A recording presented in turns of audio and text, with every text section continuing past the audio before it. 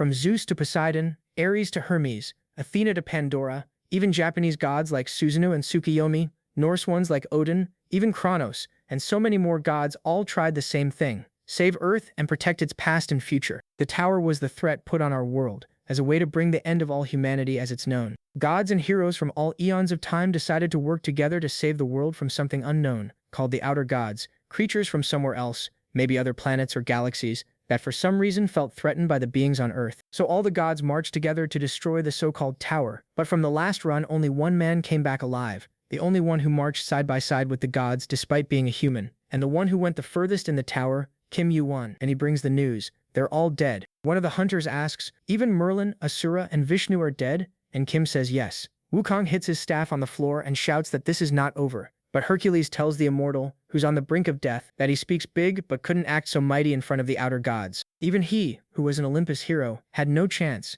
Everyone there was scared that the position they held would eventually be found, and everyone wiped out, until a strange orb hits the floor, and Wukong asks what that is. Kim says this was foolish chaos, one of the outer gods, and having one against one, he's now sure. They from the earth, known as inners, could not beat the outers. He finally found a way, but now it's too late. That's when Kronos appears and says that there is a way, returning to the old world line and starting over. The only problem is, in the world he returns to, Kronos will not exist. That's the price for him to go back to when everything began. But he tells everyone that this is his reason for being alive. It would be better to end things there if possible, but the final chance has come. Kim then asks who's going back, and suddenly every god turns to him. He asks why not son Wukong, who replies that the boy was one of the last to enter the tower. Yet he adapted faster than anyone else. Hercules reminds him, beings of the upper floors are restricted in how they can intervene, so only he who starts at the bottom has a real chance to make a difference. The gods now know they will not have the same relationship, and that he will have a very hard time, but if anyone has a chance to win against those gods, it's him. And Kim, with no other option, accepts,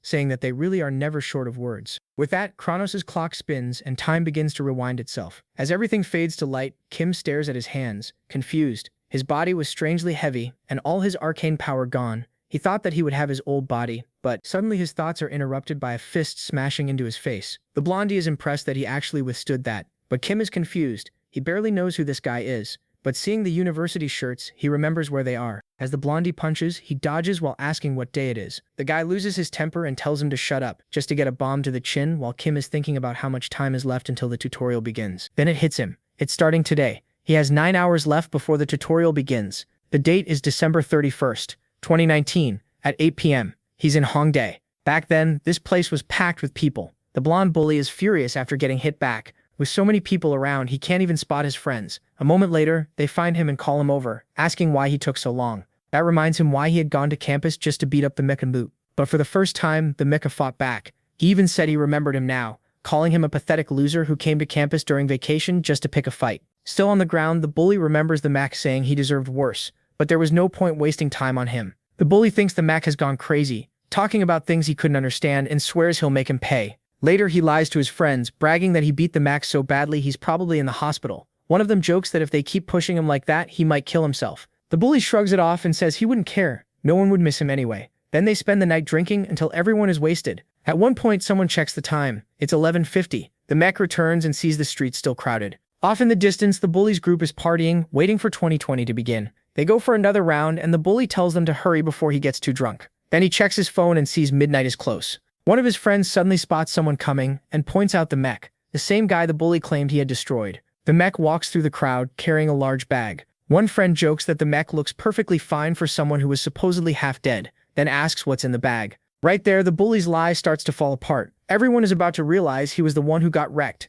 and that makes him furious. So he finally makes his move. He storms after the mech and tells his friends to come with him, so the 4 of them can jump him. The mech doesn't even stop. He walks right past them, and the bully calls out to him, telling him to wait. The mech turns back, looks him in the face, and asks what he wants. Then he asks why he's here. People nearby start noticing trouble is about to break out. The mech ignores all of them and takes off his watch. He tells the 4 guys it's almost midnight, so they should enjoy their last 3 minutes. After that, hell begins. Then he tosses the watch to the ground. The bully marches up, cursing at him and telling him to stop talking nonsense, but the mech just opens his bag. The second the bag opens, the bully nearly jumps out of his skin. Inside is a backpack full of knives, and his friends instantly think the mech has snapped. Now they're terrified, and they beg the bully to apologize right away. The group quickly backs down, admitting they were wrong and asking the mech to let it go. But the mech pulls out an axe. Everyone starts pleading with him, saying it was just a stupid joke and that the bully is sorry. He barely listens. His only concern is how crowded this place is because he knows what's coming. Then he kicks the bag, sending the weapons toward the group.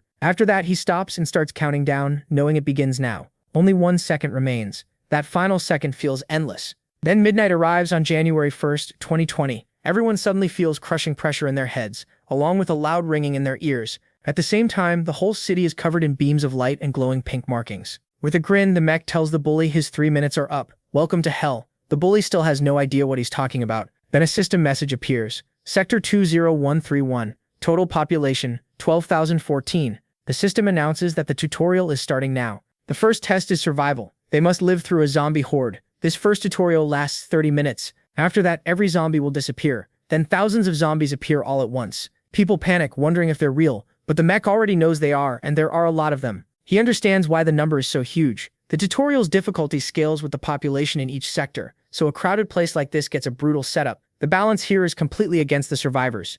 Without hesitation, the mech opens his status window. He's done this before. He also knows no one can escape, since the city has been split into separate sectors. After that, he pulls an old knife from his inventory. He knows this whole place is about to turn into a bloodbath. The system also tells everyone they can now check their stats. The system gives people starting gear, but most of it is trash. Some unlucky guy gets nothing but a hammer to fight zombies with. The mech tosses aside the useless knife the system gave him. Before, surviving the first tutorial was enough for him. Not anymore. So he takes out a knife from his bag and gets it ready with practiced hands. Looking at the sharpened blade, he decides he's ready to begin the slaughter. Then he bursts forward at full speed. The first zombie doesn't even have time to react before his blade takes its head off in one strike. Right away, the system announces that he is the first person in the area to kill a zombie and rewards him with 100 points. The kill also gives him a huge amount of experience, and he levels up immediately. As he levels up, he feels it at once. His body grows lighter, and the mech keeps going, cutting down every zombie in his path. His level keeps rising fast too.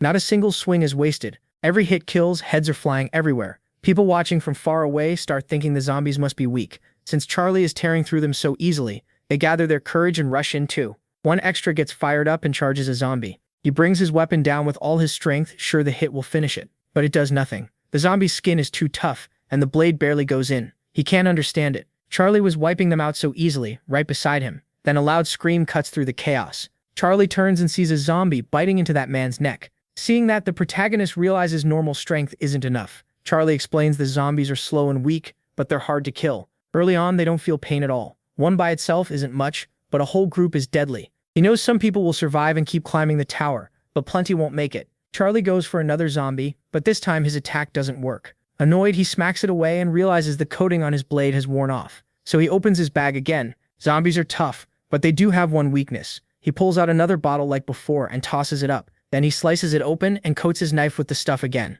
That reminds him of his first run through the tutorial. Back then, he met a weak man with no talent, but the guy had luck on his side. He worked at a salt factory and happened to be carrying salt, and that's how Charlie learned it. Salt is a zombie's weakness. Rub it on a blade or throw it at them, and they die fast. Soon, Charlie pulls off something crazy. He kills 100 zombies in under 10 minutes. The protagonist is rewarded with 3 unassigned stat points he can place anywhere. The system gives the usual notice explaining it. Standing in the middle of the slaughter, the mech is shocked. He didn't know the tutorial could give bonus unassigned points. For a second, he thinks about using them now, but he knows what's coming next, so he saves them. He doesn't need extra stats just to kill zombies. With only 10 minutes left in the first phase, the protagonist decides to find the biggest pack he can. He hears a massive zombie cry somewhere else and heads that way, knowing a huge crowd is gathered there. At that spot, Pet Noirin is struggling hard against just one zombie. Even with its face smashed up, the thing keeps coming because it can't feel pain. Pet Noirin can't stop thinking about it. He's having a brutal time against one zombie, while Charlie was killing them one after another with a single hit. He figures Charlie's secret must be his weapon, and thinks that if he had Charlie's blade, he'd have dropped dozens by now. Then the zombie in front of Pet Noirin starts twisting out of shape and lets out an even louder scream. Pet Noirin kicks it away. His friends run up, but things look even worse than before. They're surrounded. More and more zombies keep closing in. No matter how many they kill, the number only grows. Pet Noirin asks if anyone knows where Charlie went, because staying near him might be their only chance to live. Pet Noirin glances back and sees the ring of zombies tightening. He keeps wondering where Charlie is. He looked away for 1 second, and now they're already on top of him. He barely has time to react. At the last second, he manages to strike one.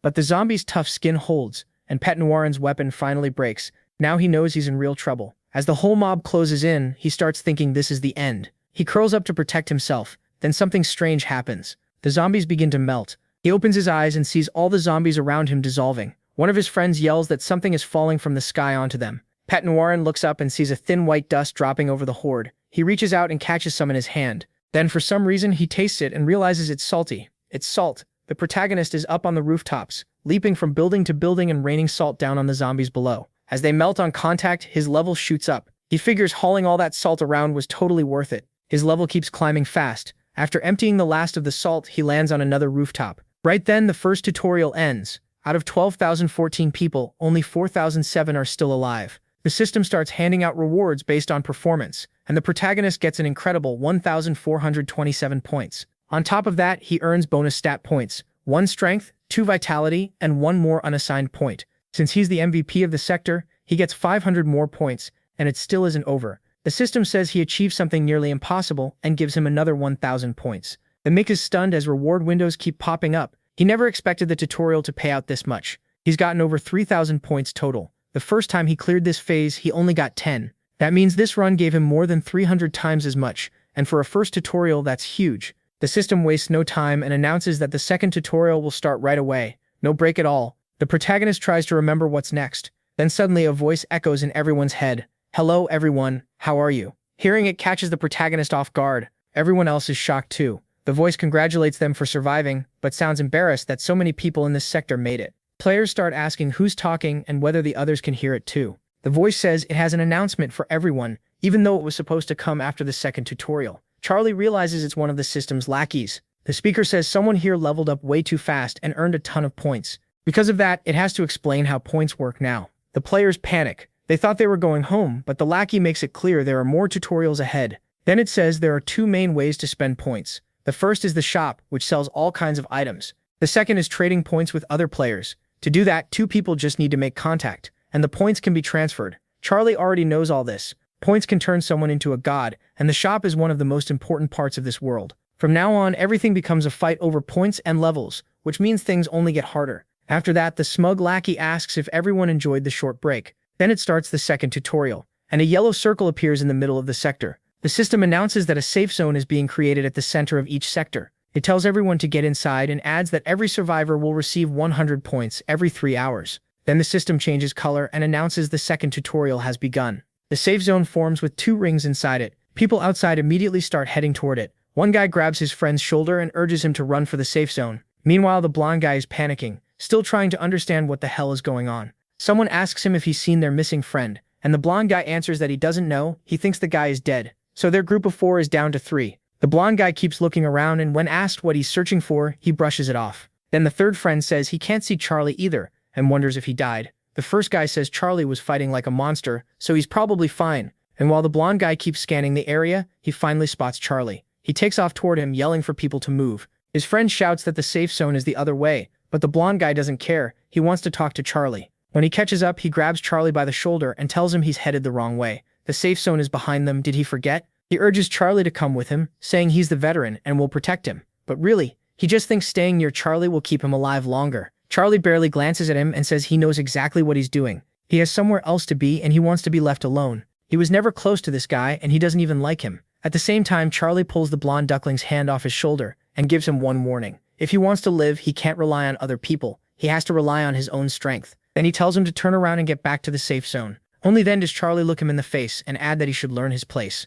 Calling him an idiot sets the blonde duckling off. He snaps back in anger, but Charlie is already moving away and heading where he needs to go. The blonde duckling is boiling with rage, cursing Charlie in his head. After that, he goes into the safe zone, but his third friend isn't so lucky. He slams into the barrier around it. From outside, he yells that it's blocked and says he can't get in. He calls for the blonde duckling to turn around, and that's when they notice the safe zone has reached its limit. 2038 out of 2038. No one else can enter, and only one person can leave. The safe zone's limit is half the number of survivors. At that moment, a dwarf trying to get inside is dragged underground by a creature that bursts out below him. The duckling stares over and blurts out, "What is that over there?" More ducklings are coming up from the ground, and they start tearing into people. Not far away, a sword slams into a duckling with brutal force. Charlie has already taken down his first one. All around him, people are screaming for help and panicking over what's happening. Charlie realizes it's started. The second wave is here. The system congratulates him for being the first person in that sector to kill a duckling. He gets 300 points and 2 bonus stat points. Then his stats begin to rise, consciousness, strength, and dexterity each go up by 1. Charlie then shows how to spot the ducklings. He says the first step is to close your eyes and focus with your other senses. If you do that, you can feel the ground shaking and hear the sounds they make, which makes them easy to track. Charlie focuses and catches a faint vibration under his feet. Something is coming from below. When the shaking gets stronger, he knows the duckling is about to surface, so he jumps high into the air. Then he drops down with all his force and crushes its head. After that, it's simple. He pulls his sword and cuts to one side, then the other, splitting the duckling apart. That makes number 2. The system alerts Charlie that he leveled up again, giving him more strength, dexterity, and perception. He's thrilled. Reaching a new level after killing only 2 means this grind is going to pay off fast. Once the ducklings stop appearing, Charlie heads deeper into the subway. He keeps thinking that if he keeps this up, he'll collect a huge number of stat points. A moment later, he reaches the subway's first level. He knows the ducklings live underground, making tunnels and hiding their nests somewhere below. That's what he plans to find. Charlie explains that the subway is the perfect hunting ground because it's already underground. Ahead of him, dozens of ducklings are waiting below. At that moment, the system announces that the Mikrf has found a secret dungeon. As a reward, the Mikrf gets another 100 points. Charlie barely has to search before he finds the duckling's nest.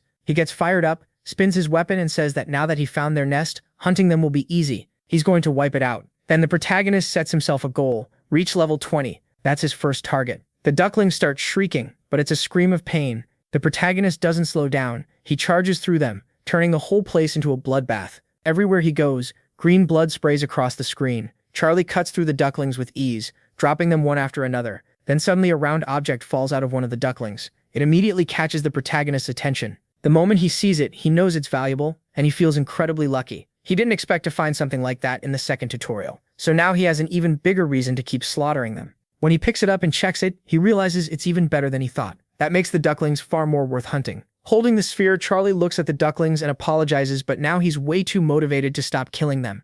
Meanwhile, up above, the ducklings are devouring everything. The people inside the safe zone watch in horror. Then the first 3 hours pass, everyone receives 100 points, and system windows start popping up everywhere. People wonder if 100 points is a lot, since points are basically the currency of this tutorial. But the system has another twist. It announces that the red zone will be deactivated, and the safe zone's limit starts to shrink from 2,038 people down to 1,500. The system explains that if the safe zone is over capacity, people will be expelled at random. One after another, people are thrown out of the safe zone. They're kicked outside with no warning, and the ducklings jump on them immediately. One person gets tossed out right in front of a duckling, and it takes full advantage and eats him. Anyone forced outside tries to rush back into the safe zone. In the chaos, a huge guy shoves someone aside and says it would be a joke if his father died before him. He has to get back in. All around them, people desperately fight to return to the safe zone. Inside the safe zone, Little Red Riding Hood boldly tells everyone to shut up and listen. For some reason, the crowd actually goes quiet and turns to him. He says that from now on, they have to choose who will die so the rest can survive. Little Red Riding Hood knows that if he does nothing, he might be the one thrown out at random, so he decides he has to kill someone first. His eyes land on an old man, and he decides that will be his target. He grabs the old man by the throat and says he's going to kill him right now. Everyone around them is terrified and asks if he's lost his mind. Being the coward he is, he thinks the old man will be easy prey because he barely has any strength. But the axe swings free, and the protagonist turns the tables. The protagonist kills another duckling, carving it open so deeply the wound splits its body wide. Charlie can feel himself getting faster and stronger with every worm he kills. Soon, cutting down 2 worms at once becomes easy for him. A little later, the system tells him he leveled up again. Worm corpses are piled on the ground along with several of the round stones he's after. The system also notes the points he put into dexterity, vitality, and perception, 1 in each. At last, Charlie reaches level 20. He unlocks a new stat called Arcane Power, and he knows he finally made it. In just about 3 hours, he killed enough worms to hit level 20. He's exhausted, but every level up has made his body feel even lighter. Charlie now has 5 unspent stat points, and he thinks that's a solid result. He's been waiting a long time to use them. He plans to put every single one into Arcane Power. Once he confirms it, all 5 unspent points go straight into Arcane Power. The protagonist feels a huge surge run through his body, because 5 extra points in Arcane Power is a massive boost. He explains that Arcane Power is the core stat, the base for all the powers he'll gain later. To him, it's the most important stat of all. Now the protagonist has 18 Arcane Power. Charlie explains that everyone he met who is supposedly blessed by the tower started with at most 12 Arcane Power. He's starting with 18. With his first goal done, Charlie moves on to the next one. As he walks through the subway corridor, he senses something strange. Looking around, he realizes someone is watching him, so he calls out and asks why they're staring. He says he knows they're there, and the being watching him stays silent for a moment. Then it finally asks how he knew it was there. Charlie says the watcher stands out too much. then tells it to come out of the hole instead of hiding and spying on him from there. The being admits he has a point and says fine, he'll come out. It steps out and thanks Charlie, saying it was annoying staying in that hole. Watching Charlie fight made its boring job a lot more fun, and it loved seeing him kill those animals. The being is a small clown covered in blood, and it introduces itself as the administrator's lackey. Even it is shocked that Charlie already reached the end level mark so fast. Charlie shrugs it off and says he just got a little lucky. The clown instantly snaps back, this wasn't luck. He saw everything, and Charlie is downright terrifying. Then the little clown asks why Charlie called him over. Charlie gets straight to it. He wants to open the shop. The lackey asks if he wants to buy an item, but Charlie says no, he wants skills. That catches the clown off guard. A moment later, the lackey opens the shop and tells him he's the first person in the second tutorial to buy skills. Charlie checks the shop and sees a huge list of stuff. Finding the one thing he wants won't be easy. Since there's no search window, it takes him a while. But once he finds it, Charlie still plays it smart. He looks at the pygmy and asks if these are really all the skills available, or if there's something better. The pygmy says this is everything he can buy during the tutorial. The clown tries to fish for more, asking if he's after something specific. Charlie doesn't bite. He casually says he's just looking around,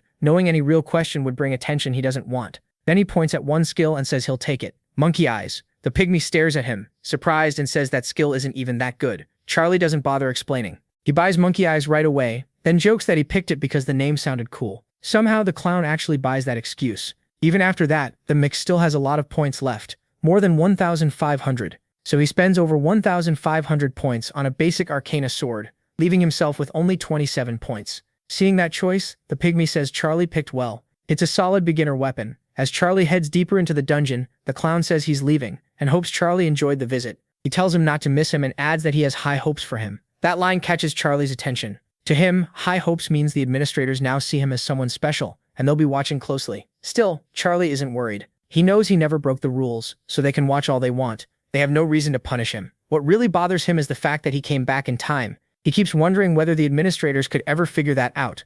Charlie explains that the item used to turn back time was made by Kronos, Mimir, and Odin. Kronos, who led its creation, had his very existence erased as punishment. Because of that, Charlie believes not even an administrator should be able to learn about his return. The system then shows the details for monkey eyes. It boosts vision and sharpens all 5 senses. It's ranked F, but it can be upgraded. Charlie decides that even if someone finds out the truth, his goal stays the same: grow stronger and destroy the outer gods. Getting these eyes also lets him complete one of his early goals, obtaining the eyes that once belonged to that man. But for them to matter, he knows he has to kill that target quickly. And after that, he'll gain something huge in this place. Not far away, a bunch of worms have gathered in the slum. They're eating and messing around, but the second they sense the protagonist coming, they start dropping everything. Charlie knows he only has 29 minutes left, so he'll have to go all out. He draws the sword he just bought and pours arcane power into it, because he needs to raise his skill with it. At last, Charlie finds what he came for. After searching through the subway area, he reaches the deepest part and spots his prey. It's the boss of the second tutorial,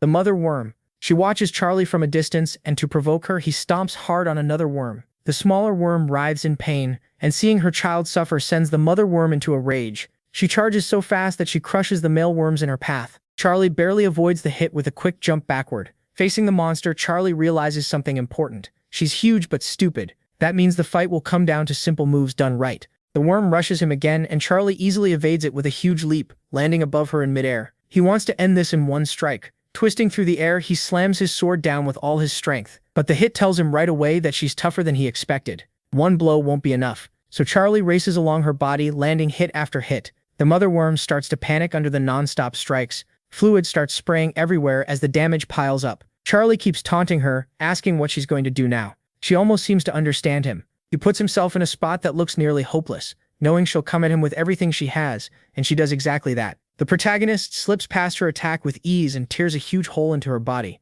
The mother worm lets out a scream of pain. Even so, Charlie knows it's not over yet. She still has strength left. So the mech keeps cutting, carving more and more deep wounds into her. With all that foul liquid pouring out, Charlie can tell her end is close. He jumps as high as he can, leaving himself exposed on purpose. The mindless worm falls right for it. She lunges up and opens her huge mouth to swallow him whole. Charlie is glad she did exactly what he expected, so he saves all his power for this moment. Using his new eyes, he lines up one powerful attack, then he drives it straight through the worm's head. The scene cuts back above, where a man begs to be spared. He says dragging him out of the safe zone is basically the same as killing him. The blonde guy doesn't care. He tells him to shut up and smacks him across the mouth. Then he claims everyone agreed to choose that man, so he's being thrown out. Others immediately call that a lie and say he made the choice alone. The blonde guy forces dozens of scared people out of the safe zone, and none of them dare stand up to him. He warns them that if they come back, he'll kill them himself. Now they're stuck near the edge of the safe zone, but not inside it. Once 30 more seconds pass and the zone shrinks again, those people will be left outside. So he starts counting down with a vicious grin. 17, 13, 6. The male worms are thrilled, thinking their meal is ready. 3, 3, 3. Then everyone freezes. It stopped at 3. No one understands what's happening. The blonde guy looks around in confusion. The counter really has stopped at 3. Something is wrong. It should have reached 0. Everyone else notices too and stares at the timer, realizing it suddenly stopped working. Then the system announces that they cleared the second tutorial and the safe zone will no longer shrink. The blonde guy can't understand why, while the people who thought they were doomed are flooded with relief. With the tutorial over, everyone gets 600 points. Even though there are still 15 hours left in the second tutorial, the scene cuts to the mother worm's corpse. The administrator's lackey is stunned that Charlie actually killed her, something he thought was impossible. Charlie, acting modest, just says it was really hard. The lackey offers to heal him, but Charlie refuses. He says he'll recover on his own, and he makes it clear that doesn't count as a reward. With his higher vitality, a wound like this will heal soon enough. The clown starts clapping and praising him. For an ordinary human to kill the second tutorial's boss is unbelievable, and the lackey can't hide his shock. Charlie tells him he's being too loud. Charlie notices around 30 minutes have passed since he killed the mother worm. He can tell the lackeys are still stunned, because they clearly never expected that boss to die here. That worm was the core of the tutorial itself. If she dies, the whole trial ends. Charlie is sure there was no planned reward for this, since nobody thought it would happen. In other words, the lackeys don't even know what to give him. Pleased with the chaos he caused, Charlie asks for his reward anyway. The clown asks how he's so sure there is one, and says Charlie seems to understand this world unusually well. Charlie answers that what he did is so far outside the norm that there has to be compensation. The pygmy keeps pressing, saying most people wouldn't know that. Charlie cuts him off and asks again, where's his reward? Seeing Charlie won't back down, the clown gives in and says fine, he'll hand it over. The clown pygmy tells him he can choose from 3 rewards. The first option is to skip straight from the second tutorial to the 5th, avoiding the 3rd and 4th entirely. If Charlie picks that, he'll also receive the rewards and information from the 3rd and 4th tutorials. Charlie can tell the clown is looking down on him, like the 3rd and 4th tutorials would be too easy to matter. Then the clown gives the second reward option, 1 item or 100 points if he prefers. Pygmeo asks what he'll pick. Charlie stares him down and asks for the 3rd option. The clown lowers his voice and says the 3rd choice is a direct connection to a sponsor. Pygmeo admits Charlie really shouldn't know about that yet. This tutorial is only the beginning of the world ahead. Up in the tower, he'll face huge groups and countless godlike beings. That is the 3rd reward, a direct link to one of the strongest powers in this world. Pygmeo tells Charlie that Olympus is one of the great factions ruling the tower, and being backed by Olympus is a huge honor. Charlie is caught off guard. He knew Olympus was powerful, but he never expected them to interfere this early, even in the tutorial. He also knows that if he borrows Olympus's power, climbing the tower would become much easier. Even so, he chooses the second reward. Pygmeo snaps, shocked, but Charlie cuts him off. He wants the points. The second option. At that moment, Charlie also gets 10,000 points for killing the mother worm. Still, the bloody clown keeps pushing, saying Charlie can change his mind since he hasn't spent his points yet. Pygmeo insists he can still speak with Olympus. He keeps trying to persuade Charlie, saying he shouldn't decide so fast. Then he claims Charlie only refused because he doesn't understand what Olympus really is. Tired of the nonsense, Charlie finally answers. He tells the clown that if he's here as a plant, he should do his job better. Charlie is sure he never cleared this 3rd option with the other lackeys, and he doubts the administrator approved it either. The angry clown starts trembling and asks how Charlie knows about the administrator. Charlie presses harder. Have the other lackeys gotten deals like this too? Did Olympus buy them all, or are some working for the Celestial Kingdom, Deva, or somewhere else? The lackey starts to panic. He blurts out, asking who Charlie really is. Charlie doesn't care to answer. He opens the system panel and thanks the clown instead.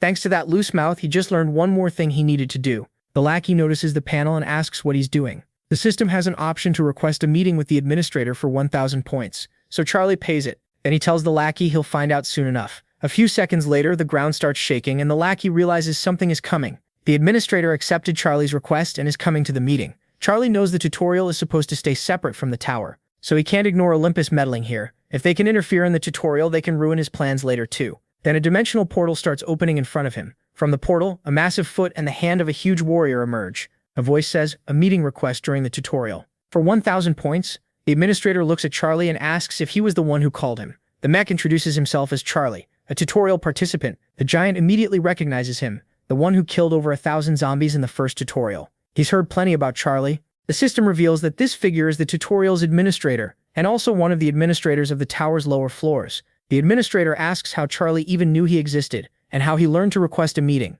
Charlie answers simply, by the law of the tutorial. He explains that all tutorial information has to be learned through a player's own ability. The administrator and the tower can't just hand it over. Looking closely at him, Charlie points out that this rule was set by the administrator himself. That makes the administrator pause. After thinking for a moment, he agrees. Charlie's right. Then Charlie points past him and says the real issue is interference from the tower. The administrator asks what he means. Charlie points to Pygmeo in the back, who's already starting to crack. Charlie says Olympus contacted him through the clown. He adds that the clown offered an Olympus sponsorship as a reward. The lackey tries to explain himself, stammering that it's not what it looks like, but he's already panicking. The administrator glares at him and doesn't hesitate. He throws a crushing blow. The lackey explodes into a red mess. Furious, the administrator curses Olympus for spreading its influence all over the tower, and now daring to force its way into the tutorial too. After brushing off the remains, the administrator thanks Charlie. Because of him, he can now clean out the tutorial properly. Charlie, who didn't even know that was possible, immediately brings up the tutorial law. He quotes the rule saying every achievement made during the tutorial must be rewarded with something equal to its merit.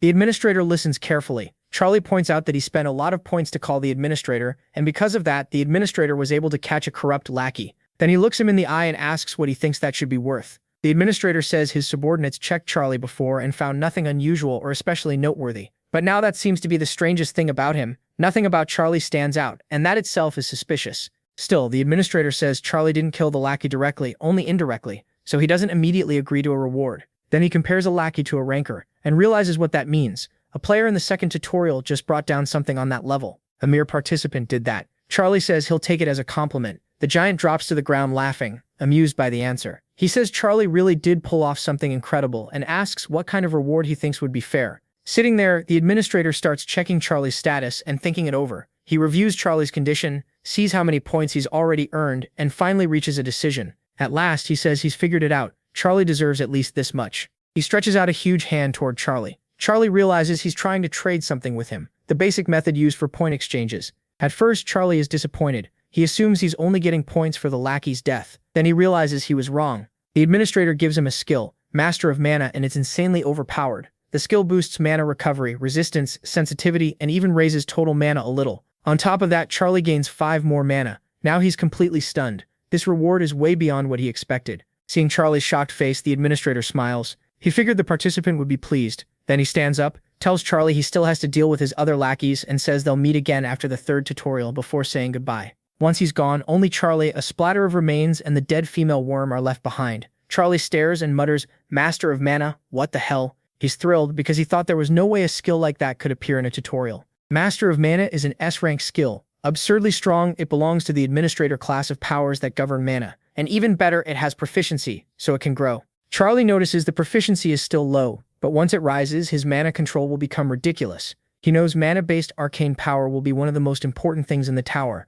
so he immediately starts forming a ball of mana in his hand. He's trying out a new mana explosion technique, but the orb starts losing shape. He still doesn't have the 40 arcane power needed to use it properly. With only 26, this is the result. Charlie quickly realizes it's going bad. The ball is getting unstable, like a bomb about to go off. Not being stupid, he hurls it far away. The mana explosion tears through the concrete in its path. Good thing he didn't keep that ticking bomb in his hand. Even incomplete, the technique is way stronger than he expected. Charlie is thrilled. The only reason it was unstable is because he's still below 40 points. So once he reaches that mark, using mana explosion should be easy. For a second, he even thinks he should thank Olympus. Exposing them is what got him this reward. Still, Charlie knows this is nowhere near enough. He needs much more power to face the outsiders. He can't be satisfied with just rebuilding and copying the strength he had before going back in time. So far, he has gained 2 things he didn't have before, the Eyes of the Macabre and Master of Mana. He checks the timer and sees he still has 13 hours left to farm. He has no plan to waste even a second. He wants more, a lot more. But the male worms are a real problem, because they can fly. Charlie runs over the worms and thinks the same thing again. He needs way more attack power. The externals killed everyone who faced them before. He was the only one who made it out alive, so he can't afford to stay weak. So he starts pulling more worms toward himself. Time passes, and only 11 seconds are left in the second tutorial. Inside the safe zone, some people still hope the government will save them. Others are more realistic and expect a third and fourth tutorial. But they all share one thing: despair. 3 people inside the safe zone beg everyone to stay put until the timer ends. Then someone grabs one of them hard and tells him to shut up. It turns out Lauren Tupetin is running the place. He orders people to form the next group and go outside for supplies, then warns that anyone who refuses will be thrown out by force. Lauren pushes them to go, saying the people staying inside will live because of him. In his mind, that means the others should risk themselves for the group's survival. He also declares that this is now a world ruled by strength, and since he's the strongest there, he gets to rule. For the last time, Lauren orders them to move, but before anyone can react, someone points out a figure in the distance.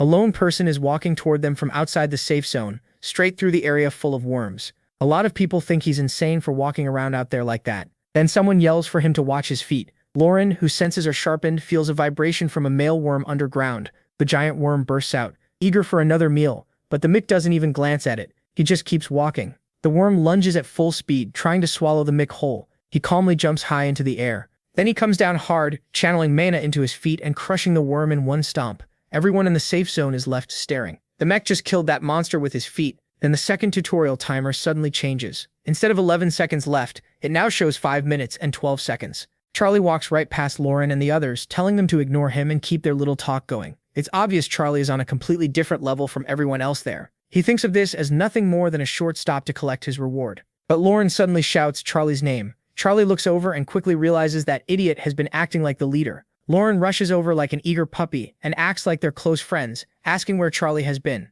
In front of everyone, he puts on a show and claims he started looking for Charlie the moment he disappeared. But Charlie sees right through it. People in the safe zone start assuming he and Lauren are good friends. Just then, many people return to the safe zone carrying a lot of food, only to be swarmed by others who force them to hand everything over. Lauren tries to hide that and quickly calls Charlie farther inside, so he won't keep watching. Charlie asks him straight out if he forced everyone to gather supplies for him. Lauren freezes when he realizes Charlie figured it out. Lauren claims he did it for the group's survival, saying it benefits everyone. Charlie fires back, asking if he risked other people's lives again just to collect food. Lauren can't answer. Charlie tells him the story doesn't add up. That sets Lauren off, and he snaps at Charlie to listen. He says that in this new world, surviving means being a coward, so that's exactly what he'll be. Then he asks Charlie if laws and morals still matter here. To Lauren, survival means being savage, selfish, and cruel. He calls that the natural order. Laughing at Charlie, Lauren mocks him for not understanding that already. Charlie finally answers Lauren, and at that exact moment, the second tutorial timer resets. Everyone in the safe zone is hit with a punishment. They all lose 500 points, and every item in their inventory is taken away too. If anyone dies, their items will be erased completely. As food and supplies vanish, panic breaks out. Charlie tells Lauren that if he wants to live like a beast, that's his choice. Charlie won't join him and he won't tell him how to live. Lauren can make his own decisions. But Charlie gives one warning. There is one line he can never cross, no matter what happens. Lauren is left stuck on that word line. He has no idea what Charlie means. Then, after only a 5-second pause, the next tutorial gets ready to begin. Everyone is stunned. They can't believe the third tutorial is starting already. The new order is simple. Kill 50 monsters in the sector and collect 50 essences. Giant centipedes appear everywhere, and they have 72 hours to gather the essences. And it's not just centipedes. Spiders, zombies, wild boars, and more start spawning too. Worst of all, the system announces that the whole sector will be destroyed when time runs out. In 72 hours, the gate will activate. A green portal appears near the safe zone, but it's surrounded by countless monsters. Everyone panics again. More monsters, more death, and no one knows when any of this will end. Someone asks if the safe zone is still actually safe.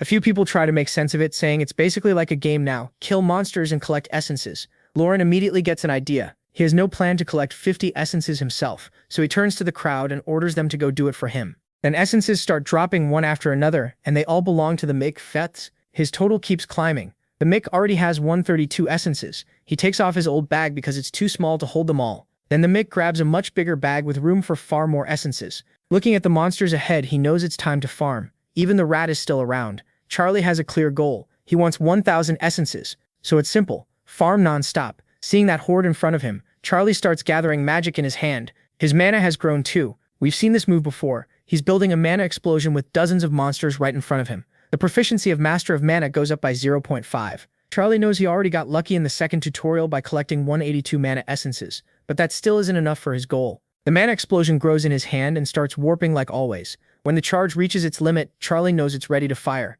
Then the MangaCaps fired up and focus creates a new technique. It's mana explosion. Since he still doesn't have 40 points, controlling that much mana is rough, and there's no way he's keeping that unstable blast in his hand. So he throws it into the swarm and the mana rips through everything in front of him. Even Charlie is shocked because he didn't expect it to work this well. His hand hurts badly from trying to control the blast, and the attack burns through all his mana. Still, he learns something important. If his stats and Master of Mana proficiency keep rising, this skill will become incredibly useful. Charlie is completely drained after using the explosion, but it was worth it. It wiped out every monster in front of him. He starts picking up the mana essences on the ground and treats mana explosion like a test for how good his mana control really is. The rats that weren't caught in the blast shake in fear. Death passed right in front of them, and they couldn't do anything. Even the Mick notices it. It's not just the rats. Every surviving monster is scared of him now. So the Mickey goes back to basics, pulls out his blade, and gets ready to start cutting them down. Not wanting to waste time, Charlie coats his weapon with arcane power. A lot of time passes. Now it's the last day of the tutorial. 3 people move alone through the subway station, clearly terrified of the place. One of them, Julio, says that when the 3rd tutorial began, there were 1,400 people, but only 400 are left now.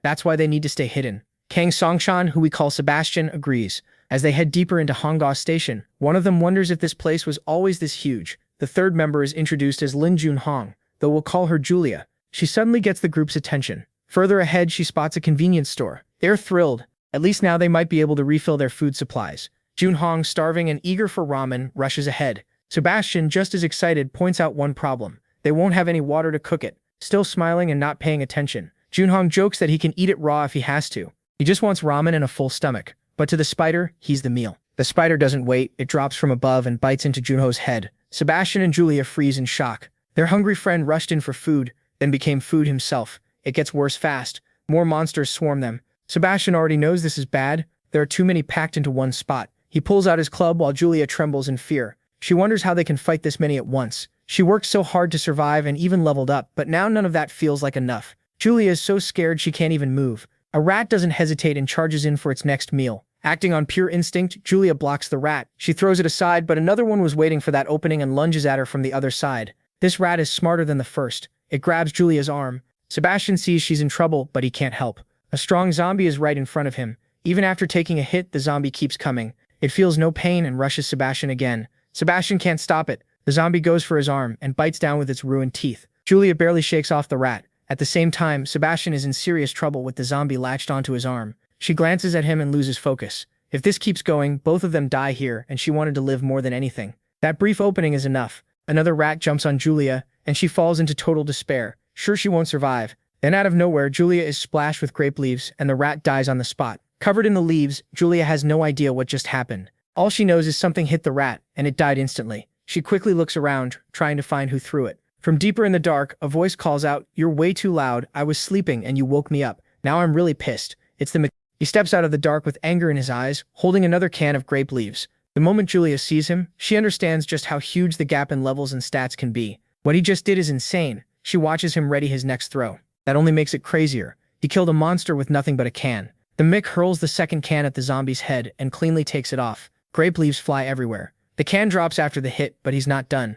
He grips his weapon and pours power into it. The force is so heavy, it even warps the ground under him. Then he bursts forward at a speed so fast it almost looks like he's in 2 places at once. Still furious, he closes the distance and switches from ranged attacks to close combat. One brutal strike lands on the spider's head and cuts it off instantly. Right after that, he tears through the second spider too, ripping it open in one smooth follow-up. By the time the first spider hits the floor, the second is already dead. Julia and Sebastian can only stare, stunned by what they just saw. Only then does the Mick pause to breathe. He did all of that in one rush. Now that every monster is dead, he turns to the 2 survivors. Sebastian quickly thanks him, and Julia says he saved them. But suddenly Sebastian starts feeling the zombie bite. The pain hits hard. He drops to his knees, and Julia rushes to help. The Mick reaches into his inventory and pulls something out. He tosses over a healing ointment and tells Julia to rub it on the wound since it works well. Then he asks Sebastian what his vitality stat is, and Sebastian says it's around 17. The Mick jokes that at least he probably won't die, though his arm might be useless for a while. Sebastian looks half dead hearing that. Julia hurriedly starts treating Sebastian, hoping he'll be okay and won't turn into a zombie. The Mick, who had only recently woken up, figures he slept around 6 hours. The rest helped, but he still wishes he could have slept longer. Then he remembers that since the tutorial began 4 days ago, he hadn't slept at all. So even that short rest mattered a lot. He also remembers buying odorless powder to hide his scent from monsters. That's the only reason he could sleep without being attacked. Now that he's awake, it's time to farm again. He glances at the pair he ended up sheltering during his nap. Then he simply turns around and starts walking off. Watching him leave, Julia asks if he's going to hunt down there. She warns him there are even more monsters below than above, and if he's unlucky, he could run into the underground snake. The Mick answers that he's not staying here anyway. There are barely any monsters on this level. To him, this place is just his restaurant and resting spot. Julia is shocked and asks how he could possibly sleep in a place full of monsters. With a calm, superior look, the Mick says his real hunting ground is somewhere else. Then he heads deeper into the subway, down to the 2nd level. That area is even emptier. The 2nd level is the dungeon entrance, and that's where the Mick hunts. As he walks, he asks why they came all the way down here. If they knew it was dangerous. Julia tells him things have changed above ground. People formed groups, and some of those groups started killing each other. Upstairs has turned into complete chaos, almost hell, because everyone is trying to steal essences from everyone else. The Mick figures they were attacked and fled down here to escape. Julia confirms it, and Sebastian adds that this place was so dangerous they stopped caring and just followed him. Still moving deeper, the Mick asks if they didn't almost die doing that. Julia says it was still worth it, because in the end they survived. Before she can finish, creepy sounds rise from deeper in the dungeon. Sebastian tenses up, scared all over again. The Mick looks back and repeats her words. Thanks to me? Then he coldly reminds them there's no promise he won't kill them and take their essences. That's when it finally hits them. After he saved their lives, they forgot to be afraid of him. Compared to the people above and the monsters below, the Mick might be the most dangerous one here. Shaking, Sebastian says the Mick probably already has all the essences he needs, so there should be no reason to kill them. Sword in hand, the Mick presses him. What if he wants even more essences? Even then, Sebastian says he still doesn't think the Mick will kill them. The Mick points out that even if he doesn't kill them himself, they'll die anyway, and he doesn't need to explain why. Julia is shaken, but something about this feels strange. If he planned to kill them, why explain all this first? Then she realizes what he's getting at. So she asks him straight out, what do you want from us? The Mick smiles. Now they finally understand. He says it's not a bad deal. If they do a good job, he'll even share essences with them. The two, who were terrified a second ago, are left stunned by the offer. Soon a poisonous snake appears, angry, starving, and ready to eat. It goes straight for Sebastian, and he runs for his life. While sprinting, Sebastian remembers the Mech calling this a good proposal. To him it feels awful. He's nearly dying. Then he remembers the Mech asking if his legs were fine, and now he finally gets why. The Mech tells him he only needs to do one thing. Run. So Sebastian runs while screaming that the snake is coming. Then the Mech moves so fast he seems to vanish. In an instant, he drives his blade deep into the snake's mouth with all his strength. He lands on top of the snake's body and immediately launches himself toward the giant lizard charging in from behind. With perfect timing and control, he strikes once. The lizard dies instantly, its head torn clean off. Sebastian finally collapses to his knees, exhausted. When he looks back, he can hardly believe what he's seeing. The mech's hunting speed is unreal. Every monster that had been chasing him gets torn apart almost immediately. Sebastian starts wondering how many essences the mech must have by now. If this is how he hunts, essences keep dropping all over the ground. Sebastian has never seen so many fall at once. He figures the higher-level monsters must have a much better drop rate. In just 2 hours, the mech has gathered around 50 essences. Sebastian realizes he isn't just strong, he's completely different from the players up above. The mech walks back over, collecting the essences as he comes. He's tired but still hunting. His whole body is covered in blood, but none of it is his. It all belongs to the monsters. Charles asks Sebastian how much essence he has. Sebastian tenses up right away, scared to see Crota standing there with a sword in hand. Sebastian says he has 6 essences total. Charles tells him to keep one for himself, since he did well. So Sebastian hands over 5 essences to Charles. At the same time, he keeps thinking the monsters are coming in slower than Charles can kill them. That makes him wonder what Charles even plans to do with so much essence, since he already has more than 50. Then Sebastian mentions that Julia is taking a while, and Charles calmly says to wait, she'll be back soon. After that, Sebastian brings up another question, and asks what level Crota is. He says that with how fast Charles hunts, he thought Charles would be leveling way faster than him. Charles says he's only sped up a little, and he isn't leveling that fast anymore. To gain a real level now, he'll have to wait for the next tutorial. That answer leaves Sebastian stunned. If all the monsters there barely give Charles any XP, then Charles's level must be insanely high. Charles then tells Sebastian that levels are personal, so he shouldn't ask other people about theirs. If anyone asks him, he shouldn't answer either. The same goes for stats. He says not to share those at all. Sebastian gets confused and points out that Charles had asked about his vitality before. Charles replies that he's right. He shouldn't have asked, and should have just let Sebastian's arm rot and fall off. Sebastian quickly straightens up and says he'll remember that. Then Charles gives him a tip. While he's busy luring monsters in, Sebastian should kill some too. Focus on leveling up and stay careful. Right then, Julia's voice suddenly shouts out, "Oh, Charlie, I'm back! And there's a snake, a lizard, a mother-in-law, a brother-in-law. Everything's chasing me, just go." Sebastian nearly panics, because when Julia shows up, that means it's time to move. Charles, though, doesn't look worried about her at all. He turns and sees the whole pack of angry monsters charging in. Charles rushes straight at them at full speed while Julia does everything she can to stay alive. Sebastian joins in too and throws a full-power straight punch, killing the mother-in-law's son in one hit. That instantly pushes him up a level. Julia asks if Sebastian leveled up, and he says yes before asking about her. She says she leveled up too, and not long after that, all the monsters are dead. Sebastian picks up the last essence from the ground. After that, he gives one more essence to Julia. With that, both Sebastian and Julia now have 50 essences each, and Julia confirms it. Julia is really thankful. She says they only had 20 essences before, but with this hunting pace, they gathered the rest fast. Then she thanks the protagonist again for helping her. He thanks them too, since having the two of them around raised his hunting efficiency by 50%. In his head, he's also thinking that he collected way more essence than he expected. After that, Charles checks the time and sees it's almost time for the gate to open, so he calls the pair over and tells them it's time to head out. He wants to be outside when the gate opens. They're both thrilled because they'll finally get out of that sea of monsters and go back up. Julia asks if things outside will be as crazy as before. Charles says he'd bet it's even worse. With the third tutorial almost over, there's probably a war going on out there. Sebastian says he's worried about the people outside because there are a lot of good people out there, not just bad ones. Then the scene shifts to the portal outside. It used to be green, but now it's red. It also shows 0 of 50, meaning the portal now charges a toll of 50 essences to send one person out. A lot of people are gathered there, all desperate to get through and move on. One extra checks his essence and sees he only has 45, so he's still short by 5. He notices that everyone else is hiding their essences too, along with their weapons, while speaking in hushed, shady ways. A bald extra says the essence drop rate is awful, so it's smarter to kill people with essences than monsters that are stronger, and might not even drop anything. He tells his partner they need to kill more humans and collect more relics. His partner agrees and says everyone is thinking the same thing, just waiting to see who makes the first move. His friend, who also looks rough, says everything will change the second the portal opens. Everyone must be thinking the same way. Kill whoever drops relics, steal everything, reach 50 and escape before someone steals from you. The bald extra turns to his friend, but then notices the blonde mole behind him. He says the guy seems to be coming their way. Yeah, he's coming straight at us. Something's up. Let's hear what he wants. The bald guy realizes the blonde mole really is heading toward them, and he can already tell trouble is coming. The blonde guy walks up all polite and asks how the two of them have been doing. The bald guy's friend shuts him down right away, saying they aren't friends and don't need fake small talk. The blonde guy just laughs, clearly pleased with himself. He already knows what's about to happen. Then he starts pressuring the bald guy's friend, saying the situation is obvious. The portal will open and a bloodbath will start. The extra thinks this blonde guy is a real bastard and a smart one too, since he's already figured it all out. Slipping away after killing others and diving through the portal won't be easy. The extra asks the blonde mole how much essence he needs. The blonde guy says he has a lot of people with him, so he has a lot of mouths to feed. Looking right at the bald guy's friend, he says, I need 700. The guy freezes.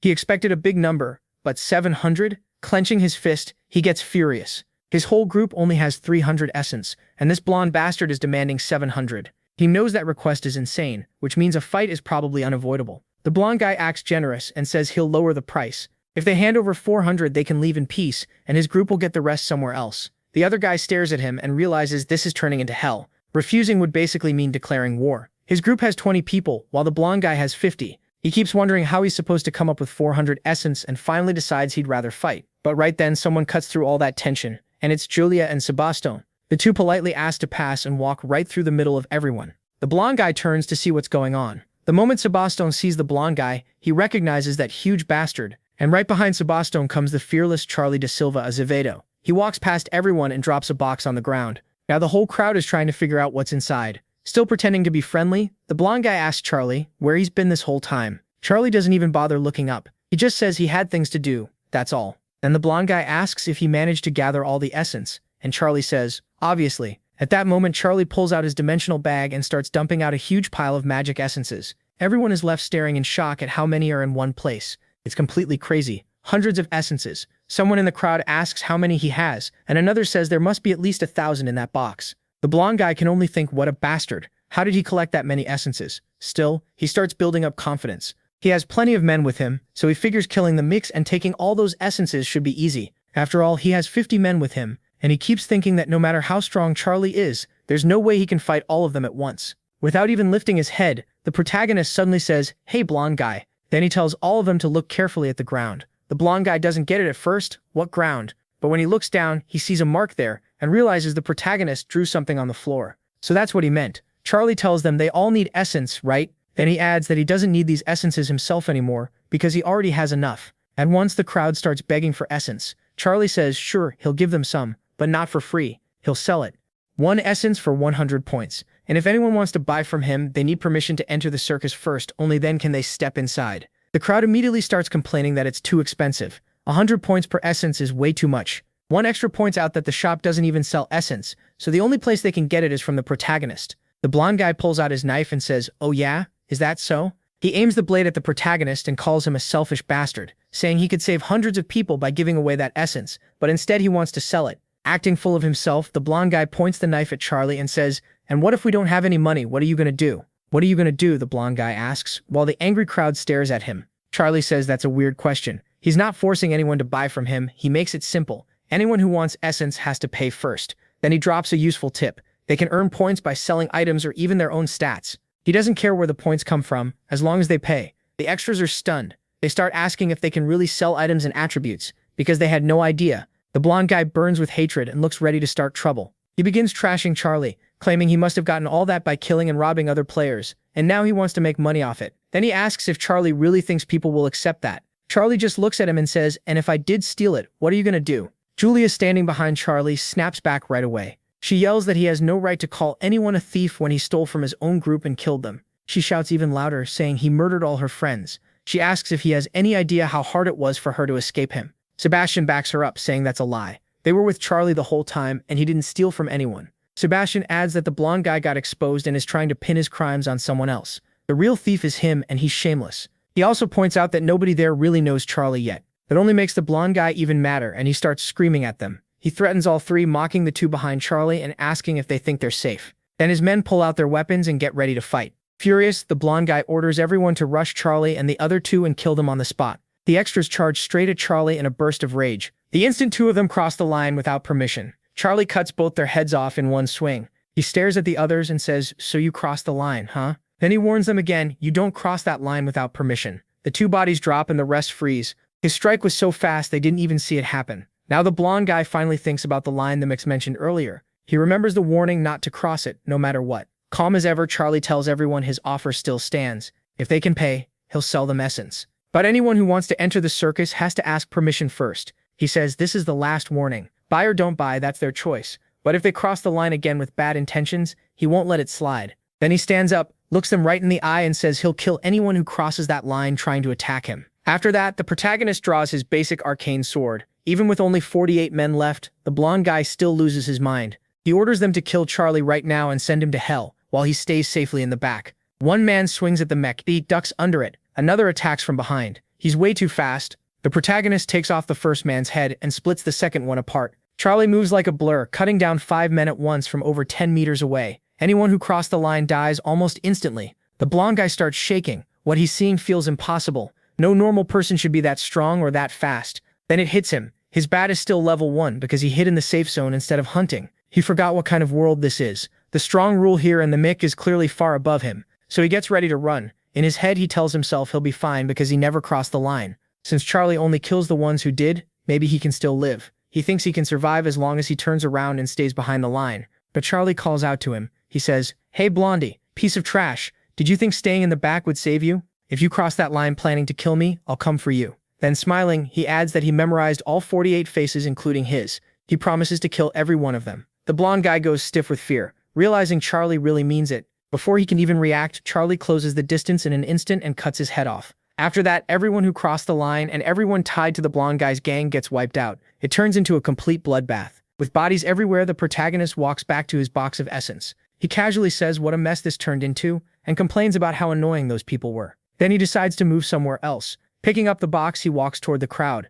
Everyone backs away in fear. The other group, which had only been watching, doesn't dare make a move. They're frozen in shock. After all, one person just slaughtered 51 people without taking a single hit. The bald guy can only admit that one overwhelming fighter crushed an entire group by himself. He clenches his fist, realizing he was wrong to think he had already adapted to this world. The only one who truly had was the Then he lets it go and gives up on fighting because brute force won't work against the protagonist. So he asks carefully, "I want to buy essence. Can I come closer?" The bald man wonders what he plans to do without enough points. His friend reminds him that he already asked a lackey before, and the lackey said he'd buy that weapon for 500 points. The bald man still thinks they might try something else, but his friend shuts that down. He says all the essence in Charlie's hands came from hunting. Do they really think they can fight someone like that? If Charlie has around 1,000 essence, then he must have killed at least about 12,000 monsters. The bald man asks how he knows that. His friend says nobody gets that strong without killing thousands of monsters. And the proof is right there. The bodies still have their essence, so Charlie didn't steal from them. That means he earned his essence by hunting, not robbing people. So this deal is fair. Charlie glances back and gives the bald man's friend permission to come closer. The man offers 500 points for 5 essence and asks how many Charlie can sell him. Then he changes his mind and says he wants 7 instead of 5. The bald man's friend realizes the rules of this world are made by the strong people like Charlie. Just like that, the protagonist gains 700 more points. Once everyone sees Charlie really is selling essence without any tricks, they finally get the courage to buy from him too. After getting his essence, the bald man's friend heads to the portal and vanishes inside. Then a bunch of people rush over to the protagonist. Some want 10, others want 7, but all of them want essence. Meanwhile, the administrator's lackey starts taking advantage of everyone, buying their stuff dirt cheap. He keeps making out like a king, one item for 300 points, another for 200. When someone complains that the weapon originally cost 1,000 points, the lackey says the low price is fair because it's damaged. And when people run out of items, they start selling their attributes instead. The lackey buys each stat point for just 100. While the protagonist piles up more and more points, he notices the lackey is scamming everyone with awful deals. Some people sell way too many attributes, and Charlie thinks they'd honestly be better off dying there without those stats. They won't last long anyway. Still, the protagonist ends up rich. He now has 167,400 points, and that makes him very happy. Charlie had thought 100,000 points would already be a huge win, so getting 167,000 feels unreal. Now he's sure he can finally buy what he wanted. Then Julia looks at him and says, "Hey Charlie, let's go." He turns back and asks why they're still there. Julia says they want to go with him. Charlie tells them he has no interest in taking companions. Sebastian replies that Charlie can just use them like pawns if he wants, and even that would make him grateful. Charlie takes a deep breath and thinks about how to answer. Then he laughs a little before speaking. He tells them it won't work. They're expecting something from him, and that kind of thinking will get them killed. In this world, you can't keep moving forward if you depend on others like that. Sebastian pushes back and asks if Charlie isn't moving forward too. Charlie gestures toward the two of them, who are left speechless. Then he says this is where they stop. There's no essence left for him to sell them, and there's no way they can keep up by depending on him. He tells them goodbye.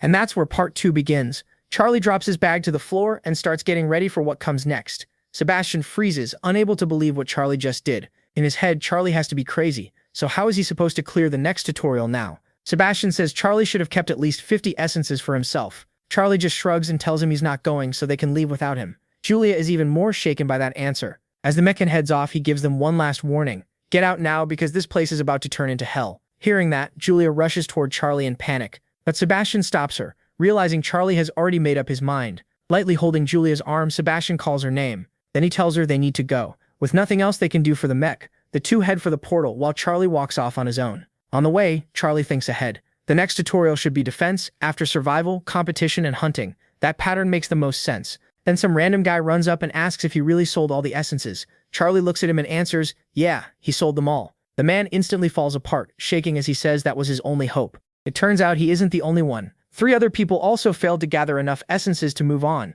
Charlie sees what's coming and decides not to get involved. He just keeps walking, knowing this whole place is about to become a battlefield over essences. There are around 12 people left, and if each one has even 5 essences, a massacre is basically guaranteed. Meanwhile, Charlie keeps his distance. He figures there's only about an hour left before hell starts, so he calls for logic. A new presence appears, and Charlie immediately realizes someone powerful has arrived. He expected some lackey to show up and open the store after his request. But that isn't what happens. The one stepping out of the portal is the tutorial administrator. The giant looks at Charlie and asks why he called him here. Charlie says he wasn't trying to call the administrator. He only wanted a lackey. The administrator explains that he's picking new lackeys because they're short-staffed after cutting a bunch of people. Charlie asks if he caused that mess, and the administrator says a third of the lackeys had connections and had gotten lazy. That's why he had to come open the store himself. And yes, he blames the McRatter. According to him, Charlie forced a ton of lackeys to waste time here buying items and skills with points, slowing down progress in other sectors. Charlie looks up at the giant and asks how any of that is his fault. The administrator snaps back that it obviously is because of Charlie. More than 100 people used the store at once and gathered resources just to buy from him. Charlie pushes back, asking if that much business isn't good for a merchant. Then he asks if it really takes that many people to run the store, and if the administrator seriously came in person just to complain. The administrator tells him this isn't just a store and says Charlie still doesn't understand what's really going on. Charlie knows he's already a special case to the system. Usually if an administrator can't figure something out, they ignore it, but this time feels different, so something else is clearly happening. Still complaining, the administrator points out that Charlie cleared the 3rd tutorial with over 160,000 points and a very high level. On top of that, his strength alone is enough to dominate the whole tutorial. Charlie answers that that's exactly what he wants to stay on top. He tells the administrator he's chosen the path of the strongest, and that's the road he'll keep following. Then he repeats himself. He wants to use the store. The administrator laughs and calls Charlie stubborn as hell. He says he's been an administrator for a long time, but this is the first time he's met someone like him. Since Charlie clearly won't change his mind, he raises a hand and opens the store. This time only the old man appears, asking Charlie what he needs. Charlie starts with the personal inventory. He spends 10,000 points and gets a medium-level personal inventory. The system explains the keyword to use it. Just say inventory. Next, Charlie buys a magic steel sword. It carries strong ice power, so for 50,000 points, he thinks it's absolutely worth it. After buying it, he tests both the sword and the inventory. The moment he says open inventory, the sword comes out on its own. Watching that, the administrator says Charlie picked a good item and admits he isn't surprised. Charlie doesn't stop there. He immediately makes an even bigger purchase and buys the pyromancy cloak. After that, he also buys the magic illumination shield, burning through another 20,000 points. Seeing those items, the administrator realizes his guess was right. It's strange enough that the old tutorial system got shaken up like this, but what's more shocking is that Charlie chose gear normally used on the tower's upper floors. Now the mech is fully geared up with the cloak and shield. Then Charlie remembers one more thing and buys 4 ice crystals for acceleration. Each one costs 5,000 points, so that's another 20,000 gone. After that, he decides to buy one last item, another sword. It's a very sharp sword. Simple, good, and cheap at only 2,000 points. The administrator is surprised by that last choice. He says the very sharp sword is basic but dependable, though compared to everything else Charlie bought, it looks completely out of place, since the other items are absurdly powerful magic gear. Charlie just says he bought it because he liked it. It looked cute. After all that spending, his 67,000 points dropped to just 5,400. The administrator smiles and says that with this equipment, no one will be able to challenge Charlie now. The tutorial participants simply don't have the power to get through that cloak. Then he adds one warning. It only works against participants. Charlie reacts with surprise. A portal opens and the administrator steps into it. Before leaving, he says he's looking forward to the future because he wants to see how Charlie uses those items. That leaves the mech alone in the huge, nearly empty city. Then he feels the ground start to tremble and knows it has begun. He looks up and sees the timer has finally hit 0. Now hell starts. The system announces that the third tutorial is over. The stopwatch display shatters, and right after that, the system tells Charlie that he failed the tutorial, so he should prepare himself, because the sector's annihilation is beginning now. At once, strange energy and flashes tear through the city from every direction. The portal in the area starts to close. Nearby, a monster pair is still busy with each other, even while the world is falling apart. After that, Charlie looks up at the sky and quietly says it's been a while since he's seen it this red. He already knows the weather here is about to change hard. That's why he hopes buying that cloak was worth it, because hell is about to drop on this place. He's especially thankful for the cloak since it protects his body from the heat. Even after entering the tower, he knows it'll stay useful as strong fire defense. Then the temperature starts rising. Charlie feels nothing, but all around him people scream that it's too hot and beg for help. The heat climbs fast, 30, 40, 50, 60, 70 degrees Celsius. People cry that they don't want to die, and from those screams, Charlie figures only 3 people in this place can still endure even when it reaches 100 degrees. He spots those last 3 trying to run from the heat wave, while he himself feels perfectly fine, like he's standing in a cool morning breeze. One of them, almost melting alive, stares at Charlie and asks why he isn't affected by the heat at all. Charlie steps a little closer to see what's happening, but then the ground splits open right under those 3. A giant fire moth bursts out, and the temperature in that whole area instantly jumps to 200 degrees Celsius. Even those 3 who had strong heat resistance start screaming for help as their bodies burn apart and collapse. Charlie knows that without the gear he bought, he'd be suffering badly too. Then the true annihilation boss begins to appear, and the whole area turns into a blazing sea of fire at 400 degrees Celsius. Among the dead, we glimpse a hand from someone who got dragged down into hell and became an infernal skull with only a single life. The system explains that these skulls are trash-class demons, and there are thousands of them roaming around. Charlie realizes there are far more than he expected. Still, he knows these trash mobs aren't the real danger. Looking into the flames, he starts speaking to the fire, so we meet again. The fire moth moves in front of Charlie, and he keeps thinking there's a reason that creature is called Annihilation. Then the system identifies it. A low-class demon named Sarontra has appeared. Charlie starts to smile. Standing far below that massive creature, Charlie shouts even louder, so we finally meet again. He stares at Sarontra and smiles. This is the revenge he came for. Looking at the demon, Charlie remembers Ragnarok, when Sarontra was huge like a mountain. Here in the tutorial, he's only about the size of a house, so this is how the place balances things out. Then the demon steps out of the fire, his whole body covered in flames. Sarontra starts talking about worlds being born just to burn and vanish, but Charpy cuts him off right away. He mocks him, asking why he's acting so dramatic when he's only the son of 176, then tells him to quit talking and fight. Only then does the demon really look at Charpy and notice his eyes. You? Sir Robert says those eyes are familiar, then tells Charpy to keep wondering whether he'll leave this place alive. After that, the demon casts a spell on the ground, raising a huge pillar with a throne on top. He takes his seat there while his skull servants rush the mech and he just watches from above. Charlie doesn't hesitate. He charges the first skull and gets ready to cut it down. The creature barely reacts before he's already on it. He's so fast the skull can't defend itself, and Charlie splits its head in half. But that skull had a trick. It was basically a creeper. The moment it dies, a huge explosion goes off. From a distance, the demon grins, calling the protagonist naive. Anyone who knows what a creeper is should have seen that coming.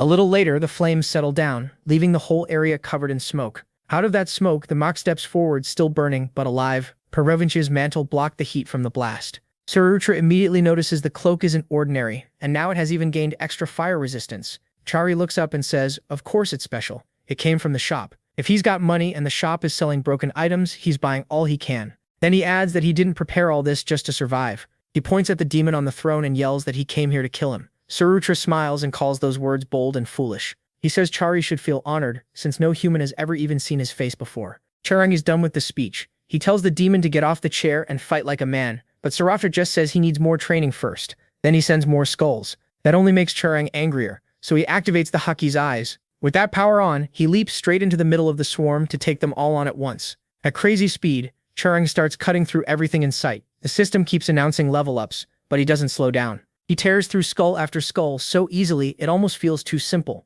But moving that fast creates another problem. There's no time for the skulls to explode right away. When he looks back, he sees a wave of fire rushing after him. A chain of blasts erupts behind him, wrecking everything in the area. Seeing the danger, the protagonist throws up the magic shield. It holds off the non-stop explosions, but cracks start spreading through it. Chari ignores that and rushes the skulls again. Every slash kills one, and every kill blows up in his face. Yeah, not a creeper, just an explosive skull. The whole place is burning at 600 degrees, and Cherry, wrapped in fire, levels up again. After taking down even more skulls, he gets another boost to several stats and feels his body getting stronger. Still, after 2 straight hours of fighting, the place finally starts getting to him.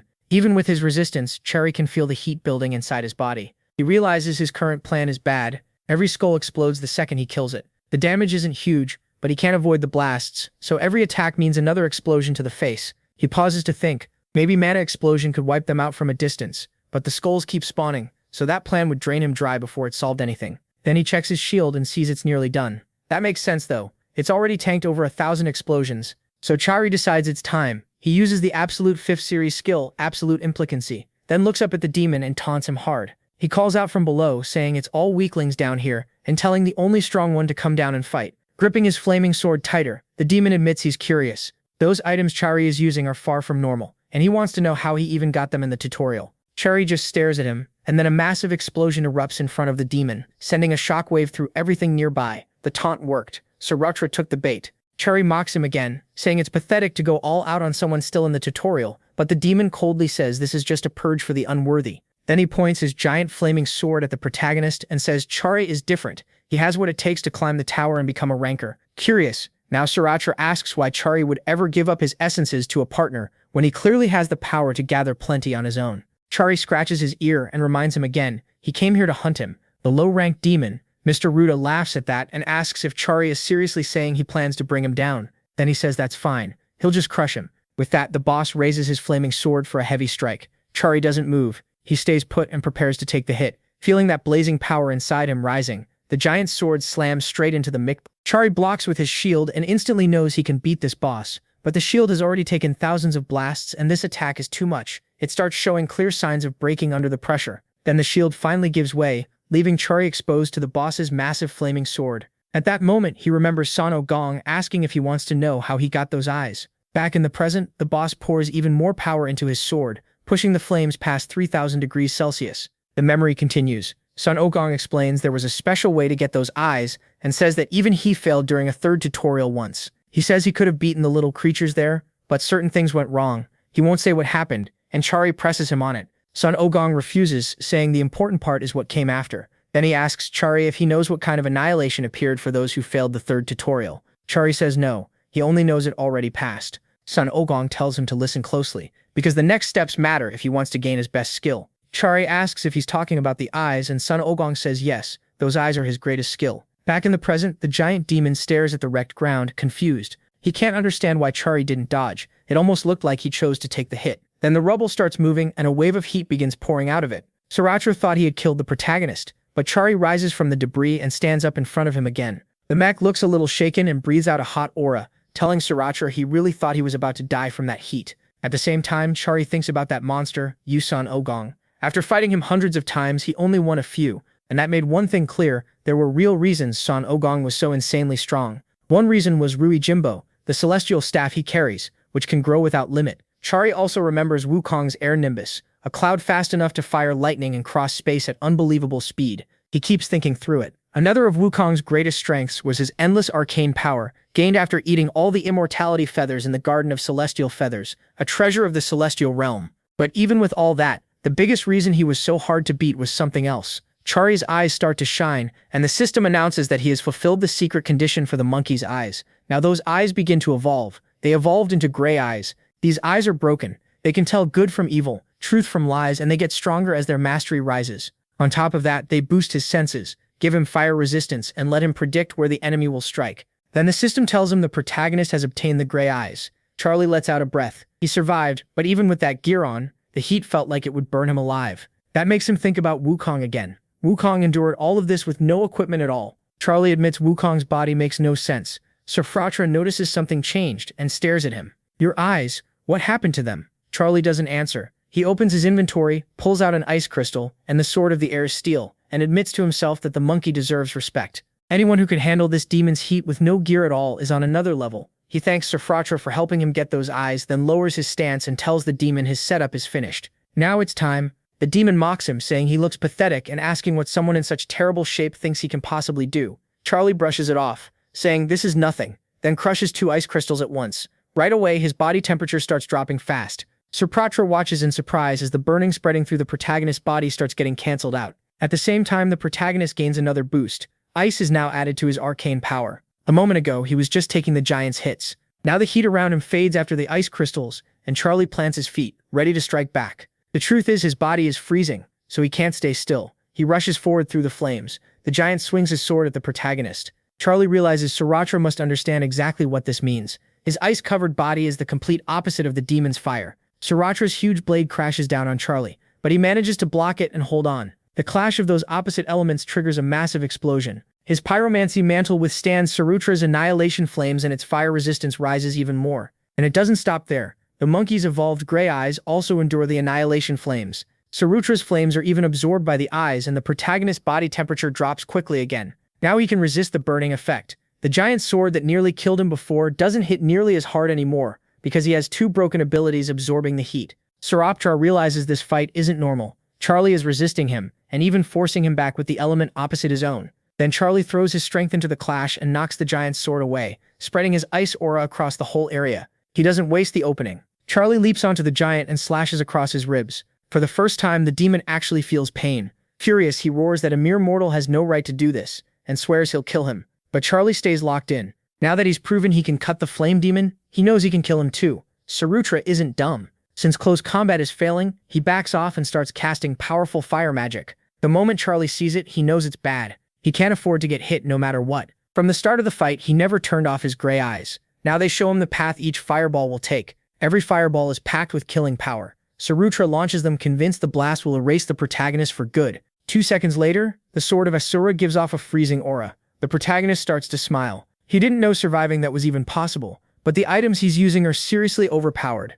Still covered in fire, Charlie uses 2 more ice crystals, then somehow pulls out another and consumes that too. Even with his accelerated thinking, he knows his body can't handle that freezing aura for long. Meanwhile, the giant demon gets ready to cut the protagonist down. Charlie understands he has to finish this fast. This time, instead of blocking Sifratra's attack, he dodges and sets up a counter. Now he goes all in. He stops worrying about saving mana, switches weapons, pulls out his arcane sword, and floods it with huge arcane power. With one strike, he cuts off one of the giant's legs. Sifratra, who had never been wounded before, drops to his knees in agony. For the first time, he feels real pain, glares at the protagonist with pure hate, and spits out, "You," but the protagonist doesn't slow down. As he keeps attacking, the giant realizes Charlie has already cast a spell at him, a mana explosion. Unable to move away with his leg gone, the giant takes the mana blast right to the face. For him, it's pure humiliation. The hit leaves his face blue from the heavy damage. Charlie doesn't pause to admire it. With battle prediction still active, he doesn't waste even a second.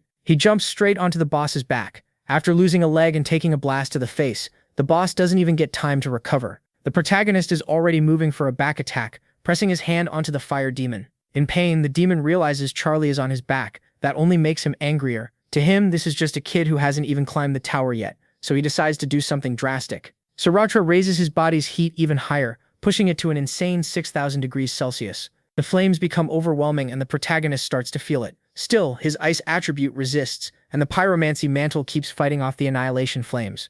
Charlie realizes he's thrown everything he has against this fire, but the gap keeps growing. The demon pushes the heat higher and higher, 7,000, 8,000, and eventually 10,000 degrees Celsius. By then, Charlie feels unbearable pain, and his skin starts breaking apart. His resistance finally starts to fail against Sarushra's annihilation flames, and the protagonist begins to burn. He gets burn, level 1, then it quickly jumps to level 3. But after taking that direct hit from the boss, the protagonist's fire resistance rises by 1. Only now has the fire truly struck him with full force. Even then, Charlie keeps going. Holding the sword of the air's steel, he pours arcane power into it for one last blow. In that insane heat, 15,000 degrees Celsius, like the surface of the sun, he yells that he'll win. The giant demon tries to stop him, asking him to wait, but Charlie doesn't let him finish. He slams the freezing blade into the boss's neck. The demon crashes face first, and Charlie leaves the sword buried there. Fire and ice collide inside the body, setting off a huge explosion. After that strike, the sword can't handle the extreme change in temperature and starts to break apart. The boss can't endure it either.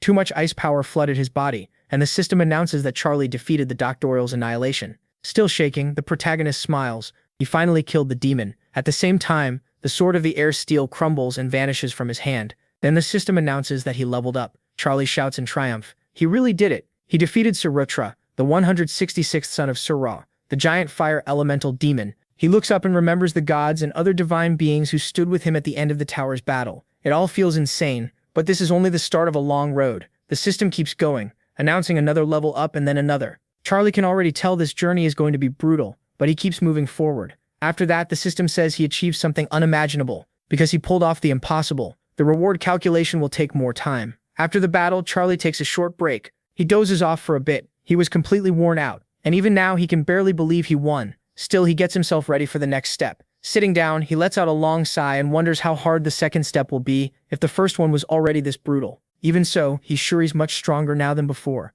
Looking at his arms, he sees the burns are still fresh, so he figures he hasn't finished paying the price yet. Charlie notices the ice energy is still inside him and his condition is far from good. Thinking back on the fight, he remembers how close he came to dying. He went through hell just to get those gray eyes. Still, this is no time to complain. The tutorial isn't over, and he still has a long road ahead. So Charlie walks over to the fallen demon's body. Without the flames, it looks even uglier, but he knows this isn't an ordinary corpse. He cuts it open, sure there's loot inside, and since this was Sarutra's body, the item should be something special. A moment later, he spots a bright glow and realizes he found it. It's a beautiful red gem. The system identifies it as a giant's heart, an elixir packed with a giant's power and a massive amount of mana. Charlie gets excited the second he picks it up, but he knows better than to use it now. If he does, his body won't handle it, and he'll die. The item can greatly change his physique, but first he needs to raise his vitality by a lot. Then someone cuts into his thoughts. Hey, I'm here. The voice asks if he's done with everything, or if it still has to wait. Charlie stores the item in his inventory and turns back. Oh, you're here again. I thought it was just some underling.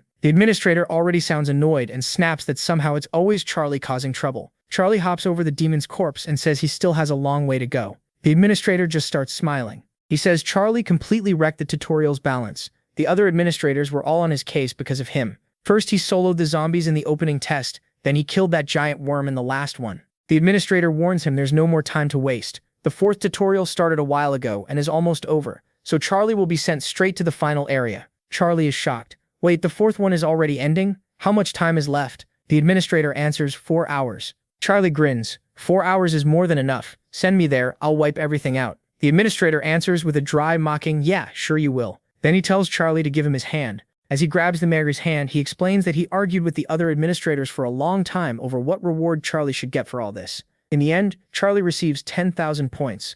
On top of that, he gets an amazing skill, Sky Killer Star, and a bonus of 3 points to every stat, basically like gaining 3 levels at once. Charlie is stunned. He's never heard of Sky Killer Star before. He thought he knew every skill, so this is a first. It's an extra rank skill, and he knows something like that should never show up in the tutorial. The system explains that the skill can grow. All he has to do is kill enemies, and the stronger the target, the bigger the increase. As the skill levels up, it boosts his stats too. In other words, it's insanely broken. If he ever pushes it to level 99, the stat gains will be absurd. Charlie starts reading through the skill details. It's an extra rank skill that can level up. It's still incomplete, and its main effect is boosting the protagonist's stats. The administrator looks at the protagonist and asks if he wants anything else now that he's gotten his reward. He asks for a Scarlet Inferior medicine pill. Clearly annoyed, the administrator grumbles like he's handing over a snack, then gives him the pill, a cure that can fully heal him. As Charlie thinks things through, he figures he's around level 30 now. Even so, he knows the 5th tutorial will be a race against time, so there won't be any rest. Then he remembers his friends, the promises he made, and the fact that the whole group is counting on him. Charlie opens his eyes and sees the world around him starting to warp. It's already happening. This place is about to vanish, and the energy around it starts pulling him in. That force drags the protagonist toward a teleport. The power holding the area together disappears, and Charlie is sent away. Time passes, and the final test, the 5th tutorial, begins. Charlie finally arrives at the last tutorial area.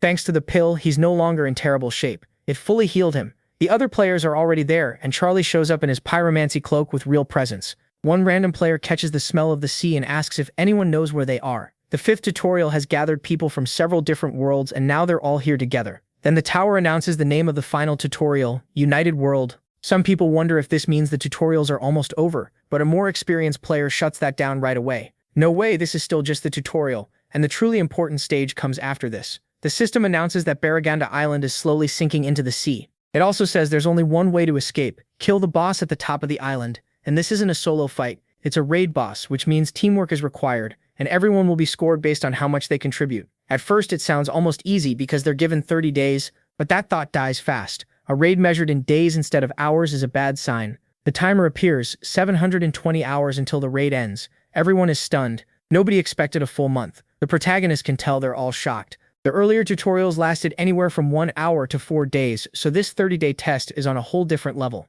At the same time, that also means the boss must be insanely strong. If it takes a month to beat, then this enemy is no joke. He looks around and notices some of the others have already realized how brutal this raid is going to be.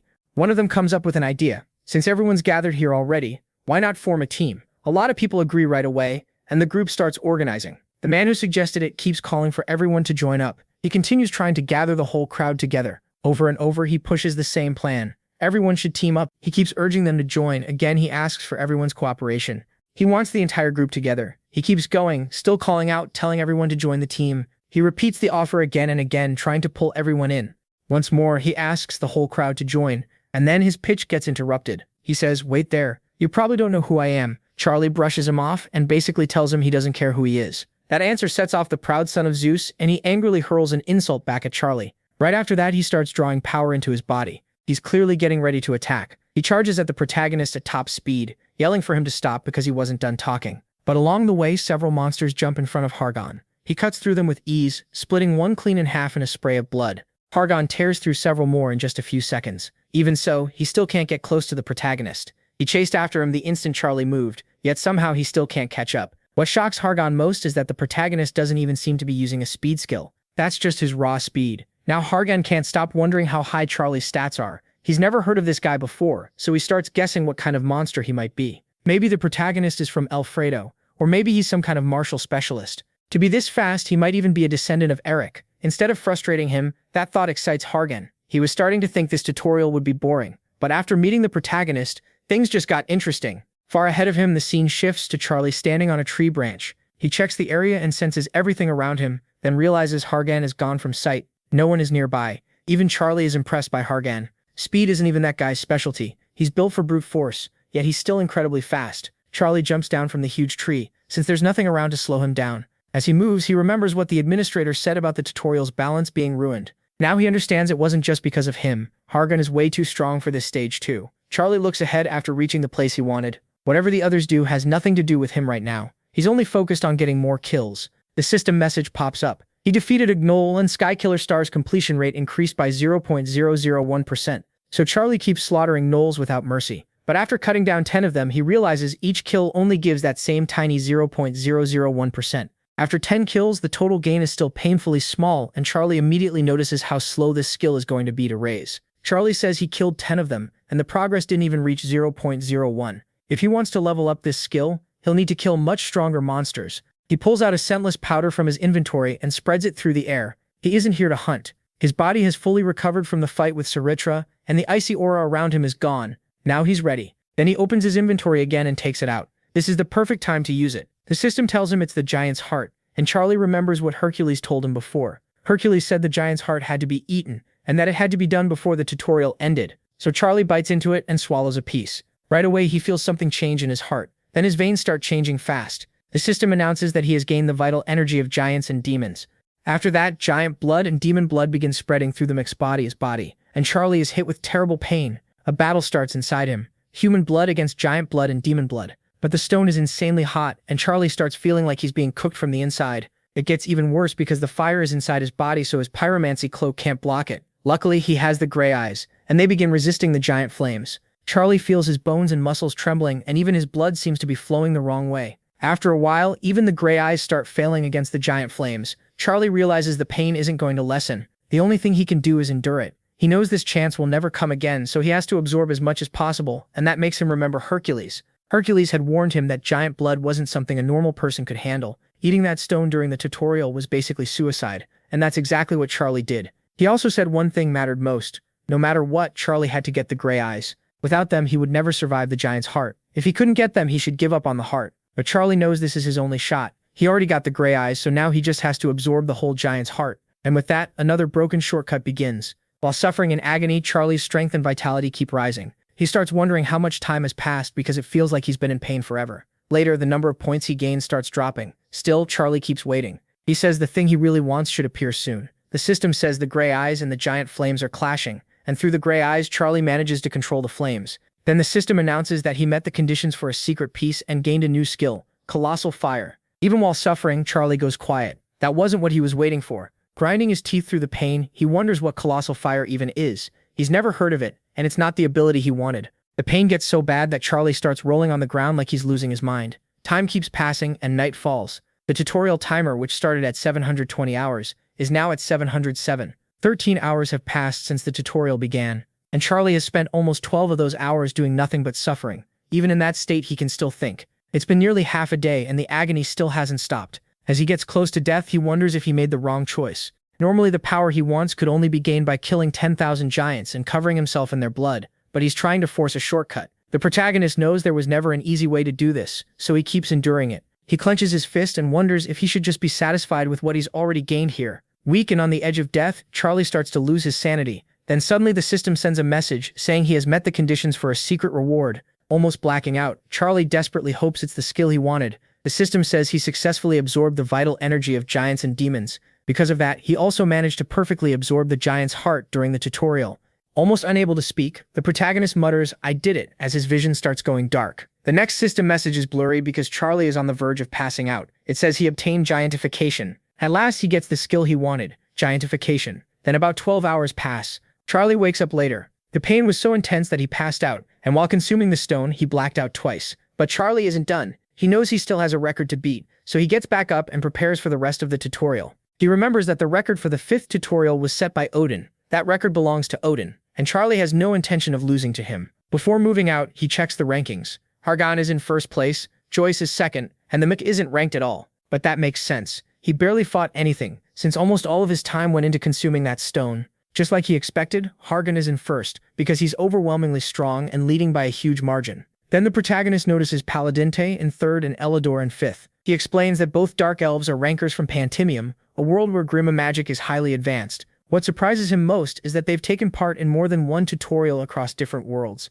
Second place belongs to Joyce, a pureblood cat. The protagonist has never heard of her. On fourth is Lee Sung-hyun, another name he doesn't recognize, though it sounds like someone from the same world as him. Seeing so many unknown names near the top, Charlie figures they're probably people who died before and never got into the tower. He stops overthinking and opens his status window to check how much stronger he's become. The result is crazy. Before fighting Suratra, the protagonist was only level 30. Now, not long after, he's level 57. Suratra must have given him a massive amount of XP, and his strength, vitality, and arcane power have almost doubled. He also notices that eating the giant's heart gave a huge boost to his strength and vitality. After that, the protagonist checks his new skill, Colossal Fire. It's not top tier, but it's far from weak. For this tutorial, it's a really solid skill. Charlie thinks it has plenty of uses, though what he truly needs is a wide area attack. Now he's finally on his own. He looks out ahead and gets ready to start farming. First, Charlie uses one of his old tricks. He activates Eyes of the Ashes. At first, the protagonist only sees the tree in front of him, but then the skill pushes far past his normal sight, showing what lies beyond his field of view.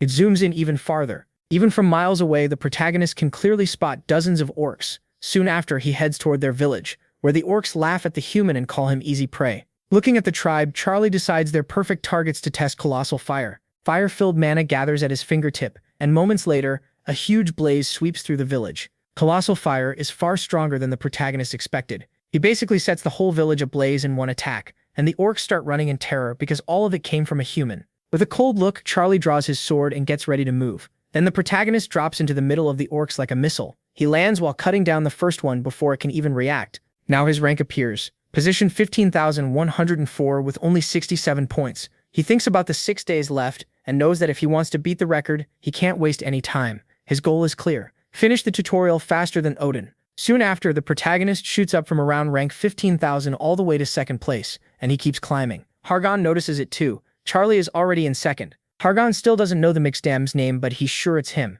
No one else could climb the rankings that fast. He smiles. Finally, a real fight for first place. He used to think Charlie was just average because he never stood out, but now the rankings prove otherwise. Kion notices that grin and asks what's so funny. Hargon tells him he found someone he wants to recruit, no matter what. Listen, Kion, ask if he means Charlie. Hargon asks if Kion knows him. Kion says no, but judging by the name, they might be from the same country. Still, that's not why he thought Hargon wanted him. It's because Charlie is rising through the rankings so fast, and anyone strong is worth bringing into their group. Then Kion smacks Hargon and jokes that if this keeps up, Charlie is going to beat him. Hargon says he stayed in one place for a while, instead of hunting, because he was focused on gathering everyone together, and that slowed his climb. He adds that his team has only one spot left. That last opening is for the Mickey. Once his group is complete, Hargon plans to start the real hunt. Sometime later, someone uses a detection spell and says, Hargon, this is the place. Another voice says they found it. It's Paladinte, a dark elf hybrid. Hargon gets annoyed because Paladinte called him an old man. After the joke passes, he calms down and thanks the elf for finding the entrance. Then he tells everyone to back away because he's about to use a daily skill, and he doesn't want anyone getting hurt. Hargon charges up a punch. Good thing he warned them first. His blow is so strong it tears open the ground. Looking at the huge crater, Kion asks if this is really the place they spent all day searching for. Hargon says yes. Without Paladinte, they would have wasted days looking. Then he tells everyone to head in so the hunt can begin. Kion is the last one to jump into the cave, and he realizes it's much bigger than he expected. The elf asks if they should check the cave first, before moving deeper. Then he looks at Hargon and asks what's wrong. Hargon has already noticed something strange about this place. He knows that if this were normal, a dungeon discovery message should have appeared when they entered. Staring into the cave, he wonders if someone else found it first. Then someone calls out, Captain, come here. It's Kion, trying to get Hargon's attention. He tells him to check the rankings. Hargon opens the list and sees it right away. Charlie is now in first, and he's dropped to second. He's stunned because he didn't even notice when the mech passed him. That shocks him even more, because ever since their first moment on the island when he failed to catch up to the mech, he hasn't seen him again and has no idea where he's been going.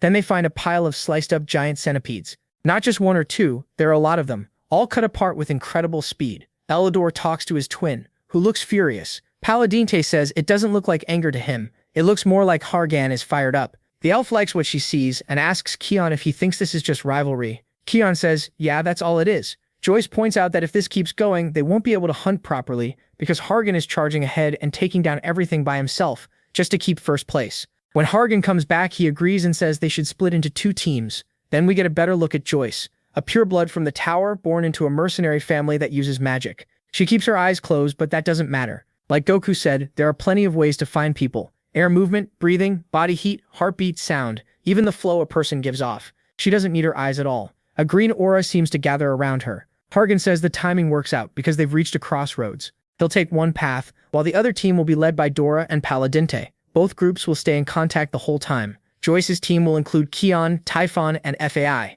Hargon takes the others. He says that group doesn't need to worry if Joyce is with them, they'll be safe. So Joyce takes charge of protecting her whole team. She says they'll meet again soon, and the 2 groups head in opposite directions. A while later, someone uses mana explosion. It's Kion, and he cuts down every monster in his path thanks to his high mana control. After that, Joyce rushes forward at top speed and dives straight into the centipedes to cut them down. She keeps slashing one after another without slowing down. Before long, Joyce's team wipes out all the centipedes. One of the axe users says, they've been hunting like this for hours. Kion agrees, but inside, he's exhausted. He thinks he only has enough mana left to use mana explosion 2 more times, so he decides to save it for the boss, and right then, he spots a huge door ahead. Kion says he's not sure, but it might be the boss room. Dora asks how he knows. Kion explains that on his world, he used to play video games, and big doors like that usually led to a boss. Joyce walks up and warns them not to relax just because the hunt seems over. She says people get closest to death when they lose focus like they are right now. Kion agrees and gets ready to check the rankings when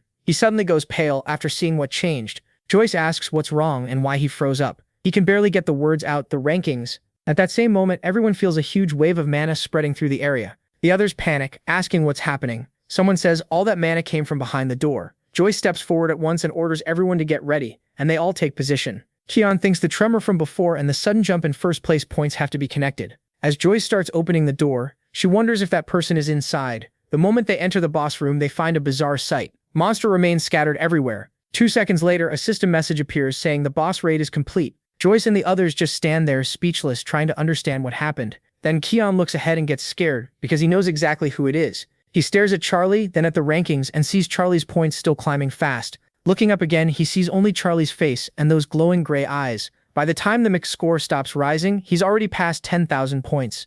Turn on the light, I can't see anything. There, now I can see better. I'm going to close the mech's CB eyes. Yeah, his eyes are glowing like they're burning. Charlie remembers the fight from a little earlier. The boss was huge and powerful, but it had no brains, so the battle came down to simple timing. Cut and dodge. Not long after, that stubborn boss finally went down. The mech levels up again, and his agility and arcane power rise too. Charlie thinks he needs to test every skill he has. If he does that, he can raise his combat power by improving his skill use and combining his abilities better. But he also knows that still won't be enough. He's annoyed too because his vitality is low, and that limits how long he can stay giant. The system tells him he earned 3,000 points for clearing the boss room. Killing the boss also raises the completion rate of Star Killer of the cells by 1%. Charlie is thrilled because that's way better than the tiny gains he got from killing normal monsters one by one. Standing on the boss's corpse, the mech realizes something important. Killing hundreds or even thousands of weak monsters won't level up Star Killer of the cells fast enough. He needs to hunt strong bosses like this one, or even stronger. Since the completion rate is still low, he can't fully understand how the skill works yet, so he makes a new plan. Raise that completion rate first.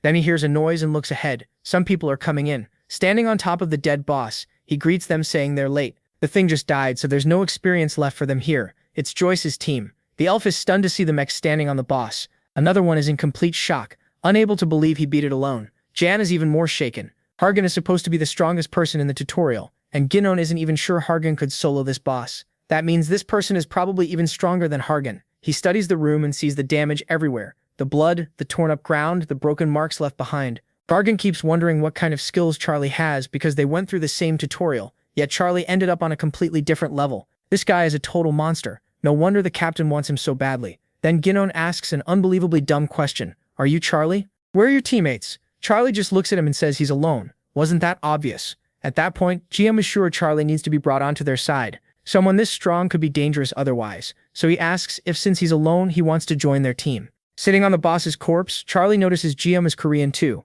The protagonist studies the group in front of him. Then he spots Dora among them, so this has to be Hargan's team. Since Hargan isn't there, Charlie figures they split up. He also looks at Joyce and realizes he doesn't remember her from his past life. He has no idea who she is. Still, the protagonist guesses she's Joyce, a very strong player since her team is ranked 3rd right behind Hargan. Meanwhile, the woman keeps her eyes closed while somehow checking everything around her. After sizing them up, Charlie decides Hargan picked his teammates well. This group has a lot of potential. Then Guillaume impatiently asks for Charlie's answer. Charlie thanks him, but turns the offer down. He plans to stay solo. Guillaume says he expected that since Charlie already rejected the captain too. Then Joyce asks if he seriously plans to take on this raid's boss by himself. She points out they have a whole month to finish the tutorial, and this boss was made for a group, not one person alone. Charlie, already annoyed, basically answers, so what? Charlie knows the final tutorial is built around teams. Even so, he can't join one. If he does, he won't be able to level up the way he wants. Then Charlie starts explaining himself. He's about to say what they really want, but he doesn't get to finish. Everything suddenly starts shaking. Dora tells Guillaume that Hargan contacted him telepathically. He already knows they found Charlie, and this tremor must mean he's almost here, just like he said. Guillaume can tell this is about to go badly. Hargan comes rushing in at crazy speed, zigzagging forward. A moment later, he leaps right up to the protagonist and says, face to face with Charlie, that he finally found him. But Charlie is already fed up. In an instant, he grabs Hargan by the head and cuts him off. Before Hargan can finish talking, Charlie slams his head down hard. He smashes Hargan's face into the dead boss. Guillaume, Dora, and Joyce are stunned. Their captain is insanely strong, so if Charlie can grab him that easily, how strong is he really? The others in the back freeze in fear. Charlie doesn't even care about their reaction. He asks them if they want to survive or if they want to become rankers. Joyce is thrown off. How does someone who isn't pure blood know that term? Then the system steps in and explains what a ranker is. A ranker is someone who cleared every test in the tower and conquered every floor. It says a ranker is a being tied to power, glory, and eternal life. But Charlie tells them none of that matters much to him. Becoming a ranker might happen someday, but only because it's one step in the path he's following. Joyce grips her sword, totally confused. As she passes it to Zoe, she keeps thinking about what he said, that becoming a ranker is just a small thing to him. For people who aren't pure blood and weren't chosen by the tower, That goal is almost impossible. Even the king of her people is a deeply respected ranker. Angry now, she asks what makes Charlie so different. If becoming a ranker isn't enough for him, then what is? She stares at Charlie and asks if he's saying he wants to become a high ranker. Charlie points at her and says no, he's aiming even higher. His goal isn't just reaching the top of the tower. He wants to break through its ceiling and go beyond it. Joy snaps back, calling it complete nonsense. After a short blackout, Hargan wakes up and calls out Charlie's name. He complains, asking what Charlie thinks he's doing. Getting his head smashed into the boss really hurt. Charlie faces him and says Hargan charged at him so hard it looked like he was trying to kill him, so he stopped him first. Hargan, glaring with anger, says he only wanted to catch him, but even Charlie admits that did look pretty suspicious. Then he teasingly says that when someone as strong as Hargan comes running straight at him, of course he's going to be scared. Hargan hears that and answers with sarcasm. Oh yeah? Fine then, sorry for scaring you. He says he heard Charlie talking about breaking the tower's ceiling, but that idea makes no sense to him. Then Hargan tells the protagonist his father once said there's a greater power outside the tower. He goes on about how amazing and powerful his father is. Charlie, who already knows that man and even fought beside him before, thinks it's obvious he's talking about the king of Olympus. Then Hargan asks the protagonist if he really rejected their team offer again. He jokes that Charlie must be saying a little fish can't swim with a whale. Hargan tells him not to see him as some little fish. One day, he says, he'll become the king of Olympus. Everyone is shocked by that claim. If Olympus heard him saying that, they'd probably hunt him down. The protagonist actually gets excited hearing it. For a direct descendant of Olympus to say something like that takes real guts. Hargan says he'll prove it to Charlie, so he proposes a bet. Whoever beats the boss first and earns more points wins. Charlie can build any team he wants with as many people as he wants, but Hargan's team will be limited to 9 members. Charlie finds the offer interesting. If he were someone else, he could just gather hundreds of people and crush Hargan's group by numbers alone. Hargan then adds one more condition. If Charlie loses, he has to join his team. Charlie sits cross-legged, excited, one hand on his chin, and asks what happens if he wins. Hargan says he'll treat Charlie like an older brother. Charlie immediately rejects that. What? Seriously? I don't want a little brother to babysit. After hearing that, Charlie can only think one thing. The future really does need to change. He knows Hargan could be a very useful card to play in the future. So instead of accepting that older brother nonsense, Charlie says that if he wins, Hargan only has to give him one thing. Hargan asks what it is and whether Charlie is sure that's all he wants. Hargan agrees as long as it's not impossible. He even says he'd hand over his items too if he loses. Charlie has already turned around to leave and just says they'll talk when the time comes. Then he says goodbye. Hargan happily calls back. The bet is set and he's sure of himself. He's never lost one. Like an overexcited kid, Hargan keeps yelling after him from far away, saying they already met on the first floor and Charlie better not pretend not to know him next time. The protagonist just keeps walking, listening to him shout. Hargan really does feel like a loud, energetic child. Charlie knows that same energy is what let Hargan clear the tutorial in only 9 days in the past. Hargan hops onto the boss's body, goes back to his teammates and says they all heard the bet. Time is tight now, they need to earn a ton of points. Charlie still hasn't left the room. He calls back that he doesn't want to ruin their momentum, but they don't need to rush like that. Instead, they should look at this. Hargan notices what Charlie means. The remaining time on the clock hasn't moved at all. He keeps staring at it. The timer is completely frozen, and he can't figure out how that happened. So Hargan asks Charlie if the timer really stopped. Charlie explains that Baraganda isn't just an island. It's more like a living myth. Hargan then asks what all the creatures Charlie killed really were. Charlie explains they were parasites, draining Baraganda's life force and wisdom. Baraganda was going to sink because of those parasites. If it sinks, the parasites die. But if the parasites are already gone, then there's no reason for the island to sink. That's why the timer stopped.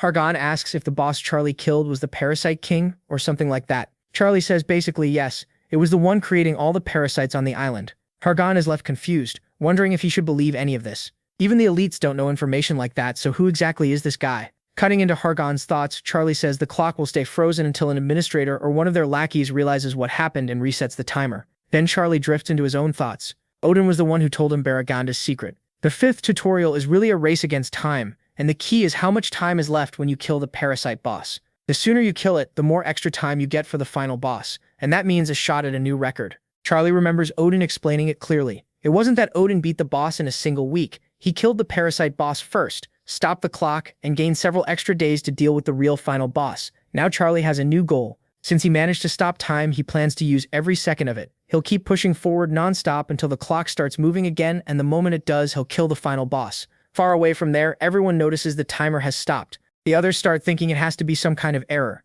Everyone thinks something's wrong. A veteran extra steps up and tells the others to use this chance. Well, while time is frozen, they should rack up as many points as possible. As soon as time stops, the extras start arguing about it. One of them says the parasite dragon is dead, and this is the first time this has happened since Odin. Another tries to report the bug in the tutorial to the administrator, but someone else says the administrator is in a meeting with Olympus and can't be reached. That sends the others into a panic. They know the parasite dragon is insanely hard to even find, so nobody was ready for this. Elsewhere, deep in the forest, a loud noise sends the birds flying. Boss O spits out his last words, then dies from a deep wound in his skull. The one who killed him is Charles. The O's panic. They can't believe a human just killed their boss, and fear spreads through the whole group. Shaking with fear, they call for the boss's brother and scream that a monster is here. That only makes Charles mad. His gray eyes light up and he glares at them, asking who just called him a monster. One terrified warrior starts shrieking for everyone to run. Charles gives him a flat, almost offended look while the brave orc turns and sprints away as fast as he can. Sometime later, Charles notices time has started moving again. That tells him the lackeys finally fixed the timer. He expected more free time, but he also knew they wouldn't let the same mistake happen twice. Even so, time stayed frozen for 4 days, and Charles is pleased with that. He used those 4 days to farm a ton of points. Looking over the Great Island, he figures out where he needs to go next. Now Charles gets ready to head for the tower where the gods live. To reach it, he first has to climb to the top of the mountain. A huge crater waits at the summit, and plenty of people are already gathered around it. Gaia notices more and more people arriving. Dora quickly understands why. They can only earn a high score by beating the boss, so the strong participants are gathering for a raid. Gaia studies the people around them. From the mana they give off, he can tell most of them are above level 20. In other words, a lot of them are strong. Joyce and Delise say that should be obvious. Anyone who made it here has to be at least level 20 to enter the tower. Guyan asks if everyone in the tower can use mana, and Joyce explains that only players can. Most people who can't are just residents of the tower, not players. Since Guyan barely knows anything, he asks if people actually live there. She says they do. Some are born and raised in the tower, like her and the captain. If the tower chooses them, the system blesses them and they become players. Guyan acts like he gets it. Calling Joyce Big Sis, Guyan asks if they can beat the boss. She admits she doesn't know and says she definitely can't beat that boss herself. A little later, Hargan arrives. Joyce adds that she can't even measure how strong her captain really is, so maybe they still have a small chance. The three of them point out that Hargan and his group showed up late. He says he wanted to make the most of the frozen time first. Guyan asks if Charlie isn't coming. Dora, always paying attention, points out that he's already here. Charlie is on his way. He looks around and sees Hargan's team already waiting. He also checks Dora, Guyan, and the others, noticing their mana flow is very different now. They've clearly leveled up a lot. Then his eyes move back to Hargan, but Hargan cuts in with a grin, asking where Charlie's team is or if he plans to fight the boss alone. Charlie says yes. Going solo means a higher score. Hargan drops a hand to the ground and laughs, saying people call him crazy, but Charlie might be even worse. The score gap is huge. Hargan is in second, Charlie is in first, and the lead is over 7,000 points. Hargan plans to beat the boss with his team before Charlie can. One extra asks if he's Charlie, then invites him to join their team since they're heading out to fight the boss right away. That sets Hargan off. He slams the area hard enough to shut everyone up. Filled with rage, he calls them insects. In his head, he's already thinking that if Charlie joins any team, it had better be his. Once the extras notice Hargan is serious, they scatter. The Meki wonders if Hargan can really just hit people like that in front of everyone, while the extras run away crying and apologizing. Charlie says he's heading in, tells Hargan to do his best and gets ready to enter. Shocked, Hargan asks if he's going right now. Charlie says yes, time matters in this tutorial. Hargan starts smiling. The tutorial gives them a whole month, yet Charlie wants to finish it in less than 5 days. Charlie steps up to the edge and gets ready to jump. Hargan tells him to wait so they can go together, but the protagonist doesn't trust that for a second and jumps anyway. As Charlie drops down in dramatic style, the system announces that he has entered the first boss room. Inside, he's met by a crowd of monsters. The system tells him his mission is simple: clear the stage and find the first boss. The monsters stop talking and get ready to fight. They plant their shields and form a solid defensive line with disciplined tactics. Now Charlie stands before an army of monsters, and Hargan's group is right behind him. They're stunned by how many creatures are packed in there, far more than expected, and the tension spikes fast. Still, the protagonist doesn't hesitate. He knows he has to crush everything here and then find the boss. Charlie quickly realizes every monster on the island has gathered in this place. Races that normally fight each other would never unite on their own, so someone has to be controlling them all. Certain he already knows where the boss is, Charlie decides to cut through these monsters and head straight for it. He pulls his sword from his inventory. In a hurry, he pours huge flames into the blade by stacking 2 skills on his magic sword. The extras are excited. They finally get to see Charlie fight for real. They know he's strong because he's ranked first, even ahead of Hargan, but now they want proof that he truly deserves that spot.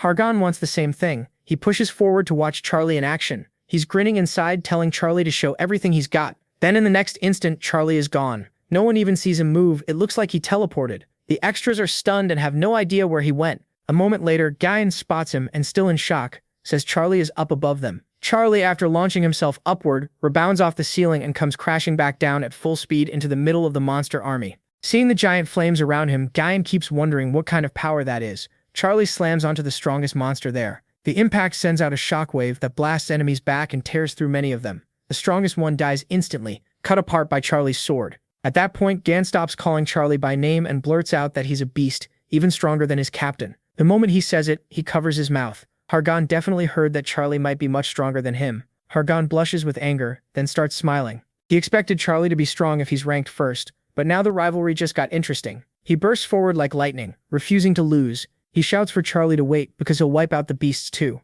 As he charges in, several spears are hurled at him. Using lightning, Hargan shatters every one of them. Then he counters with a clean slash that spills monster blood everywhere. Nearby, Charlie is doing the same. With his mana-charged sword wrapped in massive flames, he cuts through monsters with ease. Hargan's group watches in shock. Those two are wiping out the monsters by themselves, and their little competition is getting intense. Guillaume tells them not to just stand there staring. Still, there is barely anything left to do since the two of them are crushing almost every monster alone. Even then, spears, rocks, and other attacks keep flying in, and Joyce knocks them all away with great aim. She warns Guillaume not to relax yet. There are still plenty of traps left. Then the twins decide to step in and join their magic together for one attack. They begin casting a huge spell and tell Guillaume to clear a path. Guillaume agrees but warns them to keep their heads down. He gets ready to unleash it. Guillaume sets off a massive mana blast, opening the way. The attack is so big that it even catches the Mix's attention.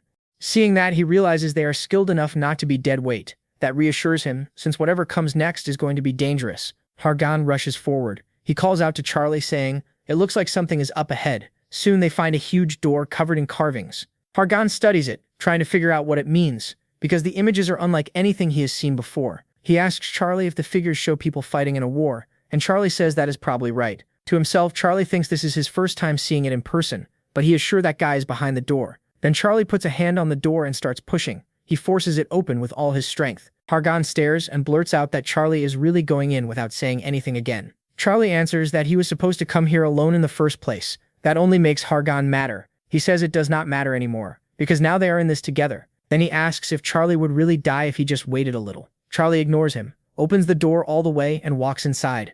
Hargan is left standing there for a moment in front of the massive entrance. Then a loud, horrifying sound bursts out from inside. Jian and the others ask if that is the boss. The moment they hear it, fear freezes them in place and they start shaking. One of them says that scream alone made him dizzy, and he wonders what kind of monster could make a sound like that. Hargan, though, already has an idea of what it is, and he knows it is no joke, so he orders his whole group to go in with him. The second they enter, the pressure in that place is overwhelming. The boss is truly terrifying. Hargan gets ready to fight and tells his group to stay back a little. It is obvious they are scared. They keep asking what that thing is. Then they see a gigantic creature bound by countless shackles and chains. The boss senses everyone who entered and turns toward them. It is a three-headed chimera. The system announces that this chimera is the third boss, and that they have entered the third boss room. Next, the system says their objective is to defeat the sealed chimera. Doing that will clear the 5th tutorial. Even though Hargan already knew what the boss would be, he is still stunned by its size and power. At last, they are facing the final boss of the tutorial, or so it seems.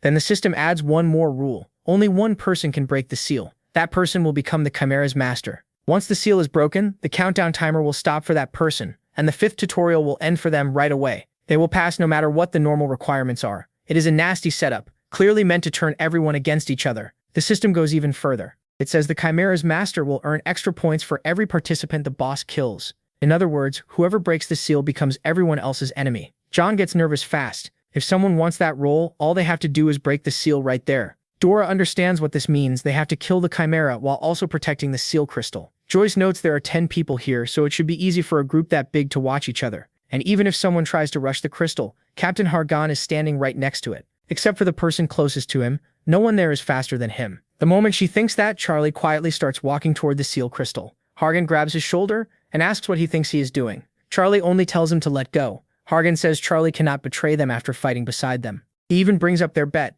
asking if Charlie forgot it already. Shouldn't he be hunting the boss instead of trying to end the tutorial this way? Charlie looks him straight in the face and says he will win that bet, and he will be the one to finish this tutorial. Hargan starts boiling with anger. Lightning-like fury begins rising from his body as he demands to know what Charlie is talking about and why he would need that thing. Charlie stays calm and simply says that is exactly why he wanted to come alone. Still staring at Hargan, Charlie pulls his sword from his inventory. Then, with perfect speed and control, he hurls it straight at the crystal and shatters it. Hargan cries out in despair. The sealing crystal is gone, and the Chimera boss is about to be freed. The system announces that the player who broke the seal and became the Chimera's master is Charlie. With that, the objective changes. Now everyone must defeat the freed Chimera. The three-headed boss lets out an even louder roar and gets ready to fight. Hargan, furious, demands to know how Charlie could do this. Charlie ignores that and calls out to the Chimera. He points across the room and orders, "Chimera, break that wall." The Chimera charges at full speed toward the wall Charlie pointed at. The giant boss slams into it with tremendous force, and the impact shakes the whole place.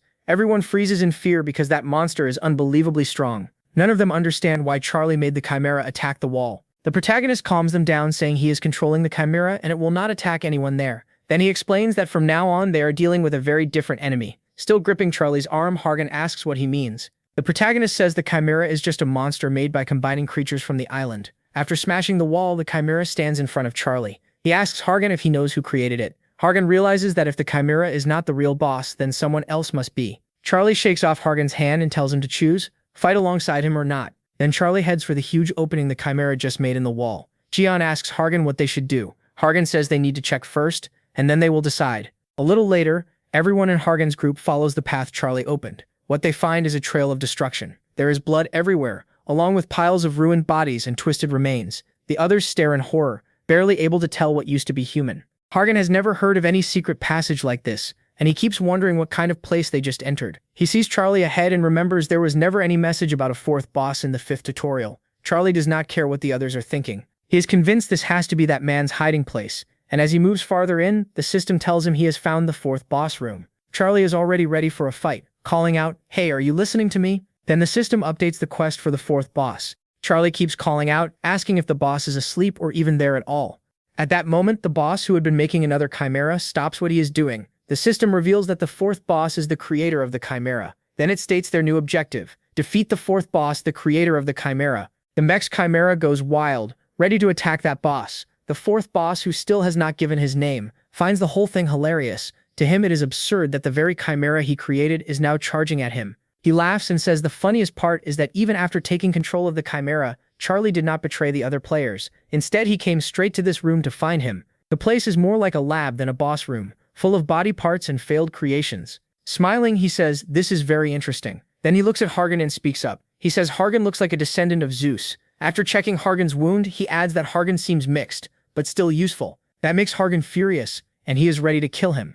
Hargan yells, asking who that fool thinks he is, calling him mixed. Then he asks Charlie who the idiot up there is. Charlie answers that it is Black Mage Shilden, a ranker who vanished from the tower long ago. Hargan recognizes the name and is shocked. Shilden, the former examiner of the 50th floor tests. Hargan remembers the stories. Shilden used hundreds of players like test subjects and created many chimeras by stitching bodies together. Now Hargan cannot understand why someone like Shilden is inside a tutorial. Charlie tells him not to panic. Shilden was once defeated by a player in a humiliating way, and because he broke many rules of the tower, he lost most of his power. As punishment for his crimes, he was forced to create tutorial bosses for 1,000 years. Even after all that time, his full power never returned. Shilden gets angry and demands to know how Charlie recognizes him, since they have never met before. Charlie answers in a blunt way, asking if Shilden can see this, and points at his own face. Then he activates the gray monkey eyes and asks if Shilden remembers them. Of course Shilden remembers. Those monkey eyes belong to someone he could never forget. Shilden snaps and blasts out a huge wave of mana,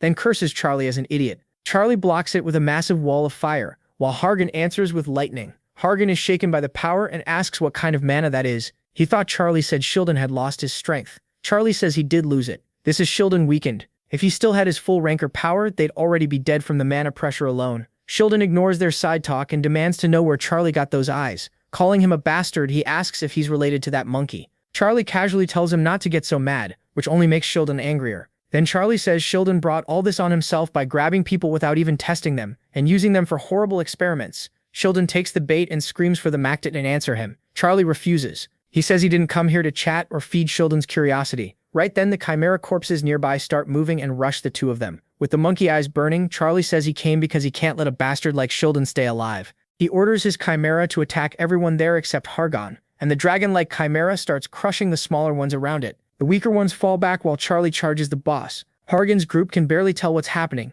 but more Chimera rush them. Jian says he doesn't know what's coming, but they need to handle it now, right, Captain? Hargan agrees. They have to wipe them all out, and his team gets ready to fight. Then the whole place turns into a storm of attacks flying everywhere. That axe guy shows up again, still swinging like always, and cleaves straight through a chimera. The twins and Jian are tearing through the monsters too. Chimera parts start flying everywhere. While watching, Charlie realizes these aren't normal chimeras. They're the kind that can grow stronger by killing players, the kind that won't appear in the tower for another 100 years. That makes him relieved. Sheldon's research still isn't finished, and these creatures aren't complete yet. He's also thankful to Hargen's team for making this easier for him. Then Charlie suddenly senses real danger, and Sheldon uses a spell on him. Black Coffin. A dark coffin appears and traps Charlie inside. Sheldon laughs. He's a mage and he boasts that the coffin can't be escaped, not even by a chimera. He mocks Charlie, saying that even if he fell and lost his old power, a tutorial player is still nothing to him. Staring at the coffin, he laughs again and says he'll turn Charlie into a chimera. Then the coffin starts to crack.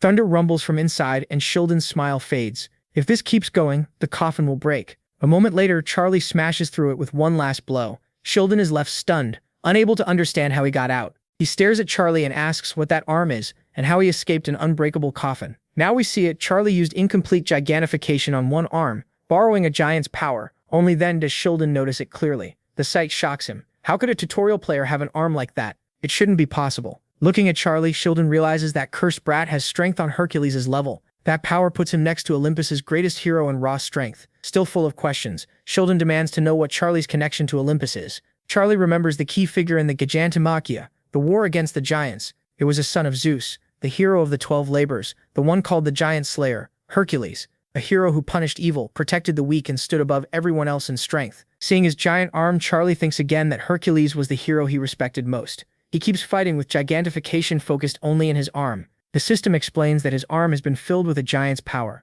but his mastery is still low, and his vitality is being converted into strength. Since the mixed vitality is still lacking, he can't gigantify his whole body, only part of it. Charlie knows this is risky. Even after eating a giant's heart and raising his strength and vitality, this is still his limit. He can't enlarge his whole body yet, but he believes one arm is enough to kill that bastard. Sheldon doesn't care. He says he'll get his answer after he kills Charlie and tears him apart. Then he fires another spell at the Mac, saying that even if Charlie is a direct descendant of Olympus, he's still just a kid. His voice gives it away. He's only human. The Mac brushes that off and tells Sheldon to shut up. As Charlie uses gigantification to block the attacks, he doesn't notice Sheldon is casting 2 summons at once.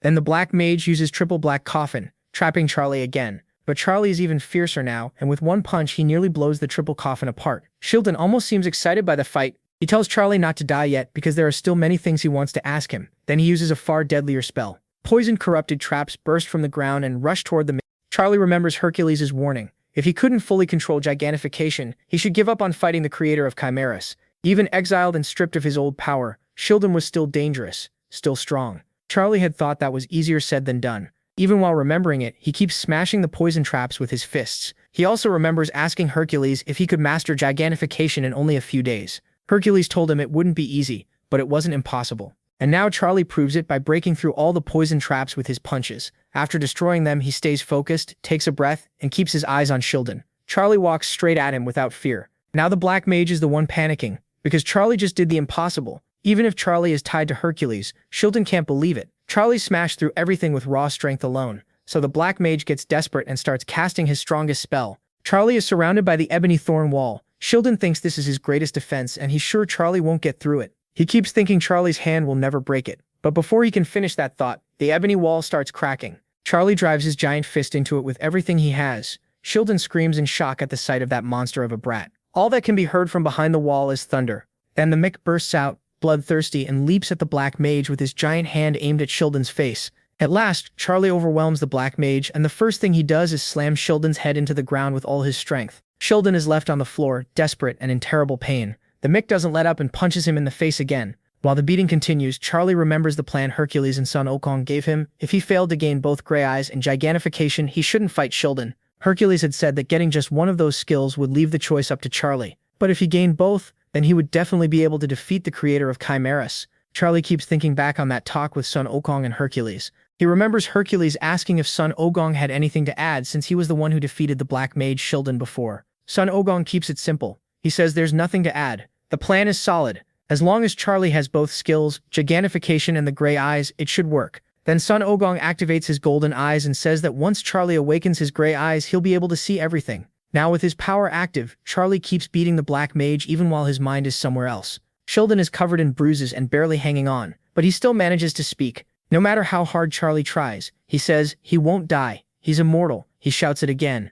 I am immortal. Charlie snaps back to the moment and says, what? Were you talking to me? Sorry, I was spacing out. Speak up. Then he cuts him off and keeps talking. They were right about one thing. Sheldon really doesn't give up. Charles says his body was hardened past metal after 1,000 years of experiments and black magic. That's how Sheldon turned himself into an immortal chimera. But the Mick already has the answer. A body stitched together from different parts will always have seams, and with the gray eyes he can find every one of them. So Charles turns on the gray eyes again. Now he can see exactly how Sheldon's body was put together and where it was stitched. He grabs one spot, twists, and rips an arm clean off. Blood flies everywhere, even with the sensor trying to hide it. The black mage screams in agony. He can't believe Charles actually tore his arm off, and he starts begging the Mick to stop. But with the gray eyes active, Charles keeps going without hesitation. He just tears through Sheldon piece by piece. Sheldon keeps screaming for him to stop, and Charles coldly asks why he should. While twisting Sheldon's leg apart, Charles asks if he already forgot all the people he ripped up before. They begged him to stop too, but he never did, so why should anyone listen to him now?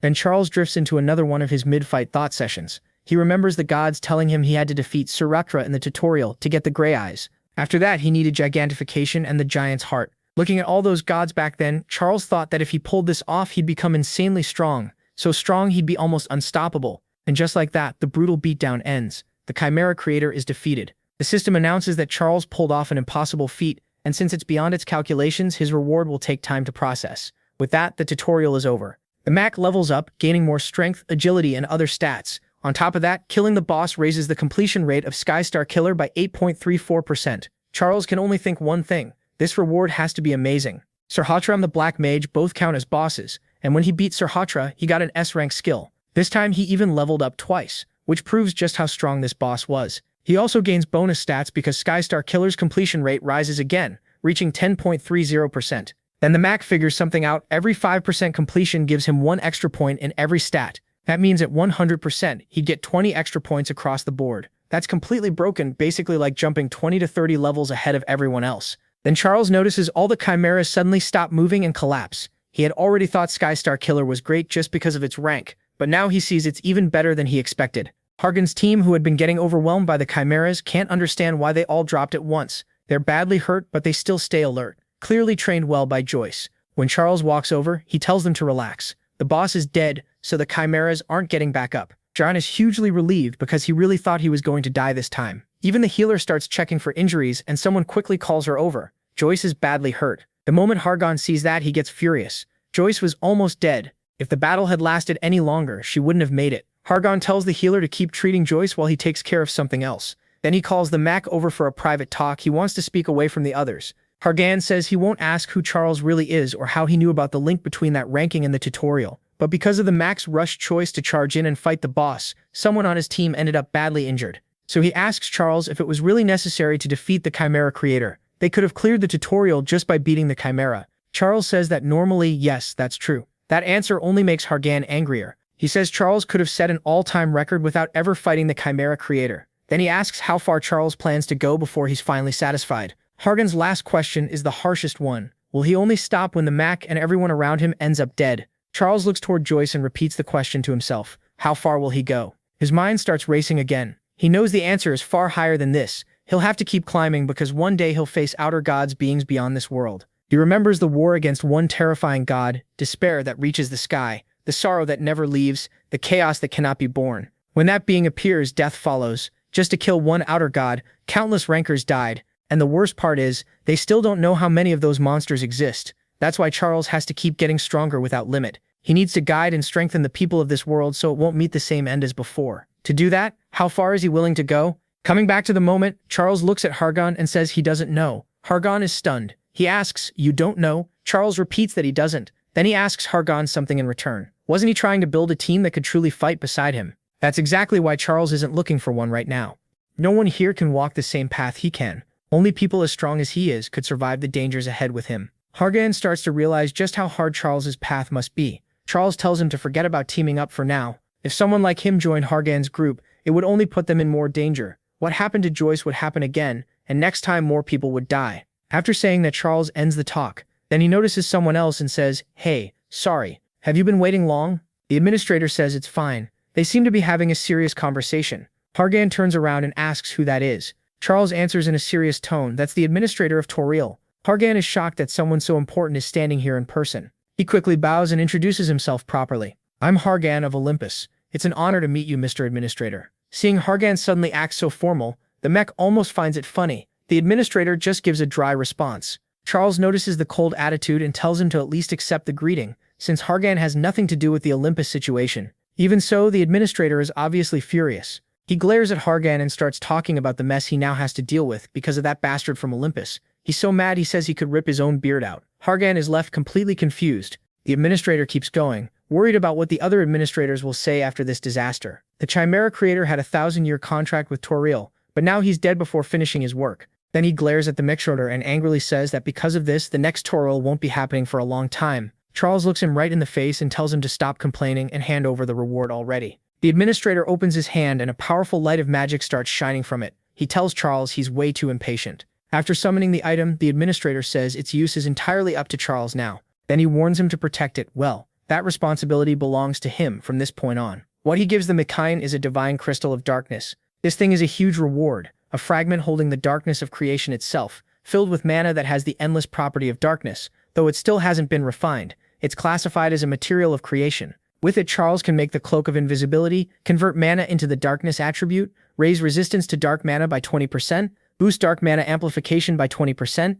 and cut dark attribute mana cost by 20%. Charles is stunned. He never expected to get the Crystal of Darkness. To make it simple, this crystal is basically like one of the Infinity Stones from Thanos' Gauntlet. The Divine Crystal of Darkness has another name too, the Fragment of the Helmet of Invisibility. Hades, one of Olympus's 3 strongest gods, used this crystal in his helmet. It was one of Olympus's top items, and a big reason Hades became so powerful. Without it, he can't make the Helmet of Invisibility. Now that crystal is in the Mech's hands, not Hades's. The Mech even says this was one reason he came back to the past. He needed this item. What shocks him is how easily he got it. He then thinks about the other fragments. He already knows where the Divine Crystal of the Sea is. That means the only one left is the Thunder Fragment. If the Sea Fragment stays where it is, Poseidon will use it, and the Thunder Fragment is already with Zeus. The mech activates his TDH again. Hargan notices and asks what's going on, but the mech stays focused. If things keep going like this, he'll gather all 3 fragments way earlier than expected. The administrator asks if he's satisfied, then says all the conditions have been met. They'll be sent to the tower right away. With a snap of his fingers, the administrator adds that everyone else will get rewards based on their points. He also says Hargan's reward won't be bad either. As Hargan and the mech start floating up to be teleported, Hargan still finds time to thank him. Before they leave, the administrator tells the mech this will be their last meeting. Then he asks if the mech plans to take responsibility for all the chaos he caused in the tutorial once he's inside the tower. The mech answers with a sarcastic smile that he's not sure. The administrator clearly doesn't buy it. Crossing his arms, the administrator says that after giving the mech that item, he'll probably cause even more trouble inside the tower. Then he smiles, looks the mech straight in the face, and says that one way or another, all this mess is his fault. A moment later, the two are teleported into the tower. Watching the dimensional gate close, the administrator thinks maybe it won't be so bad if the mech becomes the wave that shakes the whole tower. The time limit for clearing the 5th tutorial ends at 598 hours, 55 minutes and 40 seconds. The mech didn't just break the record, he crushed it. Hargan scored only 121,000 points while the mech got nearly 700,000. The system announces that reward calculations are complete and the tutorial is closing.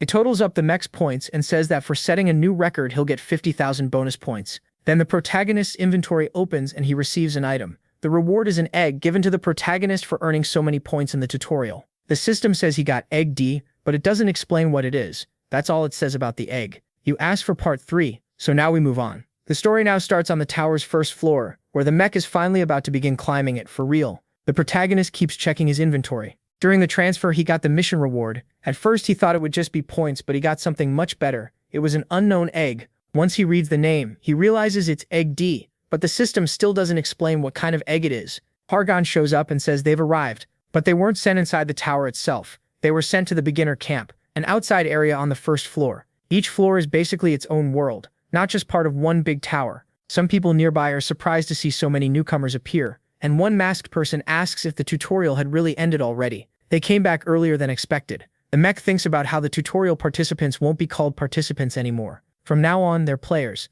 He also figures a lot of guilds must be here on the first floor to recruit them. Then Hargan looks over and notices warriors in familiar armor. He recognizes a lot of faces and realizes Olympus is already here. Hargan asks the mech if he plans to join a guild, though he already seems sure the answer is no. The mech says he's right. He doesn't want to. Hargan says that doesn't surprise him at all. If the mech won't even make a team, of course he wouldn't join a guild. Then Hargan reminds him that since he lost the bet, he'll keep his promise. Even so, Hargan is still bothered by one thing. The administrator was furious at him and he has no idea why. He can tell the mech knows what happened, but the mech says nothing about the issue between Olympus and the administrator. Instead, the mech walks up to Hargan and says the Olympus Hargan knows is probably a place that looks fair and claims to keep order in the tower. Hargan asks what he means. The mech tells him that if he wants the truth, who those people really are, he'll have to find out for himself. Even if the mech explained it, Hargan wouldn't believe him. As usual, the mech says his piece and starts walking off, leaving Hargan there. Hargan calls after him asking if he's really leaving again without explaining anything. When the mech gets farther away, Hargan shouts that at least he should register as a player once he reaches the city so they can stay in touch. Hargan keeps yelling even though the mech is already far away. From a distance, the mech finally answers. He warns Hargan to watch out for the jackals, then keeps going. That leaves Hargan standing there, completely ignored by the protagonist. A powerful warrior suddenly approaches Hargan and introduces himself as Agamemnon of Olympus, greeting the child of that great bloodline. Hargan realizes Olympus has finally come. Agamemnon kneels, and the Olympus warriors behind him do the same. Hargan says he thinks he's seen him before. Agamemnon is glad to hear that. Hargan asks if he serves Ares, then asks how Ares is doing since he heard Ares became a high hunter. He tells Agamemnon to pass along his greetings. Agamemnon thanks him, but then says Lord Ares values bloodline above all else. Because of that, Ares ordered him not to pass along any message from Hargan unless Hargan first found his mother the mother of blood. That hits Hargan right where it hurts, and he can barely believe what he just heard. Agamemnon keeps going, saying the ruler of the Celts has no real interest in a child like Hargan, especially one who doesn't even know who his own mother is. Hargan explodes with anger. Sparks start bursting from him and spread over his whole body as he curses Agamemnon. Agamemnon calmly tells him not to hurt himself. He should already know what Ares is like. Then Agamemnon adds that bloodline is something a person builds for himself, and says he hopes Hargan will someday have a family of his own. Hargan is shaking with rage. He reaches for his bag ready to act, but he knows he can't start trouble here. If he fights someone from Olympus, things will only get worse for him. So Hargan forces himself to swallow his anger and says, Agamemnon is forgiven. After that, Agamemnon asks who the person talking with Hargan earlier was. Since that man left alone, Agamemnon knows he wasn't part of Olympus. Hargan hesitates, thinking about what to say. Then he settles on an answer. He says that guy is sort of a friend. The story then explains who the Shakai are. They're people who gave up climbing to the next floor. Instead, they stay around and attack or rob new players. They only do this in the beginner camp. In simple terms, they're a gang that hunts weak newcomers, especially players without a guild. These scumbags even have a name for the moment. New players arrive on the first floor. They call it harvest time. Meanwhile, the Mick walks through the forest, away from the main path. He quickly notices several Shakai following him. He doesn't even need the gray glasses. His perception alone is enough. He figures there are about 20 of them. He slips a hand into his pocket and grabs the divine crystal of darkness. To him, the Shakai are perfect test subjects for the invisibility this crystal can give him. Then the Mick removes his red hat and keeps moving while the men chasing him close in from both front and back. The masked thugs whisper among themselves that the tutorial ended way too fast. That means many newcomers probably don't have good gear yet, so now's the perfect time to steal. That's when their leader, Captain Fatayo, is introduced. Watching the Mick from afar, he notices the guy isn't with any guild and has no teammate beside him. Still, something feels off, and he says they might be better off leaving him alone. Another thug immediately disagrees, pointing out the pyromancy cloak the Mick is wearing, an item worth a lot of money. The others get excited the moment they hear that. To them, this is a jackpot, and they rush in after the red hat. But right in front of them, the Mick vanishes. They panic, wondering how he disappeared when he had just been there. Then blades start cutting through the air, and in an instant, several heads are sliced off. The captain, still alive for the moment, yells that there's an enemy above them. The others shout for the attacker to show himself. One of the dying men realizes too late that the lone traveler was probably bait all along, while the Mick keeps mocking them. The captain activates Falcon Eyes, but it does nothing. This isn't an illusion he can see through. It's true invisibility from a divine artifact far beyond his power to break. He has no idea what's coming next. One survivor yells that they need to fall back, but the captain is stuck on one thought. How can a rookie on the first floor use invisibility? Dropping the stealth, Charlie reaches for the captain. He saved this one for last. Then he slams him down with all his strength. Pinned on the ground, the captain stares at Charlie and convinces himself this can't be some random bait. He must be someone from a higher floor sent to kill him. Charlie tells him to quit stalling. There's no escaping now, so he'll be caught either way. Even then, the captain thinks this stranger should be punished for meddling on the first floor. Charlie, clearly mad, says he has a few questions. If the man answers honestly, he'll die fast, without torture. Instead, the captain screams for someone to kill Charlie. In the next second, Charlie slices through both his legs, leaving cuts so deep he can't stand anymore. With his sword pinning the captain's hand, Charlie coldly says that if that's how he wants it, they can move on to the torture part. That breaks him fast, and he blurts out that he'll tell everything whatever Charlie wants to know. Charlie gets straight to it and asks where the man named Rushian is hiding. The captain freezes and asks how Charlie knows that name. Charlie catches that reaction right away. He hadn't been sure the captain knew Ruchin. So Charlie grins and says, "Bingo. First guess and I was right." He looks pleased because Ruchin is exactly the person he wants to find.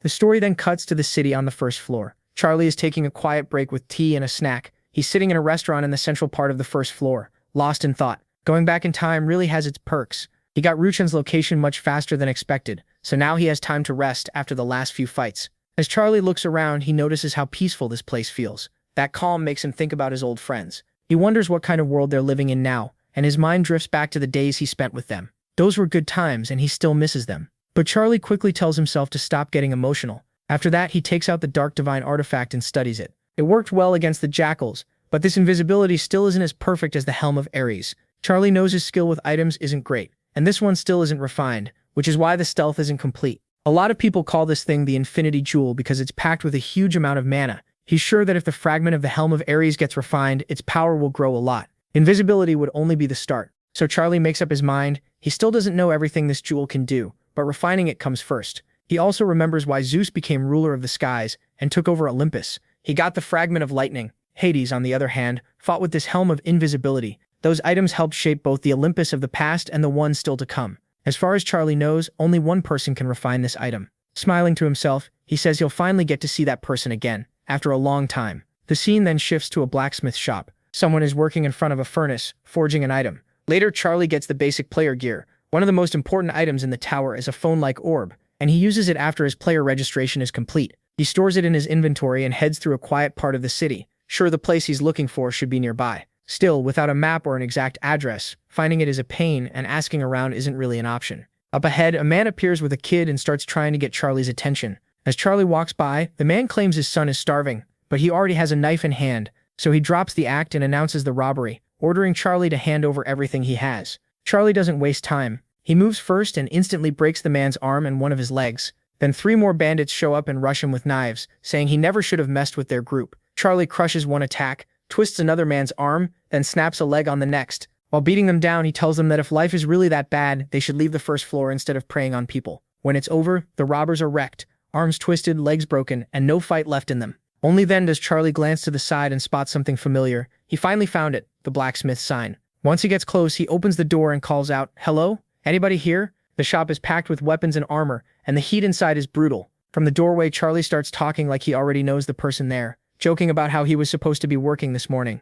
The smith pauses, confused. He looks up and sees this unknown young man walking into his shop. Without even introducing himself, the blacksmith asks about Charlie's pyromancy coat and says he doesn't look like he's from around here, so is he lost? Charlie says no, he came to the right place. Isn't this a workshop? The blacksmith asks if he's here to buy equipment. He says that if Charlie likes what's on display, he can pick something. Still, he doubts any sword here would be better than the one Charlie already carries. Even so, that blade in Charlie's hand looks worn out, ugly, and basically useless. Charlie answers that every sword in the shop is a failure. Then he goes even further, telling the smith that he isn't nearly as good at ruining things as he thinks. He tried to make that sword worthless, but it's still useful. Charlie then says, "Your name is Volcaro, right? Hey old man, I'm talking to you." That immediately starts to piss the blacksmith off. The smith demands to know who sent him, and starts releasing a dangerous aura. Knowing things could get ugly fast, Charlie opens his inventory and tells him not to be so defensive. He explains that he's just a new player who recently arrived on the first floor, then pulls out the phone orb to prove it. The blacksmith checks the orb and realizes the number on it shows the highest floor a player has reached.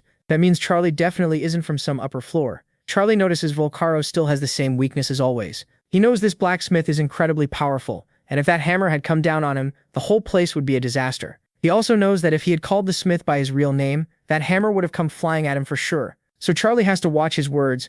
Volcaro isn't the man's real name. After calming down, the blacksmith asks what he wants. Charlie says it's nothing special. Then he pulls the Dark Divine fragment from his inventory and says he wants to hire the blacksmith to make an item for him. The blacksmith studies it, unsure, and asks to take a closer look. The moment he examines it properly, he realizes it's an unrefined crystal. Charlie asks if he can refine it, and the blacksmith says yes, but wants to know where he got something like this. Charlie says it was part of his reward for clearing the tutorial. That shocks the blacksmith. He blurts out, "What? You got this from the tutorial?" Then he remembers that's the tutorial happening right now, and asks how many days Charlie took to finish it. Charlie casually says about 5 days and 2 hours. He adds that he got first place too. The blacksmith is stunned. That's a new record. At that point, he says it makes sense that Charlie is wearing such expensive gear on the first floor. The person standing in front of him is clearly no ordinary player. The blacksmith says the best he can do is refine the crystal, but the materials he has now are useless for this job. They'd only damage it. Then he asks if Charlie really wants to leave such a valuable crystal with him. The gear in this shop all looks damaged,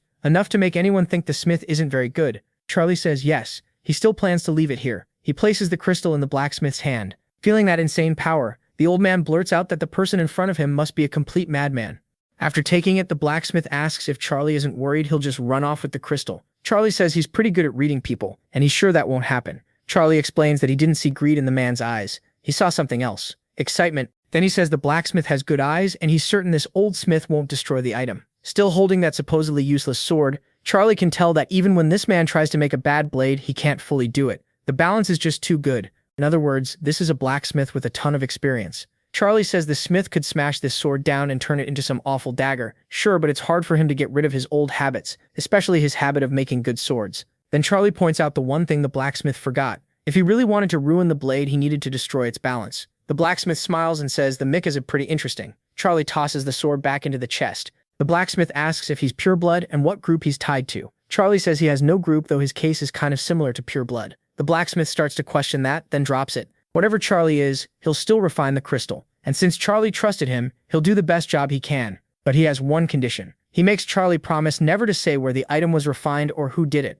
With a smile, the protagonist agrees and says he won't tell anyone. Early the next morning, the protagonist spends 3 points on breakfast. Even with that little, he gets a lot of food. Since he already gave the old blacksmith his phone number, all he can do now is wait. So he decides to sit back and eat. Charlie remembers the blacksmith said the item would take 10 days, but he has no plans to leave the first floor yet. He still has unfinished business here, and from the info he got out of that captain, he knows the jackals will gather in 2 days. He'd rather wipe them out by himself, but right now he's still too weak. Then someone shows up and sits across from him. Annoyed, the protagonist asks Hargon how he found this place. Hargon says it was easy. He had people ask around at every facility for the protagonist's name, so he didn't even need to search alone. Charlie knows Olympus has huge influence, even with the blacksmiths. And since Hargon is Zeus's son, finding him was simple. Hargon pulls out his phone orb and asks for Charlie's number. After giving it to him, Charlie jokes that he never expected Hargon to chase after him like this. Hargon fires back that he never thought Charlie had a sense of humor. He seemed like a boring guy who never joked. Charlie admits he's not actually funny,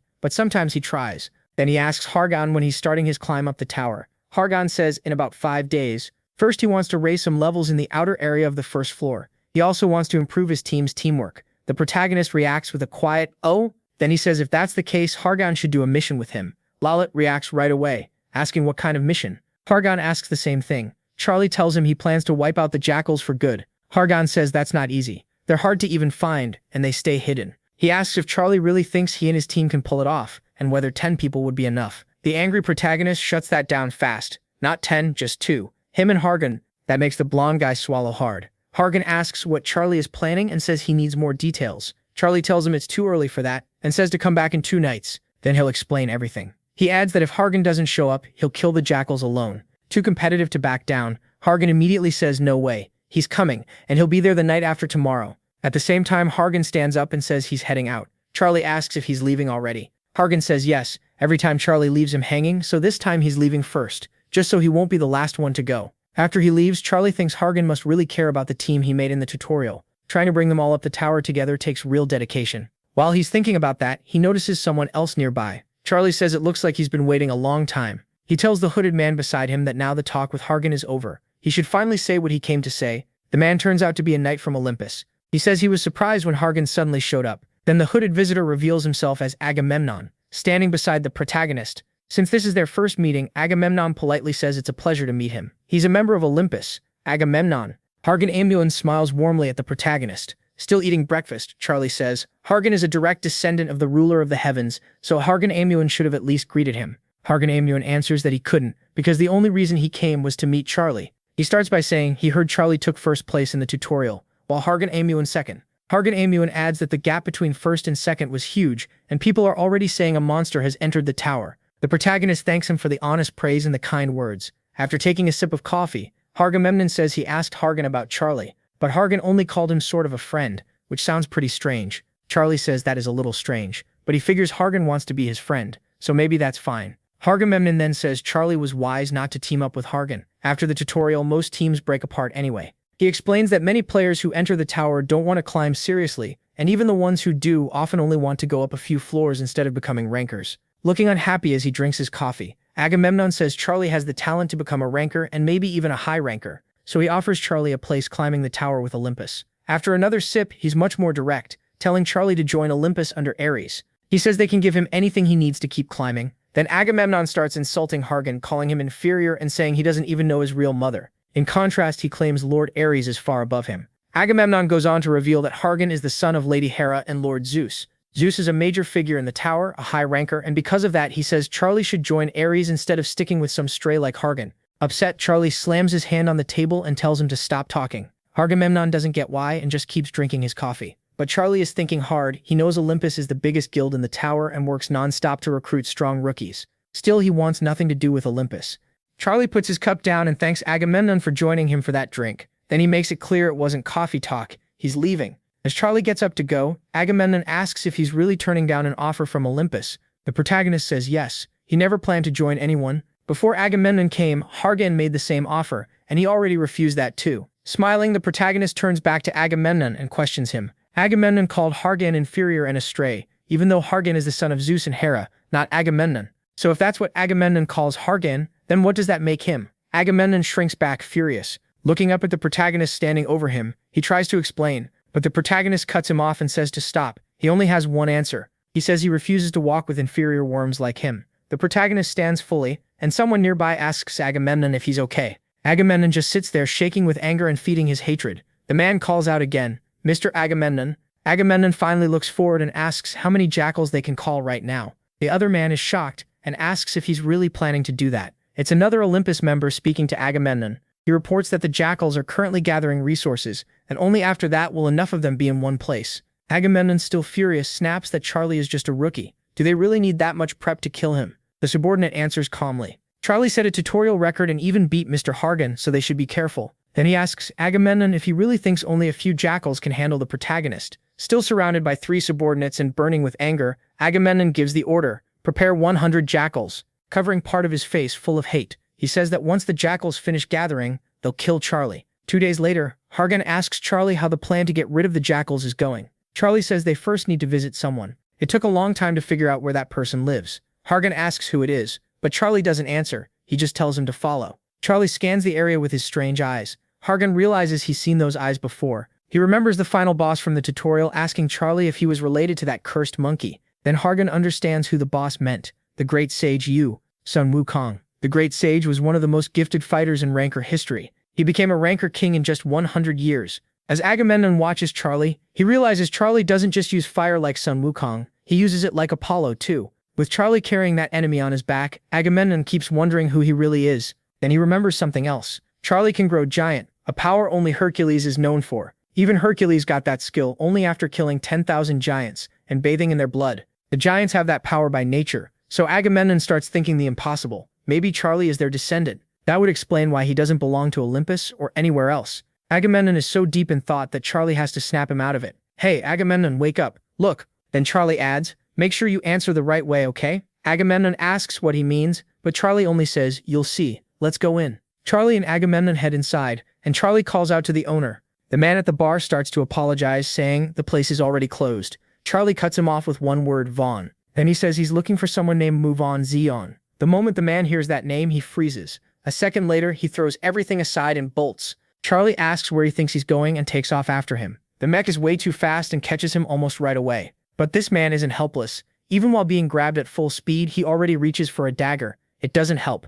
The mech gives him no time to react, flips him through the air and slams him to the ground. Using the eyes of the little monkey, Charlie orders him to stay down. When the man tries to get back up, Charlie forces him down again and tells him to stay still. Lying there, the man can't understand how Charlie is this strong. He can't move at all. Charlie already knows Zion Navon is Muvon Zion's real name, and that this man is a player from the Martial Kingdom who gave up climbing the tower. More than that, Charlie is sure this is the king of the jackals, so he keeps him pinned down hard. The tied-up man begs to know why this is happening. He claims Charlie grabbed the wrong person and says he's just a nobody. Charlie doesn't buy it. If he was innocent, why did he run? Shaking with fear, the man says he ran because the mick looked terrifying. Hargan just stands there, not sure what to do. After tying the fugitive up, Hargan starts doubting they caught the right guy. He says this man looks weak, not like someone from the Martial Kingdom, and definitely not the king of the jackals. Charlie pulls out the man's knife, shows it to Hargan, and asks if that looks normal to him. The blade is coated in a powerful poison found on the upper floors of the tower. Charlie explains that using poison like this on players is forbidden, and getting it takes special approval. Even then, it's still hard to find. So Charlie asks Hargan a simple question. How would a small shop owner on the first floor get something like that? And why would he hide it in his sleeve unless he planned to use it? Right then, the man's body starts changing. His bones shift, his face twists out of shape, and in another language he mutters, asking how his identity got exposed. Charlie questions him back. How did he find him, and more importantly, how did he learn his real name? Only now does Hargan notice that the man's voice and face have changed, and he starts sweating. The tied-up king of the jackals says Charlie seems fearless, but he has no idea who's backing him. Hargan stays quiet and listens. Then the man looks at Hargan and says, "Hey, you, with that hair and those eyes, are you?" At the same time, Hargan remembers Charlie telling him to answer the right way. Now he understands what Charlie meant, so Hargan reveals who he is, letting lightning burst from his hands. The king of the jackals, still tied to the floor, immediately says, "So it's true. Olympus betrayed you." Hargan is stunned and asks what he means by that. Charlie doesn't let the question go further. He tells the king of the jackals that talking about betrayal is a bit extreme. He only wants a favor. Then Charlie asks something Hargan didn't expect. "You're taking orders from Agamemnon, right?" The man says yes. Charlie goes on, saying the ruler of the heavens has been interested in what's happening on the first floor for a long time. Then he asks how long the king plans to stay. Agamemnon's dog down here. Agamemnon isn't even important in Olympus. He's just serving a rookie who only recently became a ranker. Charlie says things are already moving well, and soon the ruler of the heavens will handle the jackals personally. Hargan just listens, completely lost in a conversation he doesn't fully understand. Charlie tells him that if he does this right, he might even earn an important place in Olympus. That's enough to win him over. The king of the jackals asks what favor Charlie wants and what he should do. Hargan never expected any of this. Olympus getting involved even on the first floor, and even using the jackals. Charlie asks how many jackals there are in total. The answer is around 1,000. Charlie tells him to gather every single one of them here tomorrow by midnight, then gives him the address. He adds one more condition. None of Agamemnon's or Ares' followers can find out. After that, Charlie stands up, walks past Hargan and says, "Come on, we're done here." Hargan is boiling inside after learning the jackals were brought in by Olympus. Once they're outside, Hargan angrily tells Charlie he's real good at talking about other people's parents. Then he demands a full explanation, every detail. Charlie keeps it short, just like it sounded. The jackals and Olympus are working together. Hargan, still furious, asks if Charlie really expects him to believe that. He insists it can't be true and says the man must be using Olympus's name because Olympus would never do something like this. Charlie is forcing Hargan to see Olympus for what it really is. He tells Hargan that whatever image he has of Olympus, he needs to open his eyes and face the truth. Charlie says Hargan is about to learn Olympus's real face. Hargan starts thinking back on everything that happened. He remembers the administrator complaining that those bastards were making his work even harder. And those bastards were Olympus, to the point that he said he wanted to rip Zeus's arms off. Hargan also remembers the king of the jackals asking if Olympus had betrayed them, and Charlie's warning that if he wanted the truth, he'd have to find it slowly on his own. Most of all, the protagonist's words keep ringing in his head. Even if he told him, Hargan wouldn't believe it. The scene shifts, and 2 days pass. Later, Charlie sits somewhere, waiting for someone to show up.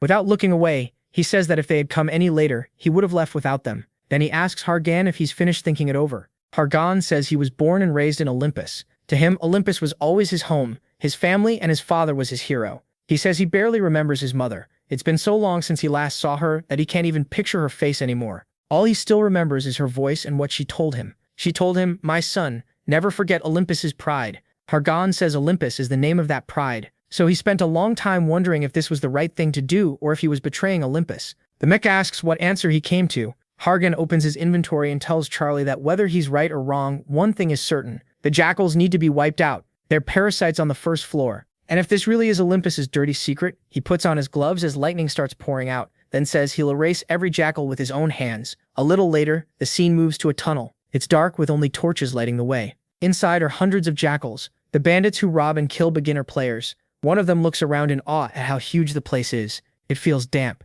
and the floor is slick. Another says he never imagined there were this many of them. There are around 1,000 jackals here, and he explains this is the first time they've all gathered in one place. Usually they stay spread out. The crowd starts buzzing about rewards, at least 10,000 points. Then someone comes in fast. He asks if everyone is here, and tells anyone missing to raise a hand. Only the ones who didn't come would do that. Then the system reveals the speaker is Mulong Sheng, the king of the jackals. At that moment, all the jackals drop to their knees before their leader, but one newbie is still standing out in the open. The jackal king tells him to lift his head. The jackals stare at him, wondering if this really is Long Sheng. Most of them had never seen the boss before. One says he heard a powerful backer was protecting the jackals, which is how they stayed out of trouble with the tower's authorities. For the newbie, it was a lot to take in. Then someone grabs a sword and warns that if anybody talks, the blade will start singing. The guy just blurts out that he's never seen a sword sing before. The Jackal King lifts his sword and makes it clear, whoever speaks next loses their head by his own hand. He glares at the crowd and orders everyone to stay quiet. Then he says they have a mission and it starts right now.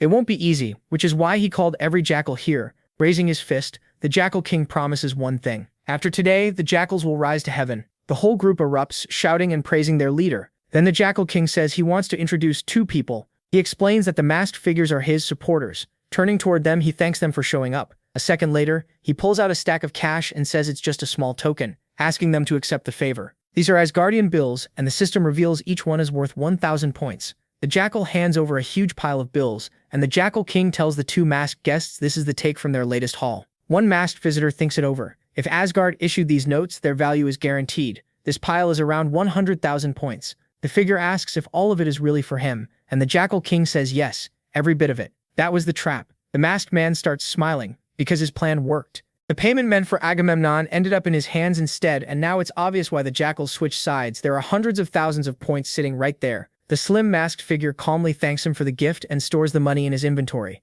The Jackal King, clearly pleased, says the honor is his. After taking the money, the masked man looks at the Jackal King and says he has something else to say. The Jackal King immediately asks what he wants them to do. He says it's time to offer this place to God and snaps his fingers. The whole area lights up at once. The protagonist unleashes massive flames and they spread through the cave in seconds. Jackals burst into fire and run in panic. The Jackal King turns back, shocked at how fast it spread, and wonders if the liquid on the ground was oil instead of water. But he's sure it wasn't oil. There was no smell. Still, the place is turning into a giant furnace. The jackals panic and scatter, each one just trying to save himself. Hargan cuts one down at blinding speed, while the Jackal King keeps wondering if the stuff was some kind of odorless powder. The Jackal King starts losing it. Then he looks ahead and sees the protagonist pulling off his mask, dropping it and crushing it underfoot. The Jackal King demands to know what he thinks he's doing. Charlie answers for him. They're taking out the trash. Only then does the idiot realize they aren't on Olympus's side. From farther off, Hargan shouts, while killing another jackal, that he is from Olympus.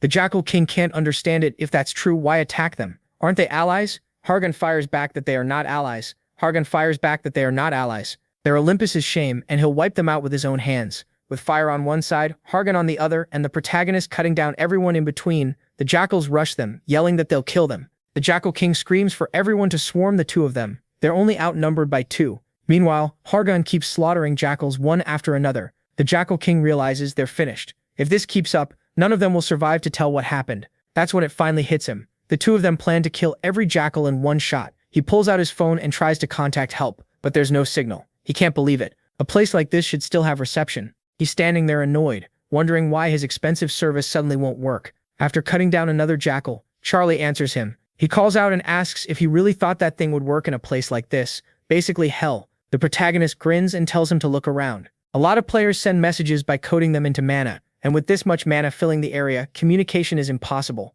All that fire is mana, so the phone is useless now. No signal, no messages. That finally sets the Jackal King off. He gives up on holding back and charges straight at the protagonist. He screams as he rushes in from behind. But like the saying goes, if you're trying to sneak attack someone, don't yell first. The moment Charlie hears it, he already knows someone's there. He turns back with those gray eyes and freezes the Jackal King in place with a skill nobody expected. The Jackal King can't understand why his body won't move. Charlie calls him by name and tells him it's time to say goodbye, then cuts him clean through the middle. That's it. Everyone's dead. It's over. The meeting point was a cave inside a huge mountain. Now it's completely wrecked, with nothing left but smoke pouring out. Charlie asks Hargan if he's okay, and Hargan lets out a long, heavy breath. He asks if Charlie seriously thinks he's okay. They just killed 1,000 people. Charlie realizes Hargan isn't tired. What he's feeling is guilt. Charlie looks at him and says that's normal. Hargan has never been through a war, so he's not used to killing people. Hargan asks how Charlie can stay so cold about it. Charlie reminds him what the jackals did for a living: kidnapping, robbery, and worse.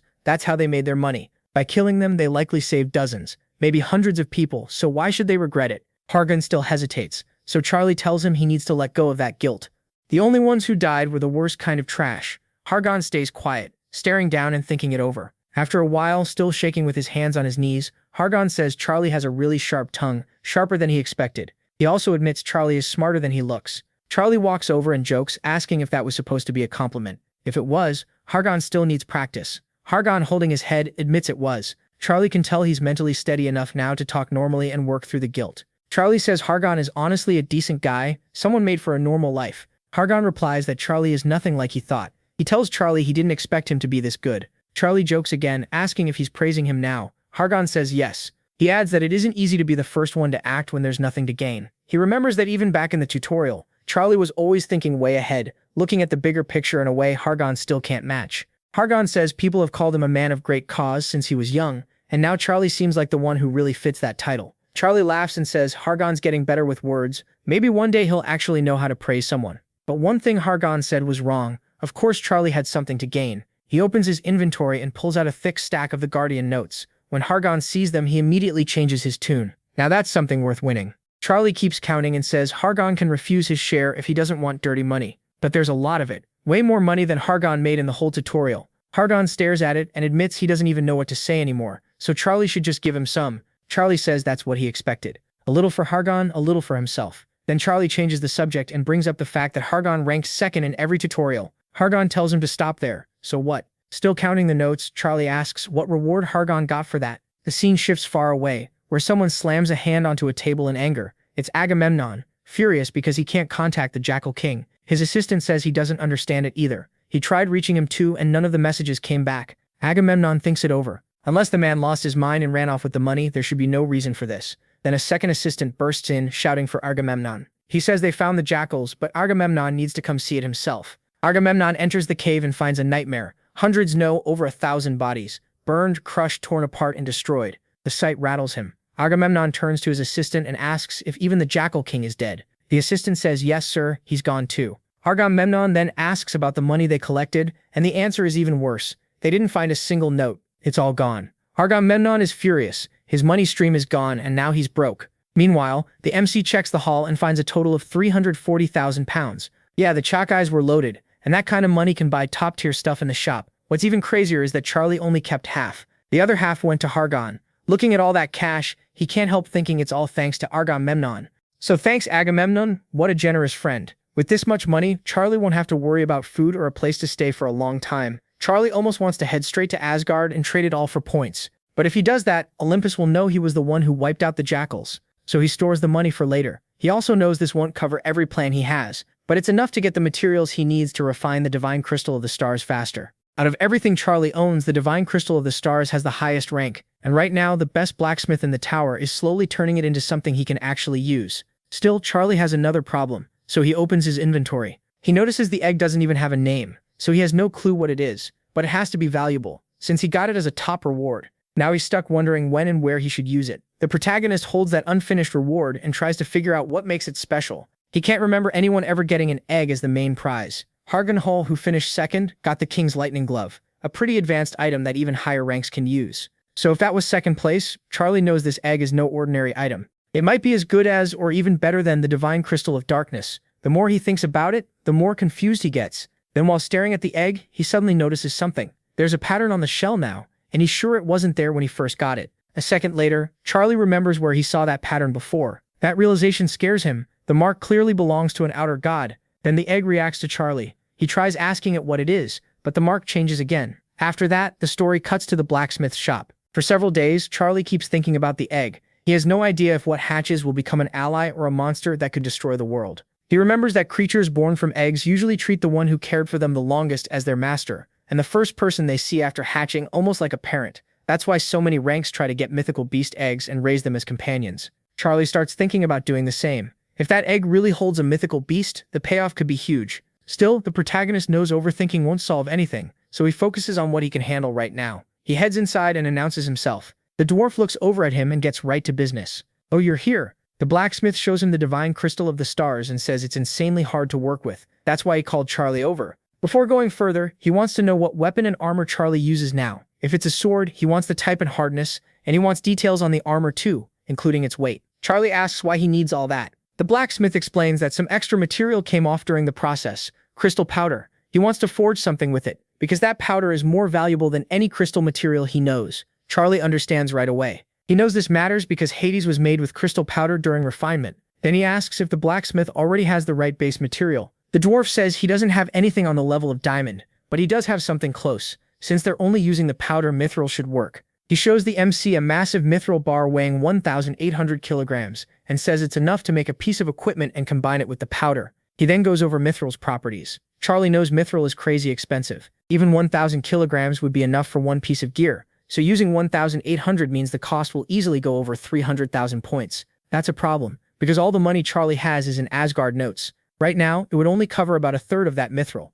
Seeing him hesitate, the blacksmith offers another option. He'll put it on Charlie's tab. Charlie asks what happens if he just runs off. The blacksmith says this whole project came from his own greed, not Charlie's request. Even if Charlie took the finished item and vanished, he wouldn't hold a grudge. Then he reminds Charlie of something important. The crystal Charlie left with him is worth tens of times more than this mithril. In fact, it's so valuable that it can't even be measured in points. So if Charlie trusted him with something that expensive, he's willing to return that trust. That gives Charlie a sense of déjà vu. This old man is exactly how he remembers him. So the MC smiles, knowing this blacksmith really can be trusted. Then the protagonist opens his inventory and pulls out his sword. He shows it to the blacksmith and explains that he needs a sword, but it can't be too heavy. The shape and length can be similar to this one, so he offers it as the model. That gets the blacksmith fired up. Forging a sword is exactly what he wanted, and he proudly says swords are his specialty. A week later, the story moves to the Olympus branch in Aquila. Agamemnon finishes putting on his gloves, still amazed that a chance like this landed in his lap.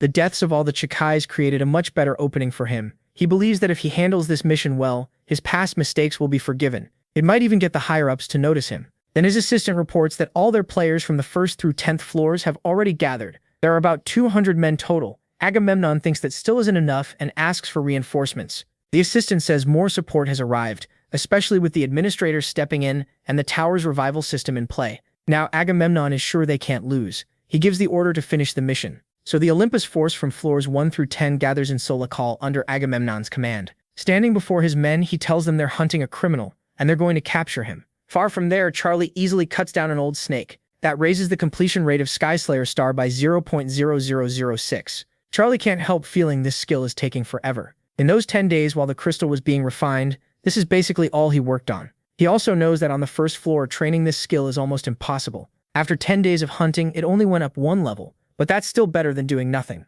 Then his phone starts ringing and buzzing. He checks it and sees a message from Vulcan saying the refinement is done and telling him to come over right away. Vulcan has just finished refining the jewel, and it came out beautifully. He says no matter how many times he looks at it, it still amazes him. He can't get tired of it. Part of him wants to finish the full item right now, but without the right materials, he knows he can't. So he picks up the jewel and carefully wraps it. Then Vulcan senses someone approaching. The presence keeps getting closer. He grabs his hammer and mutters to himself. Of all days, it had to be today. The day he finished the stone. He sets the wrapped stone back down and reminds himself he always knew this day would come. Then he moves carefully. With hammer in hand, he steps out of his shop. Waiting outside are hundreds of Olympians. Mounted on his horse, Agamemnon tells Vulcan he never expected someone like him to be hiding in a place like this. Looking around, he says he finally understands why no one found him before. This area is filthy. Vulcan tells him to stop bothering the neighborhood and asks what they want. Agamemnon answers that the question is pointless because Vulcan already knows why they're here, what he wants. Pointing his sword at the criminal, he calls Vulcan by his real name and says, "Criminal,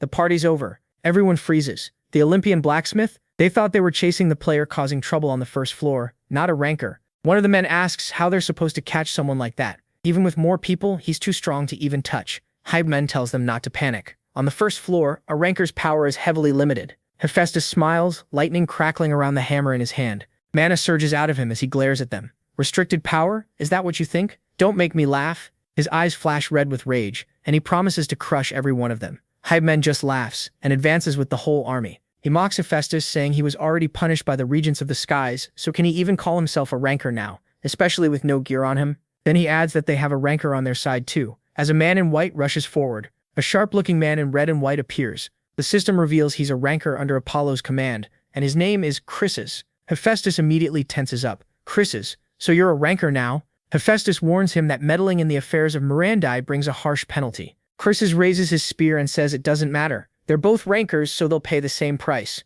Gripping his hammer, Hephaestus says they're good at copying dirty tricks. Choking on his anger, he tells Chryses to come at him. Chryses doesn't hesitate for even a second, and lunges in. Their clash erupts so hard it can be seen from far away, blowing apart the whole area. Anyone nearby definitely felt that hit. Hephaestus ignores the restriction and goes all out anyway. Ranker against ranker, their next collision is even worse. The shockwave instantly kills the soldiers closest to them. When the force clears, Chryses is holding back Hephaestus's hammer. He says he once respected him. Looking him in the face, Crisis says that after becoming a ranker 1,000 years ago, Hephaestus stopped chasing power. He chose faith instead, dulled his hammer, and stayed at his forge. That's why he respected him. Hephaestus asks if that's really the only reason. Then he forces Crisis back with brute strength. As Crisis is pushed away, Hephaestus bursts forward at full speed and slams into his guard again. Crisis is sent flying, blood spilling from his mouth. Hephaestus gives him no time to recover and charges once more. Dozens of soldiers are in the way, and he tears through all of them without slowing down. But after cutting down players from the 1st to the 10th floor, the tower's restriction starts hitting hard. Blood begins pouring from Hephaestus's whole body. Crisis walks toward him and says the penalty will be severe. Attacking players from floors so far below his own guarantees it. Still bleeding, Crisis says he meant what he said. He really did respect him. Giving up everything for faith, that resolve is what he admired in Hephaestus. Tightening his grip on the spear, Crisis repeats that this is what he respects about him. But even so, he doesn't want to fight him, and he prepares a powerful strike. Hephaestus blocks it with his hammer and tells him to cut the crap. A blast even bigger than before shakes the entire 1st floor. The last of their mana floods the area. Blood covers the ground, and the dust slowly settles. Hephaestus curses Crisis as his body starts turning to stone. Crisis used some strange magic on him. Hephaestus realizes it's the shield that's petrifying him. Crisis confirms it. Yes, that's exactly what it is. It's the Aegis, a shield shaped like a face from a jellyfish. Crisis says it's only a replica, but Hephaestus is so worn out that even a copy is enough to stop him. Temporarily turned to stone, Hephaestus finally collapses. Crepes and Agamemnon stand over him as the winners. Crepes thinks to himself that it's finally over. Agamemnon grins, proud that he completed the mission, and sure he'll be praised for it. Then he orders the soldiers to seize the criminal at once. But right then Charlie arrives. He says he can't let them take him. In a flash, his sword cuts through 2 guards' legs. Their screams fill the air. Bravo demands to know what kind of disrespectful mess this is. The others stare at Charlie and ask if he's the one who broke the new tutorial record. A lot of them had even guessed he might be a ranker or something close. Agamemnon asks Charlie who he thinks he is, barging into their business like this. From a distance, Charlie recognizes Crisis. He remembers hearing that name in his past life. He also knows fighting 2 rankers here would be a nightmare. Still, Charlie knows if this turns into a bigger fight, and an administrator steps in, Olympus will be the side that loses. Their influence on the 1st floor would take a huge hit. Agamemnon demands to know what Charlie is doing, but Charlie doesn't answer. Instead, he wonders if he'll really need DFS to use Kongon here.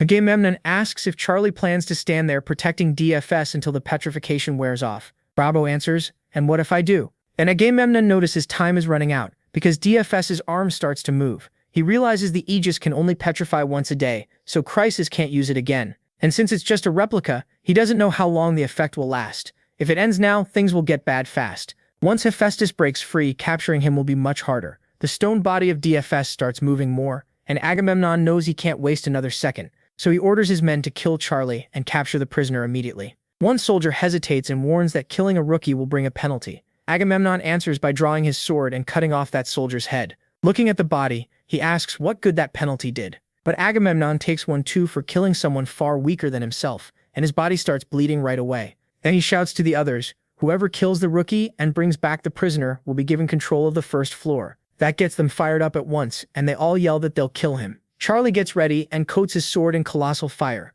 The soldiers can't even get close before the flames tear into them. Some of the dying men warn the others not to touch that fire because Charlie is too strong. A smarter one tells them to attack from a distance. But the furious rookie activates his gray eyes, letting him read the flow of the battle ahead of time. Then he cuts through the soldiers of Olympus, one after another, while the whole area is swallowed by flames. Even inside that fire, the gray eyes endure the strain of the flame attribute, leaving the rookie without a single burn. Charlie keeps cutting forward, slicing the next soldier clean through. Suddenly he senses something coming and turns, just in time to see a ball of mana flying at him. He fires one back and the 2 attacks collide, sending lightning everywhere. The impact creates a massive explosion of mana. Charlie presses forward and taunts them, telling them to bring everything they've got. Numbers alone don't decide a fight, and they should know that by now. From the rear, Agamemnon keeps shouting for his men not to stop and to box Charlie in. But inside, Agamemnon is boiling. His force includes players who made it all the way to the 10th floor. He knew Charlie was strong after seeing him take first in the tutorial, and even beat Hargan, but he never imagined he was this strong. Using his gray eyes, Charlie takes control of the colossal fire itself. Watching from afar, Agamemnon can't stop wondering what kind of rookie this is because he feels far beyond that level. Charlie shapes the flames into a towering pillar and burns the soldiers around him all at once. After that, he glances at the blacksmith and mutters that this ugly stone look really doesn't suit him. Casting a spell near Hephaestus, he asks how long he plans to keep sleeping there. Right then, a huge blast drops down on top of Charlie. He's knocked back but stays on his feet. The system says the gray eyes resisted the fragment of the sun and the mantle of permanence did too. Realizing what hit him, Charlie thinks that Crisis is finally making his move. Crisis starts bleeding from several spots on his body, the price for attacking a participant on the first floor. Even under the tower's restriction, he ignores the pain and asks Charlie what his relationship with Hephaestus is. Charlie answers politely that he's just a customer. Crisis is stunned. What? You're only a client? You jumped into all this for nothing more than that? Charlie puts his sword back in his inventory and studies Crisis, even hurt and held back by the tower's penalty. Crisis is still putting huge pressure on the mech. He knows Crisis is Apollo's right-hand man, and Apollo rules over fire. If he slips up for even a second, he's done. So Charlie quickly weighs his options and figures Crisis can probably only attack a few more times before the penalty gets too severe. Because of that, Charlie uses gigantification. If Crisis wants to fight up close, he'll have to keep attacking, and that should make the penalty hit him even faster. Charlie plans to go straight at the one using the fragment of the sun. He trusts his gray eyes and the mantle of pyromancy to help him endure it. He also believes he can survive, since he already lived through Surutra's annihilation flames. Seeing that, Crisis remarks that Charlie has a skill no normal low-rank player should have. He asks what a newcomer to the tower thinks he can do, then hurls a spear coated in solar fire at Charlie. Charlie raises his hand to stop it. The system reports that gigantification is clashing with the fragment of the sun. It also says the gray eyes and the mantle of pyromancy are resisting it too. Then a huge blast of fire erupts. The system updates again. This time the protagonist fails to fully resist the fragment of the sun and suffers a burn effect. Charlie expected that. He knows raw strength alone isn't enough to block a ranker's attack.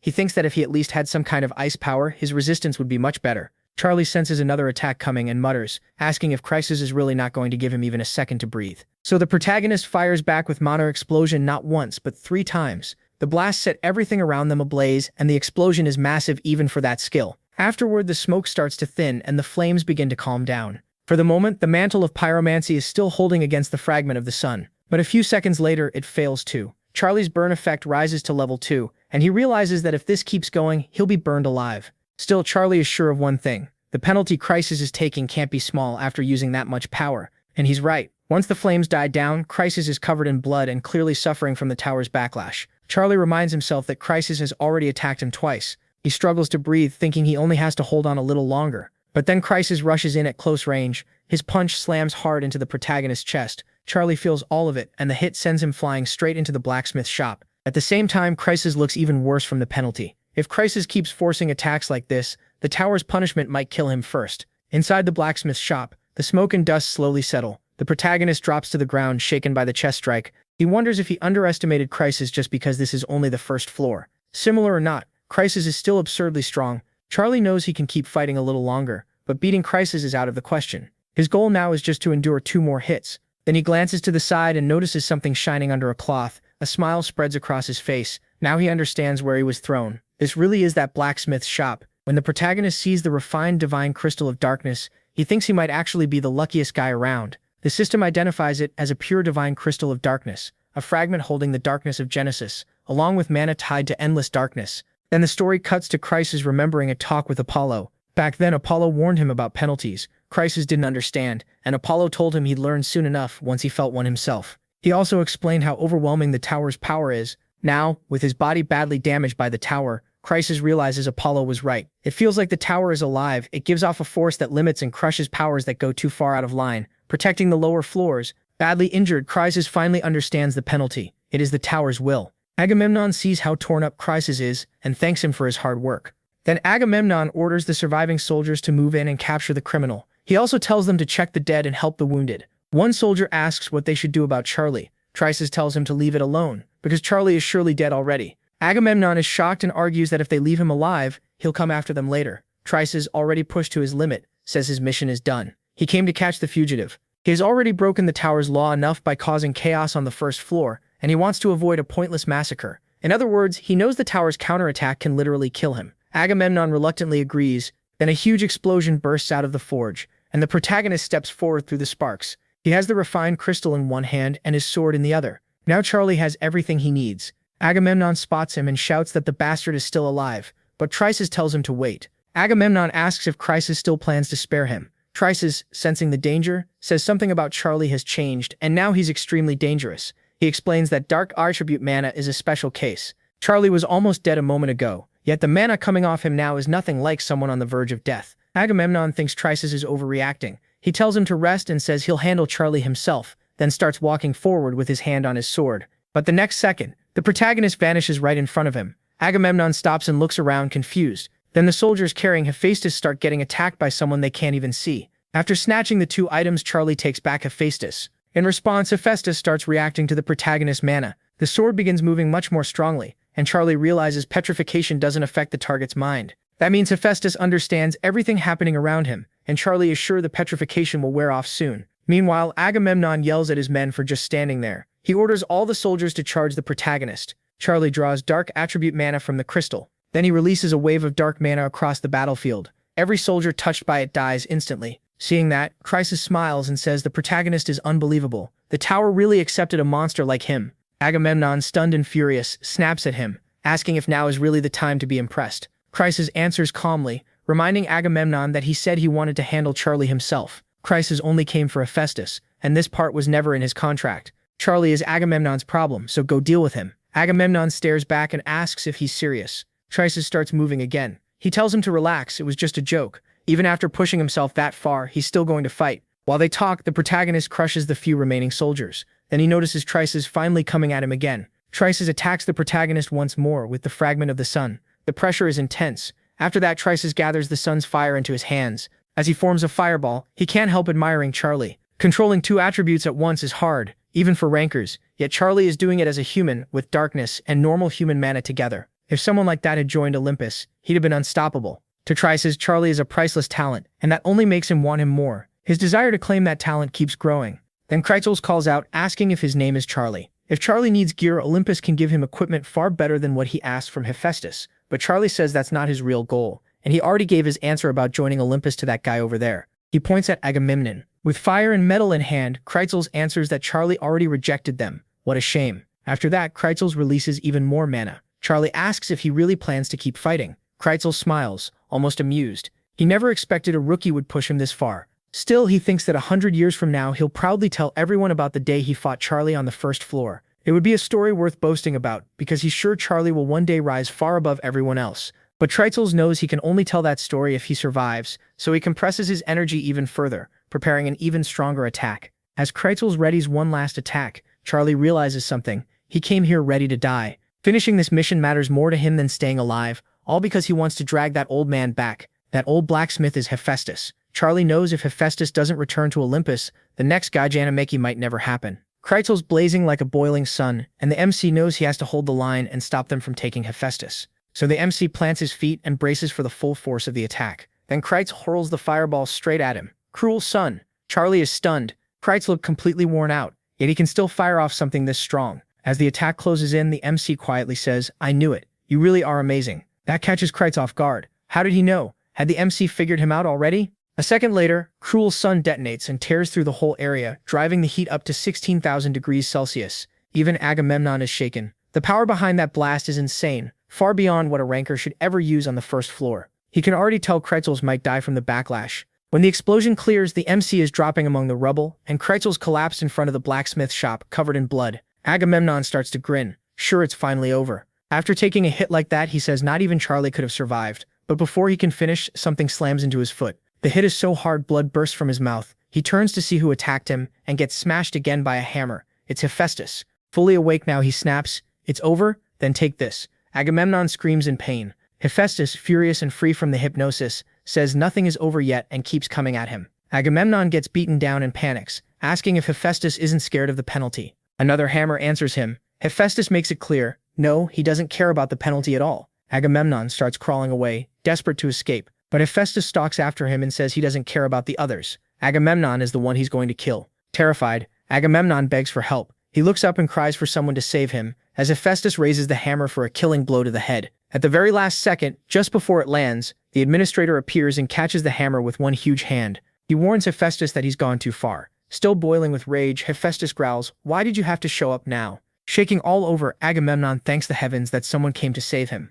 Now we get a good look at the administrator, a massive, powerful figure. The system identifies him as the administrator of the first floor. He asks Hephaestus what he meant by now, then says there's no way he'd just watch one of the tower's biggest guilds cause chaos on the first floor. If Agamemnon and Hephaestus want to fight with their full power, they can do it higher up the tower. Agamemnon quickly tries to back out, claiming this must all be a misunderstanding and that he never meant to fight. The administrator turns to him and asks, "You're from Olympus, right?" Trembling, Agamemnon answers, "Yo, yes, sir. We are." The administrator flicks Agamemnon in the forehead so hard it blasts his helmet off, then tells him to deliver a message to Zeus. The flick leaves a mark stamped with AGI. Then the administrator says, "Tell Zeus that if he pulls something like this again, I'll come there myself and rip out that stupid beard of his again, just like before." Agamemnon drops to the floor in shock, and the administrator repeats that the message must be delivered exactly as he said it. Hephaestus bursts out laughing and says the role fits Agamemnon perfectly, a messenger boy. With that burn on his forehead, Agamemnon won't be able to change a single word.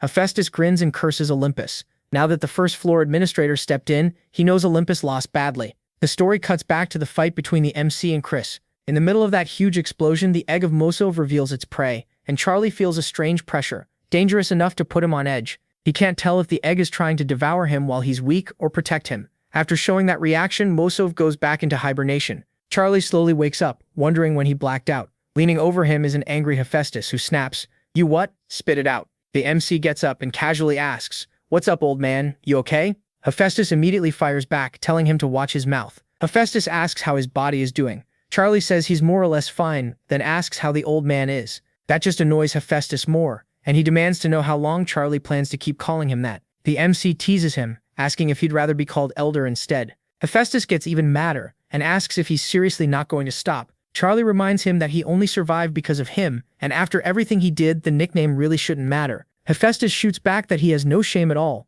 Still, Hephaestus goes quiet for a moment, because deep down he really is grateful for what the MC did. As he starts to leave, he mutters his thanks.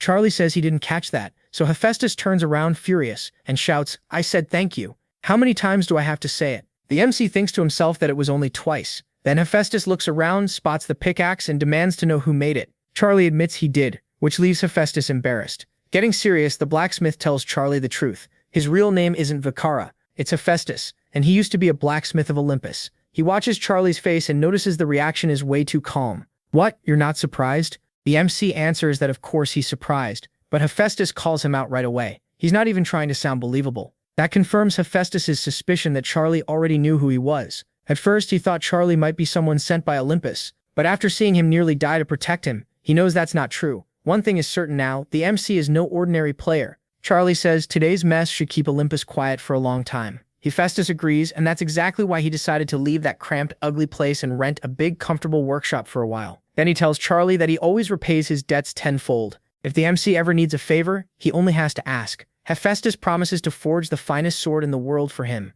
Now that gets the MC's full attention, and he breaks into a big smile. Trying to stand, Charlie says he understands that promise very clearly. He thinks that once the sword is finished, he'll start climbing the tower again. So the MC says goodbye and tells Hephaestus he'll be waiting. Hephaestus can tell the MC is in bad shape. He's dizzy and starting to slur his words, so he sends him straight to the hospital. The next scene jumps to another day. The MC is now hunting down a bunch of gorillas with the Dark Knight. He explains that he spent the whole day in the hospital recovering, but now he's feeling much better. In his original plan, he wasn't supposed to clash with Olympus until the 11th floor. Still, things don't always go as planned. Even so, he knows this turned out well for him. Olympus won't be able to meddle on the first floor for years, especially with the administrator watching it closely now. Another good thing came from all this too. His bond with the old man is almost back to what it used to be before he returned. And this time, he plans to become far stronger than before. Now he has the Crystal of the Stars, and he grips it tightly. He knows this crystal will make a huge difference in the second Gigantomachy. Holding the divine Crystal of the Stars, he realizes it's especially hard to control. And now that it's been refined into a jewel, it feels completely different from the Helm of Invisibility Hades used before. The power coming from it is on another level, and Charlie wonders if the item itself is different or if it only feels that way because the user is different. Then the MC explains the 3 big changes he noticed after the crystal was refined. First, its description changed. Second, its durability, boost rate, and consumption rate all increased a lot. And third, a new effect appeared, the invocation of Hell. He knows Hell is tied to Hades. It's basically the source of Hades' power. Still, there's a limit on it, so he can't draw out all of Hell's power. Even with that restriction, once he absorbs the mana, he can tell how incredible the Divine Crystal of Darkness really is. Charles also figures out it works like a catalyst. It doesn't hold darkness itself, it calls that power in. After using the Divine Crystal of Darkness all day, the mech starts to understand how it works. Once he gets the hang of it, he's ready to leave. But then his phone rings. The message is from Hephaestus, telling him to come over right away. A little later, the scene shifts to Hephaestus's office. Charles notices the place is huge, and figures Hephaestus must have spent a lot on it. Hephaestus is so good that anything he makes is worth tens of thousands of points.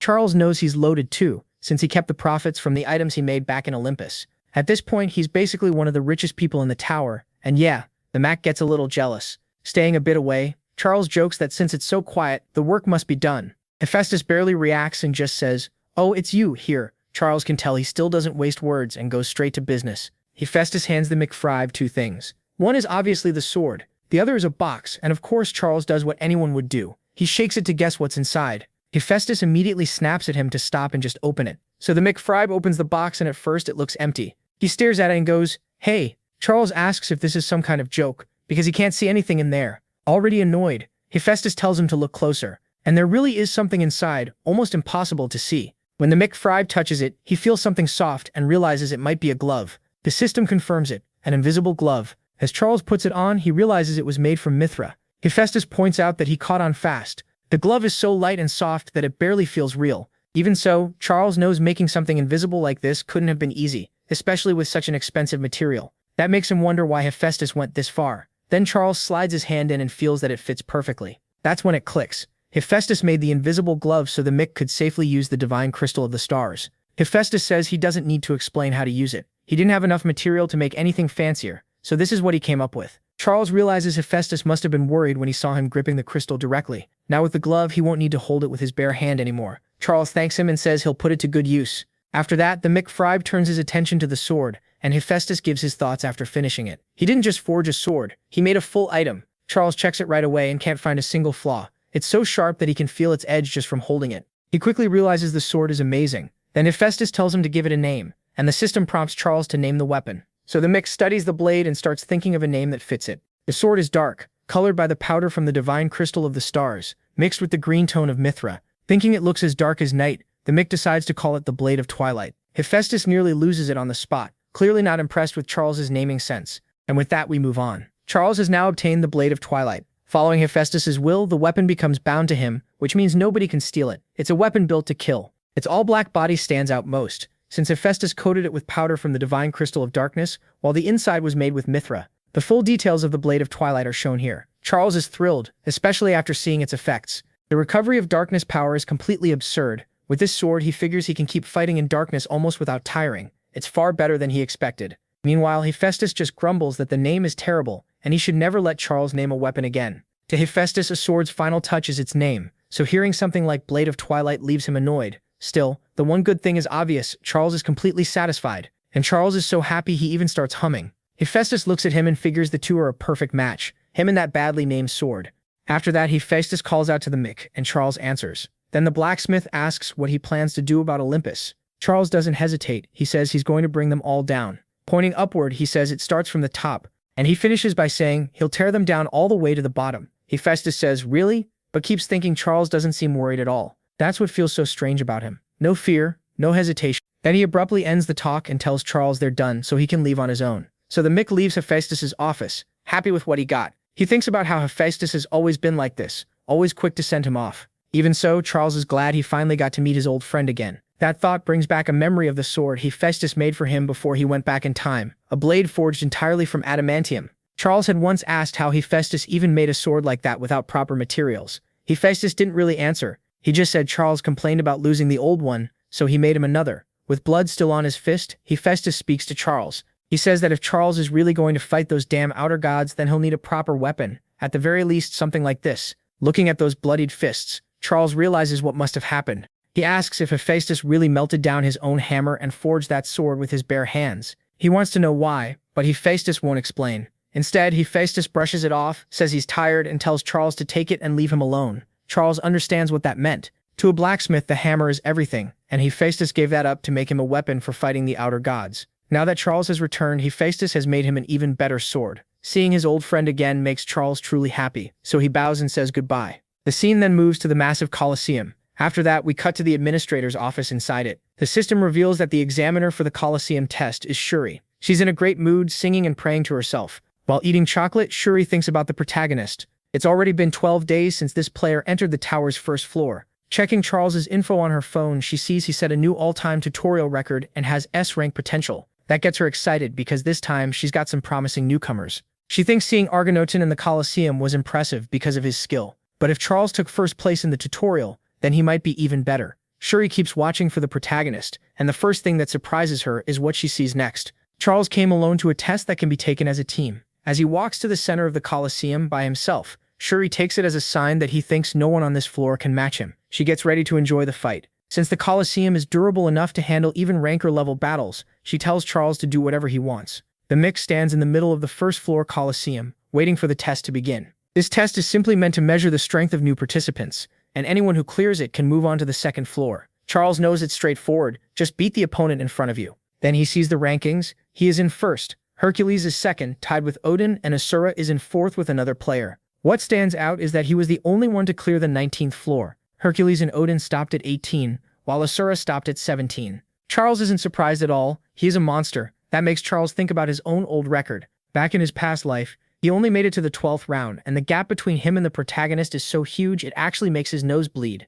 He checks the rankings and notices Hargan reached round 16. That shocks Charles, because it's way beyond what he did in his past life. He figures the Thunder Gloves must have boosted Hargan like crazy. The Mick grips his sword. He pulls the blade from his belly and steadies himself. Charles knows he still hasn't mastered H50, but he plans to soon. Then the system announces the start of the test. The rule is simple: beat your opponent. Charles points out something important. No one has ever cleared every round in this Colosseum. Just then, the gate opens and the first enemy steps in. Charles instantly activates his gray eyes. He knows the reward depends on how many enemies he beats, so the faster he clears it, the better the prize. This place is where future rankers push themselves to the limit, and they only get one shot on the first floor. Once they leave, they can't come back stronger and try again. A huge orc warrior appears in front of Charles. The beast charges in, glaring at him with bloodshot eyes. Charles is completely unimpressed. He thinks this orc isn't even worth getting excited about. The monster rushes straight at the Mick. The orc closes the gap fast, hungry for blood. It locks onto Charles and pours arcane power into its sword.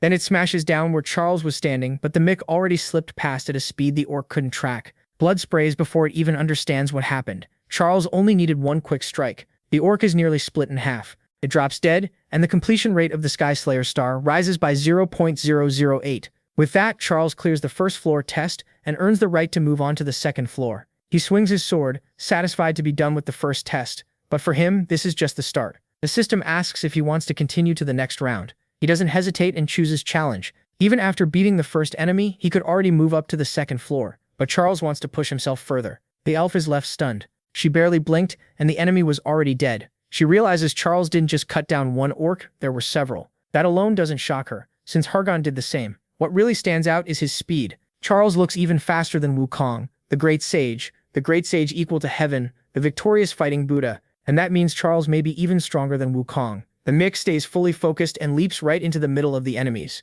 With his gray eyes active, he cuts down everything in front of him, then he keeps advancing through round after round. Now he's up against infernal skulls, and they give him no trouble at all. He tears through them with ease. The elf notices he hasn't stopped fighting for even a minute. He keeps killing without pause, clearing the 9th round, then the 10th, still climbing. What's even crazier is that he's saving mana and stamina by not using skills at all. He's fighting only with his body. Then he clears the 11th and 12th rounds. The last warrior falls with Charles's sword through his chest. The elf is amazed. He isn't just surviving these rounds, he's crushing them. From everything she's seeing, his goal is much higher.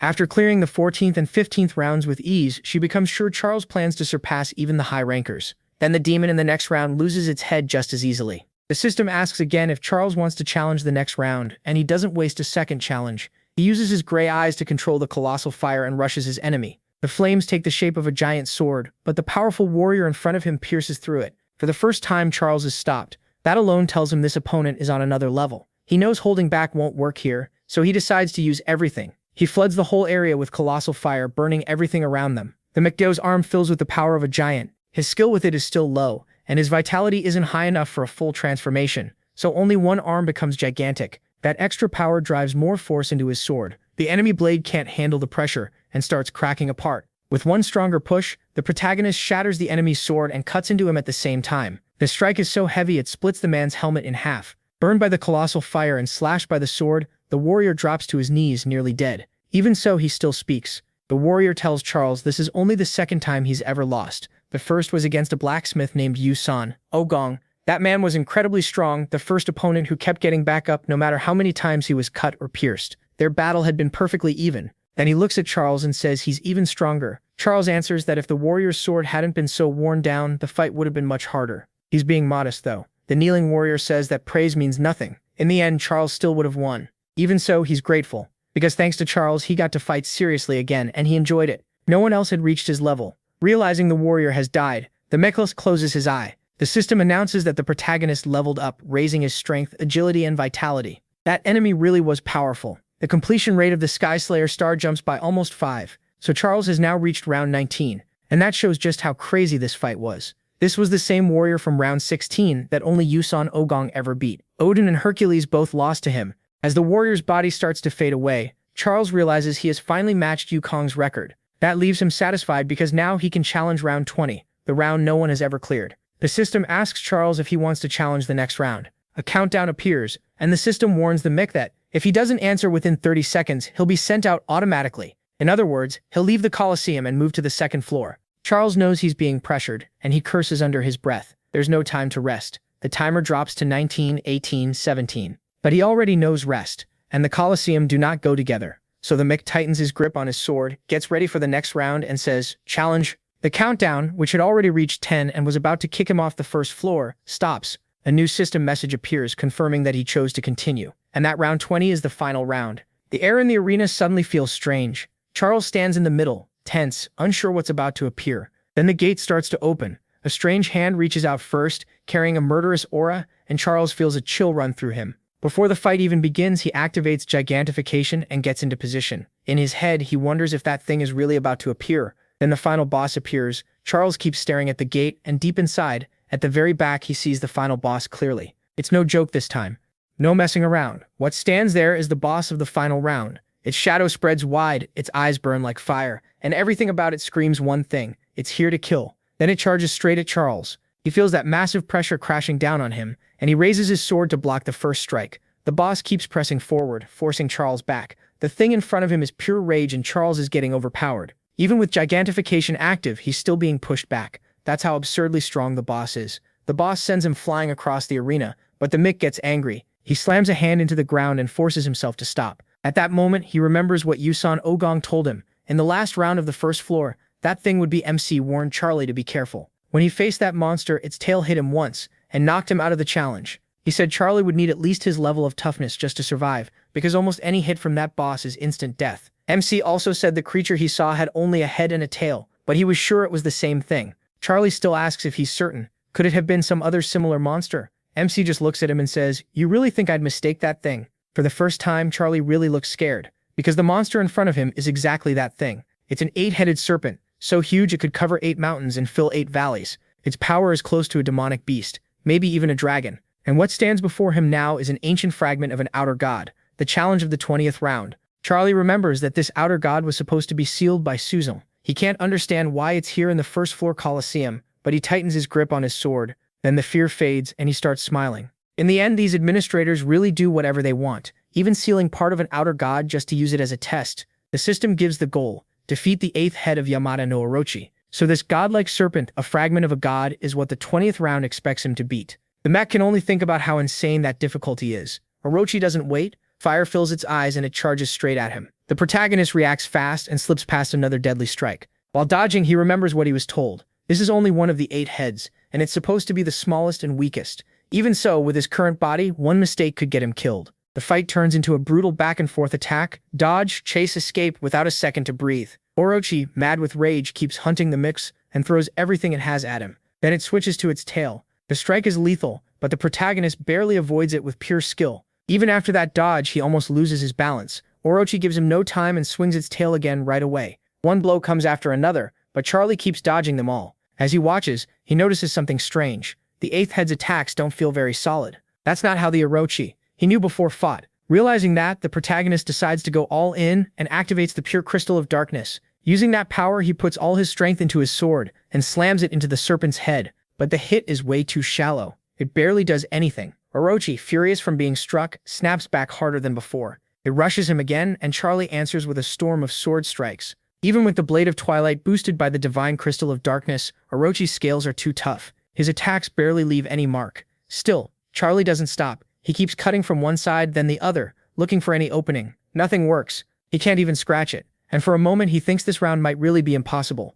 Orochi attacks again, and once more he avoids it by a hair. But even without his monkey eyes active, he knows one thing. The tower never gives a challenge with no answer. So once his eyes are active, he starts searching. He remembers what he heard before, and becomes sure that the key must still be somewhere on Orochi's body. Above the arena, the elf Delicia watches the whole fight. Shuri Delicia wonders why Charlie stopped attacking. It's been a while now. He's only been dodging. She figures he finally understood how hard it is to damage that boss at all. Still, she knows he's already done something unbelievable by making it this far. Looking on, she thinks he could quit now, and it would still be amazing. Even that tiny wound on Orochi's head was a huge feat. But then she sees the protagonist mutter, "I found it." That makes her freeze. What did he find? The Mexei's eyes sharpen. He found what he was looking for, and now he moves to strike. He jumps onto Orochi and starts climbing. He races up the boss at high speed while Orochi tries to crush him. Charlie keeps climbing like the giant serpent is nothing, moving so fast Orochi can't catch him. Once he gets close to the spot he found, he channels gigantification into his arm and drives all his power forward.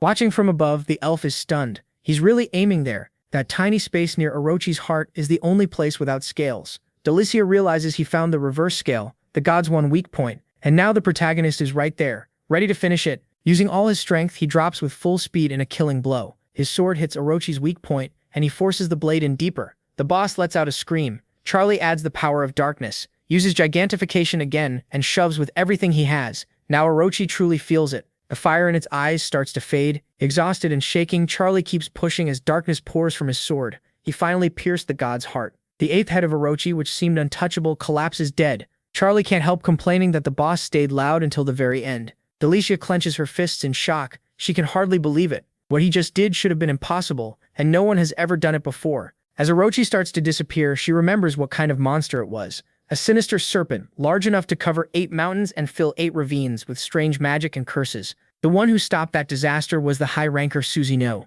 Back then, Orochi nearly wiped out an entire floor of the tower, but Susanoo beat it with an indestructible magic sword. That blade carried a sealing power that trapped anything it pierced. That's how Orochi was sealed, and that wound in its chest never healed. It became the only reverse scale in the beast body. Looking at Charlie with his sword buried in Orochi's heart, she feels like she's watching a legend come back to life. Part 5 already? That was fast. Guess you're fast too. Be sure to like and share, and let's keep going. Charlie gets a system message confirming he defeated the 8th head of Yamada no Orochi. He levels up again for killing that weakened god, and the completion rate of Skyslayer star jumps by 12. By far, this is the strongest enemy the protagonist has ever faced. Even that knight who beat Odin gave him less than 5 of Skyslayer star's completion rate. And with that, the Colosseum records the protagonist as the new first place. Then the system shows his status. He's stunned. He had already leveled up in round 19, and after killing this god, he leveled again. Once you pass level 60, leveling gets much harder, so this is a huge surprise. With no enemies left, he puts his sword away. After doing the math, he realizes only 31 levels remain until level 100. He's growing much faster than he expected.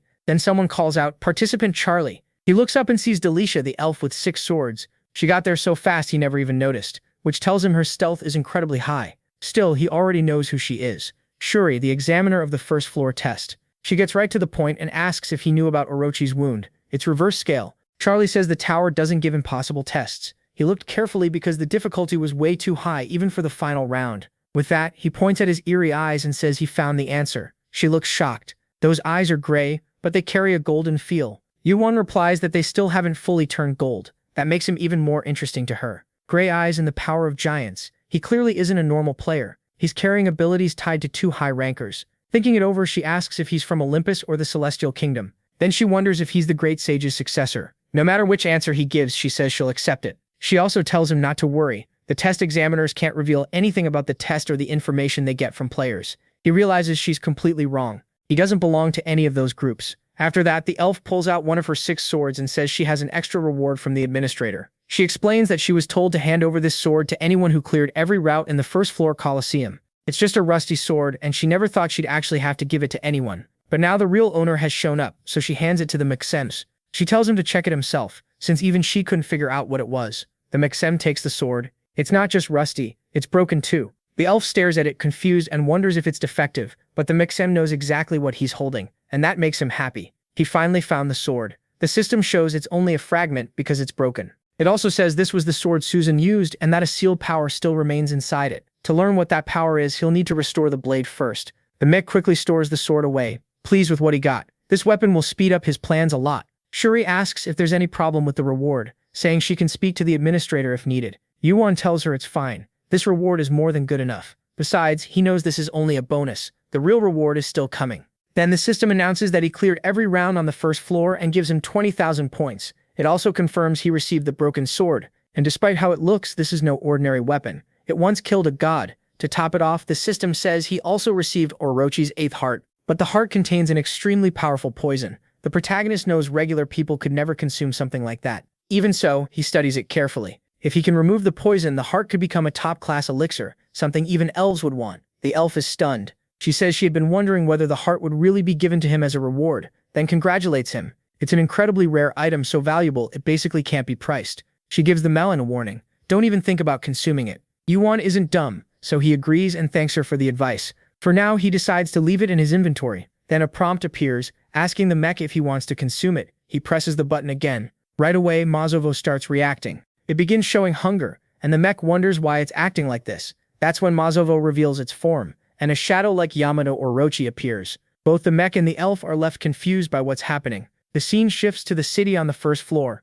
People are buzzing over the news that the Colosseum rankings, unchanged for over 1,000 years, have finally been shaken up. Someone else adds that the new first-place player is the same guy who topped the tutorial. One man, shocked, asks if this means another monster like Yu-san. Ogong has appeared. Then he wonders if the guy is a pure blood and where he even came from. His friend says he heard the mech came from a place called Earth, but nobody there has even heard of Earth. A masked man jumps in and says one thing is clear: the mech keeps taking first place in everything he does. At this rate, in a few decades, he might even become a ranker. The story moves to the 9th floor test, the giant labyrinth. Suddenly, one of the maze walls explodes. Then the cause becomes clear. It was the mech who smashed through the wall. The system announces that he has just completed the 9th floor labyrinth. The mech is thrilled, especially because he's about to meet the man who loves crafting items, Hephaestus. He greets him casually, saying it's been about a month since he left, and now he's back. Then he asks if it's ready. Hephaestus only answers with a hard stare, still grinning. Yuan says he came to pick up his things. Hephaestus snaps right away, angry that MC is calling him old man again.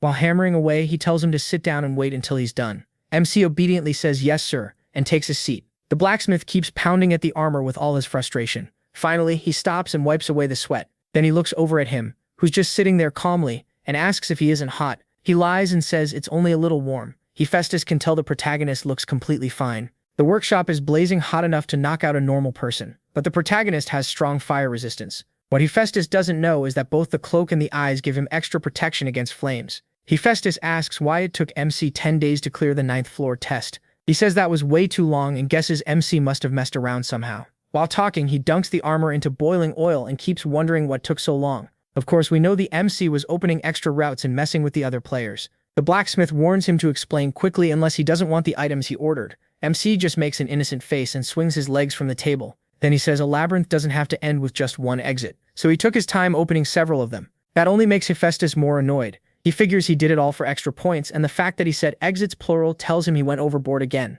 The blacksmith asks why he can never do anything normally. He just listens with a smile. Even so, Hephaestus admits he's curious about what he'll pull off in the next test. Laughing, he says he'll tell him all about it when he comes back. Hephaestus then shows him a sword that looks more like a huge machete, and asks if this is the weapon the protagonist plans to use in his next test. He goes on to say he's never made anything like it before. Most weapons are built to carry mana well, but this one has terrible mana conductivity on purpose. It was forged from several materials and mana flows through it horribly, though the blade itself is still sharp. MC catches on fast and says that bad mana conductivity means high mana resistance. Hephaestus confirms it, explaining that he used materials he normally saves for armor. MC starts guessing what they might be, thinking of things like aquatron and obsidian. Hephaestus says the weapon's mana conductivity is so awful it could be called his worst failure. But that's exactly what he asked for, a weapon terrible for mana, so he made the worst one he could. Then the blacksmith tries channeling mana through the sword to test it. A second later, the system reports a failure in activating the arcane sword.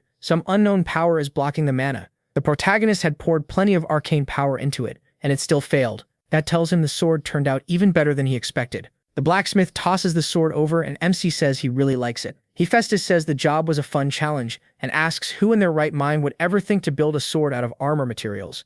Before Hephaestus can say more, Yuan transfers 10,000 points to him using Guardian Notes. The old man loses it. He asks what kind of nonsense this is and whether he is seriously trying to pay him with a check. He calmly says Hephaestus will get into trouble if he gets too used to giving him things for free, so he's paying properly. Smiling, the protagonist tells him, "Old man, I'll be back soon." See you. The scene changes back to the same city. The system says a portal has appeared near the workshop. MC heads to it, and the system confirms he cleared the 9th floor trial. After paying 10 points, he uses it. Once inside, the system tells him to pick a destination. He's excited. He finally made it to the double-digit floors. Without hesitation, he chooses the 10th floor. He wants to go to the martial realm. The system confirms he's qualified and sends him there. A moment later, Yuan arrives at the 10th floor, the martial realm. The system says this is the starting area of the 10th floor, the martial city in the northern region. The martial realm is huge, surrounded by oceans, and built on one rule, the strong rule over the weak. The moment the protagonist steps in, the 10th floor test begins. The place is packed with people trying to recruit new players.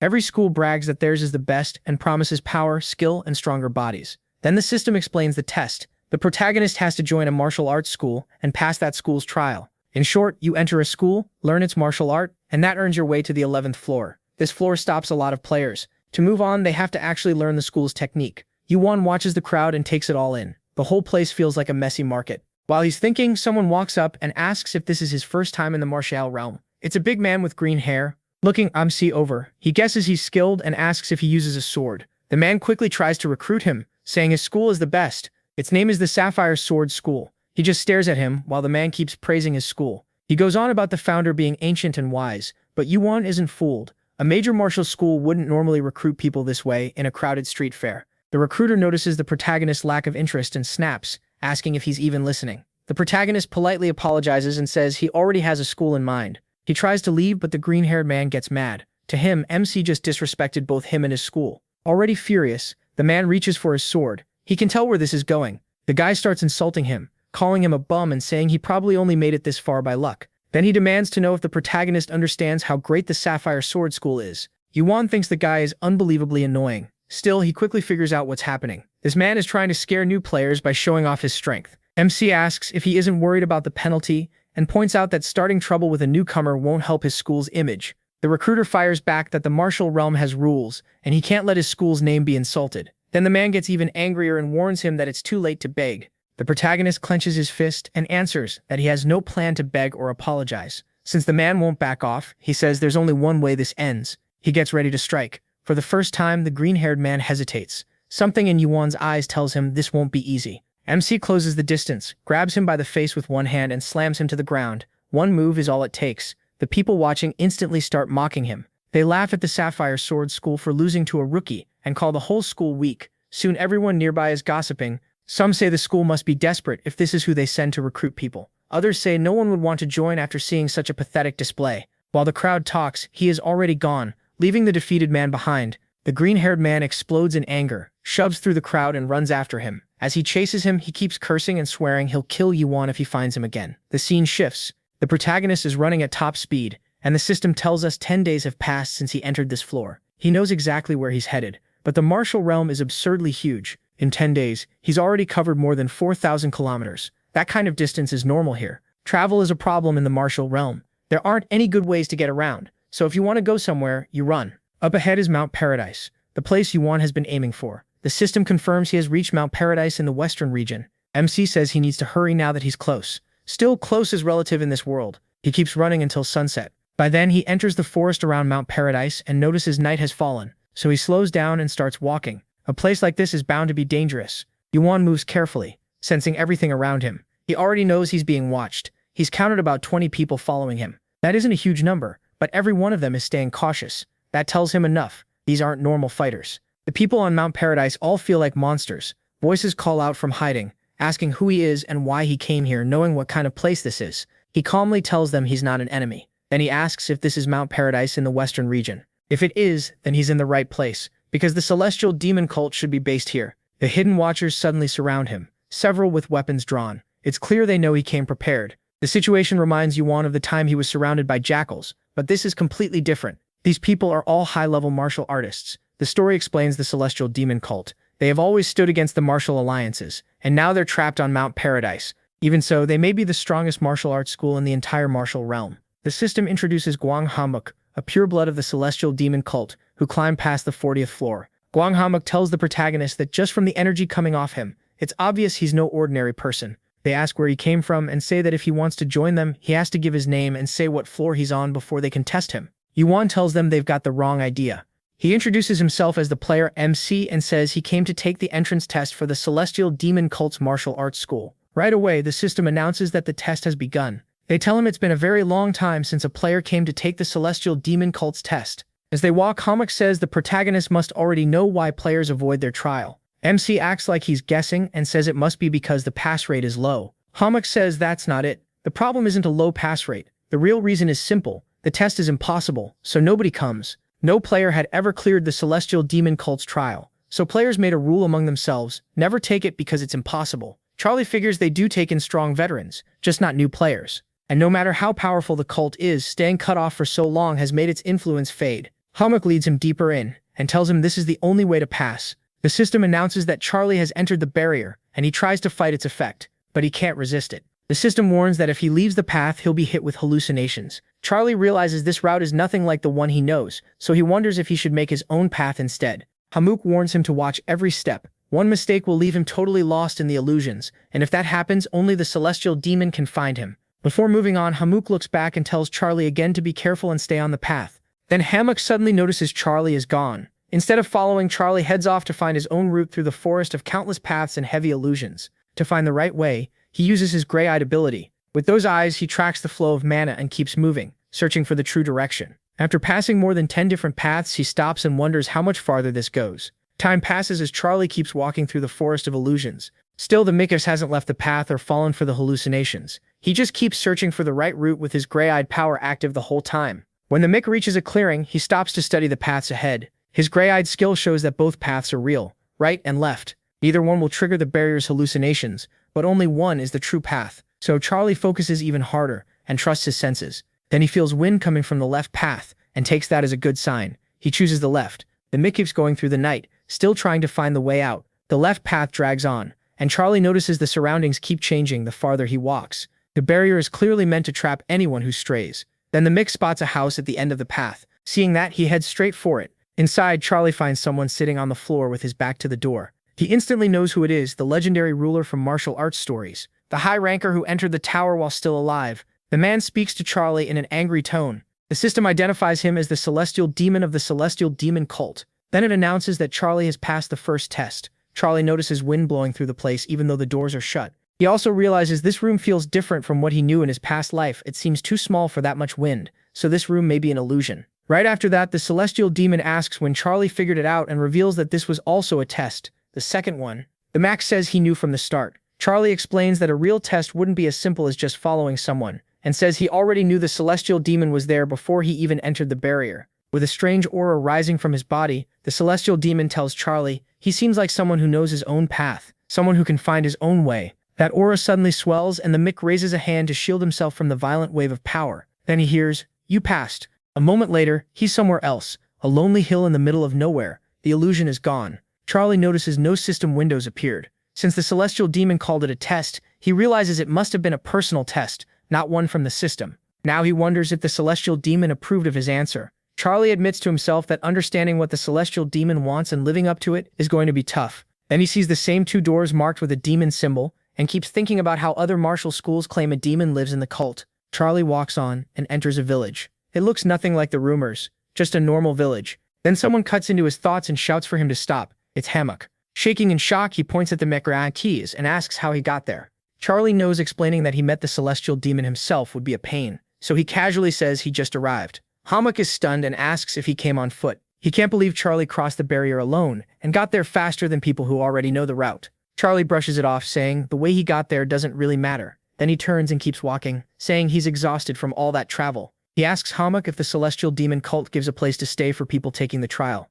Hammock freezes, not sure what to say, while his assistant can't believe a stranger crossed the barrier and beat them there. Hammock says he spent 50 years memorizing the path there and back, but this guy made it through by a completely different route. He goes silent, frowns, and wonders who this guy really is. The scene shifts to a bath. The mech is finally soaking after more than 10 days without bathing, brushing his teeth or combing his hair. He relaxes and starts really enjoying it. As he looks around, he takes in the place. Then he realizes the room the Celestial Demon cult gave him is tiny. He thinks that if the trial were even a little easier, way more people would want to join, and the cult would have a much better chance of connecting with the other martial schools. But Charlie knows the Celestial Demon has his own reasons for keeping things this way. One thing is certain, almost nobody knows what goes on in this place, because the cult keeps to itself. Still, the mech is sure none of this will be for nothing. Then Masovo appears in the inventory window in front of Charlie. The egg sways around like it's completely at ease here, and its hatching progress is at 13.58%. Watching that, Charlie realizes it's been restless ever since they entered the Celestial Demon's territory. This thing hasn't settled down for even a second, so we jump right into part 6. On this YouTube channel, things move fast. Last time, Masovo seemed really comfortable, and later Charlie gets mad at the egg for what it did. At first, I didn't even remember the egg doing anything, but after checking again, including the Chinese version, since some images were missing in translation after Norosh died, I found what happened. After the 8th head of Yamada no Orochi, Norosh was killed, the egg's evolution was at 12.35%. Then all that stuff with the elf happened, and by the end I said the egg revealed its form. In the Chinese version, the egg actually appears around them like a strange presence. The elf is terrified and pulls her sword when she senses a weird presence and an eerie breath nearby. Charlie thinks the egg hasn't hatched yet and still has a long way to go, so he wonders what kind of form it's showing now. Then Zoe is left completely shocked because the egg really did take shape. It appears like a ghostly being with dozens of eyes and starts devouring Norosh's body, basically turning a dead god into a snack. Meanwhile, the Mick just watches, while the elf grips her sword and gets ready to fight. She can tell that presence belongs to an outer god, and that makes no sense to her. This place is protected by the tower, so how did something from outside get in? She rushes in to strike the egg, not understanding what it is. The Mac quickly stops her and tells her to wait. Don't attack, this thing belongs to him. Meanwhile, the egg keeps eating like a dog guarding its food. Charlie asks her to hold on for just a moment. At the same time, the system announces that the egg is consuming the 8th head of Norosh, and the egg doesn't stop snacking for even a second. Honestly, for it, this is the best meal possible. A true little gourmet. The elf is stunned. She tells Charles this thing is eating the whole corpse, and she's never seen anything like this before. A god's body is being devoured right in front of her. Looking at Charles, she says he killed Norosh, so the body is his to deal with. She won't step in, but she wants to know if this is one of his abilities. Sweating a little, Charles says, more or less, yes, it's basically one of his skills. Of course, the elf has no idea Masovo is the one doing it. Charles admits he doesn't fully understand what's happening, but whatever this is, it came from him. Meanwhile, Masovo keeps eating through the god's remains. By now, all the flesh is gone, and he's moved on to the bones and skin. Then Charles wonders what kind of creature Masovo really is.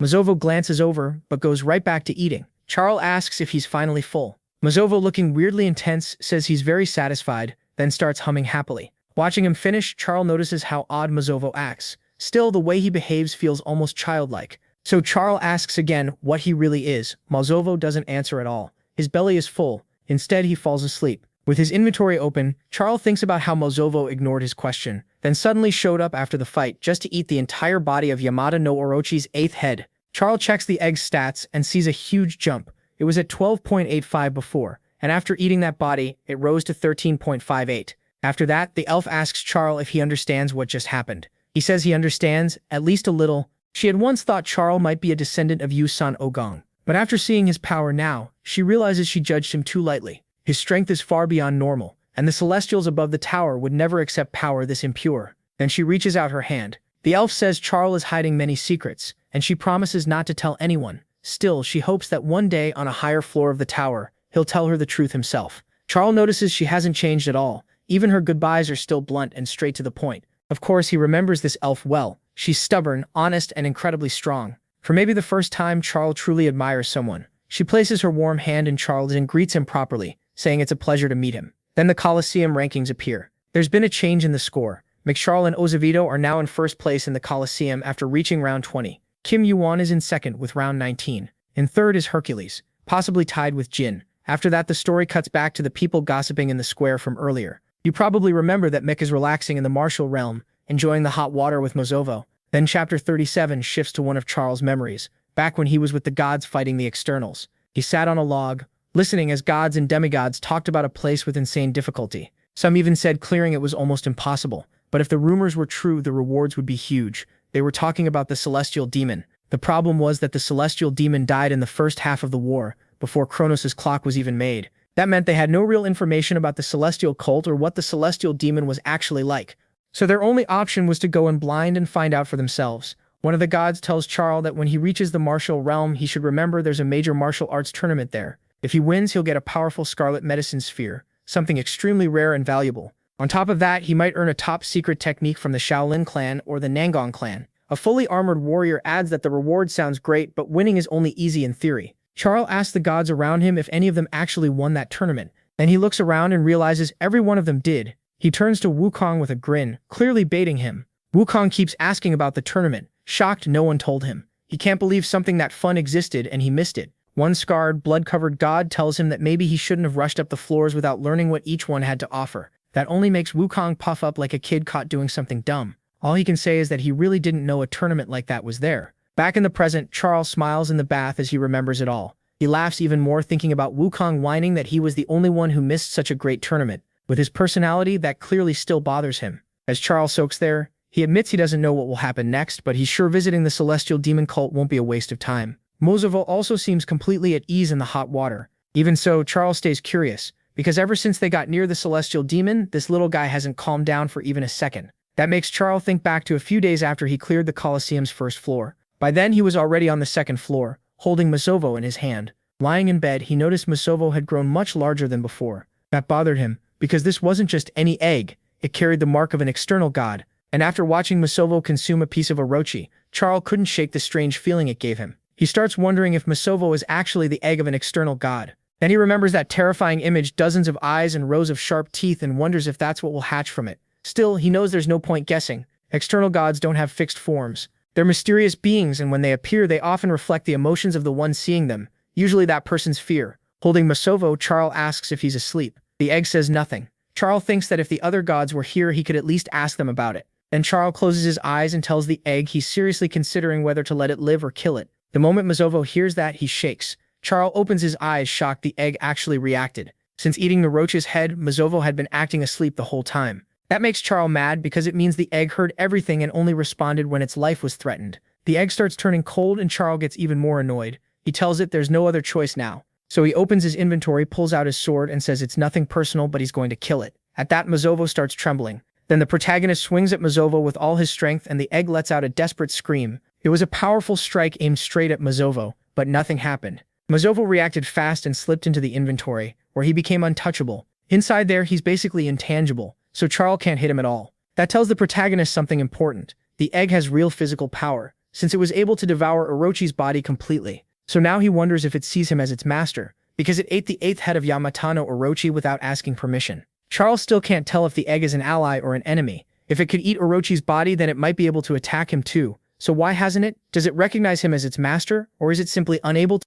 With all those doubts, Charles decides the only thing he can do now is keep watching the egg. Back on the 10th floor, Mozovo is happily soaking in warm water. Holding the egg, Charles asks if it likes it. Mozovo actually answers yes, and that catches him off guard. Then the egg slips back into the inventory and acts like it's asleep again. That just annoys Charles even more. Mozovo slept for a whole month, woke up for a moment, and now it's back to pretending again. Charles still has no clue what's going on, but it's clear the outer gods and the celestial cult are tied to something bigger. Mozovo's strange behavior only makes him worry more. Those thoughts finally end, and the story moves to the next day at the celestial demon cult. The 4 lords of the cult gather to talk. As direct disciples of the celestial demon, they don't meet for just anything, so today's topic matters. The Spear Lord announces they have a new challenger, the first one since Zhizhang Yang, who challenged them decades ago. Beside him stands the Tao Lord. Then the Fist Lord adds that it's been exactly 34 years since the last challenger. None of them know who Charles is. Since they've been stuck in the paradise world for centuries and can't leave, they've lost touch with what's happening in the tower.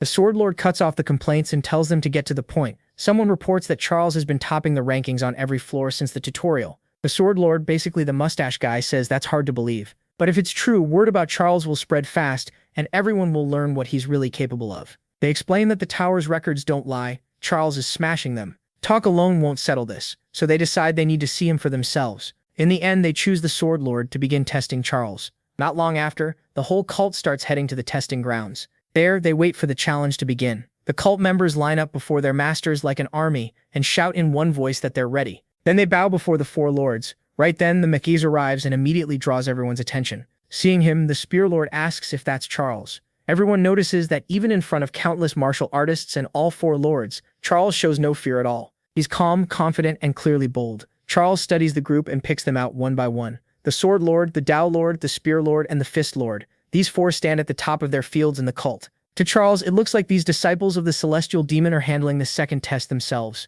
The way everything is arranged tells him they're the best the cult has. Then the Fist Lord breaks the silence, asking if he's the one who passed the first test. He says Charles does seem different, and hopes the rumors aren't overblown, then moves to start the second test. But just then, someone runs in shouting for them to wait. The system identifies him as Vice Captain Zion Jerry-Yang of the Black Storm Squad, the same challenger from 34 years ago. He quickly apologizes to the four lords for barging in. Then he makes a request. He wants to test Charles first. The four lords talk it over for a moment, they reach a decision and allow him to face the Mick first. He thanks them at once. When he turns toward Charles, the penalty flow around him starts rising sharply. The hostility is obvious. Charles can tell right away that Jerry is strong. Jerry walks straight at him with heavy pressure pouring off him, making it clear this won't be an easy fight. Looking at the situation, Charles figures out that this isn't an official cult test. The Sword Lord agrees, but says a test should come with a reward. So he decides on one. If Charles wins, he'll receive the cult's Scarlet Blood Medicinal Sphere elixir. Then he asks what Charles thinks. Charles knows exactly how valuable that elixir is,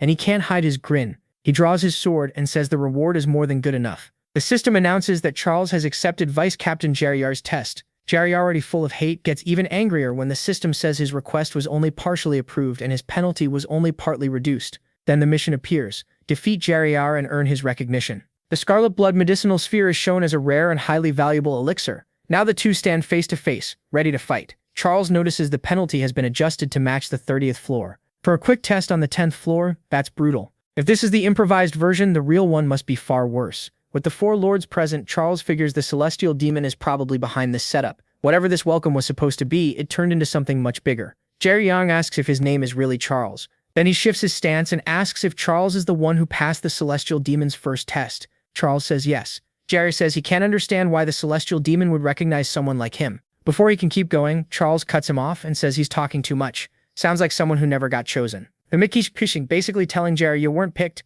I was. That only makes Jerry's hatred boil over. He bursts forward at top speed, rushing Charles with clear killing intent. Jerry Yang throws everything into one attack, trying to end it in a single blow. He slashes at Charles with full force, but Charles slips aside cleanly. Tracking him with his eyes, Jerry Yang spits out an insult. Meanwhile, Charles stays loose and relaxed, just waiting for the next move. Jerry Yang unleashes a non-stop flurry of attacks, but Charles keeps dodging every single one. Jerry Yang spots an opening and shifts his footing. He goes for a decisive strike, but Charles deals with that one too. In the middle of it, Jerry admits he wasn't recognized by the celestial demon. He shouts for everyone to hear that he gave his life to the celestial demon cult and spent his whole life trying to pass that test. He says he risked his life climbing the tower to become a martial artist who could bring glory to the cult. He mastered many martial arts, trained as hard as he could, and still failed. Yet an outsider like Charles was chosen. Still attacking with rage, Jerry demands to know who Charles is to be recognized when he wasn't. Charles gives him a simple answer. It's because Jerry is still like a child. After dodging for so long, Charles finally stops just avoiding the blows and moves to answer back. Their swords crash together as they test each other's strength. Charles's blade grinds against Jerry's. The weapons break apart, sending both fighters a step away from each other, but they're still close. Charles keeps talking, asking Jerry if he really wants to know why the celestial demon didn't choose him. Jerry stares at him, confused by what Charles is doing with his hand. Charles has already let go of his sword and cocks back a punch. The system says his arm is being infused with the giant's power, but because his vitality is low, the gigantification is only partial. Then Charles drives a punch into Jair's ribs and slams him into the ground. One hit is enough to show the gap between them. Jair crashes down, bleeding from the nose and writhing in pain. Standing over him, Charles gives the real answer. The reason he wasn't chosen is simple. He's weak. Charles even asks the four lords if what he said isn't true. The Sword Lord watches him with a hard, careful look. Then a small smile appears. The mustached Sword Lord says that, for the first time in a long while, he's seen something truly interesting. Charles proved his strength clearly. Even without relying on his sword, he beat Jair with raw power alone. The Tao Lord wonders how this fight would have gone without the tower's penalty. The Fist Lord just shuts that down. There's no point thinking about it. Charlie is clearly way above Jair. The Sword Lord, in a great mood, says Jair's reward will be the Scarlet Blood Medicinal Sphere. Then the system announces that Charlie passed Jair's test and received a Scarlet Blood Medicinal Sphere. They tell Charlie it isn't some amazing treasure, but he should still take it. The MC answers that since he barely had to try, the reward is actually pretty good. The Fist Lord asks if Charlie even knows how valuable that trash is. Most players who just reach the 10th floor never even get to see something like it. The Tao Lord adds that Charlie acted like this test was child's play, so he can't tell if he's just immature or truly fearless. The Sword Lord asks if Charlie learned a martial art somewhere, because he couldn't place that fighting style. Still, he says it was impressive, especially the way Charlie stopped Jair's sword. The Angry Lord says Charlie was only copying. The Sword Lord says Charlie's performance genuinely surprised him. Right after that, he moves on to the next test, but before he can finish, the Fist Lord cuts in. Grinning wide, the Fist Lord announces that the second test will be a fight against him. The system reveals his name as Peng Bai Clin. From here on, he'll be called the Fist Lord or Bai Clin. The Fist Lord says the test won't be a normal duel. Charlie only has to survive 3 of his techniques and the match will happen in 3 months. Aside from elixirs and high-level martial arts, Charlie can have anything he needs, training space, food, clothes, whatever. He just has to ask. When Charlie looks at the Fist Lord, he knows this man's skills are the weakest among the 4 celestial lords. Even so, each attack is so overwhelming that it can match the others. And even with the tower's penalty helping him, he'd still be facing a rancor. The protagonist thinks about how absurd this challenge is. Getting into the celestial cult is clearly meant to be nearly impossible. Still, he focuses on one thing. He only has to avoid or block 3 techniques. Then, with Jair still unconscious behind him, Charlie looks at Baiklin and asks why not start right now. Everyone there goes cold the moment they hear that challenge. The Spear Lord harshly warns Charlie that the captain he beat is nothing like the Fist Lord, who is a rancor. Talking like that makes it sound like he's looking down on them, and he tells Charlie not to underestimate the celestial demon cult. Charlie apologizes and says he never meant to disrespect the cult. Hearing that, the Fist Lord says it's fine, and if Charlie wants it that badly, they can do it. He starts to raise his hand, but the Sword Lord stops him. He reminds him this test was set by the celestial demon, and it isn't the same as the one that just happened. With a serious look, the Sword Lord says only the celestial demon can change the rules.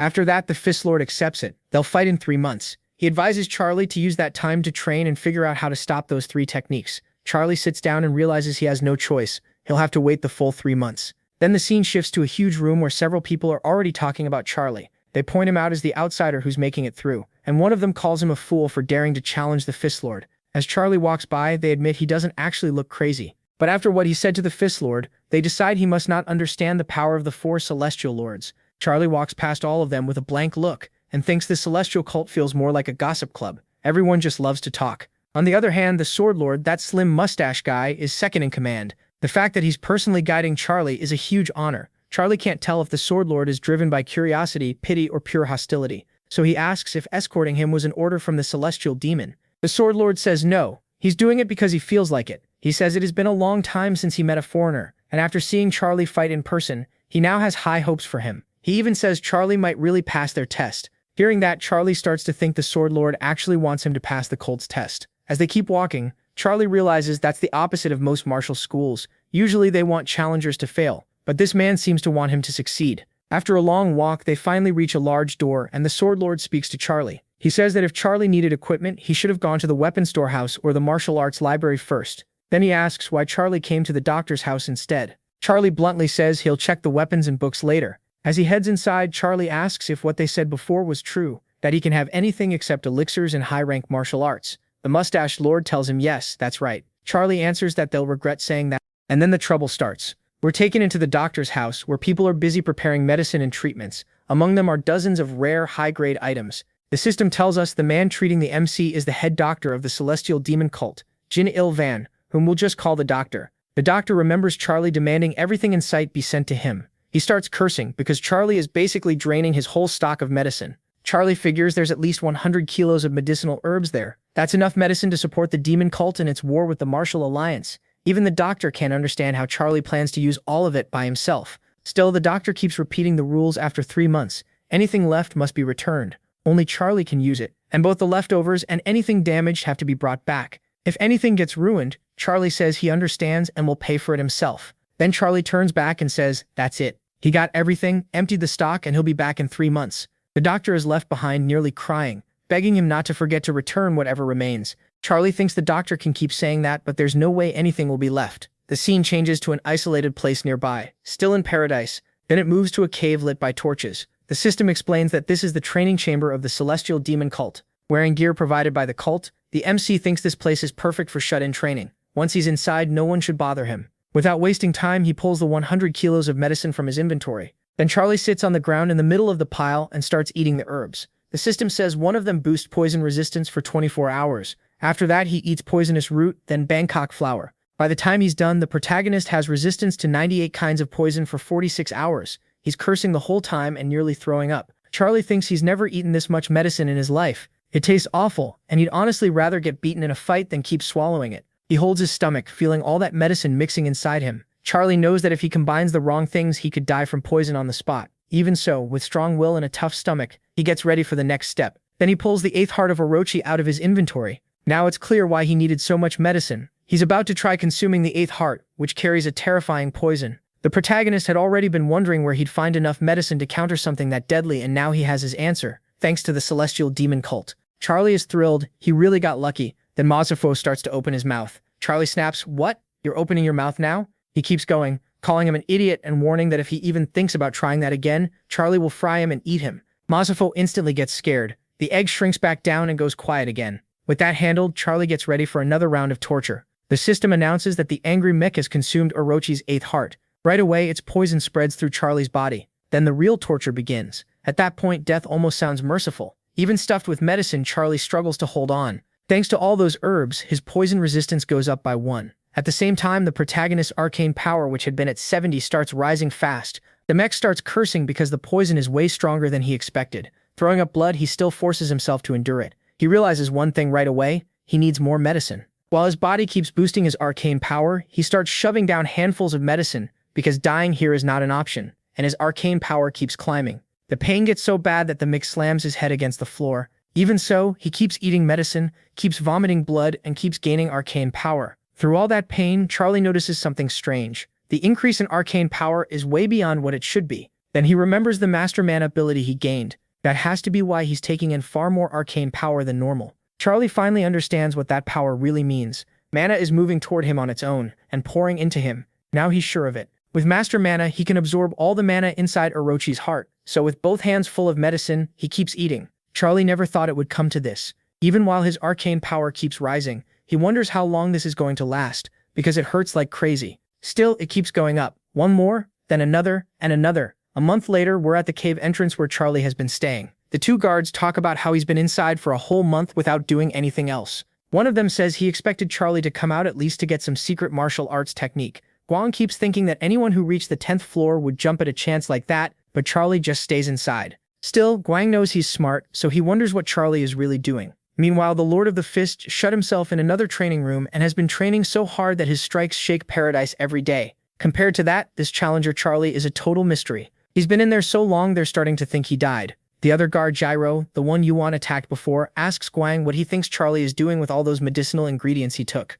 Then suddenly the door starts to open. Both of them stop talking. After a full month, the chamber door finally opens. Charlie steps out and asks if they came to welcome him. Both guards are shocked by what they're seeing. Why? Because things have changed, a lot. The mix is eating like a monster, tearing through everything in front of him. He's eating enough for 10 people. The guards just stare, wondering where all that food is even going. One asks if he went the whole month without eating. They point out there were grain balls inside the chamber, so he could have eaten those. Charlie says he planned to leave the room only once, so he wanted something good for a change. Guang is so stunned he wonders if the mix has 3 stomachs. Gyro, being sharper, asks the real question. Did you spend that whole month just eating medicine? Why? The protagonist just smiles and says, it went badly. Guang studies him and says there are no wounds on him, and he doesn't look poisoned either. Then something clicks and he's stunned. Poison, that's it. He realizes Charlie must have been dealing with an antidote problem. Some rare elixirs are incredible, but they're hard to use because they carry deadly poison. Most people would never risk their lives on them, but if someone had free access to a huge amount of medicine,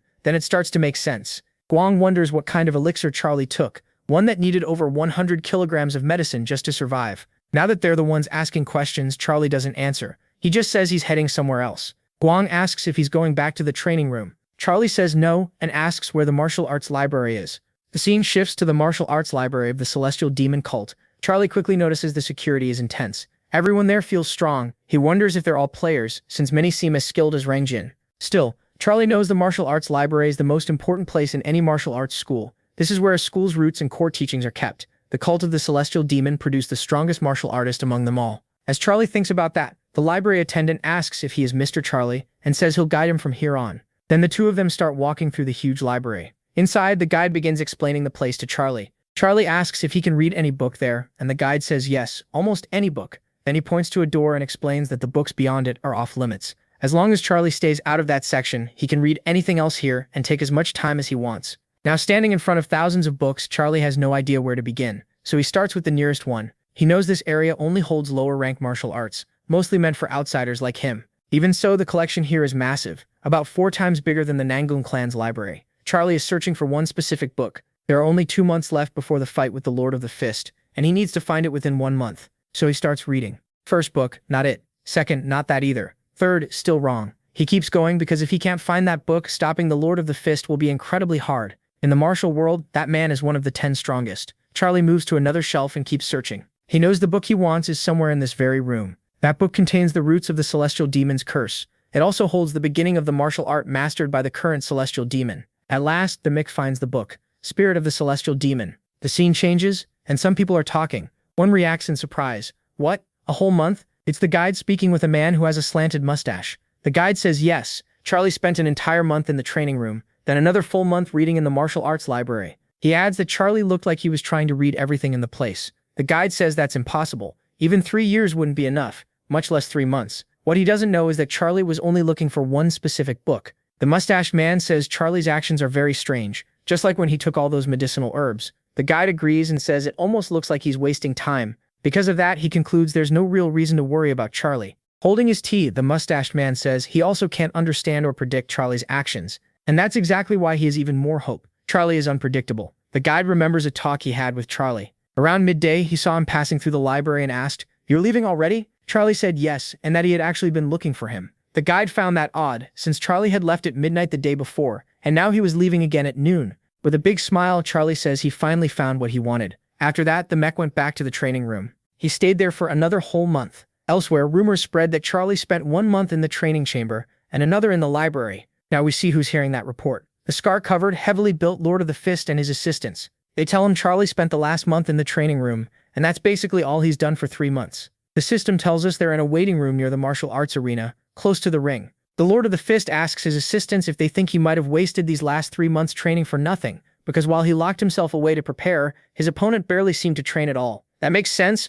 As he finishes getting ready, the crowd gets fired up, like a new star is about to appear. The Lord of the Fist quietly vows to go all out, but not kill Charlie. Now the scene moves to the martial arts arena. The twin figures say this is going to be an amazing match. They know it's rare to see the Lord of the Fist show his full skill. Other onlookers add that Charlie is famous too, and the top guilds all want him. Then the Lord of the Fist starts walking down the stairs, hearing the crowd buzz around him. People can't stop shouting. The Lord of the Fist really came in person, and his presence alone is crushing. Looking over the audience, he feels the celestial demon cult has grown soft and weak, so he shouts for everyone to be silent. He declares that this is not a normal duel, it's a test of the celestial demon. Because of that, everyone must show respect and stay quiet. With that, he steps into the center. But the mech makes an entrance of his own. He drops in at crazy speed, so fast it's hard to follow, and dust flies everywhere. Then he stands there, ready to fight. Charlie shows up, wrapped up, and jokes about the weather. Across from him, the Lord of the Fist calls him out for being late. Charlie just laughs and says the man's got jokes. Then he tells him to start already.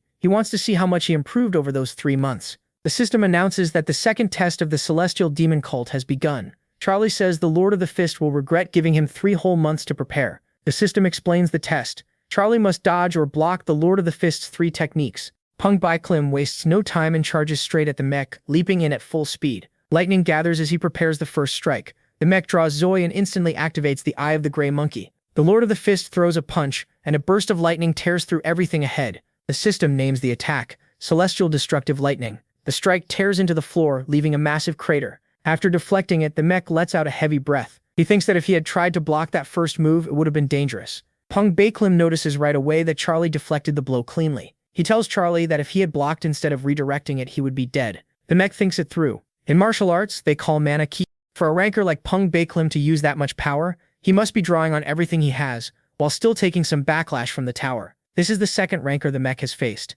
but this time is different. Pung Baiklim accepted the challenge, so the tower's penalty is much lighter. Back when he fought Chris, the penalties hurt Chris badly. Here, that won't save him. And Chris was far weaker than the Lord of the Fist.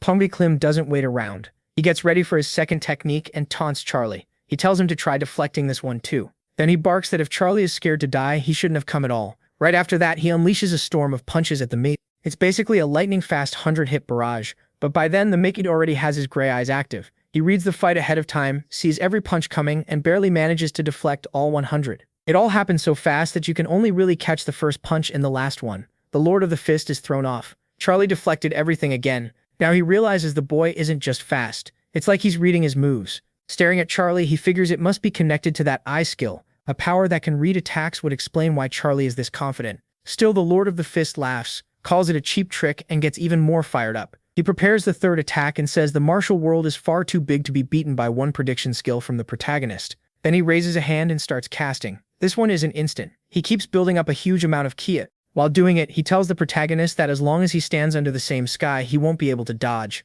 The weather starts changing fast. The watching lords realize this magic could even hit the spectators. and a thick storm cloud forms overhead until everything goes dark. One of the lords quickly warns that they need a barrier for the audience. Another says he'll handle it. As that happens above, Charlie notices the strange movements from the lords of the celestial demon cult. That alone tells him the next technique will be completely different from the first two. He looks up and sees clouds and lightning twisting together. Charlie realizes the next attack will cover the whole field, so dodging won't work. Still, he figures an attack spread over such a wide area should be weaker than the first two, so the Mick decides he'll have to block this one. He uses gigantification to endure it, and the system notes what's coming next. Seeing Charlie change his stance, Lord Pungbaklim asks if he's given up on dodging. Then he says that's probably the smartest choice, but he adds that Charlie's end has come. His green eyes glow even harder as he prepares the finishing blow. He calls out the third technique, aiming at the Mick. Then a rain of lightning crashes down on the training field, followed by thousands, maybe tens of thousands of bolts, spreading deadly power across the entire area.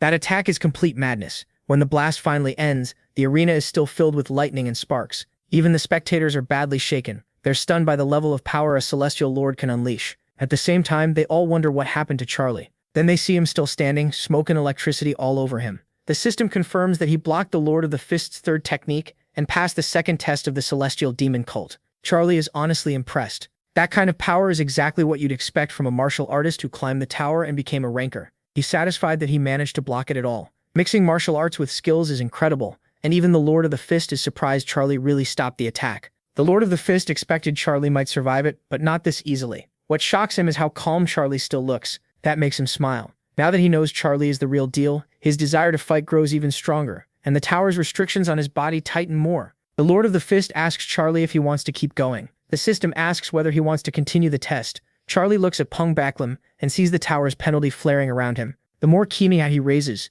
and the more he wants to fight someone far below his level, the harsher the punishment gets. Charlie knows that if he agrees, things are about to get serious, but that's exactly what he wants. So the protagonist activates a strange mana around his whole body. The Lord of the Fist is shocked and curious. He asks Charlie how he got the spirit of the celestial demon, since no one but the celestial demon should have it. Charlie says what he's using now isn't good enough to truly be called the spirit of the celestial demon. It's only an incomplete shell. Hearing that, the others realize what Charlie gained from all that time in the library, and both the Lord of the Fist and the other Lord are stunned that Charlie obtained something they never did. The Swordmaster we call Little Beaver recognizes it right away. It's the basic form of the celestial demon spirit, also called materialized mana, a kind of mana with its own shape and will. Watching from a distance, he can tell it's still just the starting stage. Even so, it's beginning to form, which means it still counts as the celestial demon spirit. Seeing Charlie bring out even that basic version leaves him stunned, and he starts wondering how far Charlie can go. Charlie notices the Lord of the Fist hasn't moved and calls out, "You're not coming? Then I will."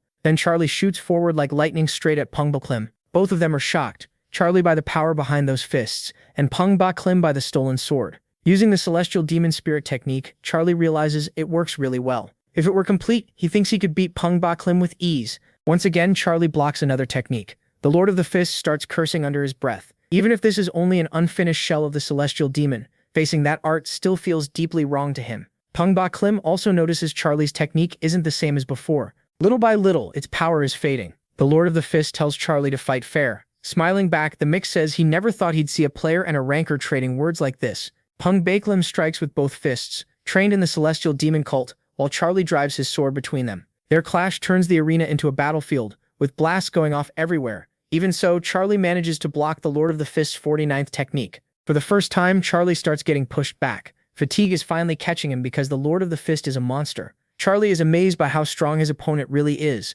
As the fight drags on, the Lord of the Fist is finding his rhythm, and Charlie starts wondering if he's used to fighting the celestial demon spirit, or if Charlie himself is weakening along with that spirit. The Lord of the Fist is breathing hard, furious that Charlie blocked another move, especially the 49th, which was a heavy one. His bloodlust flares up, his ki surges even higher, and the tower's restriction gets harsher as his power keeps rising. Looking at Charlie, he asks if this can really keep going much longer. He raises his fists and boosts his power again, even shocking the others watching. Then he throws out a challenge, betting Charlie can't endure it. Charlie sees the penalty building up and knows the next hit will be brutal. He doesn't act reckless. He uses gigantification to guard against what's coming. Pungbaklim doesn't waste another second. He rushes the mech and swings with everything he has. Charlie takes the hit and gets knocked back. But as he falls, he throws 3 mana explosion spheres over the Lord of the Fist. But the Lord of the Fist is a lot smarter than Saruptra was at the start of the story. Now Pungbaklim's eyes change, and with pure hatred in his face, he goes on the attack. Using his famous rapid strikes, he knocks away all 3 mana spheres.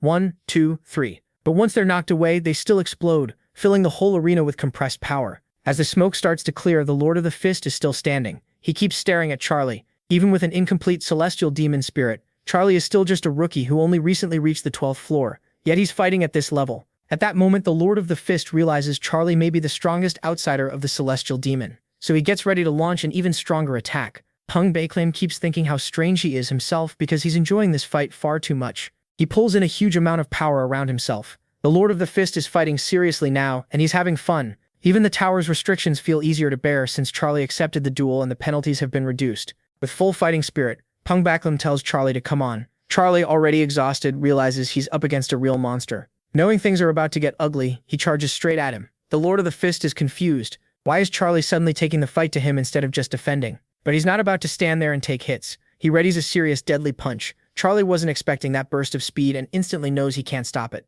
The blow slams into his chest with enough force to tear through concrete. The system says Charlie blocked the Lord of the Fist's 89th technique, but let's be honest, he blocked it with his chest. With his prediction skill active, Charlie notices another attack flying straight at his face. And this time, if it lands, he dies. The punch tears past him with so much speed and force, it nearly takes his head off. The Lord of the Fist realizes he has the advantage now. His physical stamina is way above Charlie's. Charlie also knows he can't keep the celestial demon spirit active much longer. After taking that chest hit, he understands one more punch like that could kill him. Sweating and bleeding, he admits this fight stopped being fun a while ago. Still, he's not losing to just anybody. He's up against a ranker who climbed 100 floors while he's only around the 10th. Even so, the Lord of the Fist says Charlie shouldn't talk like a weakling. In his eyes, the fight has only just begun. Charlie knows he still can't land a clean hit, and he definitely can't afford to take one. All he can do is dodge, while the Lord of the Fist keeps attacking without pause, asking if that's all Charlie plans to do. The pressure from the Lord of the Fist keeps building.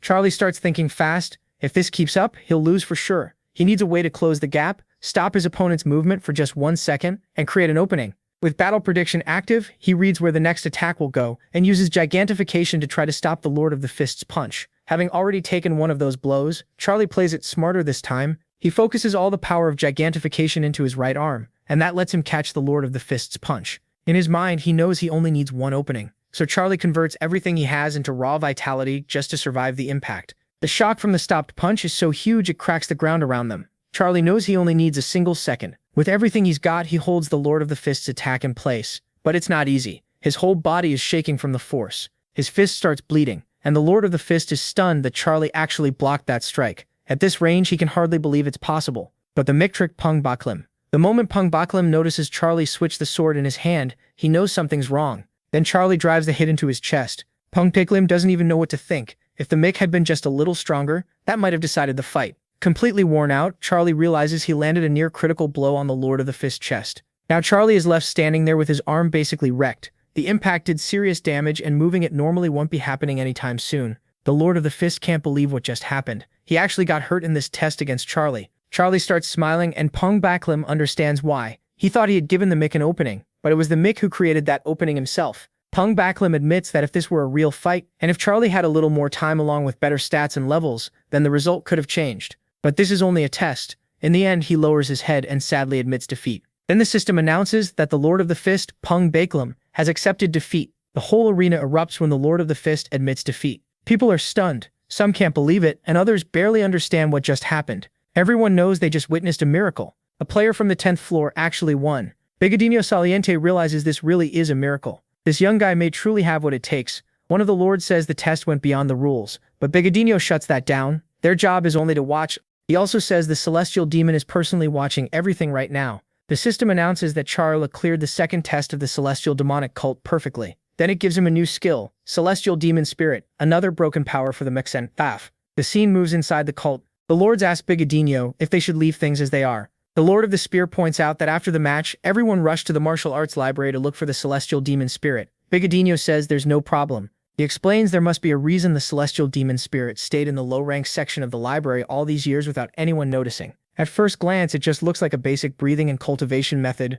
Bigodinho asks how many people could really tell it was the Celestial Demon Spirit just from reading it. And actually bringing that technique to life is even harder. Lord Dudao says he gets it. Just finding and learning the Celestial Demon Spirit is already a test by itself. The Lord of the Sword agrees and says Baeklim has no reason to feel ashamed. The technique sat there all this time and nobody noticed it. They're all impressed that the Mick found it and learned it in only 2 months. Meanwhile, the Lord of the Fist just keeps grinning. Then he starts laughing, and the other lords can't figure out what's so funny. Baeklim says Char kept searching for an opening and in the end he found one. He's sure of one thing. Someday Char will become a high ranker. He even thinks Char may one day surpass the celestial demon himself. Then he admits that fighting that young man was the most fun he's had in years. Lord Dudao warns him not to throw around words like that so casually. The Lord of the Spear also points out that Baeklim doesn't look like someone who just lost. Baeklim only asks the others what they'd think about fighting Char, saying it would be an honor to duel their future lord. That annoys the other lords who call him loud and irritating. But the Lord of the Sword, second in command of the Celestial Demon cult,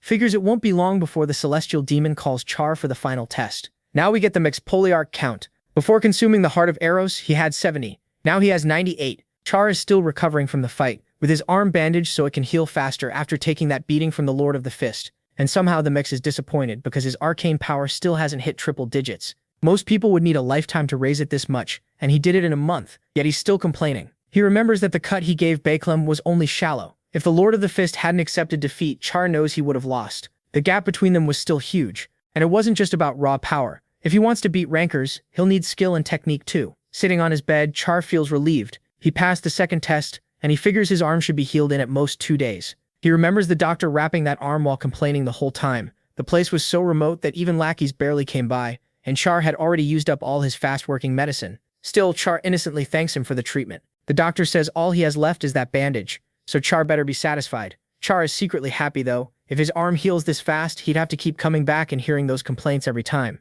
Anyway, he got a crazy skill, Celestial Demon Spirit. This thing can create a clone, and that clone has its own awareness. It can think for itself and it's made of mana. It's an A-rank skill too, and this time he didn't get it from some extra reward. He earned it himself. Char knows he brought the Celestial Demon skill close to perfection. While thinking about the final test, he wonders if he'll meet the Celestial Demon in person this time or only through another illusion barrier. Then someone knocks on the door. Char, are you there? The Celestial Demon is calling for you. Get ready. The scene shifts to the Celestial Demon's mansion. The guide tells Char that the Celestial Demon ordered him to enter alone, so he'll have to wait outside. After hearing that, Char steps inside the Lord's mansion. It's pitch black and he starts wondering where the Lord is, because he can't sense him at all. He keeps moving forward, thinking that maybe this is normal. He still can't feel any sign of a high ranker. Then Mazu appears on the left, trapped. Looking ahead, Char spots someone seated on a throne. Now he's sure he's in the right place. The Celestial Demon starts moving his keel, Celestial Demonic Keel. Then he welcomes Char, and the system confirms this is the true Celestial Demon, Xian Mojin. Char respectfully says he came in answer to the summons. Mojin asks about his arm. Char shows it and says it's doing fine. At that moment, the Twilight Blade activates. Under the power of the night, the mixed healing speed jumps up even more, reaching a ridiculous 102. The Celestial Demon glances at the sword and hums in interest. Then he tells Char it's a fine weapon, good enough to make him want it. Char thinks that even a high ranker can still be greedy. But this sword is different, it's bound to him, so he apologizes and refuses, thinking that if he lost it here, a certain old man he knows would kill him for failing to protect his own weapon. Mojin asks if the sword was made by Efe. If so, he says Char has every right to answer like that. The Mojin says yes, and asks if Mojin knows him. The Celestial Demon says no, but he has used several swords made by that old man before, and they were all incredible. Then he cuts the talk short and says it's time for what really matters. He says they'll begin the final test right now. Char is caught off guard. Right now? He protests and points to his injured arm, but the Celestial Demon calls him out. Didn't Char just say his arm was fine? Char explains he can move it, sure, but he can't really fight like this. The Celestial Demon says it doesn't matter, because he won't need that arm for the next test. Char realizes the Celestial Demon is going to do whatever he wants. Still, he had hoped to take the final test in top condition. Char starts to complain, but the Celestial Demon is already gone, swallowed by the darkness. Then Char notices another illusion barrier appear. From inside it, the Celestial Demon calls out, asking what he's waiting for. He tells Char to come in and even teases him, asking if he's scared. Char isn't afraid, but as he studies the barrier, he realizes it's far more complex than the last one. Standing outside, he activates his gray eyes, but even they can't break down this barrier.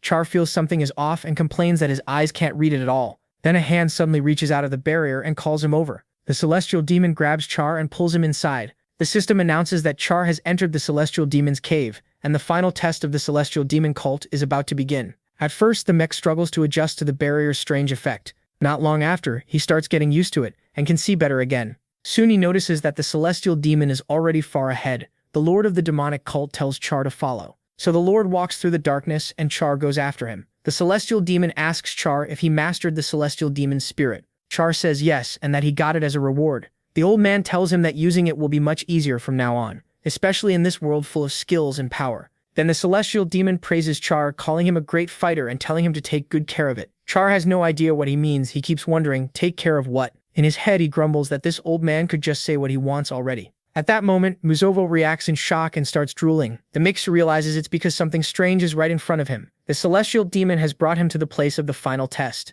There, a pink and black fire burns by itself. Char has fought outsiders thousands of times, so he knows this power came from outside the tower. He only feels it for a moment, but he's sure. Now he understands why Muzovo has been acting weird ever since they entered the celestial demon cult. Even his huge flame power trembles in front of this energy and almost goes out. Looking at Char, the celestial demon says, "This is the sacred fire." Then he decides to explain its history. Long ago, the celestial demon cult found this fire on Mount Paradise. They chose to stay there because the cult exists to protect it, and more than that, to find its true master. He says the first celestial demon, the second, the third, the fourth, and even his own master all searched for the master of the sacred fire. They lived for that goal, and they died for it too. He says he's no different. He protects the fire while waiting for its owner to appear. Char asks if he really believes in a prophecy like that. The celestial demon answers that the cult was a religion long before it became a martial school. Yes, he believes. A religion only ends when people lose faith, and his people still have it. He goes on to say that after a very long time, many powerful groups appeared, some even stronger than the celestial demon cult, so he had to come up with a way to keep the sacred fire safe. That method was simple. Anyone who wanted to join the cult had to take its test to prove their worth. Char asks if he built the test with the sacred fire as the reward, and the answer is yes. By hiding it inside the trial, he kept it protected. That's why the test became nearly impossible. First, a barrier almost no one can pass. Second, a fight against the cult's ranks. And third, the final stage they've reached now. Char asks if anyone else ever made it this far. The celestial demon says yes, the Lord of the Sword, Mustache V, reached the third stage and even saw the sacred fire. But the fire was too strong and he couldn't overcome it, so he failed the last phase. Then the celestial demon raises his hand toward the sacred fire and says the final test will begin now. The flames start spreading through the cave. He explains the trial. Char must endure the sacred fire and be accepted by it. The system announces the same thing. The mech must withstand the sacred fire. If Char gives up, the test ends in failure. Even the celestial demon knows how cruel this is. He's sending Char into a raging fire that devours everything. He remembers the legend of the great sage.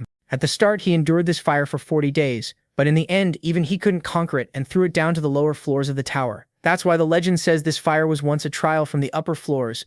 Watching Char, the celestial demon wonders if he can survive. Resisting this fire is nearly impossible after all, not even the protagonist could truly defeat it. And if that's true, then Char's earlier feats getting the celestial demon's spirit and blocking the Fist Lord's attacks may mean nothing against this mysterious power. This fire and its test are almost impossible. In front of it, anyone looks small and helpless. Then the celestial demon notices Char walking straight toward the flames. Full of confidence, the mech passes him and steps into the sacred fire as it flares up even more. Char is used to fire, so he activates his gray eyes and they hold against the sacred fire. His pyromancy mantle holds up too. Char understands that this isn't normal fire. It's a power taking the shape of fire. He also knows how it works. It burns up the people who fear it. So Char walks all the way in, until the celestial demon can't see him anymore. Inside the flames, Char tells himself one thing. This fire is not hot. If he accepts that, he can overcome it. But then Muzovo opens his eyes and shows interest in the flames. Char quickly tells him to stay quiet and back off, because this fire is his. He knows that if Muzovo devours it all, there will be nothing left for him,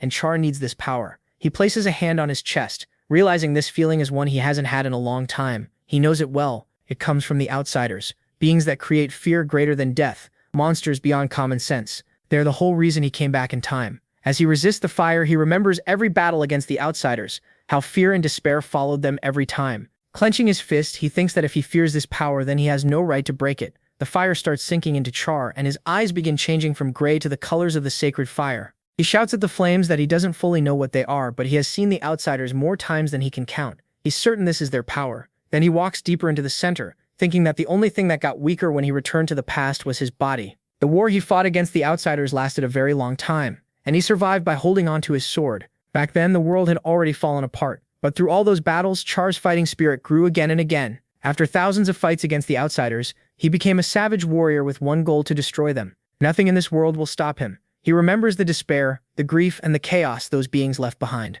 Worst of all were the outer gods. Fighting them over and over beside his comrades, watching blood spill across the battlefield, Char made a choice deep in his heart. That's why he came back to the past, to climb the tower again from the bottom with a purpose stronger than ever. His body may be weaker now, but one thing became far stronger: his will. Char declares that there's only one reason he came back. Staring into the sacred fire with pure anger, he says, "I return to defeat all of you." The sacred fire erupts even harder. Black particles and dark rays spread through it, and that pure darkness starts mixing with the flames. Char feels horrible pain, but he keeps enduring it. Little by little, the damage and violent force of the fire begin to weaken.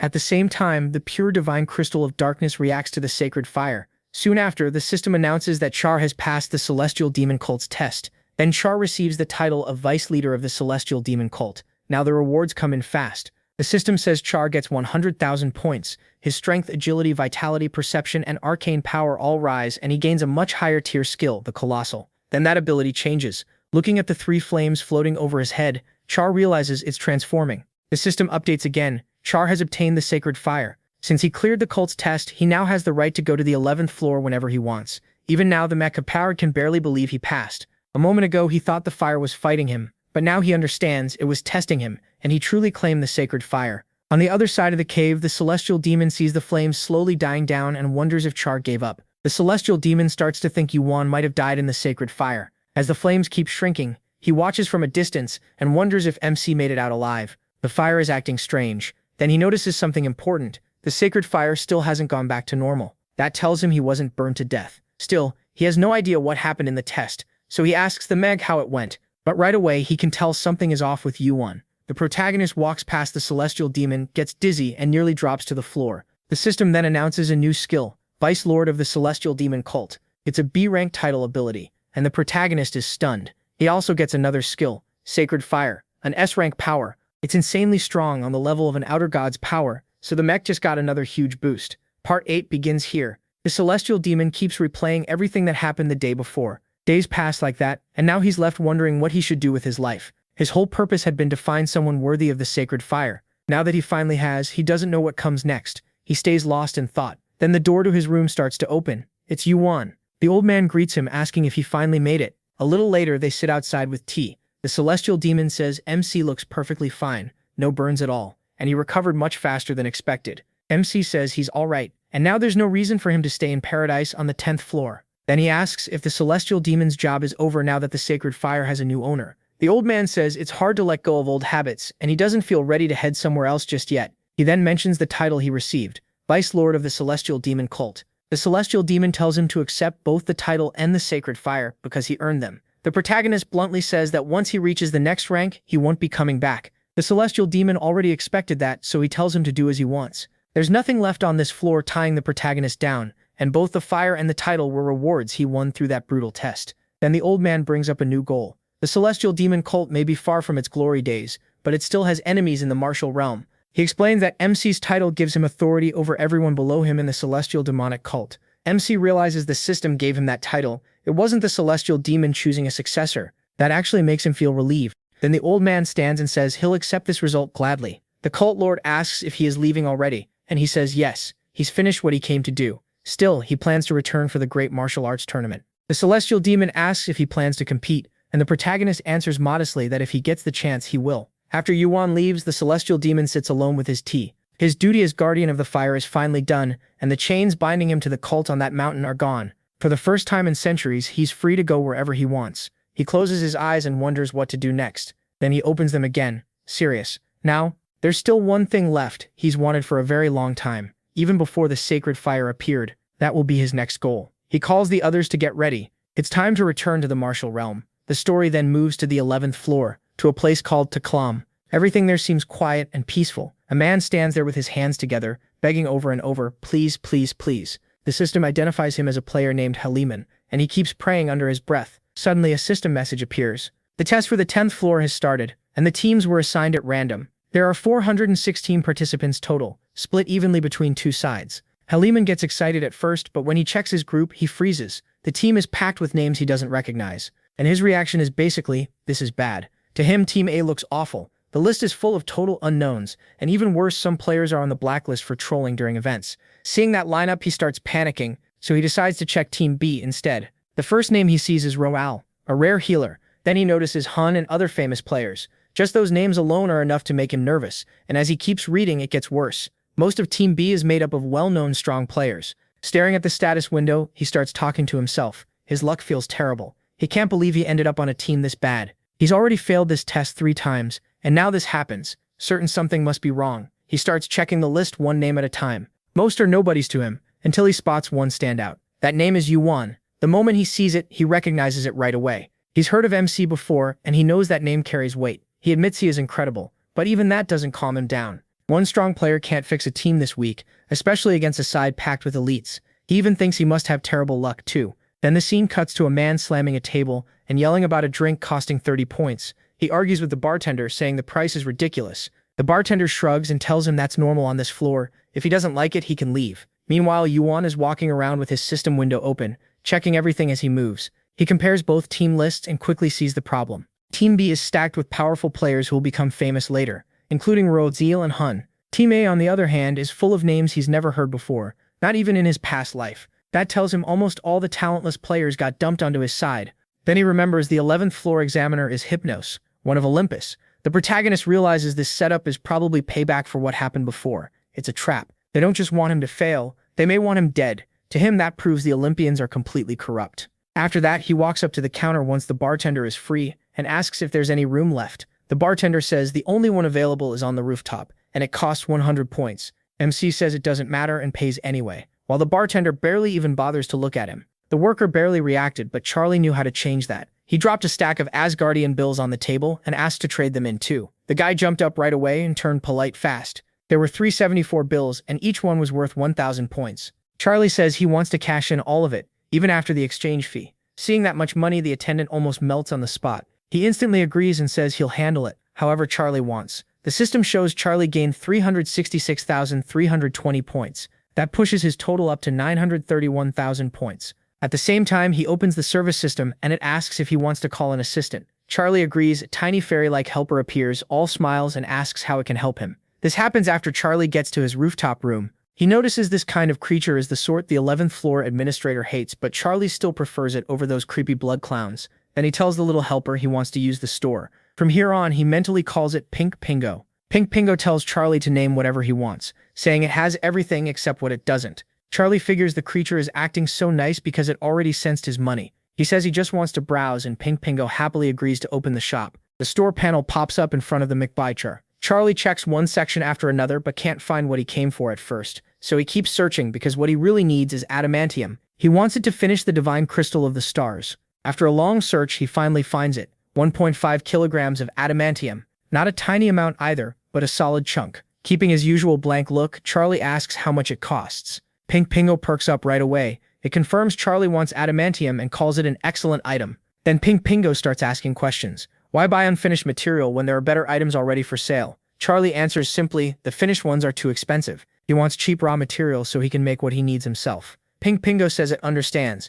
It goes on to explain that adamantium is different from normal materials. It doesn't break. It connects well with mana, and it can even boost mana. Pink Pingo excitedly says almost nothing in the world compares to it. Charlie keeps his poker face, but inside he's thinking this little scammer knows way too much about items. Pink Pingo says that if Charlie can get it refined, it could become an amazing item. And Charlie knows that's actually true. The problem is that adamantium is so hard to work with that fewer than 10 blacksmiths in the tower can refine it. Because of that, it's known as every blacksmith's dream. Pink Pingo adds one more thing. It knows Charlie is connected to Hephaestus. The protagonist finally asks why that matters if they're just talking about a purchase. Pink Pingo says it matters a lot, because with this material, Charlie can take it to Hephaestus and get a top-tier item made. It keeps pushing the point. Most people can't even find a blacksmith capable of handling adamantium, and even if they do, refining it costs a fortune. Now Pink Pingo shows its real side and starts raising the item's value as high as it can. Then it gives the price, 1.5 million points for the 1.5 kilograms of adamantium. Charlie says he doesn't have that much. Pink Pingo quickly offers a loan, acting like it's doing him a favor. The weekly interest would be 11.5%, or 10% if he borrows a lot. With sparkly eyes, Pink Pingo keeps pushing, telling Charlie he's making the right choice. But Charlie shuts that down and says he has other options. Pink Pingo keeps smiling and insists the loan terms are great. The Mac doesn't buy it at all. That catches Pink Pingo off guard. It hurriedly changes course and says maybe it can offer Charlie a discount instead, since the item is rare and hard to find elsewhere. Charlie says it's fine. He doesn't need it right now. He's only on the 11th floor, and there are other stores on higher floors. He even mentions Leiden's shop, hitting Pink Pingo right where it hurts. Pink Pingo starts panicking, while Charlie calmly says he'll just buy it somewhere else. The little merchant hovers around him, trying not to lose the sale. Charlie tells it the deal is over and it can leave, but Pink Pingo begs him to wait a second. Now Charlie is getting annoyed. He tells Pink Pingo to stop bothering him because he already said he isn't buying. Pink Pingo calls him cold, then starts dropping the price fast. First 1.3 million, then 1.2 million, then 1 million. Charlie still refuses every time. Finally, since Pink Pingo is so desperate to sell, Charlie makes his own offer. 850,000 points. Pink Pingo nearly chokes. It knows Charlie is great at bargaining, and the adamantium has been sitting unsold for over 100 years because almost nobody can afford it. It also knows it may not get another rich buyer anytime soon. So after thinking it over, Pink Pingo agrees to 850,000 points. Even then, it tries one last time with a cute act, asking if Charlie can do 900,000 instead, since 850,000 would mean a loss. Charlie's expression gets even colder. Realizing it can't squeeze a single extra point out of him, Pink Pingo gives up and accepts the lower price, begging him to stop looking at it like that. The trade is completed. 1.5 kilograms of adamantium for 850,000 points. Even so, Pink Pingo is crying inside because the item should have sold for more. Charlie thinks to himself that he got the adamantium well below market price. Pink Pingo asks if he wants anything else, and Charlie says that's all. Then Pink Pingo disappears, saying Charlie can call again anytime. Charlie is sure the creature hated this deal, especially after losing over 50,000 points on it. After storing the adamantium in his inventory, Charlie says there's only one thing left to do. Take it to Hephaestus so it can be refined. Then his thoughts shift back to the test, and whatever Olympus is planning, one thing is clear. He can't walk into that situation unprepared. Refining adamantium is hard even for that old master. It could take anywhere from 1 to 3 months, and Charlie doesn't have that kind of time. So he decides to deal with the test first and bring the adamantium to the old man later. The test starts in 1 week. With that settled, Charlie keeps planning his next move and waits to see how things play out. The system introduces Hun, a pureblood from the Nangung clan. His father is an executive in a mid-sized martial guild. The guild has plenty of strong fighters, but Hun stands out as a genius. He's talented, skilled, a strong leader, and he works incredibly hard. The scene shifts to a cave some distance away, where a group of spiders is getting wiped out. The system explains that this is the hardest dungeon on the 11th floor, the Labyrinth of Yakrea. Someone inside questions whether this is really just hard, because the party is struggling badly to clear it. The others keep complaining, but the truth is they can't do much on their own. The one carrying the run from the back is Hun. The system introduces Captain Nangung Hun. He tells the two with him to hurry. They need to clear the dungeon before the 11th floor test begins. One of them smugly says he barely needs to prepare, since the team balance is a mess anyway. The other points out that Charlie is on the other side and he's strong. Captain Hu agrees and says Charlie is one of the real standouts. He even heard he passed the Celestial Demon's shield test. Another guy complains that their luck is awful because that terrible bearded fighter is on the other team. Captain Hu cuts him off and tells everyone to stop joking around and focus. No matter how bad things look, they still have to do their best. They move through the dungeon, trusting their captain completely. Since he's strong enough to handle any beast that shows up, the others follow his lead without question. Still, one thought stays in his mind. Who is Charlie? He's never even seen him, but he keeps hearing that name over and over. He doesn't know where Charlie came from either. All he knows is that the guy must be incredibly skilled, and he hopes they get to face each other in the test. Then something strange catches his eye deeper in the dungeon. It looks like an odd flame pink with dark green-black sparks swaying back and forth without going out. Right away, he realizes something is wrong. He raises a hand, stops the group, and tells them to move much more carefully now.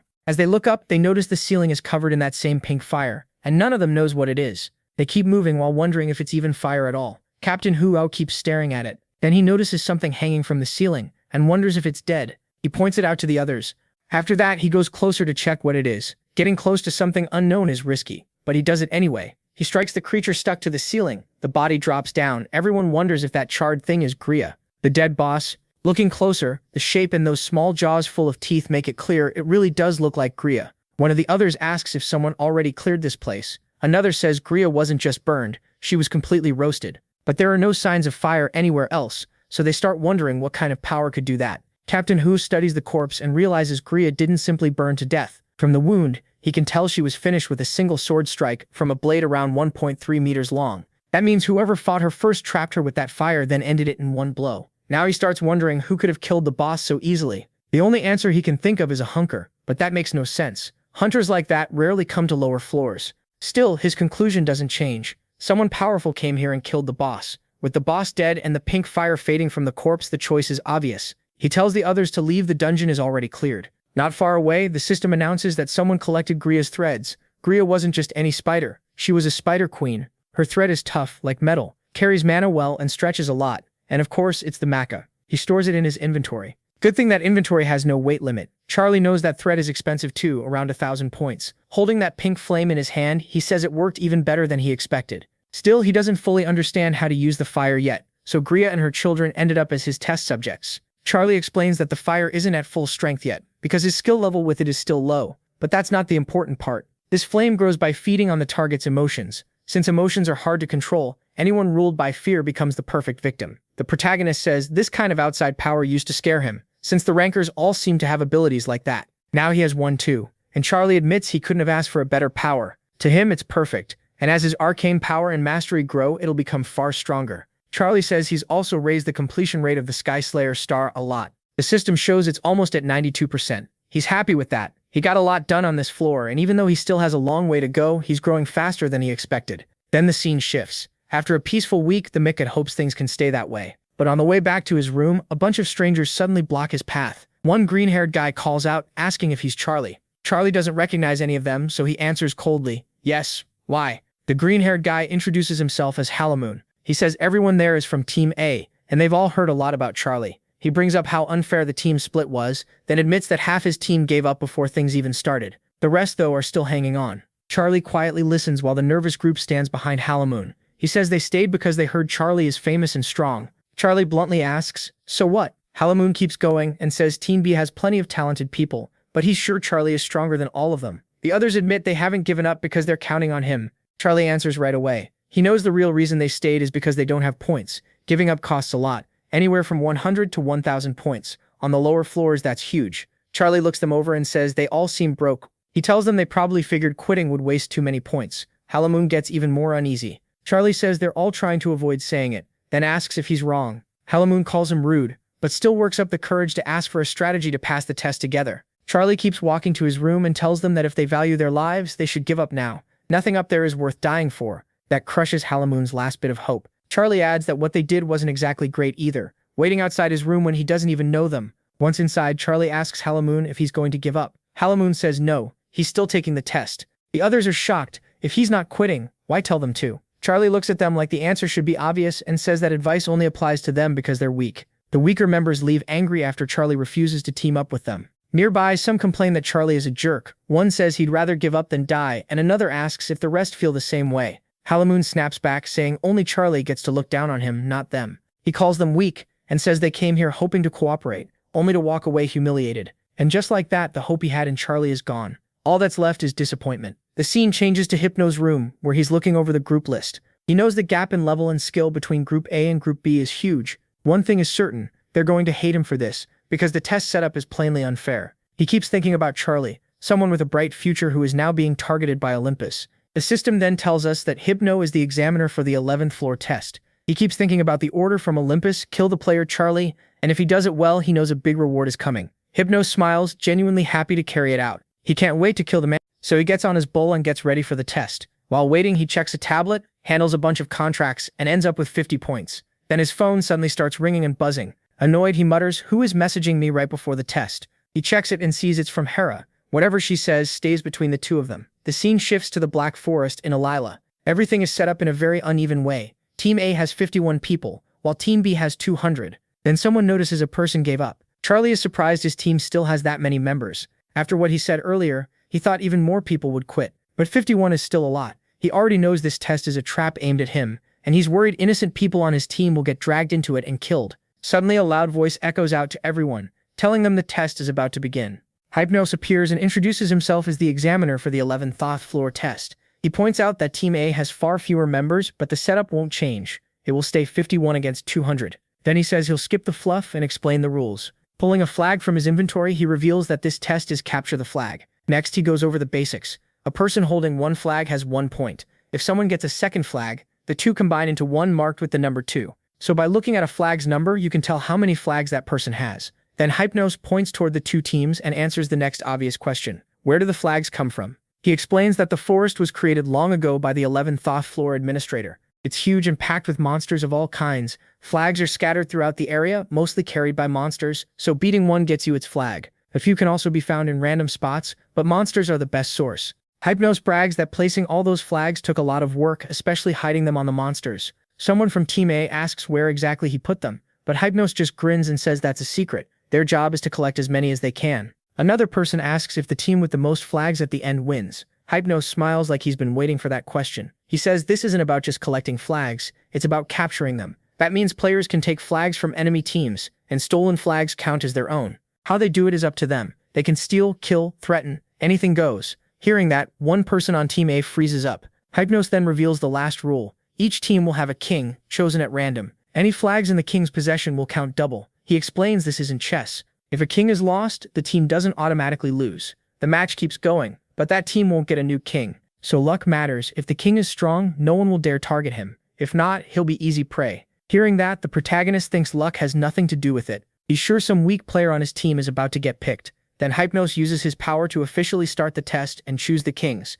Huge circles appear beneath the participants. The system announces that the 11th thought floor test, Capture the Flag, has now begun and will last 24 hours. Then the score display appears, 200 on one side and 0 on the other. A random golden light suddenly shines, and someone wonders what it means. It turns out the green-haired guy has been chosen as Team A's king. Somehow he's the lucky one. He's not a total coward though. He quickly asks the others what they're supposed to do, while the brave one thinks this was exactly the kind of thing he expected. Charlie has already cleared 10 floors, so he knows how hard that is. It makes him wonder how someone as weak as that guy even reached the 11th floor. Charlie starts walking off and the green-haired guy runs after him, yelling that he needs protection since he's the king. Without even looking back, Charlie tells him that's not how you ask for help. He keeps moving and says he's going to find flags. Then he warns the guy that if he wants to live, he should stay right there. If he doesn't move, he probably won't run into Team B. With that, the Mika looks away from him and decides it's time to get started. The scene cuts to another part of the forest, where Captain Hoosh from Team B is also thinking this team split feels suspicious.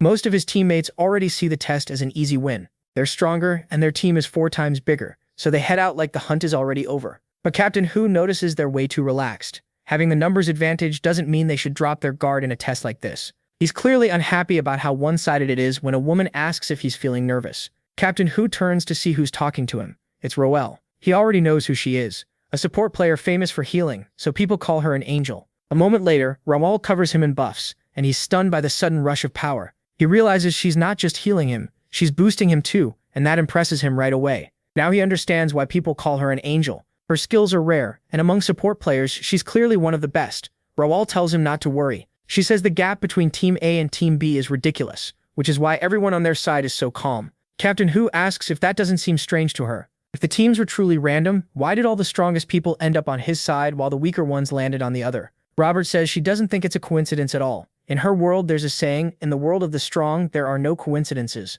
Then she asks if he knows who their team's king is. It seems nobody really does, so that person is probably just some ordinary player. Hu shrugs and says it shouldn't matter. Their team is far stronger anyway. Still, one thing keeps bothering him. He remembers seeing someone shine earlier, but he can't remember who it was. That's what feels wrong, because he almost never forgets anything. He can recall nearly everything that's ever happened in his life, yet he still can't remember that person's face. He only remembers someone passing by in a flash, and to him that makes no sense at all. The one Captain Hu can't remember is Team B's king. He's hidden under a cloak, completely covered, so even after seeing his face, Hu still can't recall it. Elsewhere in the huge forest, Team A's king watches the flag gap between both teams. The target mark on his clothes makes him stand out so badly you could hit him even in the dark. Someone walks up and reports that there were fewer flags near the road than they expected. Most of the flags were being guarded by monsters, but they still collected a lot. If they turn in what they have now, they can move up on the scoreboard. He also knows one person on their team is carrying hard. So far, they've found 59 flags, and he's sure that player has a big share of them.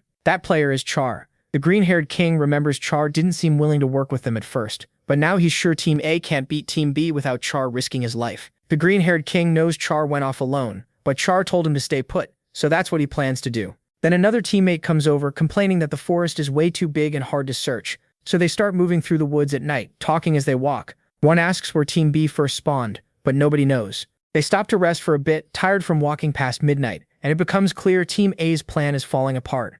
Then a noise comes from the forest and they panic, thinking it's a monster. One of them yells, "Who's there? Show yourself." But it wasn't a monster, it was the enemy. A team of players rushes back to the hideout. Warning them, he told them to be careful. The system announces that enemy players have entered the area and orders them to protect their flags from being stolen. One of the invaders admits he had a bad feeling the moment he saw Charlie on Team A. Still, he figures Charlie can't do much now without his king, and capturing the enemy king gives a ton of contribution points. A bald fighter pulls a mace from his inventory and tries to rally everyone. It's 10 against 11, he says, convinced they can still win. Then a dagger slices his throat. He doesn't even get a chance to scream. The killer stays hidden and finishes him before he can defend himself. Seeing Johan get cut down like that, the king freezes in shock. The assassin calmly corrects them. "Not 10, I counted 9 still alive," and with that, the slaughter begins. The killer's point was simple. There were only 9 left now. After that, everything fell apart. There may have been 9 people, but at least 6 ran. One hesitated, and the king just stood there like a target, with only one brave ally beside him. On the enemy side, there was just that blood-covered psycho, and he mocked them, asking where they thought they were going. The one loyal fighter near the king notices someone coming from behind and warns him to turn around fast. A blade flashes past, nearly brushing the king's face, and he just stands there stunned, not knowing what to do. The enemy warrior shouts for him to move and swings at the king. The hit is so strong it tears through the defender in front of him and drops him in one blow. As that body hits the ground, the attacker declares, "The king is his." The green-haired king is still down, too scared to stand, his legs refusing to move. Now the blood-soaked enemy stands right in front of him, ready to finish it. Instead of fighting back, the king just screams. He shuts his eyes, already sure he's about to die. Then he hears a strange sound, opens one eye slowly, and tries to see what happened. What he sees is the MC right beside him, and the enemy split apart so cleanly it looks like more than one body hit the ground. Charlie glares at the king and snaps that he told him to stay still instead of wandering off. He adds that their starting point was probably a safe zone.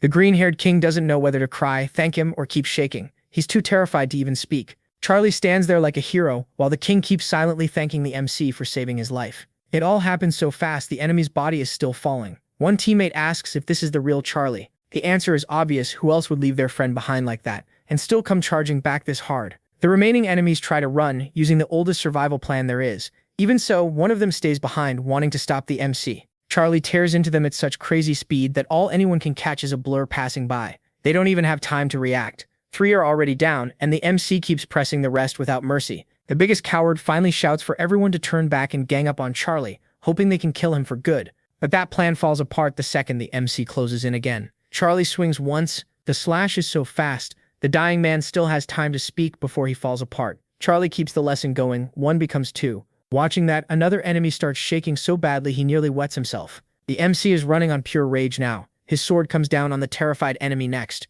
Just before dying, the guy drops to his knees at the MC's feet, laughing in panic. Charlie glances over and says that one's done. When he's told to keep fighting, the terrified survivor can't even answer. He just trembles and cries for his mom. Then they ask Charlie what they should take, and since families aren't part of this game, only the flags matter. So the angry MC grabs the flags. From this spot alone, he collects 8. The green-haired king is stunned. At the same time, he's deeply thankful he's on the MC's team. If the MC were on the other side, he'd be dead for sure. Charlie then tells the king they've finally reached the halfway point of the game. The king is confused. Halfway already? Only 4 real hours have passed. But inside this game world, 12 hours have gone by. Charlie asks the green-haired king where the rest of their teammates are, and he explains they split up because they thought searching separately would get more flags. Charlie says that was actually the best choice they made. If they'd stayed together, their flags probably would have been stolen. Then the king looks at how many flags Charlie's holding. There are 27, and he's shocked by how many that is. He asks how Char gathered so many, and Char brushes it off like it's nothing. He says Team A has 64 in total, and with his own haul added in, it's around 67. Charlie realizes they've finally reached the next phase. Now it's time to steal flags. He already knows how the other teams will think because he'd do the same. Once the game is halfway over, robbing enemy players is much easier than hunting monsters. So he warns the king that from now on, way more people will come after him. The king points at himself and grumbles, "Me?" Then the brave ally steps closer and reminds him that yes, he's the king here. He can't just wander around alone anymore. Char warns him not to get more than 20 meters away. He also says that even if the enemy king disappeared, winning would still be hard because the number gap is too big. Charlie steps in and asks, "Your name's Harimu, right?" Harimu politely confirms it. Then the MC makes himself clear. Don't leave his side by more than 20 meters or he'll die. The real game starts now. In another part of the forest, the group that escaped from Char meets up with their teammates and says they only got away by handing over their flags. The one explaining it is Power Range Rosa. He tells Captain Hook that Char's skills are insane. He's not making excuses. There was just no way to fight someone that strong. Power Range Rosa adds that even Kyle and Mark, who are much stronger than him, got taken out in a single hit. Now there are 2 Kyles and 2 Marks, split clean in half. Another teammate says Char's sword moves so fast you couldn't even see it. Captain Hook listens with his eyes shut, piecing it all together. Then Power Range Rosa adds one more thing. The mech's eyes look like a ghost's, and that alone was terrifying. Hearing all this, Captain Hook thinks it's pathetic. Team B is packed with gifted, powerful players, yet 10 of them still got crushed by one guy. Just how strong is Shark? Power Range Rosa says they still can beat him, even if he stays with a group, but Shark is insanely strong. Another player backs him up. Yeah, there were 10 of them, and it still changed nothing. Running was the only option. Right then, Rosa arrives and asks if it's true. Shark already met Team A's king. Anja says that if so, those two will likely stick together from now on, since Shark will guard his king. Rob immediately orders them to contact every talented player on Team B. They're going to build a plan to catch Shark. Captain Hook asks if she really wants to use that plan. She says there's still plenty of time left, and they can't keep avoiding Shark forever. Team B only lost a few members, while their side is still basically an army full of strong players. Calling them the strongest ones there, she starts buffing everyone around her. In her eyes, they're the key to turning this around, so they decide to go after them. While powering everyone up, she asks Captain Hook if he has a better idea. Nobody says a word, because they all know she's right. With that, she makes the decision for everyone and tells them to start the plan right away. Fueled by all those buffs, Adalistia says they finally have something to do. Then someone says they're going to kill King Shark. The other pauses, confused. Kill who? Then he gets it. The King and Shark. The system announces that 12 hours have passed since the test began, and Shark keeps collecting flags. He grabs one here, another there, and the same thing keeps happening. Enemies show up, hand over their flags, and run. Green-haired Kuika says this doesn't even feel like a team battle anymore. It's more like 200 against 1, and that one is the monster called Shark. He also notices the king isn't doing much at all. Back to the story. By now, Shark has reached 100 flags, which is a huge number. He knows 100 flags means 1,000 points, but he still doesn't plan to turn them in yet. Looking at the king, Shark realizes this is going to be a pain. He doesn't just have to fight others, he also has to keep this dead weight alive. Even so, he keeps moving, because if someone kills the king and steals all those flags, it's over. That would be impossible to recover from. So Bravo decides he'll only hand his flags over to Kuika's head at the very end. Kuika's head points out that the enemies are so scared they don't even fight anymore, they just give up their flags and run. Green-haired Kuika says he can't tell if that's pure survival instinct or if someone is giving them orders. Shark starts thinking the same thing. It's been happening for a while now, and it's way too strange. He wonders if Team B knows exactly who he is and keeps sharing his location. Kuika's head just looks lost and admits he doesn't understand any of it. Shark figures Team B already knows he's traveling with the king. That means they're probably passing his location around in real time. They may even have a deal. The second they see him, they surrender their flags and run so they don't die. The king chimes in, asking why they'd do that if it means losing. Shark says he's sure they're planning something bigger. Then Shark notices something. Even while talking, he never lets his guard down, and his senses sharpen at once. In a flash, Bravo catches an arrow aimed straight at the king, moving at insane speed. He immediately looks toward where it was fired from, while the king nearly loses his mind. Shark stops the arrow just an inch from the king's eye, making it clear he isn't messing around. Kuika's head freezes in fear and can only tremble. The shock is so bad that Kuika's head drops to the ground. Shaking, he asks Shark what just happened. Shark snaps the arrow in his hand and finally understands. The enemies were giving up flags to stay alive and keep as many Team B members in play as possible. That way they could keep their formation intact. Shark recognizes it as an old combat tactic. He stretches his senses farther to scan the area. That's when he realizes he's surrounded from all sides like a giant web has been cast over him. It's the web of heaven and earth. Shark sees the trap clearly. Now, if he had killed everyone instead of letting them run, they wouldn't all be here waiting to ambush him. Green-haired Kuika turns ice cold. Shark scares him that much. People are trying to kill him, yet they aren't targeting the king first. Shark doesn't like hearing that. He lifts his sword. Kuika's head is still on the ground, panicking and begging him not to do it. Without hesitation, Shark swings at the ground around him. He finishes the cut. Kuika had both hands over his face, too scared to look. He only heard the sound of the blade. Once Shark stops, Kuika, drenched in sweat, looks down and realizes it's a circle. Shark orders him to stay inside it, no matter what happens. The second he steps out, he's dead. Green-haired Kuika blurts out, asking if Shark is telling him to die there. Shark stares at him and says he never said that. He only said to stay in the circle and not leave. Shark reminds him that he already warned him once before and Kuika ignored him. If he keeps wandering around and refusing to listen, then yes, he'll die for sure. Kuika swallows hard and asks if all he has to do is stay inside the circle. Shark says yes. Stay there and live. Step out again and nobody will save him. Even then, Kuika still asks for confirmation and Shark repeats himself, just stay there. Shark turns to leave, but the king calls after him again, asking for a promise that he won't die if he stays put. Shark doesn't even bother answering and keeps walking. Then green-haired Kuika runs after the mechs, trying to leave the circle, yelling for Shark to come back. Shark whips around and points his sword at him. Kuika freezes and stammers, asking what it is. Shark warns him one last time, don't leave the circle. If he steps out and follows him again, Shark will kill him himself. Nearby, several enemies talk among themselves. One asks why someone already tried to kill the enemy king. Another says they sacrificed 55 people just to create this chance. That's exactly Shark's style. Keep him busy while he's badly outnumbered and force him to fight while protecting the king. 3 players are talking together. One of them is someone who showed up before, the same guy who once lost the nerve to fight. But now he's much bolder after getting a royal buff. He says Shark is heading into the forest. One of the others spots Shark coming alone and asks what he's doing after leaving the king behind. The answer comes back fast. That's right, the king stayed behind. Then the third player, who hadn't spoken yet, tells the other 2 to move aside. They turn and realize he's fully fired up and ready to fight. This player isn't named, but his face says it all. Coxcomb. He thinks Team B is full of famous players, and the big guilds are probably watching this whole event. Anyone who stands out here could land a great sponsorship. Convinced he's strong enough, he raises his spear and lines up a killing blow. He's over 500 meters away from the mic, but throwing a spear is his specialty. He lets it fly. The spear shoots out at terrifying speed, even faster than sound. In his mind, arrows are too weak. This spear is what will change everything. He imagines becoming a star, admired by everyone as the man who killed Shark, and his spear races straight toward the mech bull. But then Charlie suddenly drops low, and the spear keeps flying straight ahead at full speed. A second later, they notice the spear has stopped in midair. Krista DeGallo freezes, totally lost on how that even happened. Then the spear shoots back just as fast. It moves so quickly they don't even see the return, only hear it. And the warrior beside Krista DeGallo is killed on the spot. Krista DeGallo turns around, but his body locks up when he hears cries behind him. People screaming that they're dead. The bald warrior is hanging in the air, held by an invisible force. That means the MC is here, using the Crystal of Stars. Its stealth can't be found with detection magic, and it also wipes out the user's presence in Kyo. Unless you're within about a meter, the only things that can spot it are the eyes of the monkey or the eyes of truth. Charlie finishes off the bald guy with an easy strike and coldly says they're nothing but weak trash. He saved Krista DeGallo for last, since that guy tried to kill him. Seeing the protagonist step out of invisibility,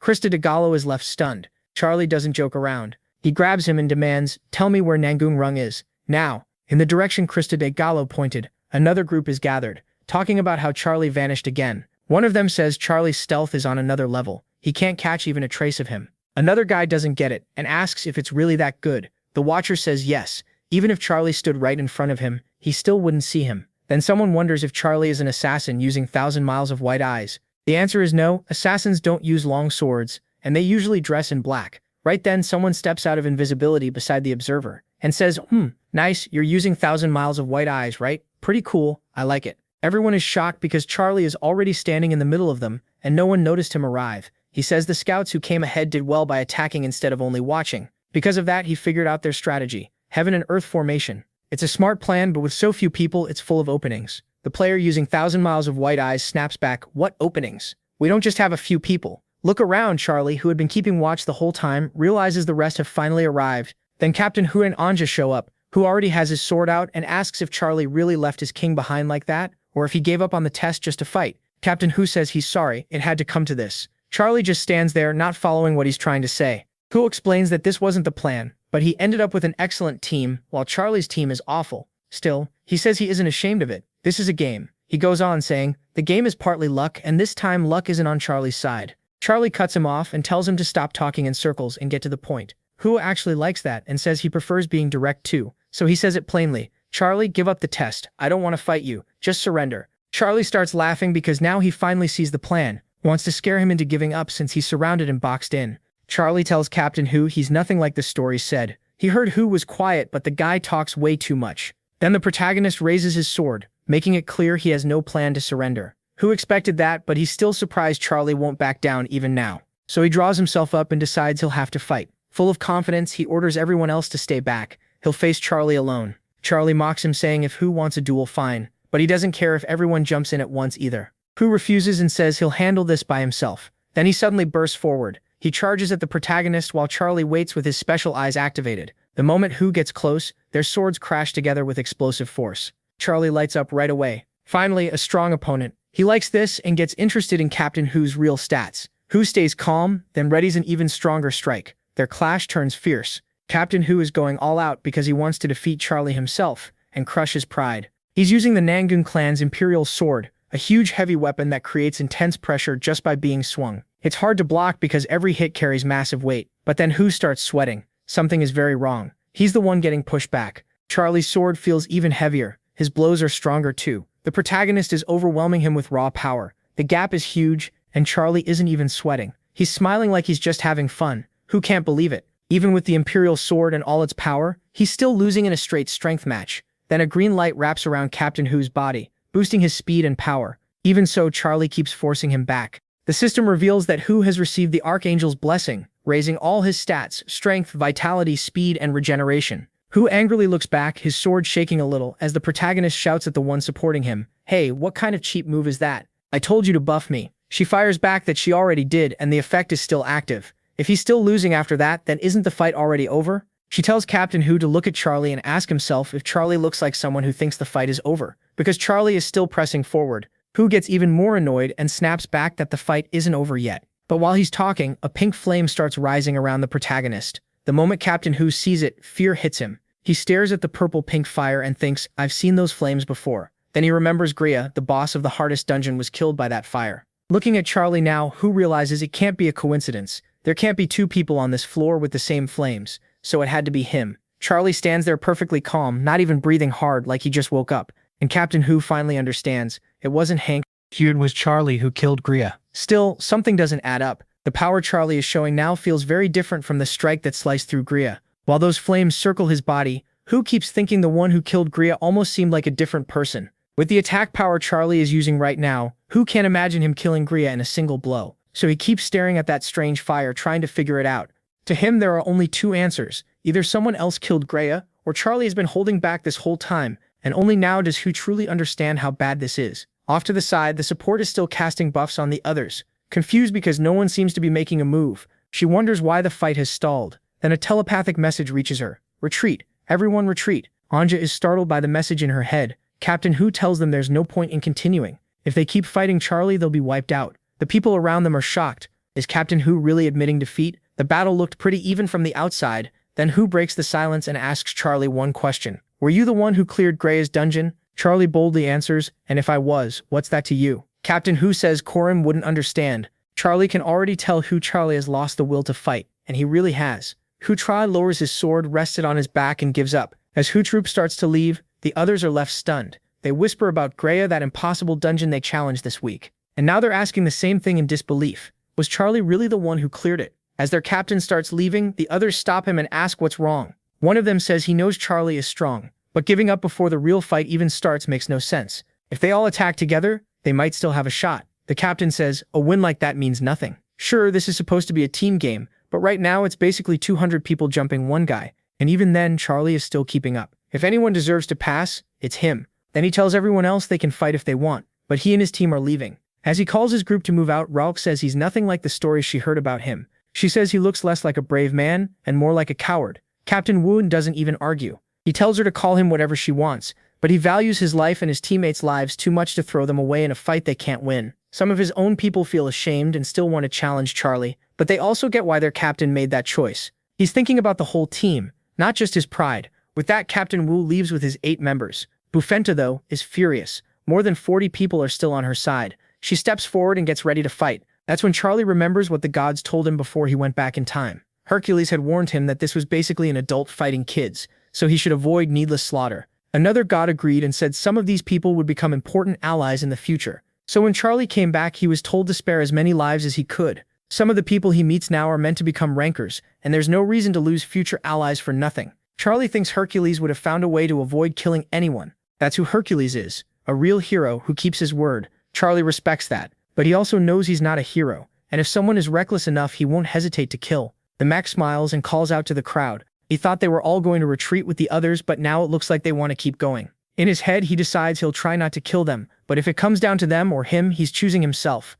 Bufenta starts casting a holy blessing, and intense light spreads through the area. She stacks buff after buff on her side, then yells for everyone to rush him at once. More than 40 fighters charge the mech together. With sacred fire circling his body and a grin on his face, Charlie tells them it's about time they all join this little kid's fight. Then he releases the sacred fire and sends it pouring across the field. The flames spread right in front of Rowell's side. The fighters freeze, confused by what kind of skill they're looking at. Then they realize that strange fire has shut down their abilities. Rowell screams that Charlie is still alone on the other side, and all they have to do is push through. Hey you, if you're watching this video and that came off wrong, I'm not trying to offend anybody. What I mean is never mind. Back to the fight. The buffs are still active, raising everyone's stats, but what they really need now is courage. That's because the sacred fire takes shape through people's fear. To them, the fire looks like a giant demon. The terror is so strong they can barely move, and the whole group starts panicking, screaming that a demon is right in front of them. Charlie finds that interesting, because to him the sacred fire also looks like a demon. The flames keep growing as they feed on everyone's fear. Still, one fighter forces himself forward, shaking the whole way.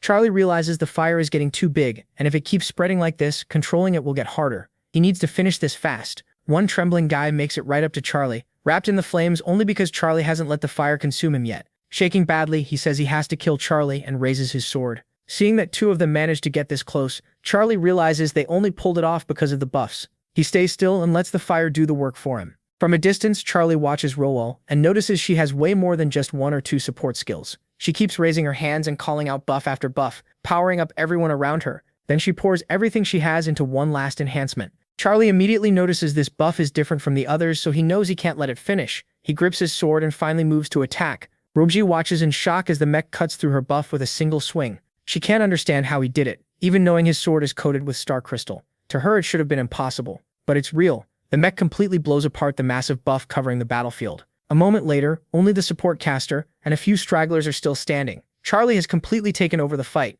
and her strongest buff was crushed by raw force from his sword. She looks around and sees all the fighters beside her trembling in fear. Then Captain Hook's warning comes back to her. If they keep fighting Charlie, they'll all die. She also remembers calling him a coward, and how he answered that pride didn't matter more than his teammates' lives. Now her anger is gone. She knows there's no way to beat a monster like this, and Captain Hook was right to retreat. Dozens of people have already been taken down by the fire, but they're still alive. Through telepathy, the support angel tells everyone they have no chance, and they need to fall back.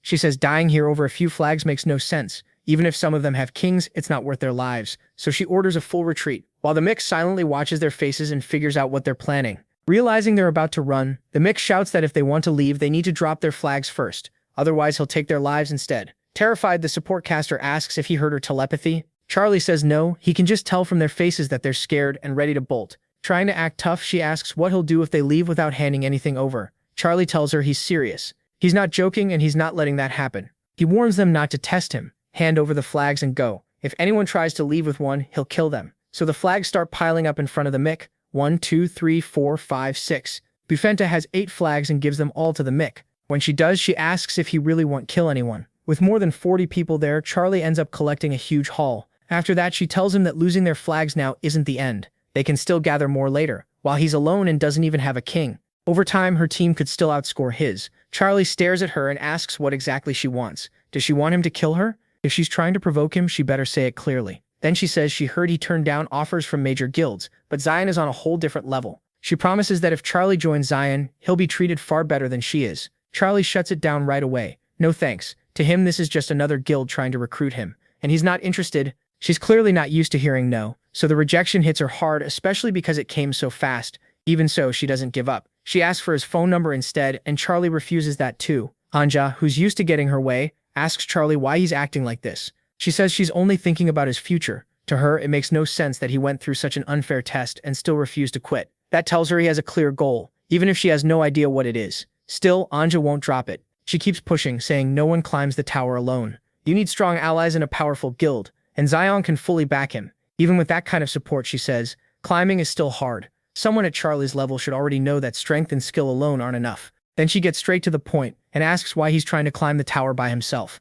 Charlie can tell Anja has no idea how to back off. She keeps staring at him, trying to win him over. He even thinks that stubborn drive is probably how she climbs so fast, but none of that changes his mind. To Charlie, joining a guild would only get in the way of what he came here to do. Guilds are always fighting each other in the tower, and he knows their pride, greed, and distrust can ruin everything. That's why he refuses to belong to anyone or take their help. He has to walk the hardest path alone. He's carrying the tower's burden on his back so that, when the worst time comes, he can become the one everyone gathers around. Charlie snaps out of his thoughts and asks Anja why everyone is so interested in him. Is she trying to learn why he chose to walk this path alone? He answers for himself. There's no big reason, nothing special. He just knows he can climb the tower alone, and he doesn't need a team or a guild. Anja thinks that's impossible, but Charlie disagrees. What he needs to do can only be done this way. And just like that, we're already at part 10. The chapter shifts to a forest, where someone curses in frustration, wondering when he's coming back after being gone so long. It's the king, nervously waiting and too scared to go deeper into the woods. Every little sound puts him on edge, and the forest at night is getting to him.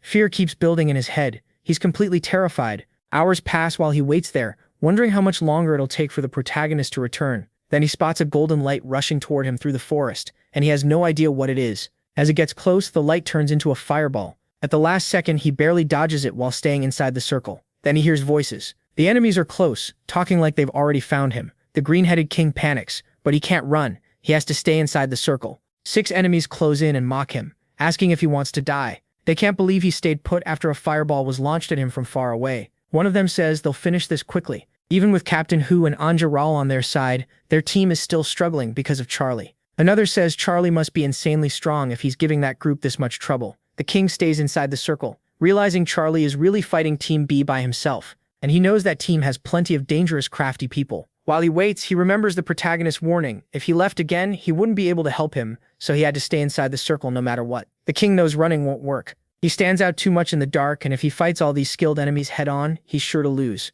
Even so, he clenches his fist and refuses to give up. He tells himself he'll stay in the circle and buy time for Charlie to come back. He fully trusts the protagonist. Pulling out his sword, he gets ready to fight from inside the circle. Trying to act brave, he shouts at them to come at him if they've got the guts. One enemy laughs and calls him a joke, saying he's way too weak to stop any of them. Another tells the others to ignore him. He probably lost his mind when he saw them coming and didn't even try to run. Then he reminds them they're here to split the points fairly. The others agree and turn their full attention to the king. An enemy suddenly yells and two kunai shoot straight at the green-headed king. He reacts fast enough to block both, but the force is so strong it knocks his sword loose. The impact is much worse than he expected and nearly sends him out of the circle. He manages to keep from losing completely, but the kunai were only a distraction. The attacker is already right in front of him while his guard is still broken. A kick slams into his face. This time he really loses his sword and crashes to the ground. Still, he lands inside the circle. His enemy stands over him like it was almost too easy. The attacker grabs him by the shirt and the king trembles while repeating that he won't leave the circle. As long as he stays inside, he can hold on. The enemy tells him to speak up because he can't hear his muttering. Then he says it's nothing personal, he just needs to win the game, so he has to kill him. Pinning the king down with a dagger in hand, he tells him to blame his bad luck and his bad team. He's about to strike when smoke suddenly starts spreading through the area. In the next instant, something hits the attacker so hard he's sent flying and killed in one blow. The rest of the enemies freeze, shocked that their ally died that easily. The king stares in confusion and looks over, asking what that thing is. The others are just as shaken, wondering if they're looking at some kind of ghost. The system reveals the answer: Celestial Demon Spirit. It's a mana-made copy of the protagonist, left behind to protect the king inside the circle. The king has no idea what he's looking at, but he knows one thing: he survived. For that, he's thankful. Far away, the protagonist feels his skill activate and immediately realizes something is happening on the other side of the forest. That makes him think back to his talk with Anja. He admits that, in a lot of ways, she's impressive. He even says that if they meet again, he hopes they'll be on the same team next time. After that, he leaves her and heads through the forest toward the king, thinking the conversation lasted way longer than he wanted. Still, he's glad things ended peacefully and no one had to die. He also believes that as long as the king kept his promise to stay inside the circle, he should be safe. Then Charlie glances back, feeling like one last thing still needs to be dealt with. He looks into the forest and calls out, telling the hidden watcher to come out now that everyone else is gone. A golden aura appears, just like the one around the king. The invisible person asks Charlie when he noticed him. Charlie answers that it's been a while. The masked figure finally drops his invisibility and praises Charlie's sharp instincts. It turns out this masked man is Team A's king. The masked man studies Charlie and the area around him. Charlie used a massive fire attack, but it left no burn marks anywhere except on its target. That shocks him. He can tell this flame chooses what to burn on its own, and now he wants that skill for himself. Charlie looks at the masked man and asks why a test examiner is here. The question clearly catches him off guard. Shaken, he asks, "Can you see my face?" Charlie says yes, plain as day. That surprises the masked man even more. He starts wondering if Charlie has some way to see through his illusion. Now he realizes the warning about Charlie wasn't exaggerated at all. Charlie really did break through his skill. The enemy king tells Charlie he's impressed. He expected Charlie to go after him first, and Hypnos is nearby, laughing at the whole thing. Hypnos says he didn't expect Charlie to be alone against Team B. Then he starts spreading dark magic through the area, and Charlie tenses up right away. He knows the attack has started. Charlie recognizes Hypnos at once. He knows he's an Olympian and famous for illusion skills, and if someone like him interferes in an official test, the punishment will be huge once the administrator finds out. Charlie is sure Hypnos must have a death wish. Even so, he releases Sacred Fire to push back the dark mana and tells Hypnos they set a clever trap to catch him. Sacred Fire wraps around Charlie completely, while Hypnos keeps pouring out power. Hearing Charlie still talk startles Hypnos. A normal player would have fallen asleep the moment that mana spread. Since Charlie is still standing, Hypnos figures either his stats are absurdly high or he's forcing himself awake through sheer will. Then we get the message Hypnos received earlier from Lady Era: kill Charlie no matter what, by any means necessary. At first, Hypnos thought sending an Olympian after an 11th floor player was overkill, but after seeing Charlie himself, he understands why they're so nervous. Hypnos' darkness spreads even farther, clashing with Charlie's Sacred Fire. The skill is called Dark Night. Charlie grows wary as that mana presses down on him. Hypnos explains that Dark Night puts every living being in its range under an illusion and forces them to sleep. Since his first attempt didn't work, Hypnos uses a much stronger version. This time, Dark Night crashes down on the Mick with far more force, and Hypnos asks if he really thinks he can resist it. Charlie starts getting drowsy. Hypnos tells him to stop fighting it and give in. Hypnos promises him a beautiful dream, and the mech finally drops asleep. With Charlie under the spell, Hypnos walks toward him. As he pulls out a dagger, Hypnos talks to the sleeping Charlie. If a low-ranked player claimed he fought someone from Olympus, nobody would believe him. Skilled or not, Hypnos says Charlie would still be called a liar. Someone like him should never have had the chance to meet one of the great Olympians. Then he presses the dagger to the mech's neck. He adds that Charlie could have bragged all he wanted if he somehow made it out alive, but Hypnos knows that won't happen. As he holds the dagger to Charlie's throat, marks of the tower's penalty begin appearing around his body. The killing intent behind this attack is triggering a heavy punishment. Then the mech suddenly draws his sword and stabs Hypnos in the chest, catching him completely off guard. Hypnos stumbles back in pain. Holding his wounded chest, he snaps, "You bastard, you were faking it?" Charlie notices his strike was only shallow. Charlie fires back that Hypnos has no right to complain about dirty tricks when he was the one using them first. He also says he never cared about bragging that he fought a hacker. Still, Charlie says he wouldn't mind telling the story of how he fought a cowardly Olympian who played dirty while acting as a test examiner. Hypnos refuses to take the bait. Nothing changes because Charlie is still going to die. Charlie looks at his bloodied sword and says, "No, it will change." "I thought so." Then the blade starts giving off the power of the star. The system announces that, under Dark Knight's effect, Charlie's vitality recovery has increased by 200%. Smiling, Charlie says, "It will change." The system adds that the mangaMangacapped recovery has also risen by 200%, and his mana amplification has jumped by another 100%. Staring straight at Hypnos, Charlie says, "The night doesn't belong to you alone."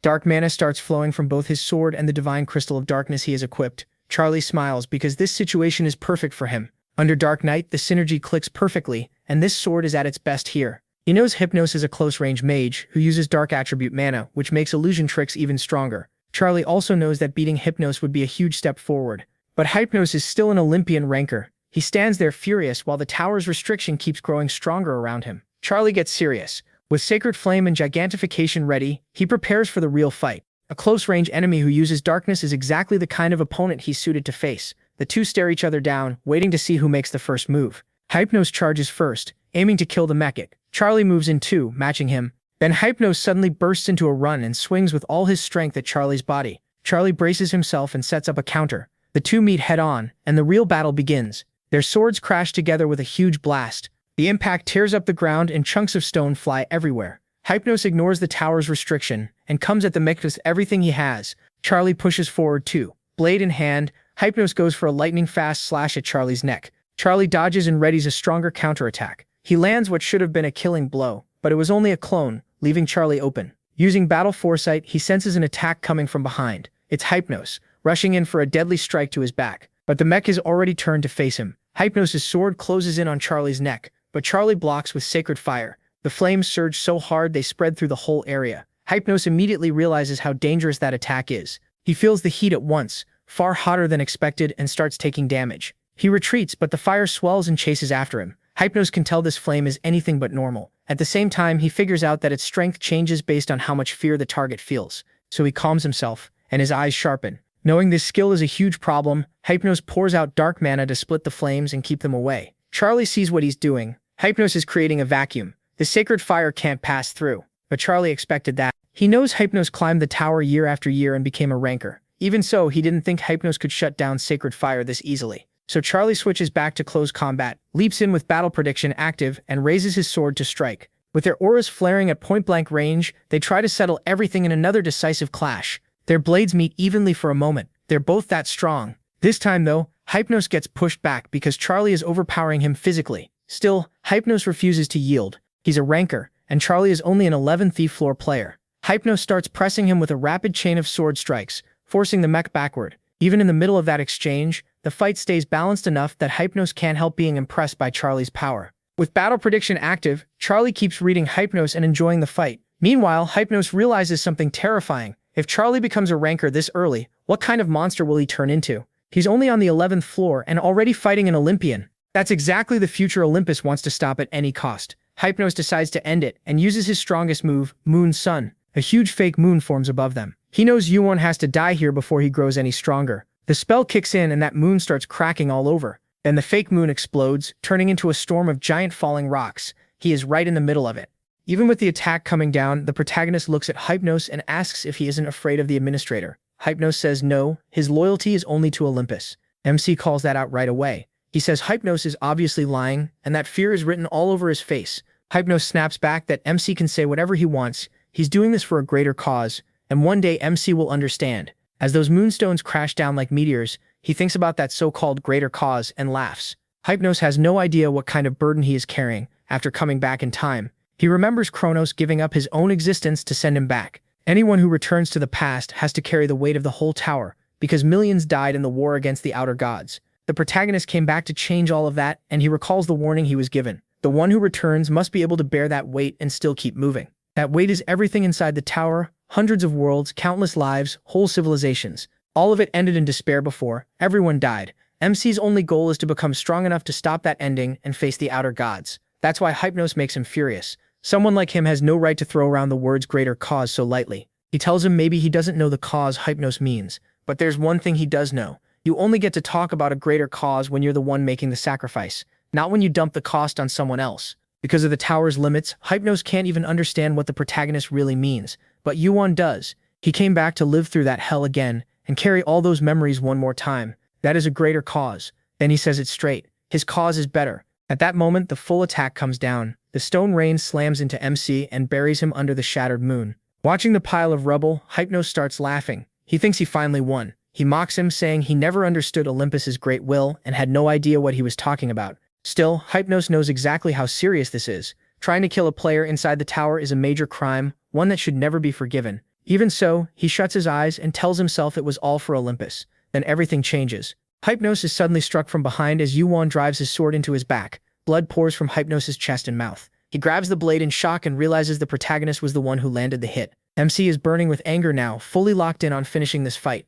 But Hypnos is still a rancor. Even badly hurt, he uses a huge burst of mana and force to blast him far away. The area is torn apart by that power. Clutching his chest, Hypnos curses the protagonist and thinks through what happened. His skill, Dream of the Moon, turns a target's fear into reality. Even if the protagonist could see through illusions, Hypnos believed that attack had to affect him. He can't believe MC felt no fear with all those rocks falling on him. Staring at him, Hypnos asks what kind of eyes he has. MC just answers that they're good eyes and tells him to quit whining. Hypnos curses and refuses to give up. If illusions won't work, then he'll find another way to win. He shuts that down immediately. No, you can't beat me. The protagonist says Hypnos' eyes are still incomplete, not fully awakened. Even so, they're amazing for illusion skills, and that's exactly why he was so sure of himself. Then the protagonist tells him the fight is over. Hypnos refuses to accept that. He raises his sword to attack again, but freezes. Someone has appeared behind him, and he hadn't even noticed. His sword won't move. Something is holding it in place. When Hypnos looks back, he sees who it is, the administrator, ready to strike.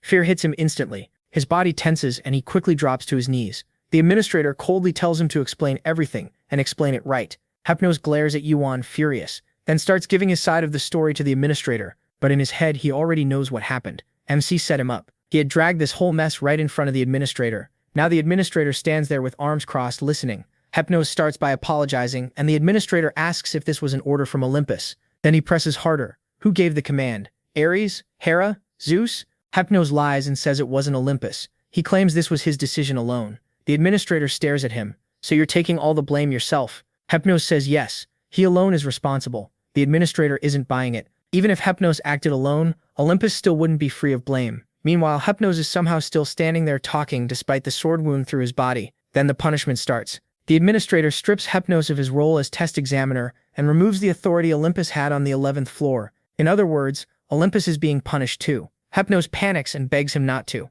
The administrator roars back, asking how dare he raise his voice. He makes it clear Hypnos is already as good as dead. With one brutal strike, the administrator sends Hypnos flying. Hypnos crashes to the ground hard, but the punishment still isn't over. The administrator grabs him by the face and slams him into the ground, calling him trash for attacking a participant during the test while serving as the examiner. He says the crime is unforgivable, and he already knows the perfect punishment. Hypnos will suffer for thousands of years in a state between life and death. After grinding his face into the ground, the administrator lets go. Hypnos lifts his head and desperately begs him to stop. The administrator ignores him and crushes his back with another merciless blow. Hypnos starts screaming in agony from pain, unlike anything he's ever felt. Through all of it, he glares at Yuan and curses him for being the one who wounded him first. Covered in blood, Hypnos shouts the protagonist's name. The protagonist just tells him goodbye. Once the beating ends, Hypnos passes out and is sent away to serve that punishment. Countless years trapped between life and death. After that, the administrator turns to MC and says, "So it's you again." He stands in front of him with his arms crossed, repeating it, "You again." He tells the protagonist the rumors were true. He's definitely not normal. The administrator starts saying he doesn't know why the protagonist thought he could take on a rancor, but the protagonist cuts him off and says, "This only happened because things weren't handled properly." That gets a real reaction. MC can talk like that because he knows the administrators control the tower and have power on the level of top rankers, but he also knows that as long as he hasn't broken the tower's rules, he has nothing to fear from them. So he points out the real issue. From the start, the team split was unfair. He adds that, if he remembers right, the test examiner is basically supposed to act on the administrator's behalf. The administrator asks if he is saying this is his fault. He answers that someone has to take responsibility. The administrator barks at him for being bold, but then admits the protagonist is right. He promises that when the test is over, the protagonist will get a proper reward. With an innocent look, Charlie presses the administrator for the reward he promised.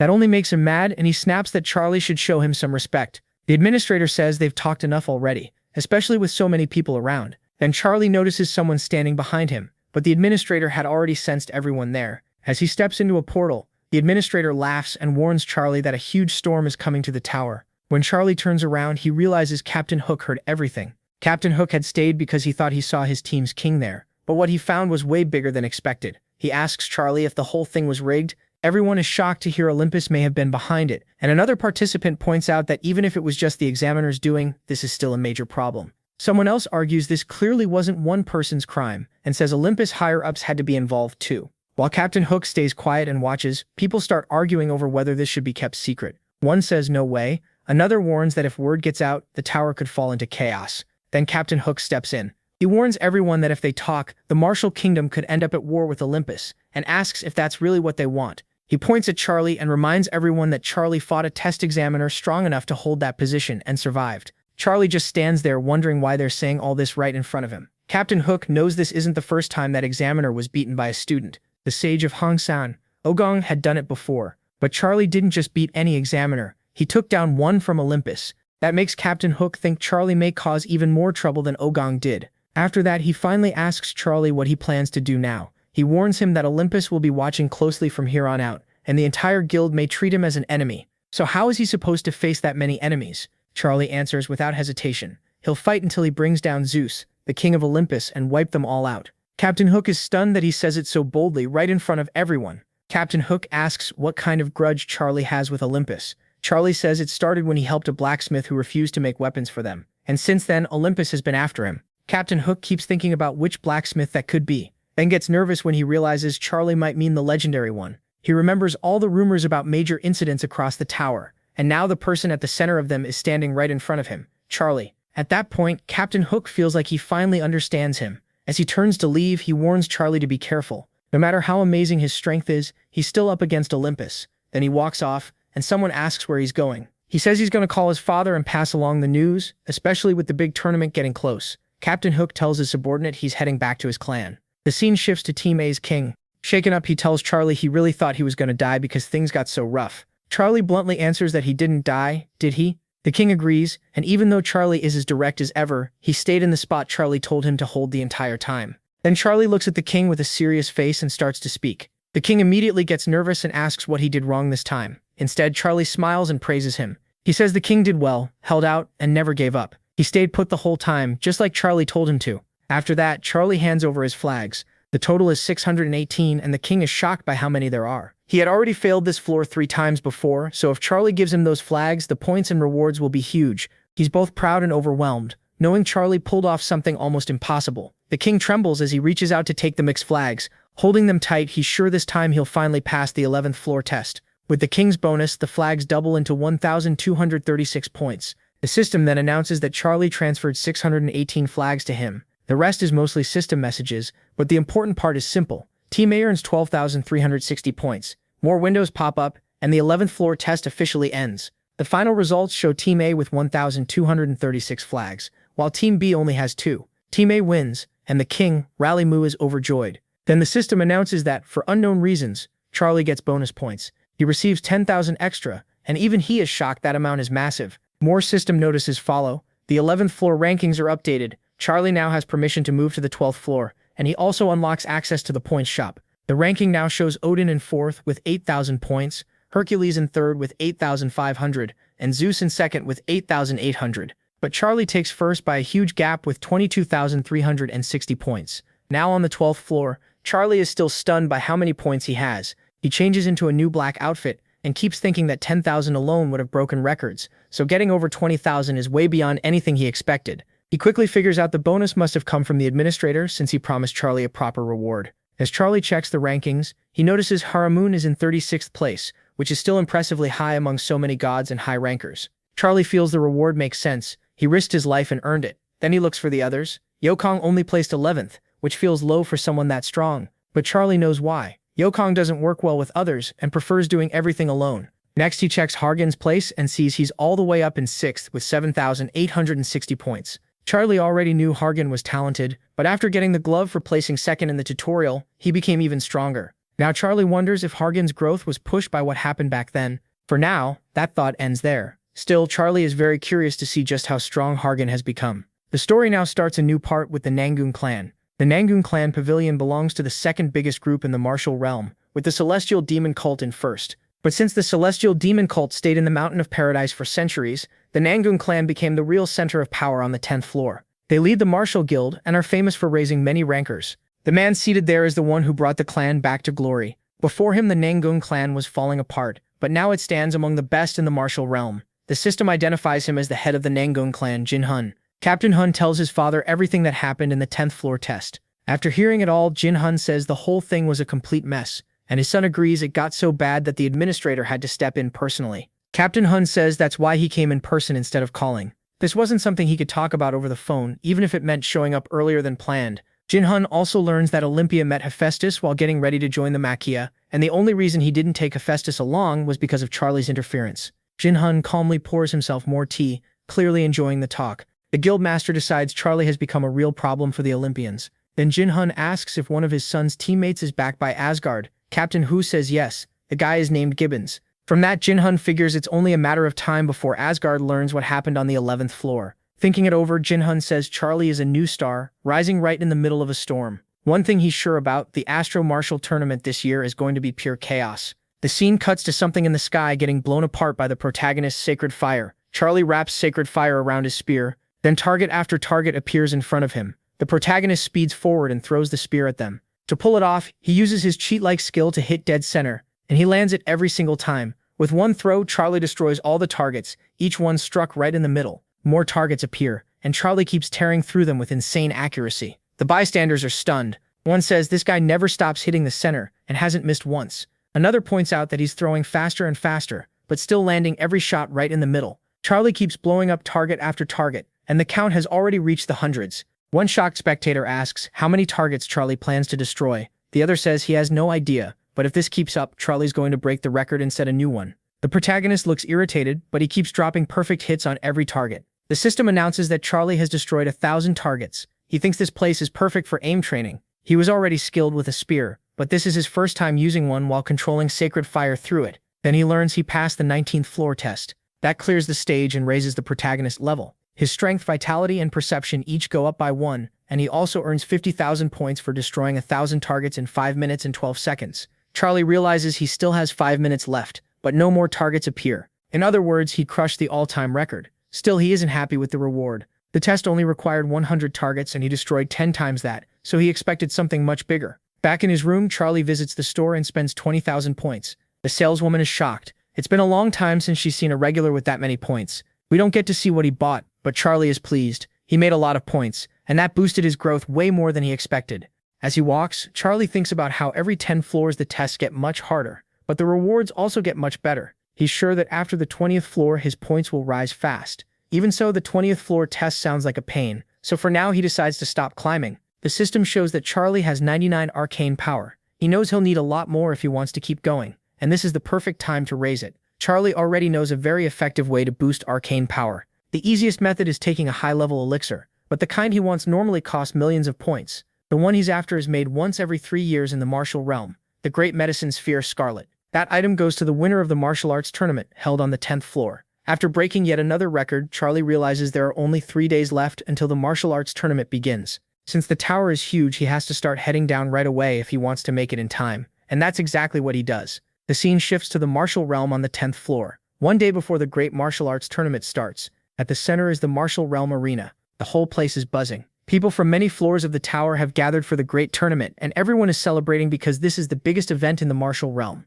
The gossip starts right away. One person says the favorite to win is Nangung Hun, the great genius of the Nangung clan. Another agrees he's a monster, but says the Martial Guild isn't the only big force here. Other even larger guilds are sending representatives too. Their little food argument keeps going, but the real focus stays on the tournament talk. Then someone says maybe the real favorite is that guy from Olympus, Hargan. They heard he already reached the 25th floor and only stopped because no one past that point can join the grand tournament. So he stayed there just waiting for this event. That alone shows how scary he is. If he keeps climbing like this, he could become a ranker in less than 10 years. Suddenly someone rushes over in a panic. She slams the table and blurts out some hot news. Charlie is entering the tournament. The others can't believe it, but once it sinks in, they realize this event is about to be incredible. Now everyone starts talking at once. One person says he thought Charlie only cared about climbing straight up the tower without stopping. It feels strange that he's interested in this tournament, but they don't know the truth. Charlie wants the winner's reward. Another says maybe Charlie can actually win the whole thing. One thing is always true, whenever something big happens, Charlie's name ends up right in the middle of it. They even start betting on how many guilds will rush to Charlie once they hear he's on the 11th floor and joining the tournament.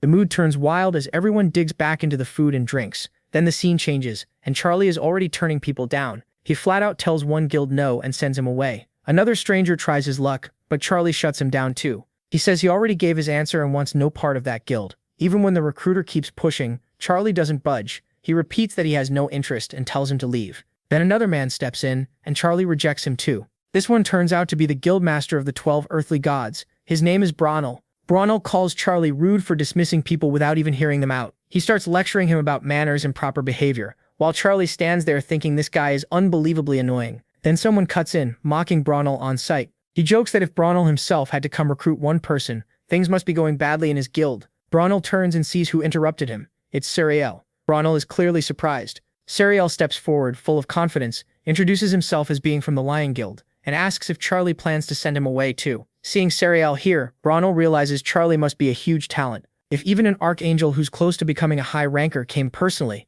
then Charlie is no ordinary regular. Charlie, though, just says yes. Sariel is the 13th person he's turned down today. Sariel keeps his cool and politely hands over a Lion Guild card, saying Charlie can contact him if he changes his mind. On the outside, he stays classy. Inside, he's furious. Charlie takes it with the same attitude and says that even with the card, he still has no plans to reach out. All of a sudden, someone snatches the card from Sariel's hand and says he knew Mac would react like that. That's exactly why he likes him. It's Hargon. He grins at Mac and asks if he's going to send him away too. Then Hargon flicks the Lion Guild card, burns it up, and greets him like an old friend. Mac still tells him to leave too. Hargon is stunned. He asks if Mac is serious, and Mac says yes. Hearing that, Hargon starts doubting the rumor that they became friends back in the tutorial. Then Mac breaks the act. He tells Hargon it was a joke, and of course he can come in. He's a friend. Hargon complains that Mac's jokes are way too hard to read. After that, Mac and Hargon head into Mac's room so they can talk without being bothered. Bronel's assistant complains that Mac was rude and should have at least invited them in for tea before turning them down.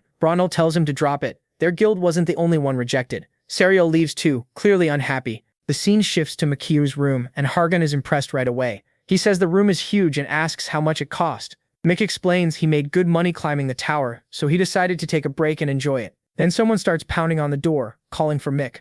Hargon gets nervous, thinking it might be urgent, but Mick tells him to ignore it. If it were a real emergency, people here would just break the door down. Hargon wonders what the point of paying for a fancy room is if people keep bothering him all day. Makak says that's normal here, and it gets even worse when the tournament is close, since all the guilds are on this floor. Hargon says finding Muk was easy because he's famous now. He just asked around a little and found him. Makak says Hargon could have simply asked him. Hargon shrugs and says surprising a friend is more fun. Then Muk asks about Hargon's teammates. Hargon says they're all doing great. Muk agrees and says they're all capable people with what it takes to go far. Then Hargon brings up the trouble Muk's been causing. He asks if Mek was the one who stopped Olympus from taking that party, and Mek is surprised by the question. Hargon says he may not be Olympus's favorite son, but he still hears about most of what happens up there. That whole mess reached him too, so he asks when Mek decided to make Olympus his enemy.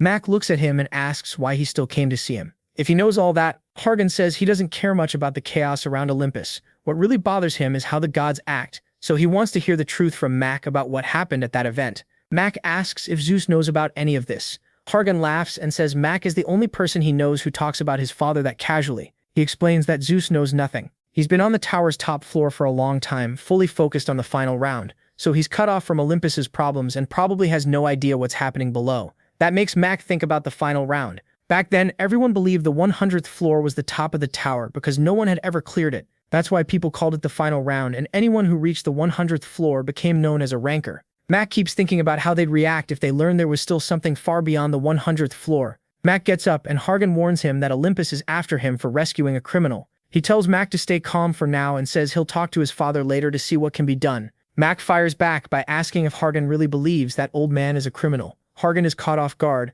Mac doesn't explain. He just says there's somewhere he needs to go and asks Hargan if he wants to come. Hargan agrees and asks where they're headed. Mac says they're going to see the so-called criminal. Hargan's answer isn't shown. Then we learn the criminal is Festo, the same smith who refined dark crystals for Mac while he was climbing to the 19th floor. The scene cuts to Festo's workshop. He's been hammering away non-stop, looking exhausted, so he sets aside the heavier hammer and grabs a lighter one. Even tired, he keeps swinging hard. After a long stretch of work, sweaty and worn out, he finally finishes shaping another piece of armor. He puts it back in the furnace to heat, then starts working on other parts. While he works, he thinks about how his hands only feel calm when he's forging something. Festo was born to make weapons, but he chose to stop. If he followed his real urges, he'd forge a new weapon every single day. Even so, he tells himself he made the right choice. He believes he should never make weapons again. The sword he gave his savior will be the last one of his life. All around him are piles of armor, and every piece there is at least S rank. He remembers Mac promising to come back soon. Since Mac left the first floor, Festo has kept hearing news about him, so he figures Mac is climbing the tower in style.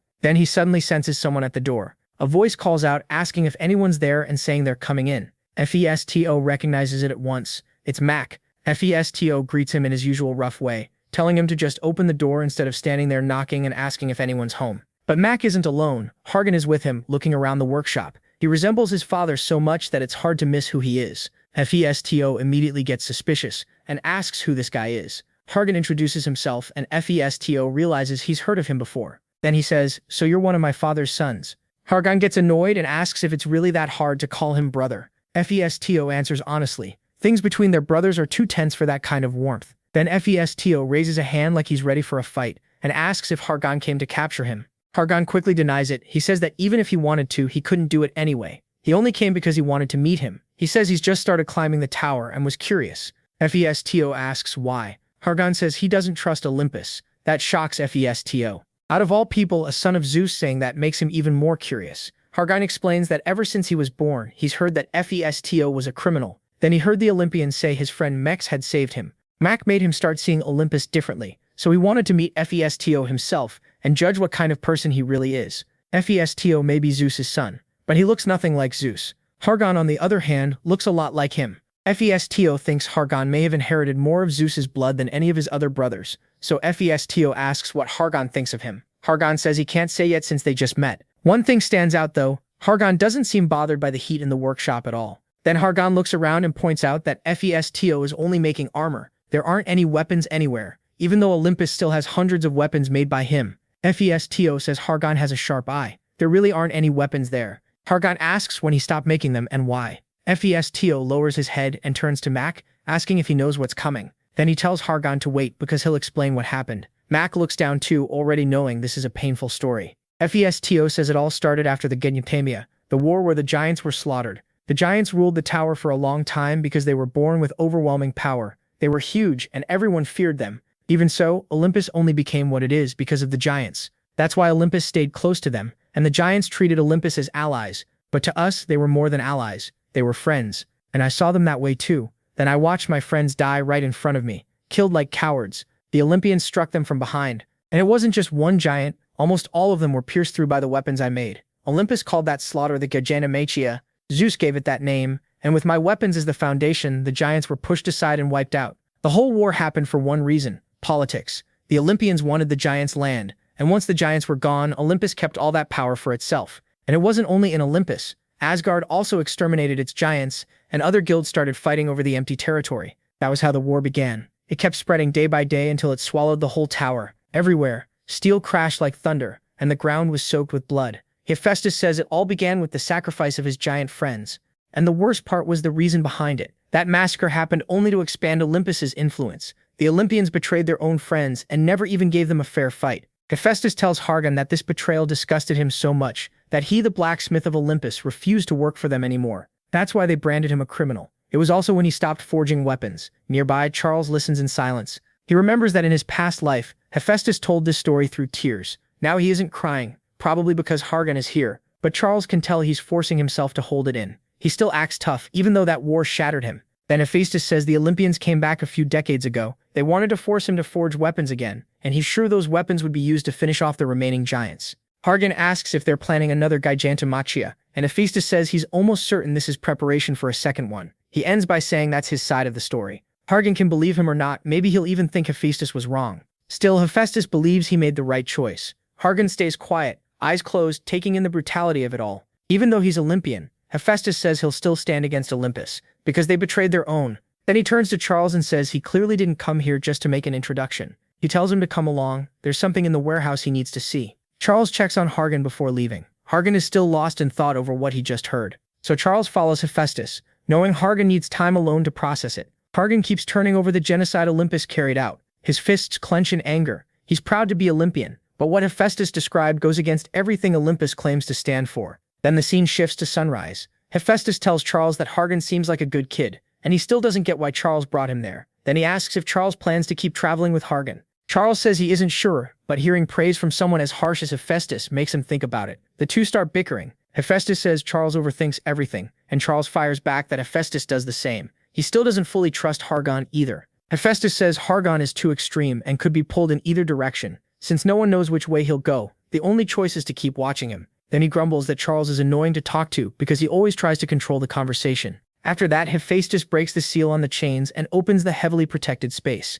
As soon as he does, a being of darkness starts coming out. Hephaestus tells Charles he followed his instructions, but something troublesome was created in the process. Then he explains the real problem. Charles is terrible at naming things. Because of that sword incident, Hephaestus swears he'll never let him name anything again, so he chose this weapon's name himself. Its name is Kini, and instead of a helmet, Hephaestus made Charles a glove. The jewel of the stars was turned into one. Kini is the Greek name for the helm of visibility, and when you look into the meaning, it can also be tied to fury or rage. Charles is shocked because that was the same name Hephaestus once gave the helmet before he went back. Now it has a totally different form, which makes it even more interesting to him. Hephaestus explains that he used all the adamantium Charles brought, about 1.5 kilos. The divine crystal of darkness was spread through the whole outer layer of the glove, even though it can't be seen with the naked eye. The glove itself is still wrapped in chains. Charles asks if he can use it. Hephaestus tells him of course it was made for him, and it's ready. The glove is incredibly thin, almost too fine to believe. Charles puts it on. Hephaestus knows Charles has faced rancors since the first floor, so fear isn't the issue.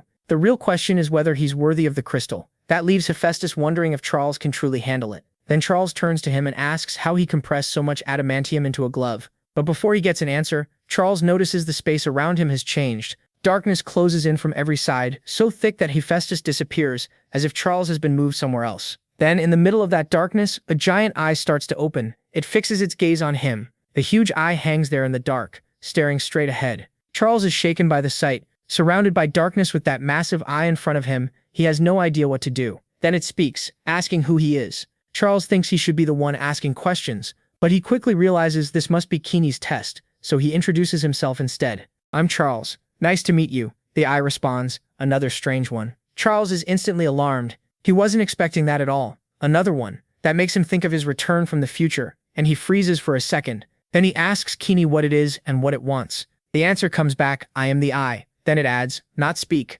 Charles stares, confused, and asks if it means it can't really talk because it's an eye, not a mouth. Charles can only think about how frustrating this is. The whole situation is insane. He keeps thinking about how little is known about Olympus's 3 sacred treasures, including Kini, which was made from the divine crystal of darkness. Those weapons vanished during the invasion from the outside, and the only information he has about them came from Kronos. That's all he knows. In the past, Kini was Hades' helmet. Now it's become a glove. Charles starts wondering if the thing in front of him is sealed inside the crystal of darkness, or worse, if it is the crystal itself. In his head, Charles decides this was supposed to be a chance to learn more about Kini's power. But with the eye talking in broken words, a normal conversation feels impossible. Then the eye suddenly says one name, Muzovo. Charles is startled again. Who is Muzovo, and why is this strange being asking for it? At that moment, Muzovo, still in its shrunken form, rises up. Even without being summoned, Muzovo appears in front of Charles like usual. It looks stronger somehow, but its incubation rate is still stuck at 13.58%. Suddenly, Muzovo lets out a shout.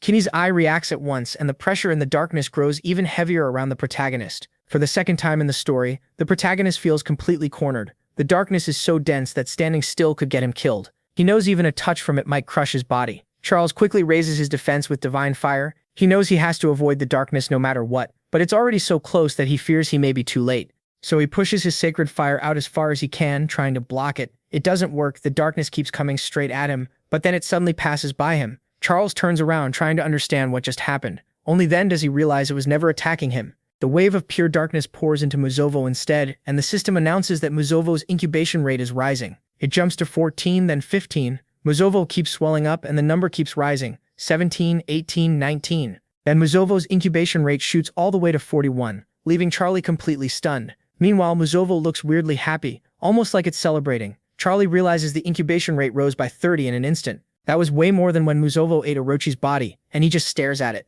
He asks if Muzovo woke up because it was happily humming after finally filling its stomach. That makes Charlie even more sure this egg came from an outer god. He even starts wondering if Muzovo might know where the outer gods came from. After that, Charlie turns back to Ken's eye. He asks what the egg really is, and the eye answers that it left it in the void. Charlie keeps pushing, begging for anything, any clue at all about the egg. The eye finally says yes, it will answer, but then it starts to close and fade away. The eye shuts deeper into the darkness until it's almost gone. And just like that, Charlie is left in the void with no real answer. He yells for Ken's eye to wait since he still has a lot to ask. But in that same moment, Charlie gives up on calling after it because a lightning-covered hammer suddenly comes flying at his face. He panics and shouts, "Old man, what are you doing? Are you crazy?" The hammer stops just 1 centimeter from his face, and the mick almost jumps out of his skin. Hephaestus had been gathering a huge spell to smash that area, and he barely stops in time. Even so, the force of that magic still shakes everything around them. That's when he asks, "Are you there, Charlie?" Hephaestus checks if Charlie is okay, saying the whole area suddenly filled with evil energy,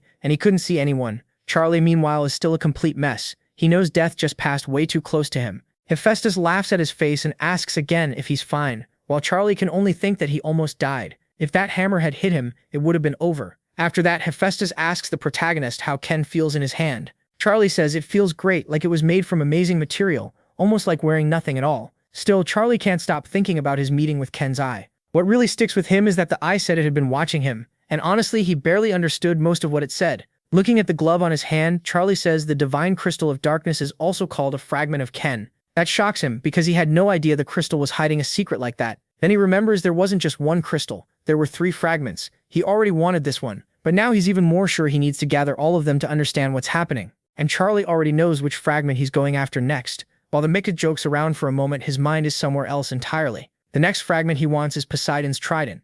The two head back up, where Hargon keeps asking what happened. The whole office was shaking like the world was ending. Hephaestus walks by and casually says he has no idea. He just did a little hammering. Hargon is left staring in shock. Hammering, Hargon repeats, totally confused. Charlie just brushes it off. Hargon looks between them, then asks Charlie if he's okay. His brother told him to check on him, but Charlie gives the same answer Hephaestus did. Who knows? Hargon points out they're both saying the same thing, and asks if they fought. Charlie immediately says no. He tells Hargon that if he fought Hephaestus, he'd go straight to hell. 1 hit from that hammer and he'd never survive. Hephaestus agrees. If he had landed the blow, Charlie would already be done. Hephaestus tells Hargon not to worry because even he doesn't know exactly what happened. That's why both of them answered like that. Afterward, Charlie asks if Hargon has processed all the information he got from Hephaestus. Hargon says not yet. There are still things he doesn't understand, so he needs to meet his brother and sister. Charlie asks which siblings he means, since Zeus has plenty of children. Hargon says he's talking about Apollo and Artemis.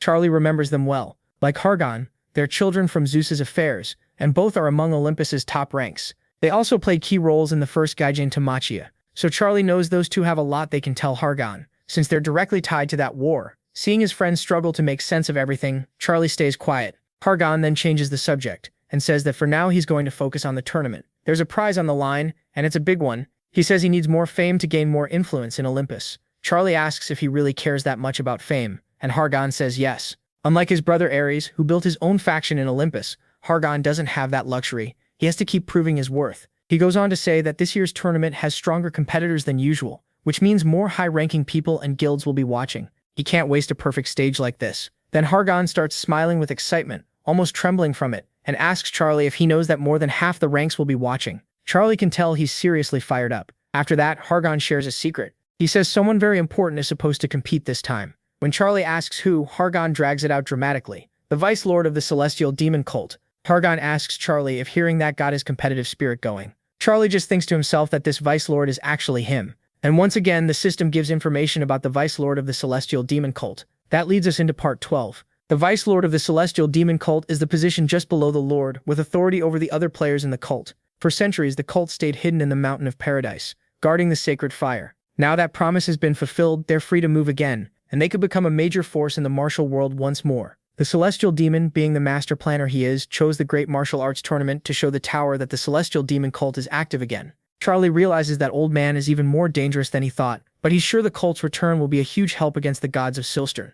Back in the office, Hargan explains that the Vice Lord of the Celestial Demon Cult must be someone amazing. But then he looks at Charlie and remembers Charlie shouldn't even be able to enter this tournament under that title. Charlie finally tells him the truth. He's the Vice Lord. Hargan freezes. What? You? Charlie confirms it. Yes, him. Then Hargan lets out a scream so loud it feels like the whole office shakes. He expected anything but that. Even while thinking Hargan is way too loud, Charlie listens as he asks if Vice Lord is like being vice leader of a noble clan, and whether that was the reward for clearing the Celestial Demon Cult's trial. Charlie knows the true reward was the sacred fire, though the title technically counts too. He doesn't bother explaining that, and Hargan just sulks, wishing he had tried the test himself. Then Hargan says that once people learn Charlie is the Vice Lord, his value will skyrocket even more. Charlie answers that he's still planning to stay independent and not join any group. Hargan points out that even if Charlie feels that way, the other guilds definitely won't see it the same way. Smiling at Charlie, Hargan says tomorrow is going to be very interesting. The next day arrives, the opening ceremony of the Great Martial Arts Tournament,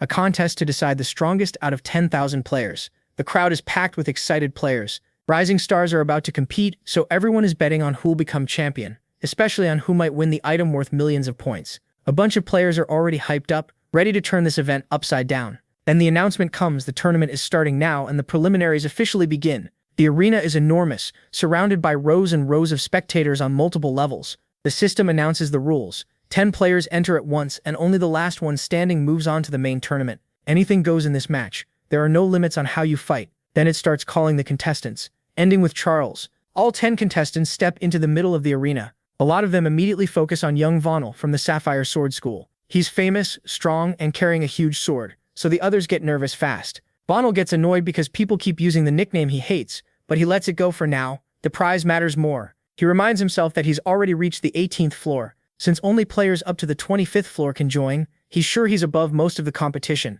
To impress the head of his school, Vonal swears he'll place high and raise the school's name. Then someone in red walks past him. That outfit and face feel familiar. A second later, Vonal realizes exactly who it is, the guy who crushed him before. It's Charles. Right in front of everyone, Vonal yells and calls him a bastard, making the whole arena notice the man in red. Charles reaches the center of the ring and the mood changes right away. Even Vonal, who was acting confident a second ago, almost loses it after seeing he's stuck with Charles in the preliminaries. The judge begins the countdown. As it ticks down, Vonal points at Charles and shouts that he's going to beat him. Charles just looks back at the big talker. Before the count hits 0, Vonal grabs his sword and starts pulling it free. He asks Charles if he remembers humiliating him on the 10th floor. Then the countdown ends, and the match starts. Vonal charges in while yelling something dramatic about enemies meeting again. Charles doesn't move until the attack is already coming. Then Vonal feels something slam into him at insane speed, and his mind starts going blank. He thought he was rushing past the protagonist, but it was the Mick who flashed past him instead. The blow crushes his chin like a truck hit him. Before he can figure out what happened, he's already flying toward the ground. As Vonal drops, Charles casually asks who he is and says he honestly doesn't remember him. That hurts even more. Vonal can't believe the guy who destroyed him twice doesn't even know his name. Still burning with anger, Vonal blacks out on the floor. The others stay frozen in place. One woman studies Charles and quickly puts the clues together. Black hair, black eyes, that flame-covered cloak. She realizes this has to be Charlie. Nearby is Chong Silman of the Silman clan, one of the favorites in the tournament. Charles looks ready for a fight and tells everyone they can come at him together. He doesn't care if it's one at a time or all at once. He'll finish them either way. Then he pulls out his weapon and warns them that if they won't come to him, he'll come to them. That alone is enough to scare the rest. He doesn't wait. Charles rushes them, and the problem is simple. He's way too fast for any of them to follow. They don't even see him move. They only realize they've been hit when they collapse. In less than a second, 3 are already down. The remaining players panic, trying to track him. One thinks he's back, another says wait, another yells left or right, but none of them can keep up. Chang quickly understands the real issue. Charles is moving so fast that even his eyes can't follow him. He watches players around him get struck and dropped one after another, but he still can't tell where Charles is. All he can think is he coming for me next? Chang thrusts his sword forward, trying to hit something, anything, but he swings at empty air. Now only Chang and Charles are left. Charles finally stops, but by the time Chang notices, he's already right in front of him. Instead of cutting him, Charles flips the blade and lightly taps him with the flat, As Chang starts to fall, he realizes Charles didn't even bother using the edge of the sword. He wasn't fighting seriously at all. After taking that hit from the back of the blade, Chang understands the truth. Charles is treating them like kids because they're all too weak. Then he goes flying dozens of meters. Just 2 seconds after Charles started moving, all 9 other players are already on the ground. Chang is tough enough to stay barely conscious, but he's coughing up blood and can't do much else. Lying there, he can't even move. Charles dropped everyone without killing a single one, which makes Chang realize how insane his control really is. He watches Charles walk through the fallen contestants like it was nothing, and starts thinking this can't be chance. This monster had to have been holding back before. The announcer declares that Charlie advances to the main stage and the crowd erupts. Now Charlie is fully in the spotlight. Meanwhile, he calmly thinks about the next preliminaries, remembering that Hargon's group should be up next. The scene shifts to the following group, where Hargon is tearing through everyone with ease. 5 seconds later, every opponent is down. Hargon stands alone in the center and is declared the winner. After watching the whole fight, Charlie can tell Hargon has gotten much stronger while climbing the tower. His growth rate is crazy. Charlie knows Hargon is only on the 15th floor, but skill-wise, he already looks like someone from much higher up, and his future potential is even bigger. Charlie keeps admiring him. Hargon has talent with mana, strong control, real skill, and even the kind of looks that stand out. Charlie starts thinking it might be worth keeping someone like that close. Once Hargon's match ends, Charlie starts heading down the stairs.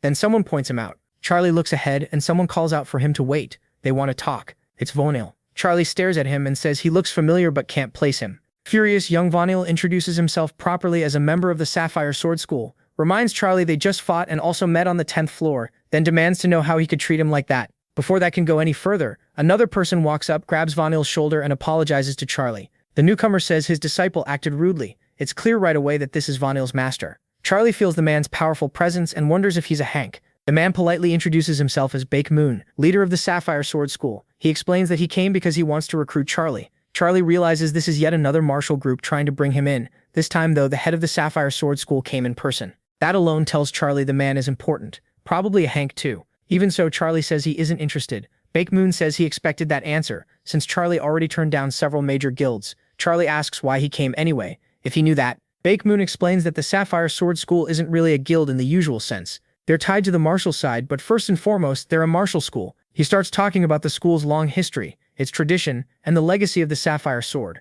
Charlie, though, thinks he's never even heard of them, which probably means they aren't that important, and maybe this man is the school's only real powerhouse. So Charlie turns around and starts to leave, saying he'll keep going on his own. But Baek Moon reaches out, grabs Charlie's shoulder, and stops him. Looking the protagonist straight in the eye, he makes one thing clear: this isn't an offer. Charlie had already figured that sooner or later someone would stop asking and start trying to force the issue. So he asks Baek Moon if he understands what will happen when the Nangung clan finds out he's interfering with a tournament participant. Right in the middle of the tournament, Charlie asks if Sobaek really isn't worried about the Nangung clan. Sobaek just laughs it off and says that's why Charlie is acting so sure of himself. Then he reveals that the head of the Zoom clan is his blood brother, and since that clan is just as strong as the Nangung clan, he has nothing to fear. Charlie figures Sobaek's confidence comes from having the Zoom clan behind him. Then he asks if the Zoom clan leader even knows Sobaek is throwing his name around like that. Sobaek tells him not to make such a big deal out of it. He claims he just wants to be on good terms with Charlie, all while wearing a fake smile. Even then he keeps pushing, saying Charlie should join the Sapphire Sword School because it's a place where he can grow a lot.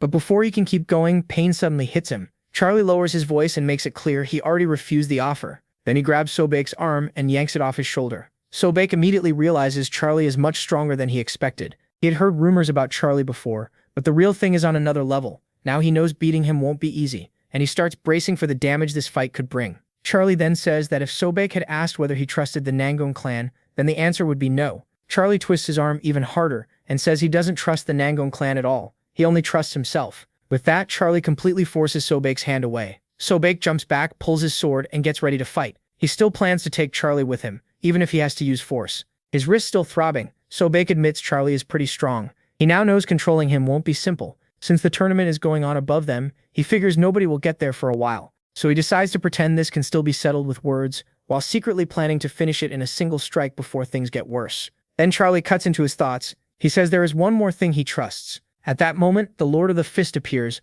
one of the strongest people in the whole martial realm. He tells Charlie he was starting to worry because Charlie was taking too long. As he passes by Sobaek, he greets Charlie with, "Welcome, Vice Lord." That shakes Sobaek even more. One of the martial lords of the Celestial Demon Cult is treating Charlie with respect and calling him Vice Lord. Sobaek had assumed Charlie didn't belong to any martial school, but now it all clicks. A title like that only exists in the Celestial Demon Cult. He can hardly believe it. Is Charlie really the cult's vice lord? After all, Charlie was the only person in centuries to pass the celestial demon cult's test. The Lord of the Fist then asks Charlie if that guy has been causing trouble, and what should be done with him. Cracking his knuckles, the Lord of the Fist even asks if he can kill Sobek right there. Charlie points out they haven't even started fighting yet, then shrugs and tells him to do whatever he wants. Sobek starts trembling. He knows the Lord of the Fist is far beyond an ordinary rancor, and if they fight, he'll lose for sure. Even if he somehow won, making an enemy of the celestial demon cult would be a disaster for a small school like his. So he drops the tough act, lowers his sword, and hurriedly apologizes.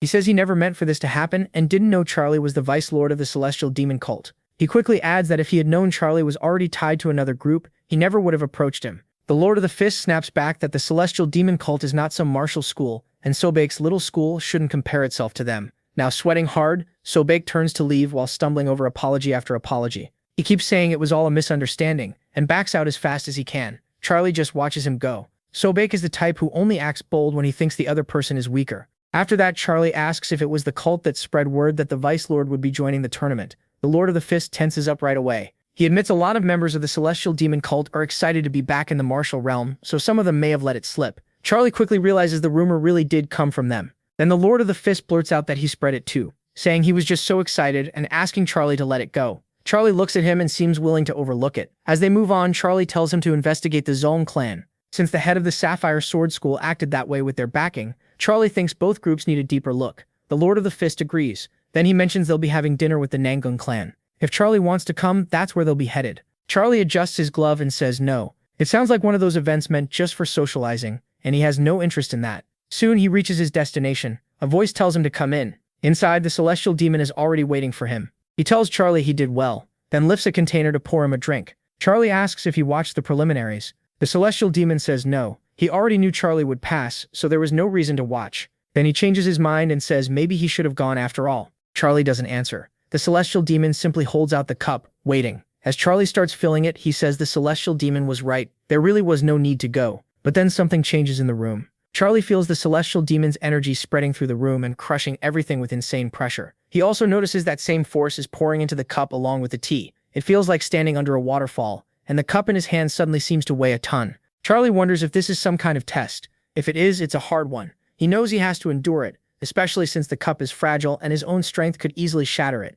So he realizes the real challenge is simple. Hold on without breaking the cup, even under that massive pressure. Then the energy in his glove starts leaking out too. It reacts to the protagonist's emotions and pushes back against the celestial demon's force. The celestial demon takes the cup from him and sets it back in place. Then he says that confirms everything. Charlie has no idea what he's talking about, and honestly nobody seems to. After that, the celestial demon asks why Charlie is even entering the great martial arts tournament. Someone with his skill shouldn't need to bother with a childish event like this. Charlie answers that he needs the winner's prize, the Great Sphere of Medicinal Scarlet. He explains that unlike someone as powerful as the celestial demon, he still depends heavily on system stats. The celestial demon understands and says the Great Sphere of Medicinal Scarlet is a fine elixir for boosting a Vice Lord's attributes. In his eyes, that's the real reason the tournament matters so much. Charlie then asks what the celestial demon is doing there. The answer is serious. The celestial demon cult is preparing to leave the world of paradise and come down into the martial realm. They plan to accept new cultists and test them so the cult can grow stronger, put down deeper roots, and return to its old glory.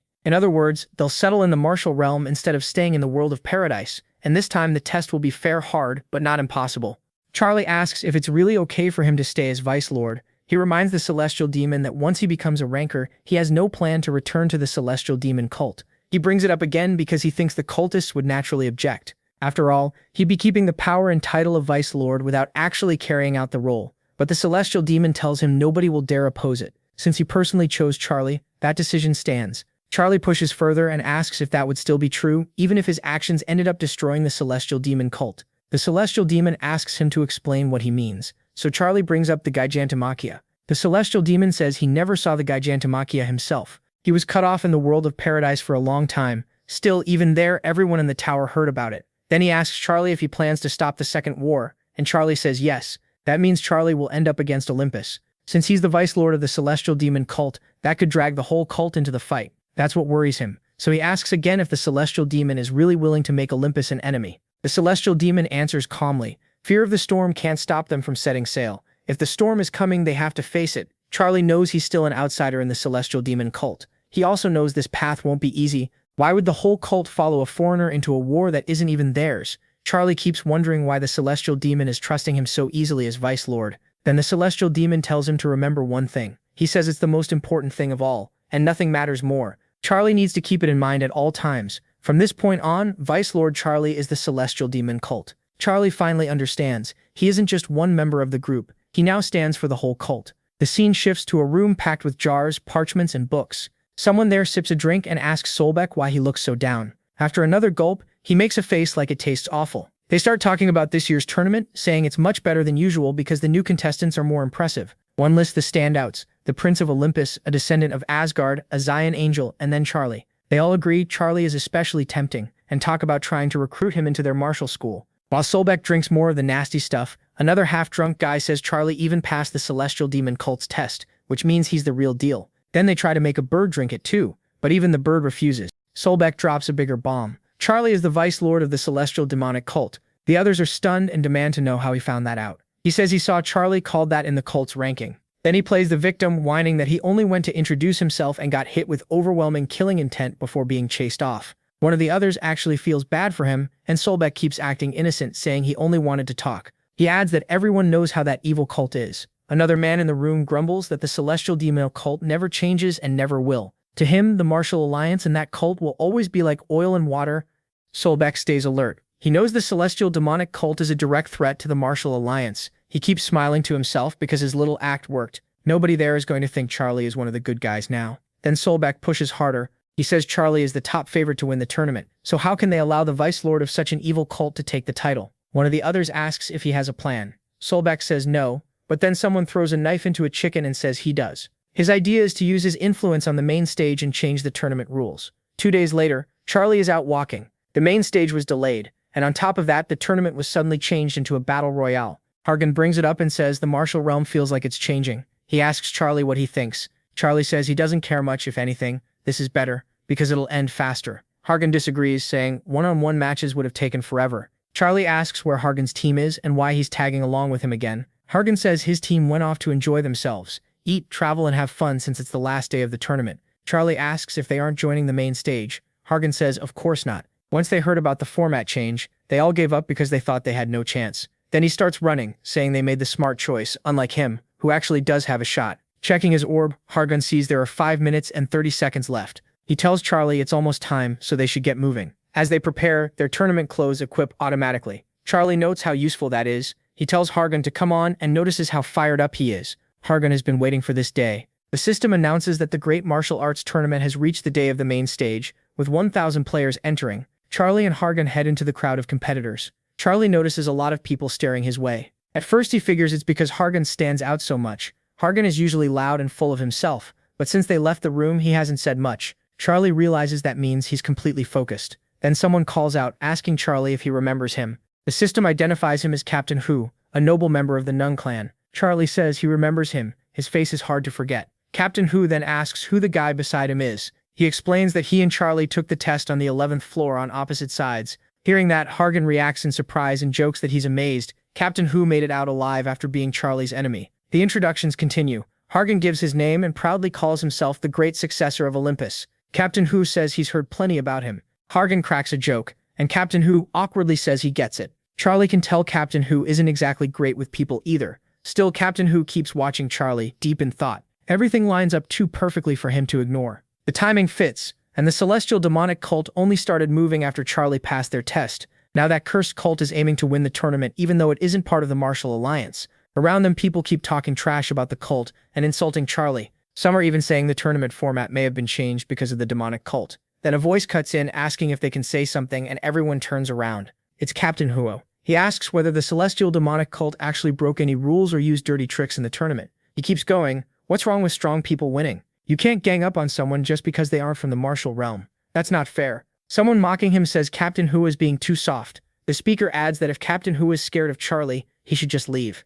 The system identifies the man as Mr. Zug Jinxurin, a noble member of the Zug clan. Captain Hu knows this man is a snake. He's sure this attitude comes from the Zug clan itself, and if the second biggest clan in the Martial Alliance is moving like this, the others are probably backing them too. Even so, Captain Hu believes all their schemes will be crushed by Charlie without mercy. Charlie notices Captain Hu is staring at him and snaps him out of his thoughts by asking if he wants to say something. Captain Hu hesitates, unsure if he should warn him. In the end, he says he personally isn't too worried, but Charlie should still be careful on the main stage. Charlie doesn't understand the warning. Right then, the announcement says the main stage is about to begin and orders everyone to head to the arena. Charlie turns and starts toward the arena. Harjan asks what Captain Hu meant by telling him to be careful, but Charlie ignores the question and just tells Harjan not to fall behind. Soon, all 1,000 competitors take their places in the arena. Harjan grins and tells Charlie he finally gets what Captain Hu meant. Then he tells him to look. Charlie looks ahead and sees that every single person there is focused on him. Harjan jokes that he's really popular. Now Charlie understands the warning.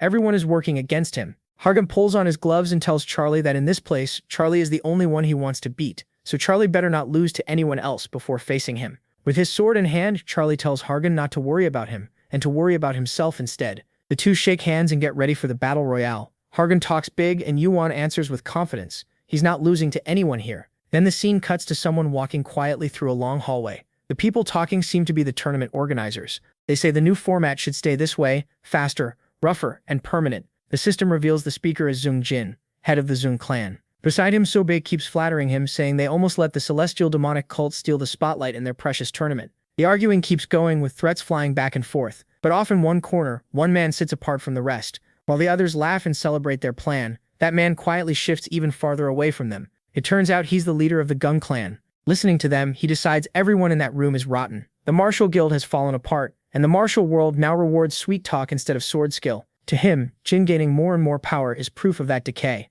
And the head of the Gung clan can't stop it, because Zung Jin's influence keeps him boxed in. So he decides to change the whole tournament and stop this kind of thing from happening again. He wants to restore the event's honor. The mana begins filling the room, though no one notices at first. A second later, the pressure spikes hard. Now everyone feels it, and they realize a terrifying amount of mana is pouring in. Only one person still hasn't noticed the powerful newcomer. Everyone else is already on their feet, staring at whoever just walked in. The man with his back turned keeps talking, asking how they still failed to beat one boy. Then someone in front of him freezes as the celestial demon finally speaks. He calmly says his vice leader seems to be causing the lords a lot of trouble. That alone terrifies the room, because the celestial demon himself has arrived, the strongest figure in the martial world. He apologizes for being late and says he came because Kanan Gung invited him. The scene shifts back to the main arena. Yuan stands surrounded by battered bodies and blood. Even after all that, he's still alone against hundreds inside the arena. At the same time, the celestial demon has entered the organizer's room. There, he introduces himself as the lord of the celestial demonic cult, Xiao Mujin. I stayed up all night working on this, but I still made the video for you. You wanted part 13, so here it is. Everyone in the room is shaken by the celestial demon's presence. Sobek, trembling, repeats the celestial demon's name and asks why the celestial demonic cult is here. From the back, Kanan Gung welcomes him, saying he had been waiting for his arrival. He sincerely thanks him for coming all this way. Meanwhile, the others slowly begin reaching for their weapons, ready to strike the celestial demon. He walks straight toward Sobek and stops him cold. In a firm voice, he warns that if that sword comes out, he'll kill him with his own hands. Sobek, still shaking, lets go of the sword. The celestial demon pats his back and says he made the right choice. Good chicken. Then he looks around the room and points out the obvious. If the lord of the celestial demonic cult had stayed in the original format, he would have won this event easily. He asks if that would have been such a bad thing, then repeats their own complaint. How dare the celestial demonic cult defeat the great martial arts tournament, run by the martial guild? No one knows how to answer. They're too scared to move, and the celestial demon starts to toy with them, asking why they look so frightened. He even smiles and tells them to relax. He says he doesn't look angry, and he's not here to kill them, so why would he be mad? With burning eyes, he says there's no reason for anger. After all, the scheme they worked so hard to set up will be completely crushed by the cult's vice leader. Back in the arena, an axe tears through the air at insane speed, but Yuan is faster. He tracks the weapon as it passes, and when it hits the ground, realizes the attacks have begun for real. From here on, he'll need to be even more careful. Looking toward where it came from, he first thinks it's a sword strike, then remembers it's a martial skill called Materialized Ki. Anyone who can use that is highly skilled, and MC knows the whole crowd is about to come at him. So he activates Battle Forecast. At once, he senses another attack coming. A warrior swings at the MC from behind with everything he has, but he turns in time and blocks it. The attacker thinks he can overpower the Mick until he pushes back much harder and forces him onto the defensive. With ease, the protagonist throws him away, flips back and lands ready to fight. Then he calls out to the crowd, asking if they're all really coming just for him. From what he sees, nobody's attacking each other, they're only targeting him. So he asks if they're making this personal. Trap answers that the celestial demonic cult and the martial alliance have been enemies for a long time. Hearing that, the mech braces for the next wave. Trap studies the mech more carefully. Now, realizing just how strong he is. He was the reason the rules got changed in the first place. Trap notes that he's a man. He's pleased, because this plan is simple and effective. Gang up on one target with a crowd of strong fighters. All around them, chaos breaks out as other fighters start clashing too. Trap notices hundreds of people are now caught in separate battles, which helps hide the real goal, bringing down someone stronger than the rest. That means the martial alliance's setup will be buried under all the confusion. As Trap keeps watching MC, thinking about how much effort went into killing one person, MC cuts through his thoughts and tells everyone they're free to attack. He won't take it personally. Then the mech calls them inferior worms and pours mana into his huge sword. The system announces that Arcane Sword has been activated, but a strange force is suppressing most of his mana, badly weakening the skill. Even so, he still forms a giant mana sword. Seeing it, Trap finally understands why the mech is so famous. Making a blade that large would normally require around 60 arcane power. From that, Trap decides the rumors were exaggerated. The protagonist isn't at the level people feared, not even close. After sizing up the mech, he becomes sure they can win. The protagonist keeps his sword raised in the middle of the crowd, waiting for someone to make the first move. Trap finishes his judgment and gives the order. He commands everyone to attack the mech at once, and they rush in with their weapons drawn. Then lightning crashes down at crazy speed. Everyone near MC gets hit and dropped instantly. Hargan arrives in style, blasting open a path with his lightning and yelling that 150 against 1 is just pathetic. MC stays quiet, but now things are getting interesting. Trap asks if that means Hargan is on MC's side. Hargan shoots back, asking what business that is of his. Someone reminds Hargan that their clan wanted good relations with him, but he says whoever came up with this ambush is an idiot. That makes Trap's face stiffen. Hargan notices and mocks him, asking if he hurt his feelings. Then he says the Zoom clan is famous for forked tongues, and now he's sure they've got Trap doing their dirty work. Some Zoom clan members protest, but Hargan says he's only speaking in the language they understand, the language of worms. Then he bursts forward at top speed. By the time Trap sees him move, the air of Olympus is already right in front of him, pulling back for a huge punch. The hit lands so hard that Trap is launched several meters away, kicking up a cloud of dust where he crashes. Shaking badly, Trap can only think about how overwhelming Hargan's power is. Right then, Trap drops the classy act and yells for his men to leave Hargan to him, beat Charlie fast and then come help. Hargan mocks him, asking why his voice suddenly got so deep. Then he slams a heavy punch into Trap's chest and follows with a kick. That one really lands. Even so, Trap proves he's no pushover. After getting blasted back, he gets up ready to keep fighting. Trap tells Hargan he heard Olympus and Charlie were enemies. Hargan asks how he knows that. That makes Hargan think Olympus and the Zoo clan must be working together, and all of this is probably happening under Olympus's orders. He figures Charlie already noticed. To him, both sides look completely rotten. Then Hargan rushes Trap again at top speed. This time Trap shows real skill. He keeps his cool and dodges several of Hargan's attacks. Still, his elbow starts giving out from the force of the hits. Trap can't understand it. Sure, Hargan is Zeus's son, so being strong makes sense. He's also a martial arts genius who could lead that world one day. But even knowing all that, Trap realizes Hargan is still way above him. Meanwhile, Hargan keeps piling it on chest, chin, side, one blow after another. Trap grows more frustrated, wondering why he can't fight back. Hargan drives another hard punch at his chest, but Trap blocks with both hands. Even so, the impact sends him flying back. Once again, Trap forces himself up. He snaps that if Hargan hadn't interfered, they would have taken Charlie down easily. Hargan stops and laughs that off. Does Trap really believe that? He points out Trap's so locked in on this fight that he hasn't even looked behind him. When Trap checks the dust cloud, Charlie steps out with his sword in hand. Charlie is tearing through the attackers with ease, smashing them down with the flat of his sword like it's a giant hammer. He's actually enjoying himself, not even a drop of sweat. He doesn't give anyone time to recover. One guy gets slammed into the ground, another takes a hit to the face, another gets his knee kicked out. Hargan says their whole plan is pathetic, and tells Trap to look. Charlie's crushing them without even trying. Trap answers with a kick, showing he's still in fighting shape. Trap demands to know what Hargan means. Hargan answers with a stronger blow, breaking through Trap's lightning defense, then drives another punch into his chest at top speed. As Trap is launched back, he realizes he can't beat Hargan. What he really can't understand is why Hargan keeps saying Charlie is even stronger. Trap had judged Charlie as weak. Now while flying through the air, he admits Hargan is a monster. But if Charlie is above him, then Charlie is on a whole different level. Then Trap crashes down hard, blood spraying from his body. Trap lies there defeated and bleeding. The warriors who came with him start begging Charlie to stop. They're tired of getting beaten by the back of his sword, so they throw down their weapons and surrender. One by one, every fighter attacking Charlie gives up. To them, he's just a monster. Then everyone starts running for their lives. In the middle of the arena, only Charlie, Hargan, Trap, and one other fighter remain. Charlie looks at Hargan and says it seems they're the only two left, so they can finally begin. Hargan bangs his fists together, full of excitement. He says he's been waiting a long time for this, and promises to tear Charlie apart. Grinning wide, Hargan says the sweetest fruit is the one picked only when it's fully ripe. Fired up, he cracks his hands and walks toward Charlie. Charlie tells Hargan he knows he's been waiting for this, but first he wants to ask two things. Hargan, still pumped for the fight, tells him to hurry up and ask. First, Charlie asks if Hargan regrets turning against Olympus. Hargan says no. He knew exactly what would happen, so he has no regrets. Patient but eager to fight, he tells Charlie to ask the last question. Charlie then asks if he forgot their last battle, when Charlie beat him with a single punch and sent him flying. That memory hits Hargan right away, the day the protagonist dropped him in one blow.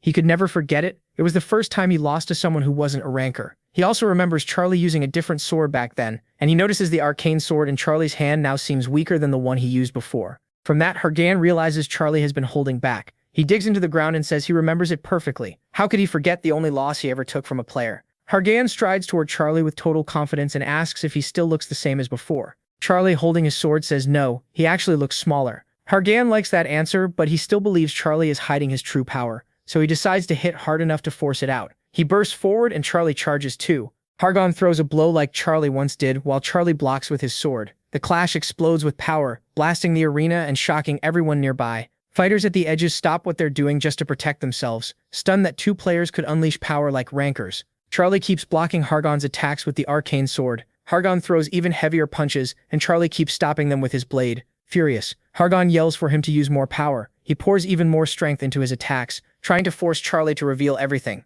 Charlie still doesn't sweat, he just keeps defending while the pressure of Hargan's blows starts warping the ground. By now, the last bystander has hidden, and Trap tries to crawl away in his wrecked condition. The center of the arena belongs to those two alone. Their power keeps colliding, sending huge shockwaves through the whole place, while Hargan's lightning spreads farther and farther. Everyone outside the corners feels Hargan's attacks, and except for the one hiding, they all surrender, Trap included, begging to be let out. One fighter in the corner insists he still hasn't surrendered, and neither has the other one hiding nearby. Watching the arena shake from those collisions, Captain Who realizes this is the real final match. He'd heard plenty about Hargan before, but he never knew he was this strong. Hargan looks like a monster. Captain Who remembers hearing that, besides being Zeus's son, Hargan was called the genius of his generation. He admits he once felt competitive toward him, but after seeing this power, he knows he has no chance. So Captain Who lowers his sword. From a distance, he watches Hargan's attacks and realizes that even several fighters at his level together couldn't beat him. So Captain Who gives up and leaves the arena. From where he stands, it looks like Charlie is struggling. Hargan keeps attacking wildly, and Charlie only blocks with that ordinary sword.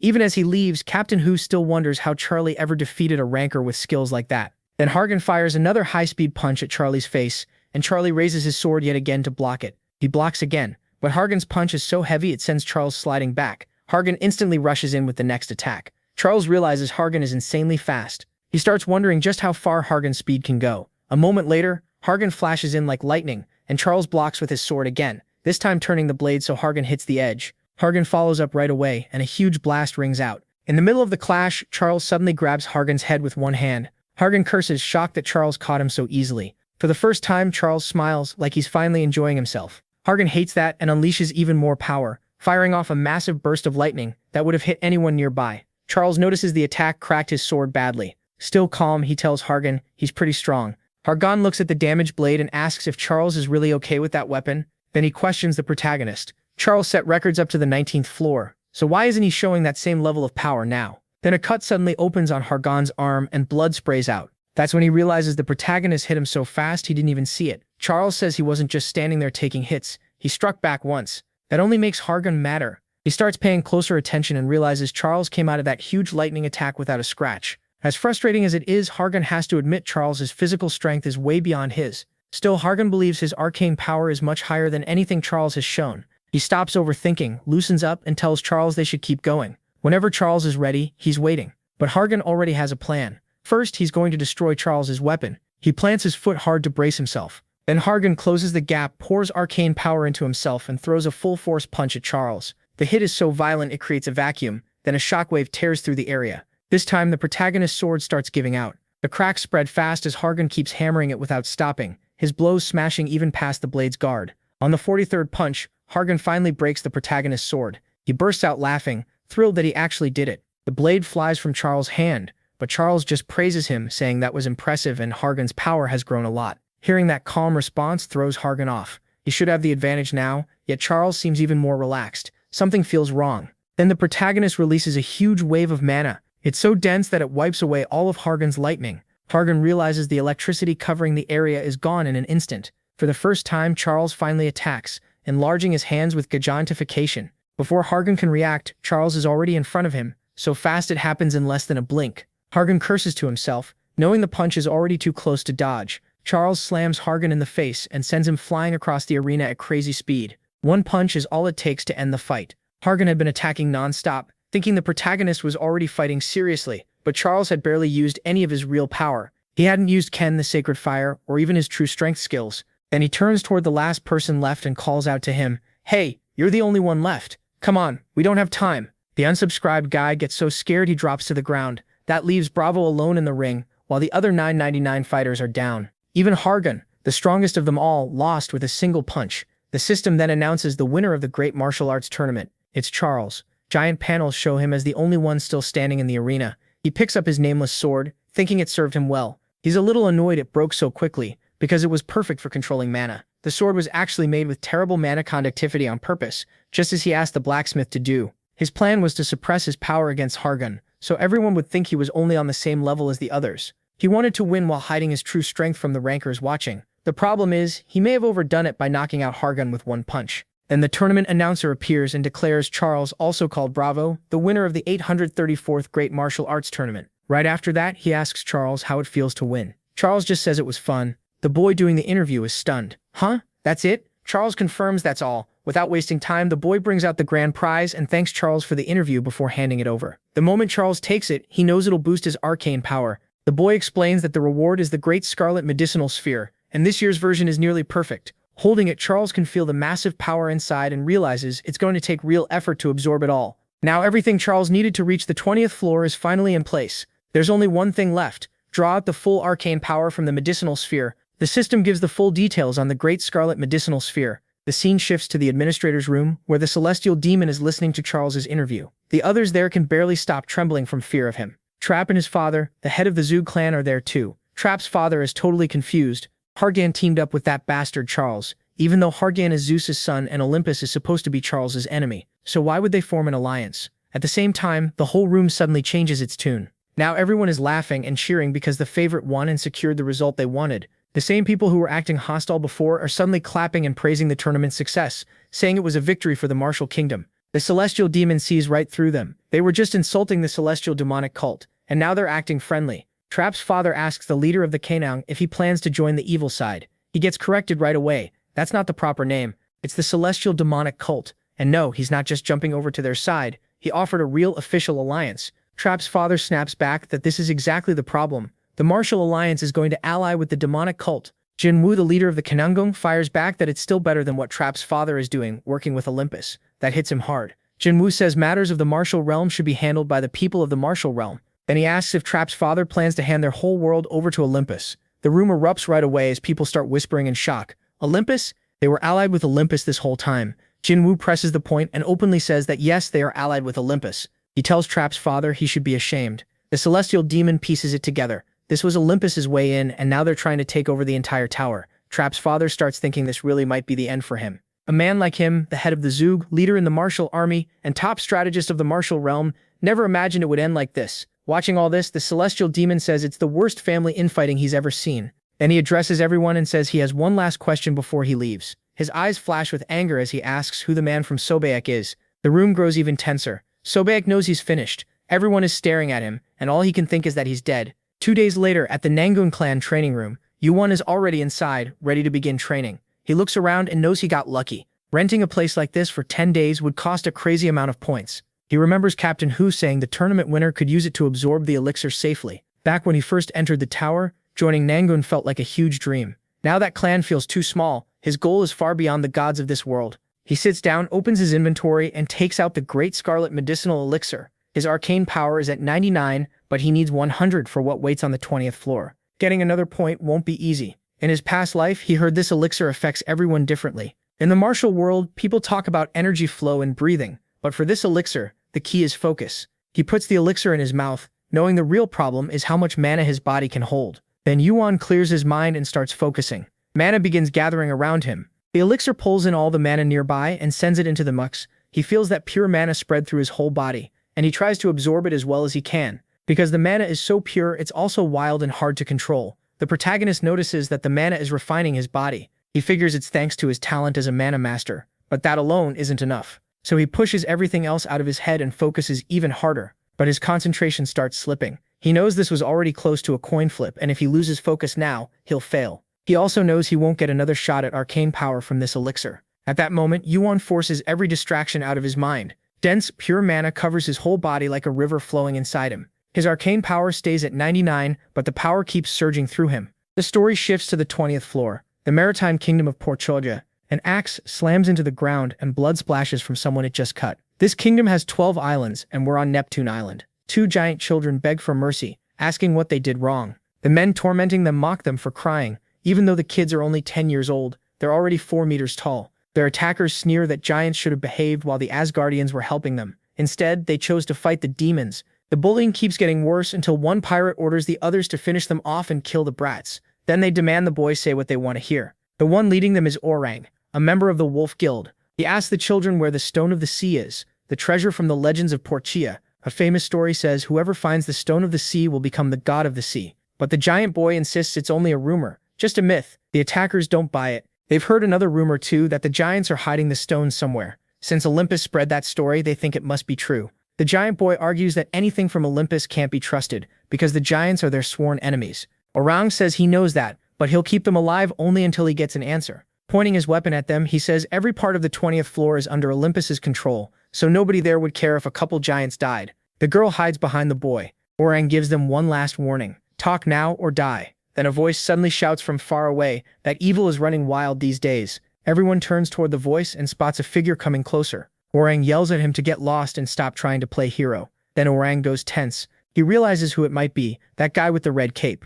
It's Yuan. The system announces that MC activates Gray Eyes and uses battle prediction. His senses jump by 10%, then 25%. He remembers what happened in the cave back then. While fully focused, all his senses had risen by 25%. At the same time, an enormous amount of mana was pouring into him so fast he couldn't slow it down. It was forcing itself to become his power. Then the MC finally gains one more point of arcane power. The system announces he has reached 100. That unlocks a special skill, the kind people gain when a stat reaches a certain mark. For arcane power, that mark is 100. Now Yuan's enhanced vision rises again. What used to be 10 and 25% becomes 30, then 50% stronger senses. With that, he gains a new ability, Sensory Field. It lets him detect every object and living thing within a 50-meter radius. Everyone on the 20th floor recognizes that face. They're sure this is the champion of the martial arts tournament, and the mood shifts fast. The giant children stare at him, and everyone there realizes it really is the protagonist. MC draws his sword and answers, "Play hero? Is that what this looks like?" Then he moves so fast he almost vanishes. With battle prediction active, he charges the group at top speed and makes it clear he's not here to joke around.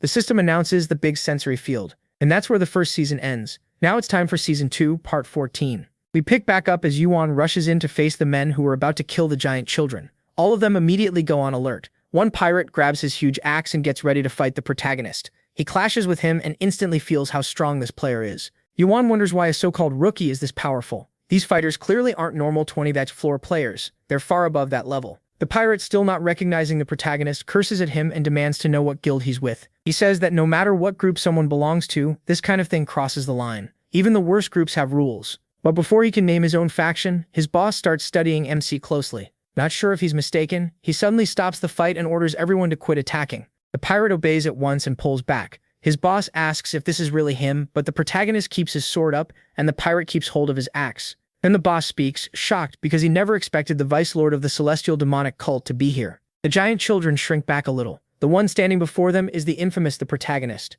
The system notes that the two giant kids seem afraid of him. The pirate mocks Yuan, calling him just a kid who barely made it to the 20th floor. He says the people here aren't weak like the fighters from the arena, but his boss cuts in and tells him to back off. In a low voice, the boss calls him crazy. If this really is the vice lord of the demonic cult, then he can't be alone. There could be hidden cult guards waiting to ambush them. They need to retreat. This has to be a trap. Hearing that, the pirate starts trembling. Just the thought of the celestial cult backing MC up is enough to terrify him. The three of them leave, and Parada tells the young giants they got lucky this time. Someone showed up to save them. Their leader stares at Charlie, thrilled to find him here. Charlie has been a huge problem for Olympus, so turning him in could earn a lot of favor. Grinning to himself, the leader already knows his next move. He heads for the Olympians' office on the 20th floor, planning to ruin Charlie's standing there. The place is massive and full of untamed wilderness. The giants are supposed to be around 13 feet tall, but these two are only Charlie's height because they're still kids, just 10 years old. The shy girl thanks Charlie for saving them. Charlie tells them that even at their age, two giants should have had no trouble beating a few humans like that.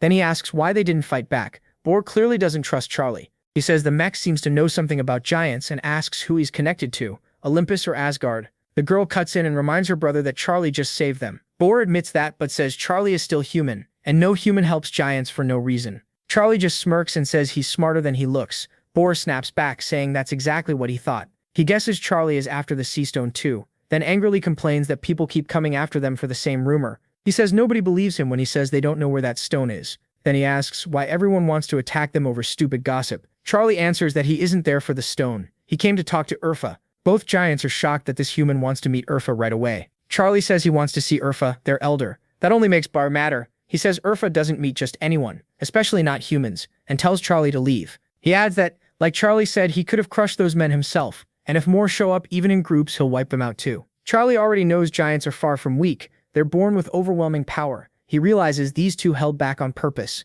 If a real fight broke out here, it could grow into something much bigger and lead to another massacre of their people. That makes Charlie respect Boar. He may be young, but he thinks ahead. Then Boar calls to his sister, telling her it's time to go. She stops him and says she still has something to do. Boar gets annoyed. He asks if she contacted the elder. She says yes. Charlie saved them, so the least she could do was send a message. Nair is surprised because the elder actually replied. At the same time, she explains that no one gets to contact the elder whenever they want. Only he decides when to answer. Then she shows Boar's message to Charlie, and from a distance he watches the elder's reply. The message says Charlie is allowed to come because the elder wants to meet him. Then it adds a goofy note. Only someone beautiful and cute can read the message. If you're staring and see nothing, then you're not. The scene cuts to someone racing ahead at high speed. Several wolves appear, and the two young giants chase after them. These wolves are giants too. Boar is confused. He can't understand why the elder wants to meet a human like Charlie. Meanwhile, the mix is riding a giant wolf like it's nothing. Nair is shocked and asks if Charlie can tame beasts, or maybe if it's some kind of illusion skill. Either way, she's amazed that the giant wolf obeyed him so easily, while Boar just keeps grumbling.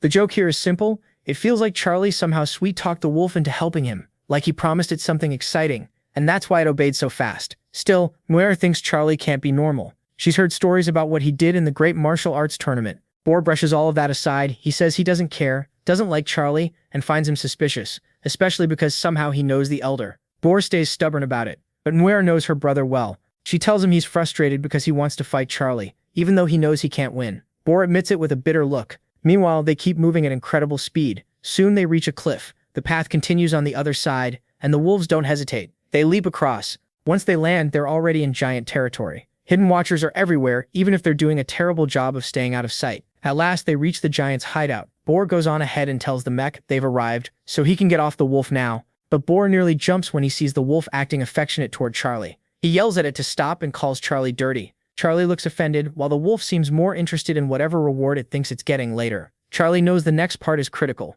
What happens from here could affect how they deal with the enemies outside. Then they arrive at their destination, not just a giant tree, but a truly colossal one. The system identifies it as Adam's giant tree. Boar tells Charlie it's impressive, and says the tree never burns and will never fall. He adds that the elders say this tree came from the world tree, though he doesn't know if that's really true. Charlie remembers that story well, and knows it isn't the whole truth. Before his regression, even this tree, said to be impossible to burn or destroy, was reduced to ashes during the second giant massacre. When all the giants died, Charlie pauses staring at the tree. Boar calls out, asking what he's doing. Charlie answers that he's coming. Boar warns him to watch his step, because one wrong move could get him trampled by a giant. They keep going. Then the scene shifts to the city inside the tree. The giants are stunned to see a human there. They start whispering at once. Some think he must be a guest since Boar and Nair brought him, while others insist that's impossible because no human has ever come here before. Boar tells Charlie to ignore them. Since he's the elder's guest, nobody will dare touch him. The scene moves to the elder's home, higher up.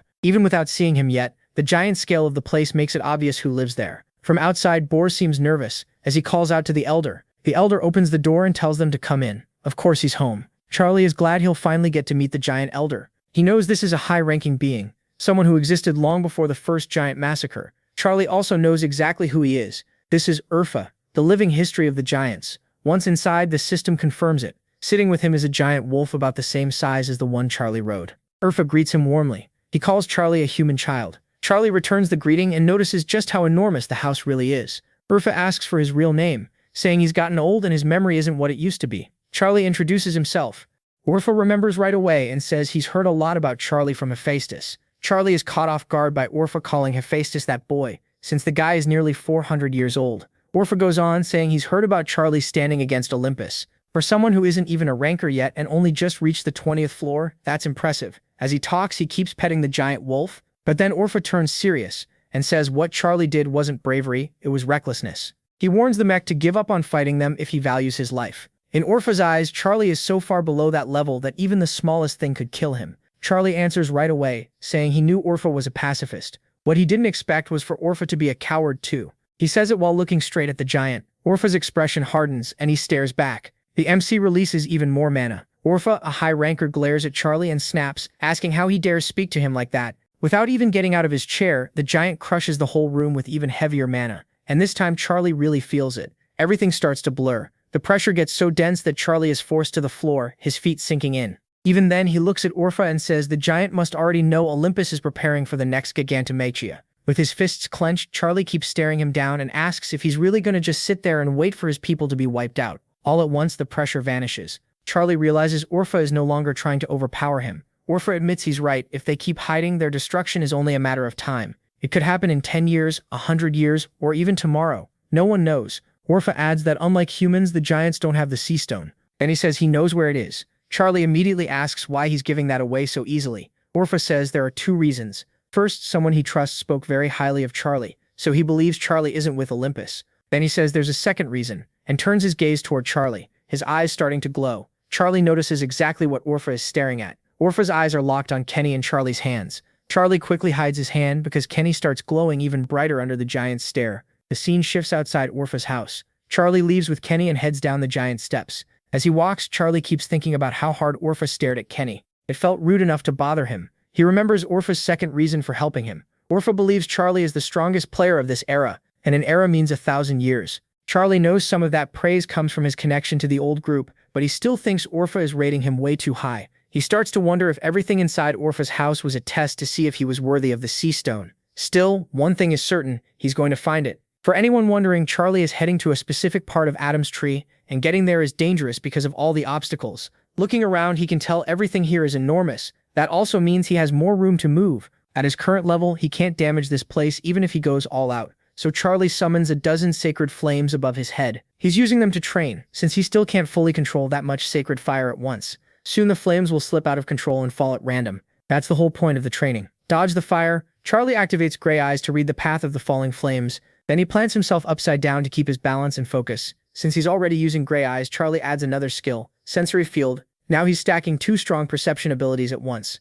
With both active, he can track the path of the sacred fire much better. His awareness of everything around him jumps by half. Charlie starts weaving through the flames he created himself, turning the whole thing into solid training. He's actually enjoying it. The dodging, the sacred fire control, and the mix of those two perception skills all work together. The training is paying off, and his perception keeps improving. But then the backlash hits. A sharp pain pounds through his head, and the MC realizes he's getting dizzy from using two high-level skills at once. Half out of it, he drops a hand to the ground to stop himself from falling flat. He flips and lands back on his feet in a clean recovery. But the sacred fire comes at him from behind. The flames curve back hard toward the MC. Even so, the branches aren't burned. This fire has a will of its own. It only targets one thing, and that target is the MC. Charlie barely manages to avoid it, still a little dazed from how close that was. Even with that risk, he's excited. Gray Eyes and Sensory Field together let him see the world more clearly than ever. The two skills work perfectly as a combo. The only problem is the overload. His brain can't handle that much information for long. So now the MC has a new goal.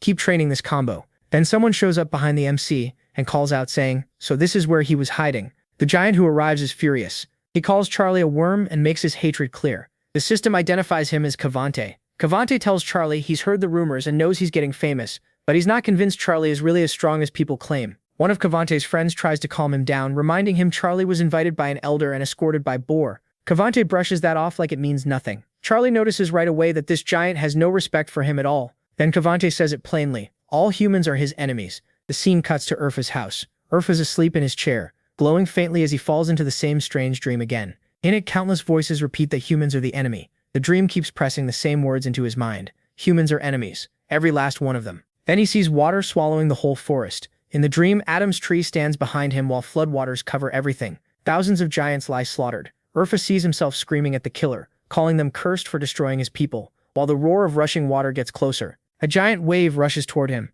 Even inside the dream, Urfa trembles as he realizes it's a tsunami, and the surviving giants scream for everyone to run because they're coming again. Then he sees the god of the sea riding that massive wave. It's Poseidon, leading the massacre of his people. Urfa jerks in his chair and wakes up in fear. His giant wolf is lying calmly across him, but the dream still leaves him shaken.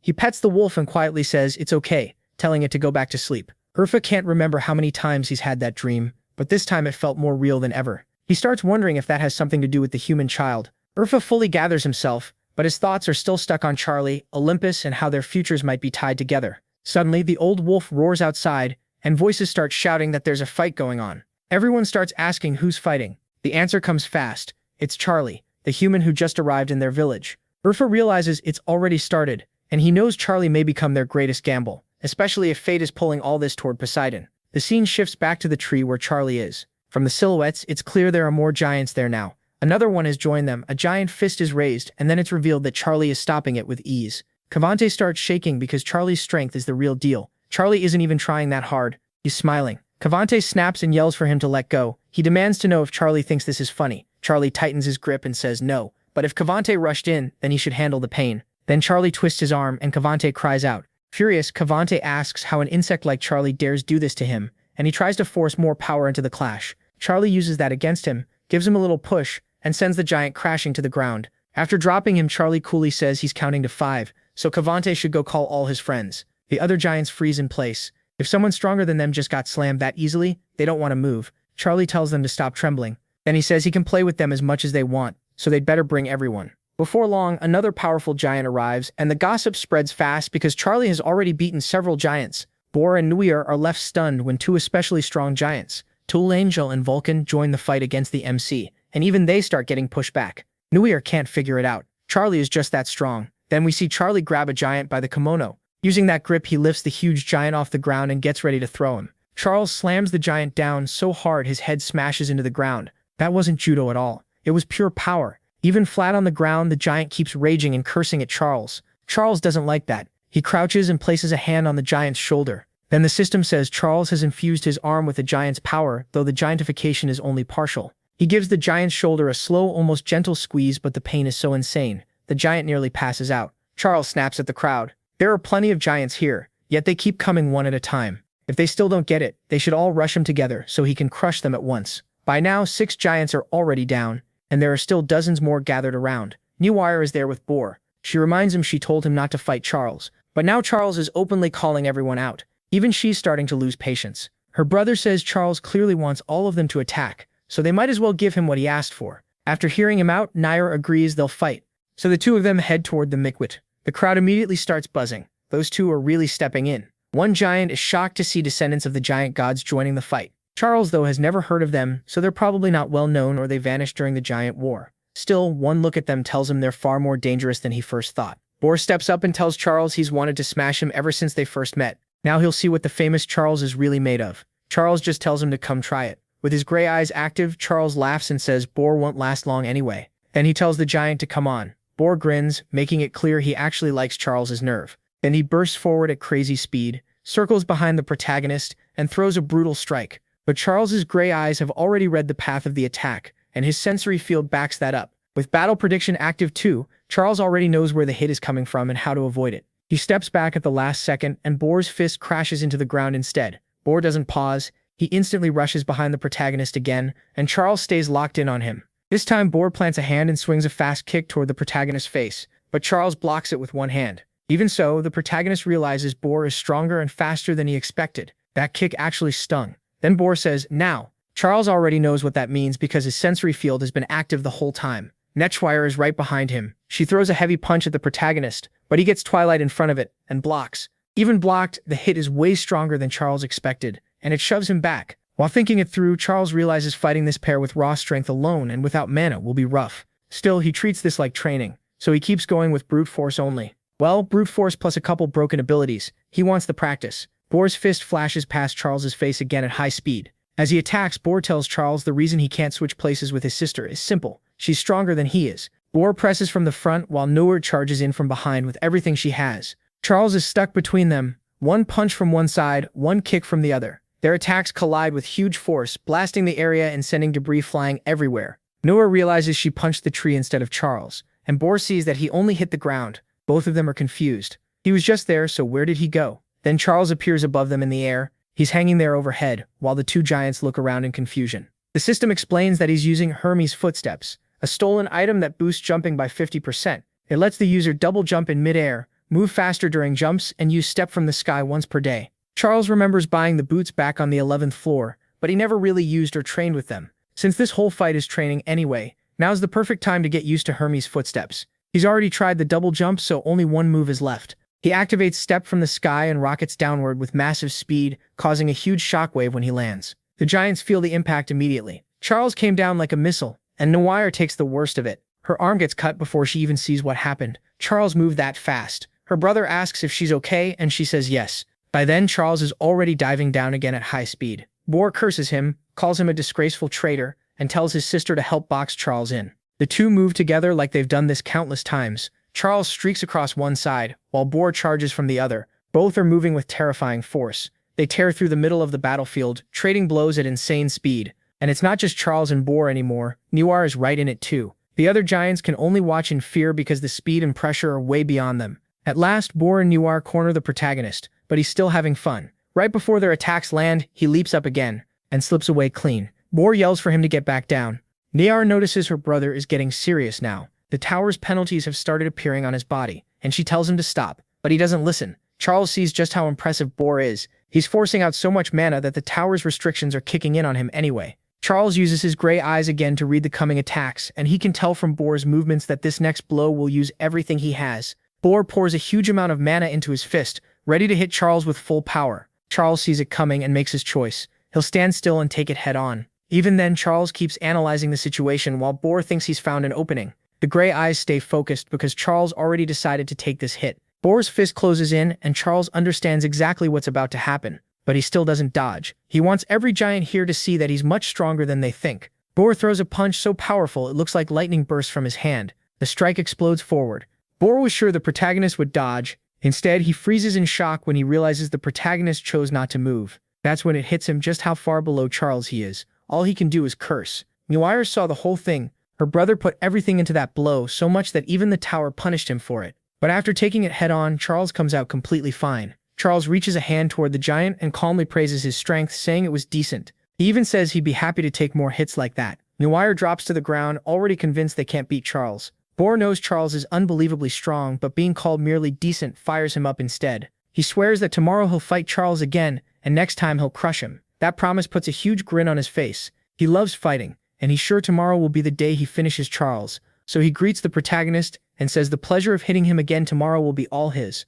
Boar knows Charles is absurdly strong. 10 days pass with the protagonist staying among the giants, and by now they're all fired up, waiting for their turn to fight him. One day they ask Charles if he's sick of meat yet, since giant meals are basically meat every single day. Then one giant slams the table and says that once they're done eating he wants a rematch, and this time he's sure he'll win. Boar tells everyone to hurry up and finish their food because he can't wait to fight Charles again. Another giant worries that battling right after lunch is terrible for your health. Charles cuts in and tells them to forget it. There's no fight today. Boar is stunned and asks why not. Charles says tomorrow is the test they've been preparing for, so he needs to stay focused, get proper rest, and be ready. Everyone at the table keeps acting like this is normal, but Noire can't let it go. When she and her brother first fought the Mick, they really believed they could win. Even now, part of her still thinks one more match might change everything. But deep down, she knows that's not true. The last few times it was 5 against 1, and they still couldn't do anything. They're all young giants, sure, but someone who can crush 5 giants in under a minute is on a whole different level. What scares her most is that Charlie still isn't even fighting seriously or using mana, and she can't stop wondering how strong he really is. Charlie notices she's lost in thought and asks Noire what's wrong. She brushes it off and says she was just thinking about their fights with him. She tells him he's way stronger now than he was 10 days ago. Charlie answers that he doesn't feel like he's changed that much. Then he says he still hasn't fully gotten used to the skill he's been training against them. That shocks her even more. She asks if that means he'll come back after the test before moving to the next floor. Charlie says no, before he moves on he's going to find the stone. Boar is stunned and asks how that's possible when the test is tomorrow. Another giant cuts in with a question. He asks if the sea stone is tied to the next floor's test, and whether the Elder Wolf knows that. Charlie says the Elder knows some of it, but he's sure the wolf isn't the only one. The giant gods probably know where the sea stone is too. Looking at Boar, Charlie reminds him that he said he comes from a giant god's bloodline. If that's true, then his father likely knows where the stone is and just never told him. Boar's face drops. He asks if that stone is really that important. Charlie says it is. Boar says that if it's so important people could use its power for themselves. Then why would the Elder ask Charlie for help? Charlie admits he doesn't know for sure. Maybe, he says, it's because I'm the strongest player he's ever met. Boar, who had been stuffing himself with meat, slams it down on the table. He can't believe the elder stayed quiet while all this was happening. Another giant joins in and gets mad too, saying everyone kept silent while they suffered over some stupid legend. Noir tells Boar to stop, but he's too worked up. He says people have been coming after him his whole life because of that cursed stone, and he's nearly died because of it. Boar looks around at the others and asks if he's really the only one who's gone through that. Of course he isn't. They've all suffered for it. He keeps venting, asking how that stupid stone could matter more than his life. As long as he can remember, he's had to watch his back every time he stepped outside so he wouldn't get jumped over it. And the worst part is having to stay quiet and bow his head whenever someone comes after him. He's shaking with rage as he demands to know what could be so important that the elder would act this way. That's when Charlie finally speaks up and says the elder made the right call. Boar glares at him and asks how that could possibly be the right choice. Charlie tells him that if the people hunting for the stone had gotten it already, every giant would have been wiped out. Then he asks Boar if keeping quiet isn't better than seeing his whole race destroyed. Boar slams the table and curses at him. He storms up to Charlie, demanding to know what Charlie thinks he understands and who he is to say that to his face. But the moment passes fast. You already know what comes next. Charlie grabs him by the shoulder and flips him straight to the floor. Boar hits hard, then looks up and tells Charlie to let go. Still angry, he asks what Charlie even knows about the wolf. Charlie says not knowing isn't a crime, but refusing to admit it is. At the very least, Boar should recognize that and stay quiet. Then he lets him go and asks, "What do you think now?" Boar doesn't answer. He just gets up and brushes the dirt off himself. As Boar starts to leave, Noir sighs that it's a shame. Another giant grabs him and points out the obvious. He's been fighting Charlie for days and still doesn't get it. Charlie is far stronger than him. Boar is still furious and says none of that matters. He wants to talk to the old man right now and get answers. But another voice tells him to stop. They don't even know yet if Charlie is right, so they'll wait for the truth in tomorrow's test instead of causing more trouble. Boar sits back down, still cursing under his breath. But inside he's stuck on one thought. If this is true, then both the elder and his parents hid the truth from all of them. And that leaves one question: how much does Charlie really know? Later, the scene shifts to the place where Charlie is staying. He drops a hand onto the bed and thinks about only one thing now: rest. After joking about the tiny bed, he pulls off his boots, lies down, and lets out a long breath. His head is pounding. He's been using gray eyes together with his sensory field for 10 straight days, and now all he can do is recover before the test. Then Kenny suddenly reacts again, and Charlie notices something's off right away. He realizes Kenny is responding to the sea crystal, the weapon Poseidon once used to become the god of the sea. That crystal is also called the Trident Fragment. Charlie thinks Kenny has been reacting like this ever since he reached the 20th floor, but now it's stronger than ever. The mix figures the Trident Fragment must be similar to Kenny's origin, the divine crystal of the stars. That leads to another thought. Maybe the fragments are responding to each other because they were once a single whole. If that's true, then Kenny's reaction could help him track the next fragment like a compass, and that could be the key to passing the next test. The Mikan closes his eyes and focuses. If he wants to use Kenny properly, he has to wake that power up on command instead of waiting for it to act on its own. Charlie believes that presence is Kenny itself. As a thick band of stars spreads through the room, he becomes more sure the fragment is trying to find the others. So he starts speaking to Kenny in his mind, telling him to open his eyes. He keeps repeating it over and over. Then the Mick wraps Kenny in sacred fire. He wants to wake that being no matter what. Finally, he stops thinking and says it out loud, "Wake up." At the same moment, an eye appears near him. So now we're moving into the next part. Kenny opens its eye, still looking half asleep like always. After that, the story shifts to the test site on Triton Island on the 20th floor. It's a rough island packed with monsters and wild creatures. When Charlie arrives with the giants, he notes that the island is small but dangerous. Boar says it reminds him of Tutorial Island and thinks that place may have been based on this one. Noir laughs and brings up how Boar almost died to a chimera there, saying he screamed the whole time. Boar is completely embarrassed. She said that in front of the Mick. Boar tells the Mick they only came to guide him to the test site, though he doubts anything here can really threaten Charlie. He adds that he and Noir both took this test before and it was rough. Charlie just sighs and says this one might be different. Noir explains that even the giant leaders are watching this test, but they didn't come in person. If they all showed up, this place could turn into a battlefield. That makes Charlie think this test may matter far more than usual. Charlie realizes the giant elder made a huge choice. The giants survived this long by hiding and buying time, but now through this test they're finally stepping into the open. Charlie knows Olympus had to notice this sudden shift. If things go bad here, the giants won't just lose trust. Their whole race could be wiped out. No matter what, he has to find the sea stone. The system announces the test will begin in 10 minutes. Charlie says goodbye to the giant brothers and heads out, leaving the rest to them. He can tell the tribe's situation has changed a lot. Ulf the Elder even sent 2 giants from his home to guide the Mick. Before leaving, Charlie warns them, if things turn ugly, hold nothing back. Boar gets fired up and says they can count on him no matter what happens. After Charlie leaves, several warriors show up to stop him. Boar boldly tells Charlie not to worry and just keep going to the test site. One of the attackers mocks them and orders his group not to let Charlie out of sight. They need to finish him before he gets there. Then he looks at the giants and says they should be easy to deal with, so everyone should focus and grab Charlie. He doesn't even finish the sentence before Boar slams into him so hard he drops to his knees, clutching his stomach.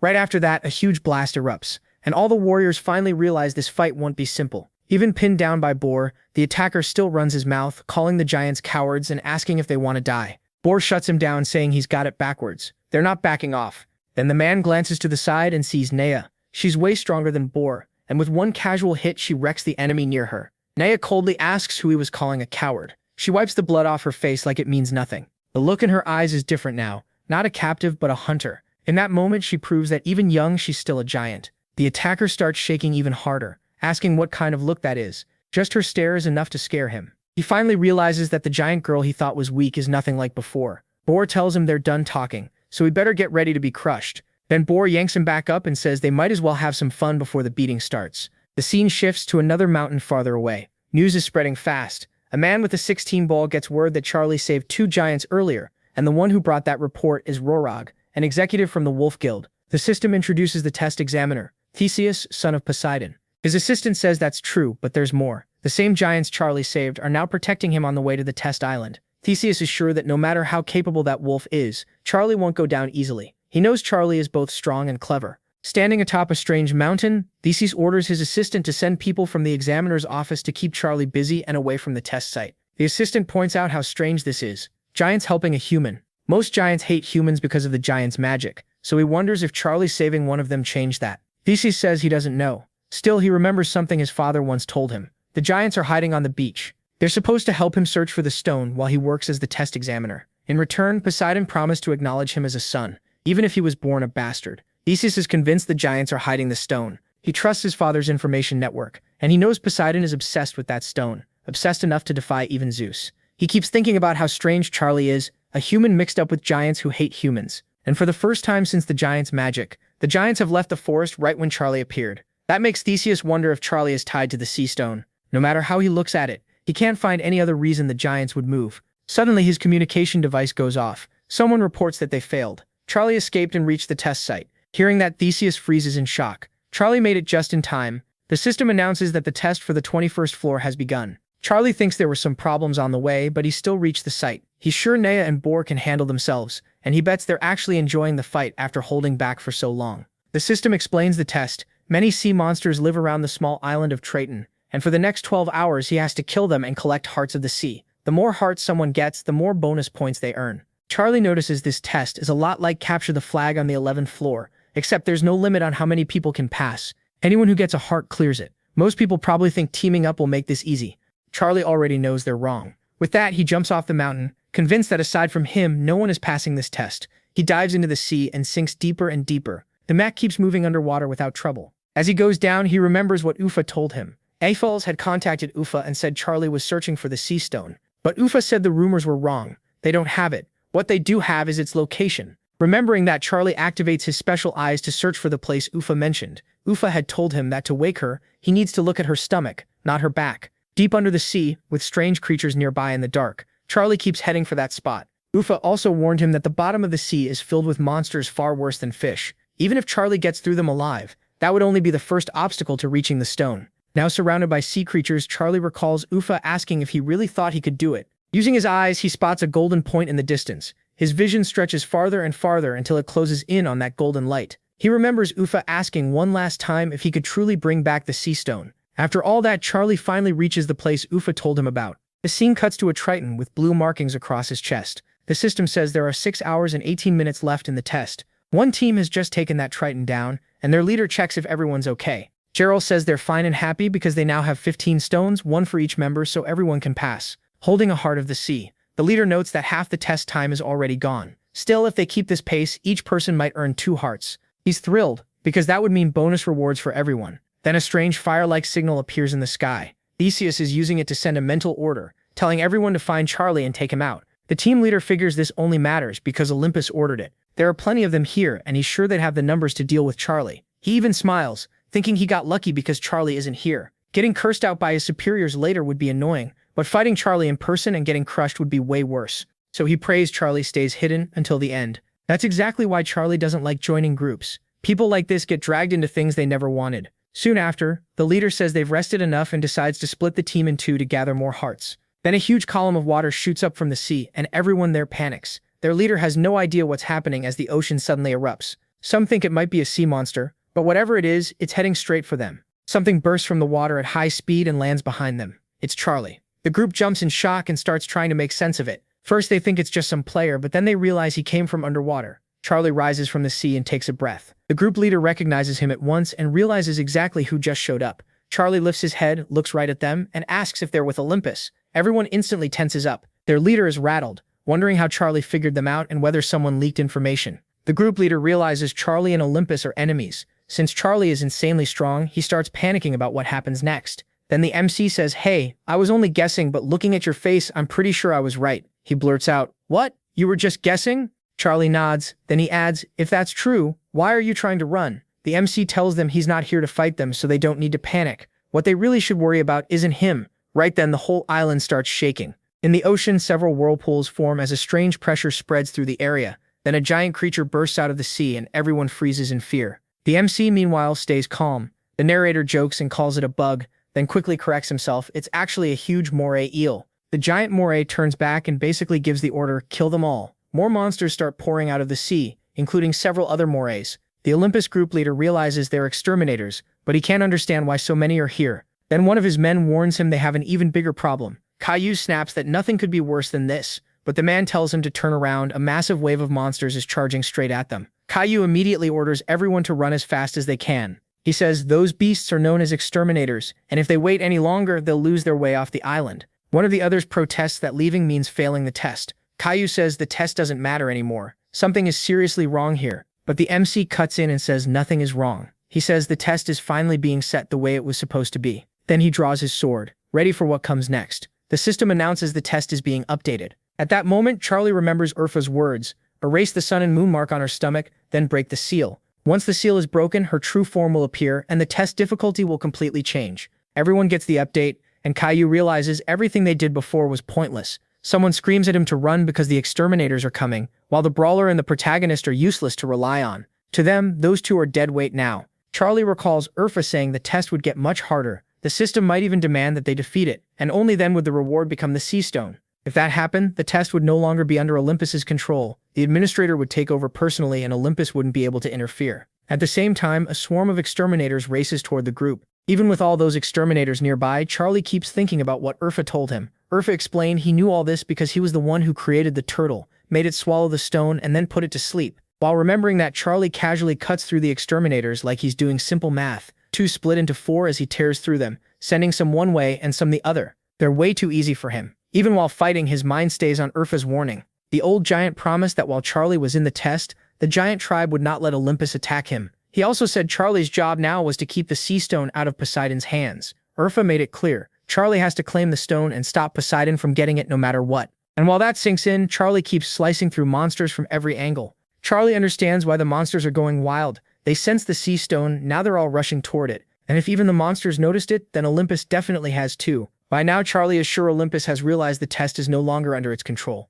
The system announces the update and the yellow turtle appears. Charlie stands in the middle of the shaking ground as a massive strange form moves across the area. Charlie thinks about how long it took after he broke the seal. The turtle stayed asleep for a while, but now that she's appeared on the horizon, he knows exactly where to go. The system declares that the turtle's body is now the new test site, so the battlefield has moved. Everyone has to head onto the turtle. Then the system states the new goal: defeat the turtle and obtain the sea stone. The scene shifts to the administrator's area. He reads a message and realizes Charlie still hasn't been found. This happened a little earlier, and Theseus is stuck wondering why Charlie was soaked when the island is so small. He knows Charlie couldn't have escaped the island, which makes the whole thing even stranger. The ground has been shaking for a long time now. There's been a full earthquake and the monsters are all agitated. Theseus grows more and more irritated, wondering if Charlie is behind this. Around that same time, the people at the beach also receive the update that the test is changing. Theseus gets the same message, and there's nothing he can do about it. He and his assistant are thrown out of the test site. A moment later, they're teleported far away, and Theseus is furious. From there, he watches the ground keep shaking and notices something massive rising in the distance. He can see part of the turtle, but he can't approach anymore. That's because the entire island is the turtle itself, and now she's waking up and moving. The system explains what happened from another angle at the same time. The turtle has appeared and her body has become the official test area. So the new rule is simple: beat the turtle and take the sea stone. Simple on paper maybe. The turtle is kilometers wide. The system identifies her as a sea turtle that failed to become a black turtle, the ruler of the 20th floor, and one of the strongest beings in the sea. Theseus realizes the test became so difficult that it rose to administrator level, which is why he got kicked out. The administrator will now oversee it personally. He's furious. He never imagined there was a sealed turtle here, or that the stone he wanted so badly would become the reward for killing her. Since she's such a colossal being, that explains why the reward is the sea stone, and he knows this is all Charlie's doing, so he pulls out his phone and messages his father, asking for reinforcements because the sea stone has finally appeared. He keeps thinking that once this test is over, he'll rip Charlie in half. Right then, an older man lands in front of him. The Wolf Guild members are there too, beaten, tied up, and dumped on the ground. Theseus looks at the ones who captured them and says it's the first time he's seen him since the Gaijin Tameki. It's been a long time, Suda. The system announces that Suda has appeared, a high-ranking giant, the first son of Surd. He isn't alone either. Several other powerful giant warriors are with him, while the Crimson Wolf Guild lies defeated on the ground. Suda shuts down the greeting right away, saying they're not friends. Then he asks why Theseus is here, if he makes his living as a test examiner, and the test is happening right now. Theseus says he came because of the chaos, then asks why Suda is stirring up trouble so close to the test site. The fire giant explains that some kids from his tribe had trouble with those men. He says the adults there picked a fight with giant children as if they were equals, wanted a real battle, and still got beaten badly. Even the kids were overwhelming them. Then he asks Theseus if he has a problem with that. Theseus grits his teeth, realizing the situation just keeps getting worse. Still, he boldly tells Suda that if he wants a fight, he won't refuse. At that moment, the reinforcements Theseus called for arrive at full speed. He warns Suda that the giants will not interfere with this test, and everyone draws their swords. Theseus' side gets ready to fight. No matter who stands in his way, he says he'll stop anyone from interfering with the test. Suda just laughs. He finds it ridiculous that Theseus is throwing a tantrum over this, and asks if he really thinks the giants came here to ruin the test. Then he slams his swords into the ground and says, "Not a chance. We're here under Elder Urfa's orders. From this point on, they'll be backing player Charles." And Urfa didn't come alone. Other extremely powerful giants are on his side too. Meanwhile, someone is running away from the chaos. He leaps high into the air, and where there was one sea serpent, there are suddenly two. He keeps treating the fight like a math lesson. Then he jokes, asking what one blackberry divided by 4 equals right before slicing it apart. It's Charles causing all this. His sword cuts through everything in his path, spraying Fantayufa everywhere, and one huge slash wipes out the monsters at once. From high above, Charles only now notices it happened far away. He looks toward the island and spots those little green squares, figuring out Suda's on the continent. He can tell that slash was insanely strong, and he knows Urfa is betting everything on him to claim the sea stone. Right then, Charles makes a massive jump. He can't let Urfa down, and he definitely can't fail the giants. More than that, he can't let Olympus take the sea stone. While flying through the air, Charles keeps thinking the sea stone will be his. Then the giant turtle Colossus tries to swallow him whole. The turtle's mouth is hundreds of meters wide. Compared to it, even the other giant creatures look like ants. Charles lands on the turtle's tongue, then leaps straight into its throat. He goes all the way inside the colossal beast, and the nearby sea creatures get swallowed too. Inside, it's pitch black, and the twilight mud effects kick in. Under the darkness effect, Crota's HP recovery goes up by 112%, his mana recovery by 56%, and his mana boost by 56% too. Charles starts cutting down every creature that got swallowed with him, and the Fantayufa festival keeps going. Nothing beats grilled fish. Charles pulls out his sacred fire and starts burning the creatures too. With sword slashes and sacred fire together, those sea monsters don't stand a chance against Crota. Then the system reminds Charles that killing Small Fry won't get him the sea stone. To claim it, he has to kill the sea turtle itself. Charles locks in on that goal and keeps tearing through anything in his way. The next chapter opens by saying, whoever finds the sea stone will become the god of the seas. Charles keeps pushing forward, cutting through the giant sea creatures inside the turtle. He knows the story has been passed down as a legend since the 20th floor. And he knows it isn't just a legend, it's completely real. Charles fights sea monsters in total darkness. He manages by using the eyes of Haki, and when he lights up the bodies with sacred fire, it helps him see even more. Good thing for the turtle that fire isn't burning her from the inside, because that would be a whole different problem. After chopping everything up, Charles jokes that this isn't sushi, it's grilled fish. Still, he knows this turtle is treated like the god of the seas, and that puts him deep in thought. Then he hears a huge scream. Crota lights up the area to get a better look ahead. Charles realizes some monsters followed him, drawn by the sea crystal, also called the divine crystal of the seas. He's puzzled by that scream coming from the entrance side, and after fighting so many creatures, this place doesn't even feel like a stomach anymore. It feels like a dungeon. Suddenly, Crota senses something coming, and activates the eyes of Haki. The turtle takes a giant gulp of water, and Charles immediately knows this is bad. That gulp brings in a flood of sea monsters too, all rushing toward him with shrieks and whistles.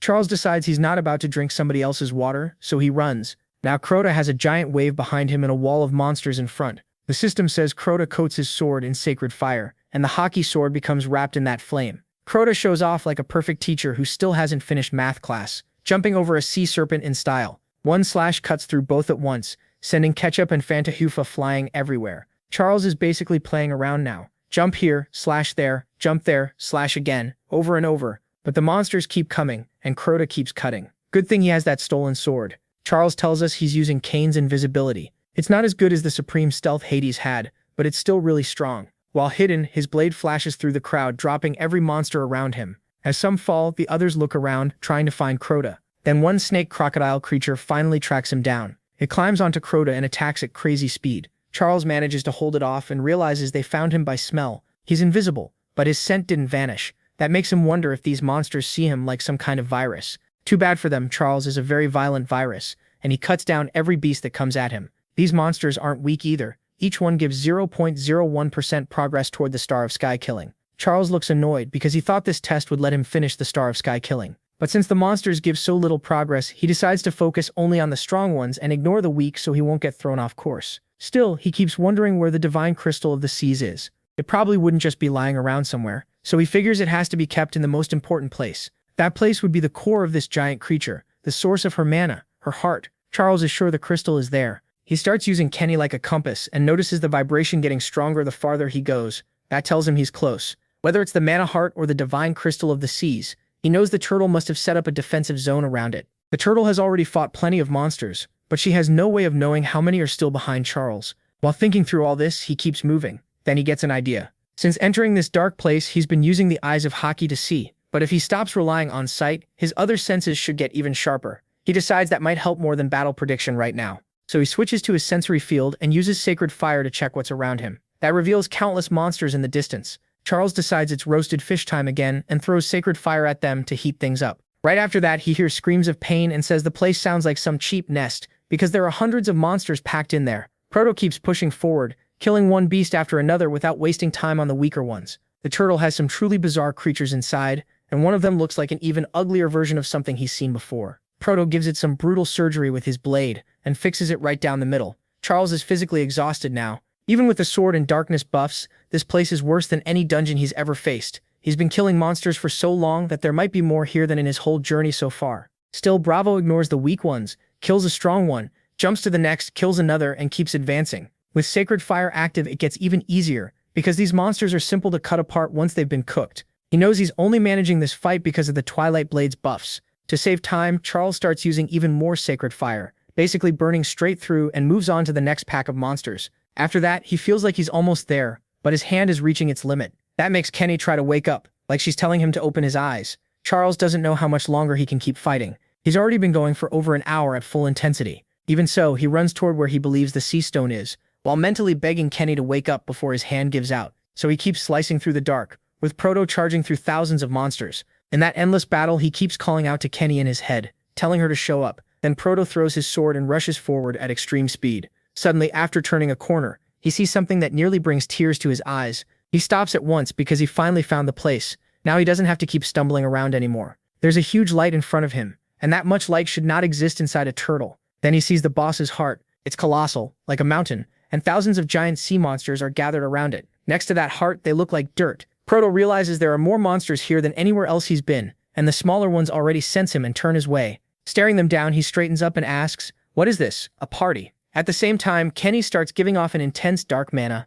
At that moment, Charles remembers what Hephaestus told him, that everything he made was for one purpose, to create an item, a channeler that could use those powers through Kenny. He also remembers Hephaestus saying Kenny was the best creation he ever made, something worthy of being compared to Zeus's lightning. Now Kenny's eyes begin to appear, and the creature starts waking up. At last, she fully opens her eyes, and Charles activates Hell, a skill that comes from Kenny. Bravo waits for the giant sea beasts to come at him, with Hell active in his hand. Then he commands them to move. Now that he has found the sea stone, there is no reason to hold back. He stops saving mana. At the start of the new chapter, Charles thinks about Hephaestus's great creations like the roads of Earth and Eastern Athena. He also remembers Apollo's sun chariot, more proof of Hephaestus's skill. Still, if you ask what Hephaestus's greatest work is, most people would say Zeus's lightning. With one strike, it can destroy an island, or even control the weather. Thinking about that, Charles realizes just how amazing Kenny must be, since Hephaestus put him on that same level. Ahead of Bravo, thousands of giant creatures stand between him and the human heart. He moves forward, and they part for the lightning, even while hissing and trying to close in. Charles recalls Hephaestus saying that adamantium can channel the power of the star, sea, and sky crystals almost perfectly. Kenny was once made for II by one of Hephaestus's disciples, but the version Charles is now was forged by Hephaestus himself. That makes Bravo even more confident, because he knows his Kenny is far better than II's. Just then, thousands of creatures rush in to block the protagonist's path. At that moment, the human heart lets out a sharp sound, and the creatures that had stopped change at once, opening their mouths toward the protagonist and charging together. Watching this, Charles realizes the human heart is controlling all of them, so he pushes through and calls on hell again. The spell he releases is so huge it looks like space itself is tearing open in front of him. Every monster in its path vanishes. They are completely swallowed by that wave of mana. Seeing that massive power, Charles wonders what it really is, since anything it touches disappears instantly. But then the backlash hits. The hand holding Kenny starts pouring blood, because that attack used far too much power, and the protagonist's body still cannot handle it. The pain feels like his hand is being ripped apart. Charles is shocked. It should not hurt this much with his arcane power over 100.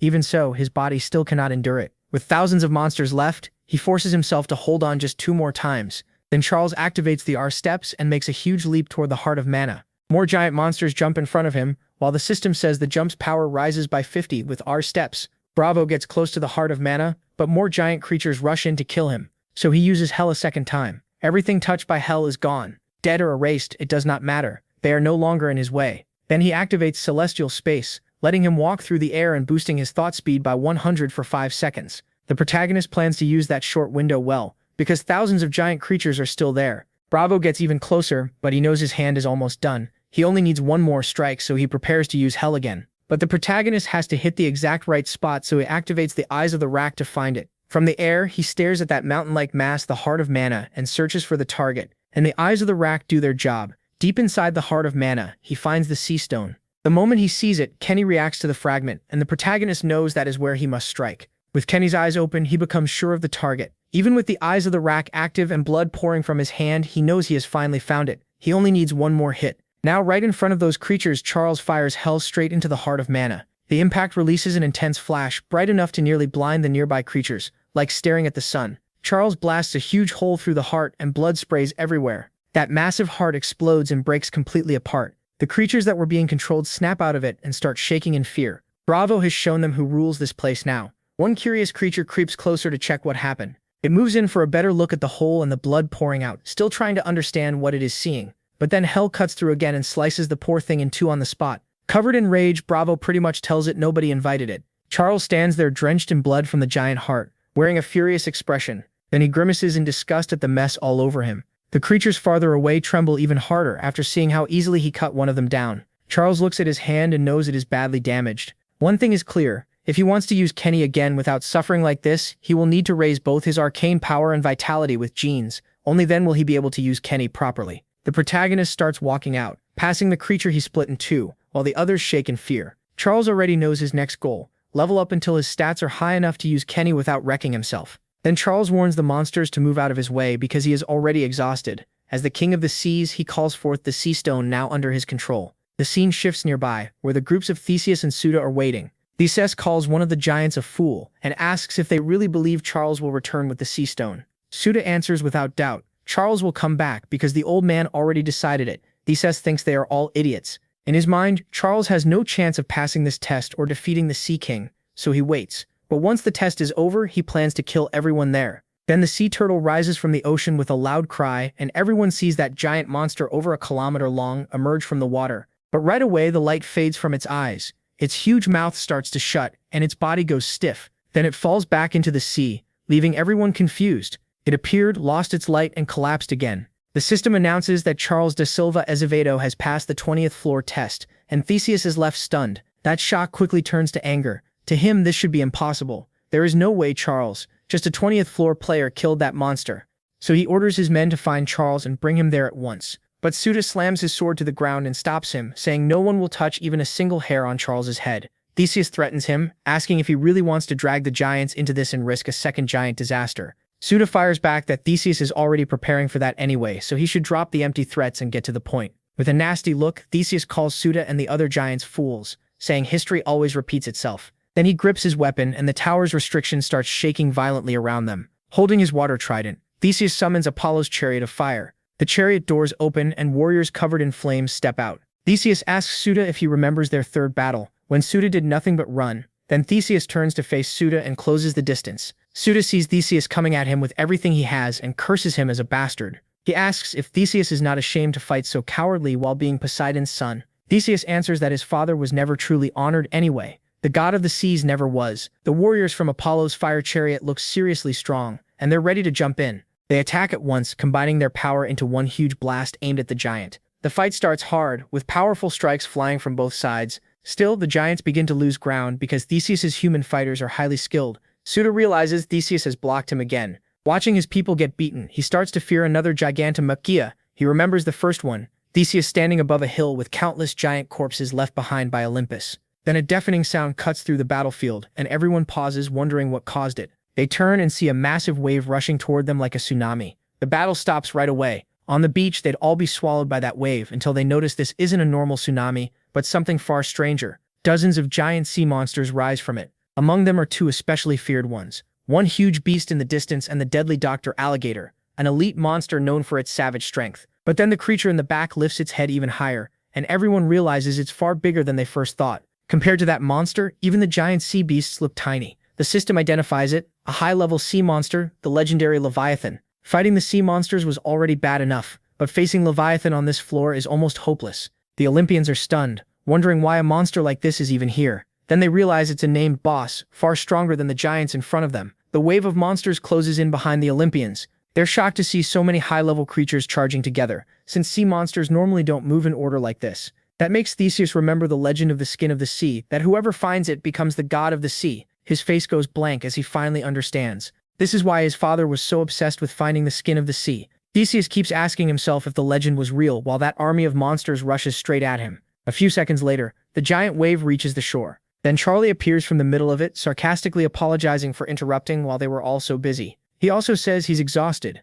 Now holding the crystal of the sea in one hand and his sword in the other, Charlie tells the Olympians to get out of his way. It becomes clear that the skin of the sea doesn't just rule the ocean, it commands all sea monsters too. Using that power, Charlie boosts the sea's strength even more. Theseus glares at Charlie and spits out an angry insult. Then he demands the skin of the sea be handed over immediately, already starting to shape water magic as he speaks. With a shout at the mix, Theseus uses his control over water and charges in at full speed. Charlie, still drained from fighting the turtle, calls on the skin of the sea once again. He calls out to Theseus, making it clear he now holds more than Kenny. He has the power of the sea god too. A moment later, Theseus rides the water straight over Charlie, ready to strike. Charlie activates the skin of the sea's power, though nobody can tell what he's planning. Theseus doesn't wait. Gripping his trident tightly, he gathers all the water into a single point. Then he fires a crushing blast at the protagonist, strong enough to shatter stone. But Charlie blocks it. Even worn down from the turtle fight, Charlie still taunts him, saying, "Theseus, looks like you can't do anything without water." The Mac keeps mocking him, saying he looks like a fish out of water. That only makes Theseus angrier. He snaps back that Charlie has no right to talk to him like that.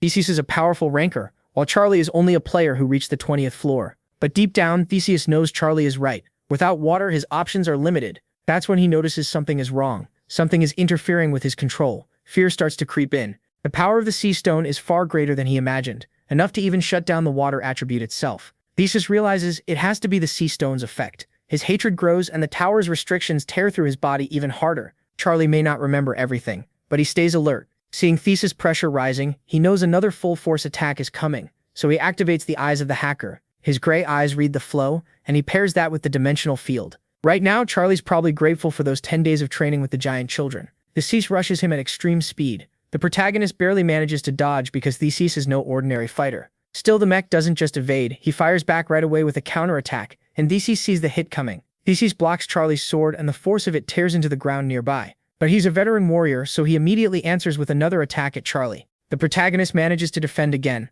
while the impact tears up the ground around them. Charlie is exhausted, but he knows he has to hold his ground. If he slips even once, it's over. Using his trident, Theseus traps the Makama's sword and tries to rip it from his hand. Filled with hate, Theseus remembers his father's words, "Find the sea stone no matter the cost," and he'll finally be acknowledged as Poseidon's son. Even while the tower's restrictions tear him apart, he keeps going. He doesn't care what happens to his body as long as he earns his father's recognition. Then he activates his arcane lance to take control of the fight. In Theseus's mind, if he gets that stone, he'll finally stop being the unwanted son.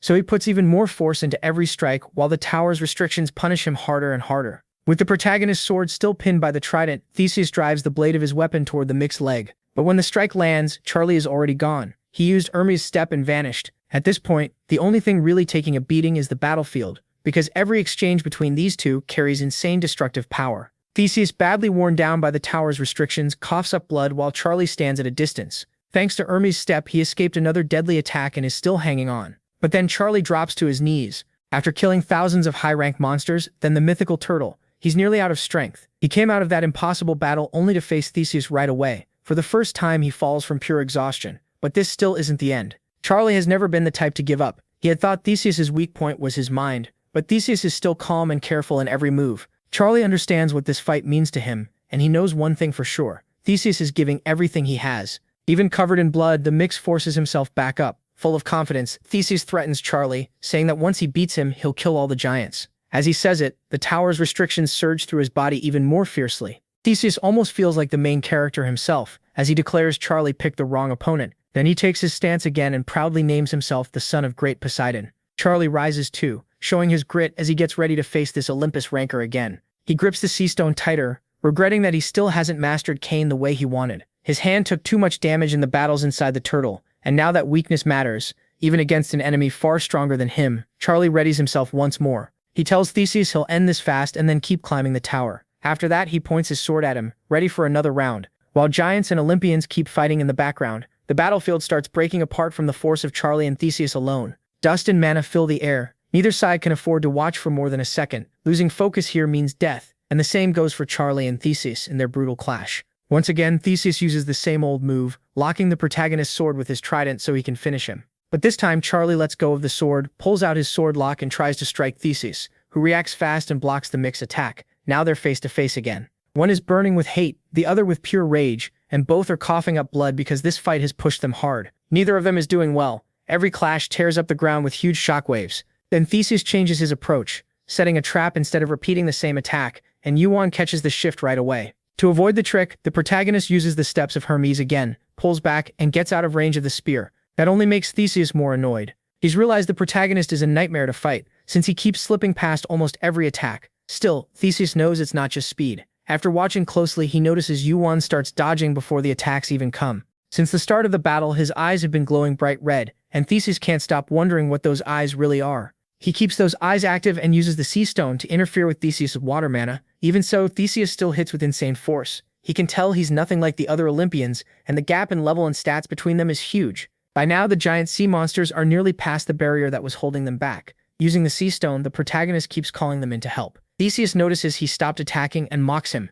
asking if he finally understands who's stronger. The protagonist just tells him to shut up and steps forward. Even exhausted and close to his limit, he keeps walking toward Theseus. Then he throws it back at him, saying Theseus should be the one worried, now that the sea monsters are almost here. Theseus snaps, calls him insolent, and threatens to cut him to pieces. Right then, someone grabs Theseus by the shoulders and calls out to him. Theseus gets angry and tells him not to interrupt an important fight, but the warrior warns that things have gone bad and they need to retreat. Theseus fires back, insisting he's beating Yuan and that the giants are the ones trapped. That Olympian doesn't get to argue much longer. Now it's clear why he was panicking. He was up against Sarotra, the strongest giant there. With the protagonist's arrival, Sarotra realized the Olympians could be beaten. He orders all the giants to charge, not let anyone escape, and cripple the enemy so they can be taken as trophies. At the same time, the sea monsters have already broken through. Theseus's allies beg him to think. With their current forces, they can't keep looking down on the giants anymore, and once those monsters arrive, winning will be impossible. Retreat is their only chance. Theseus just stands there, frozen with anger, saying nothing.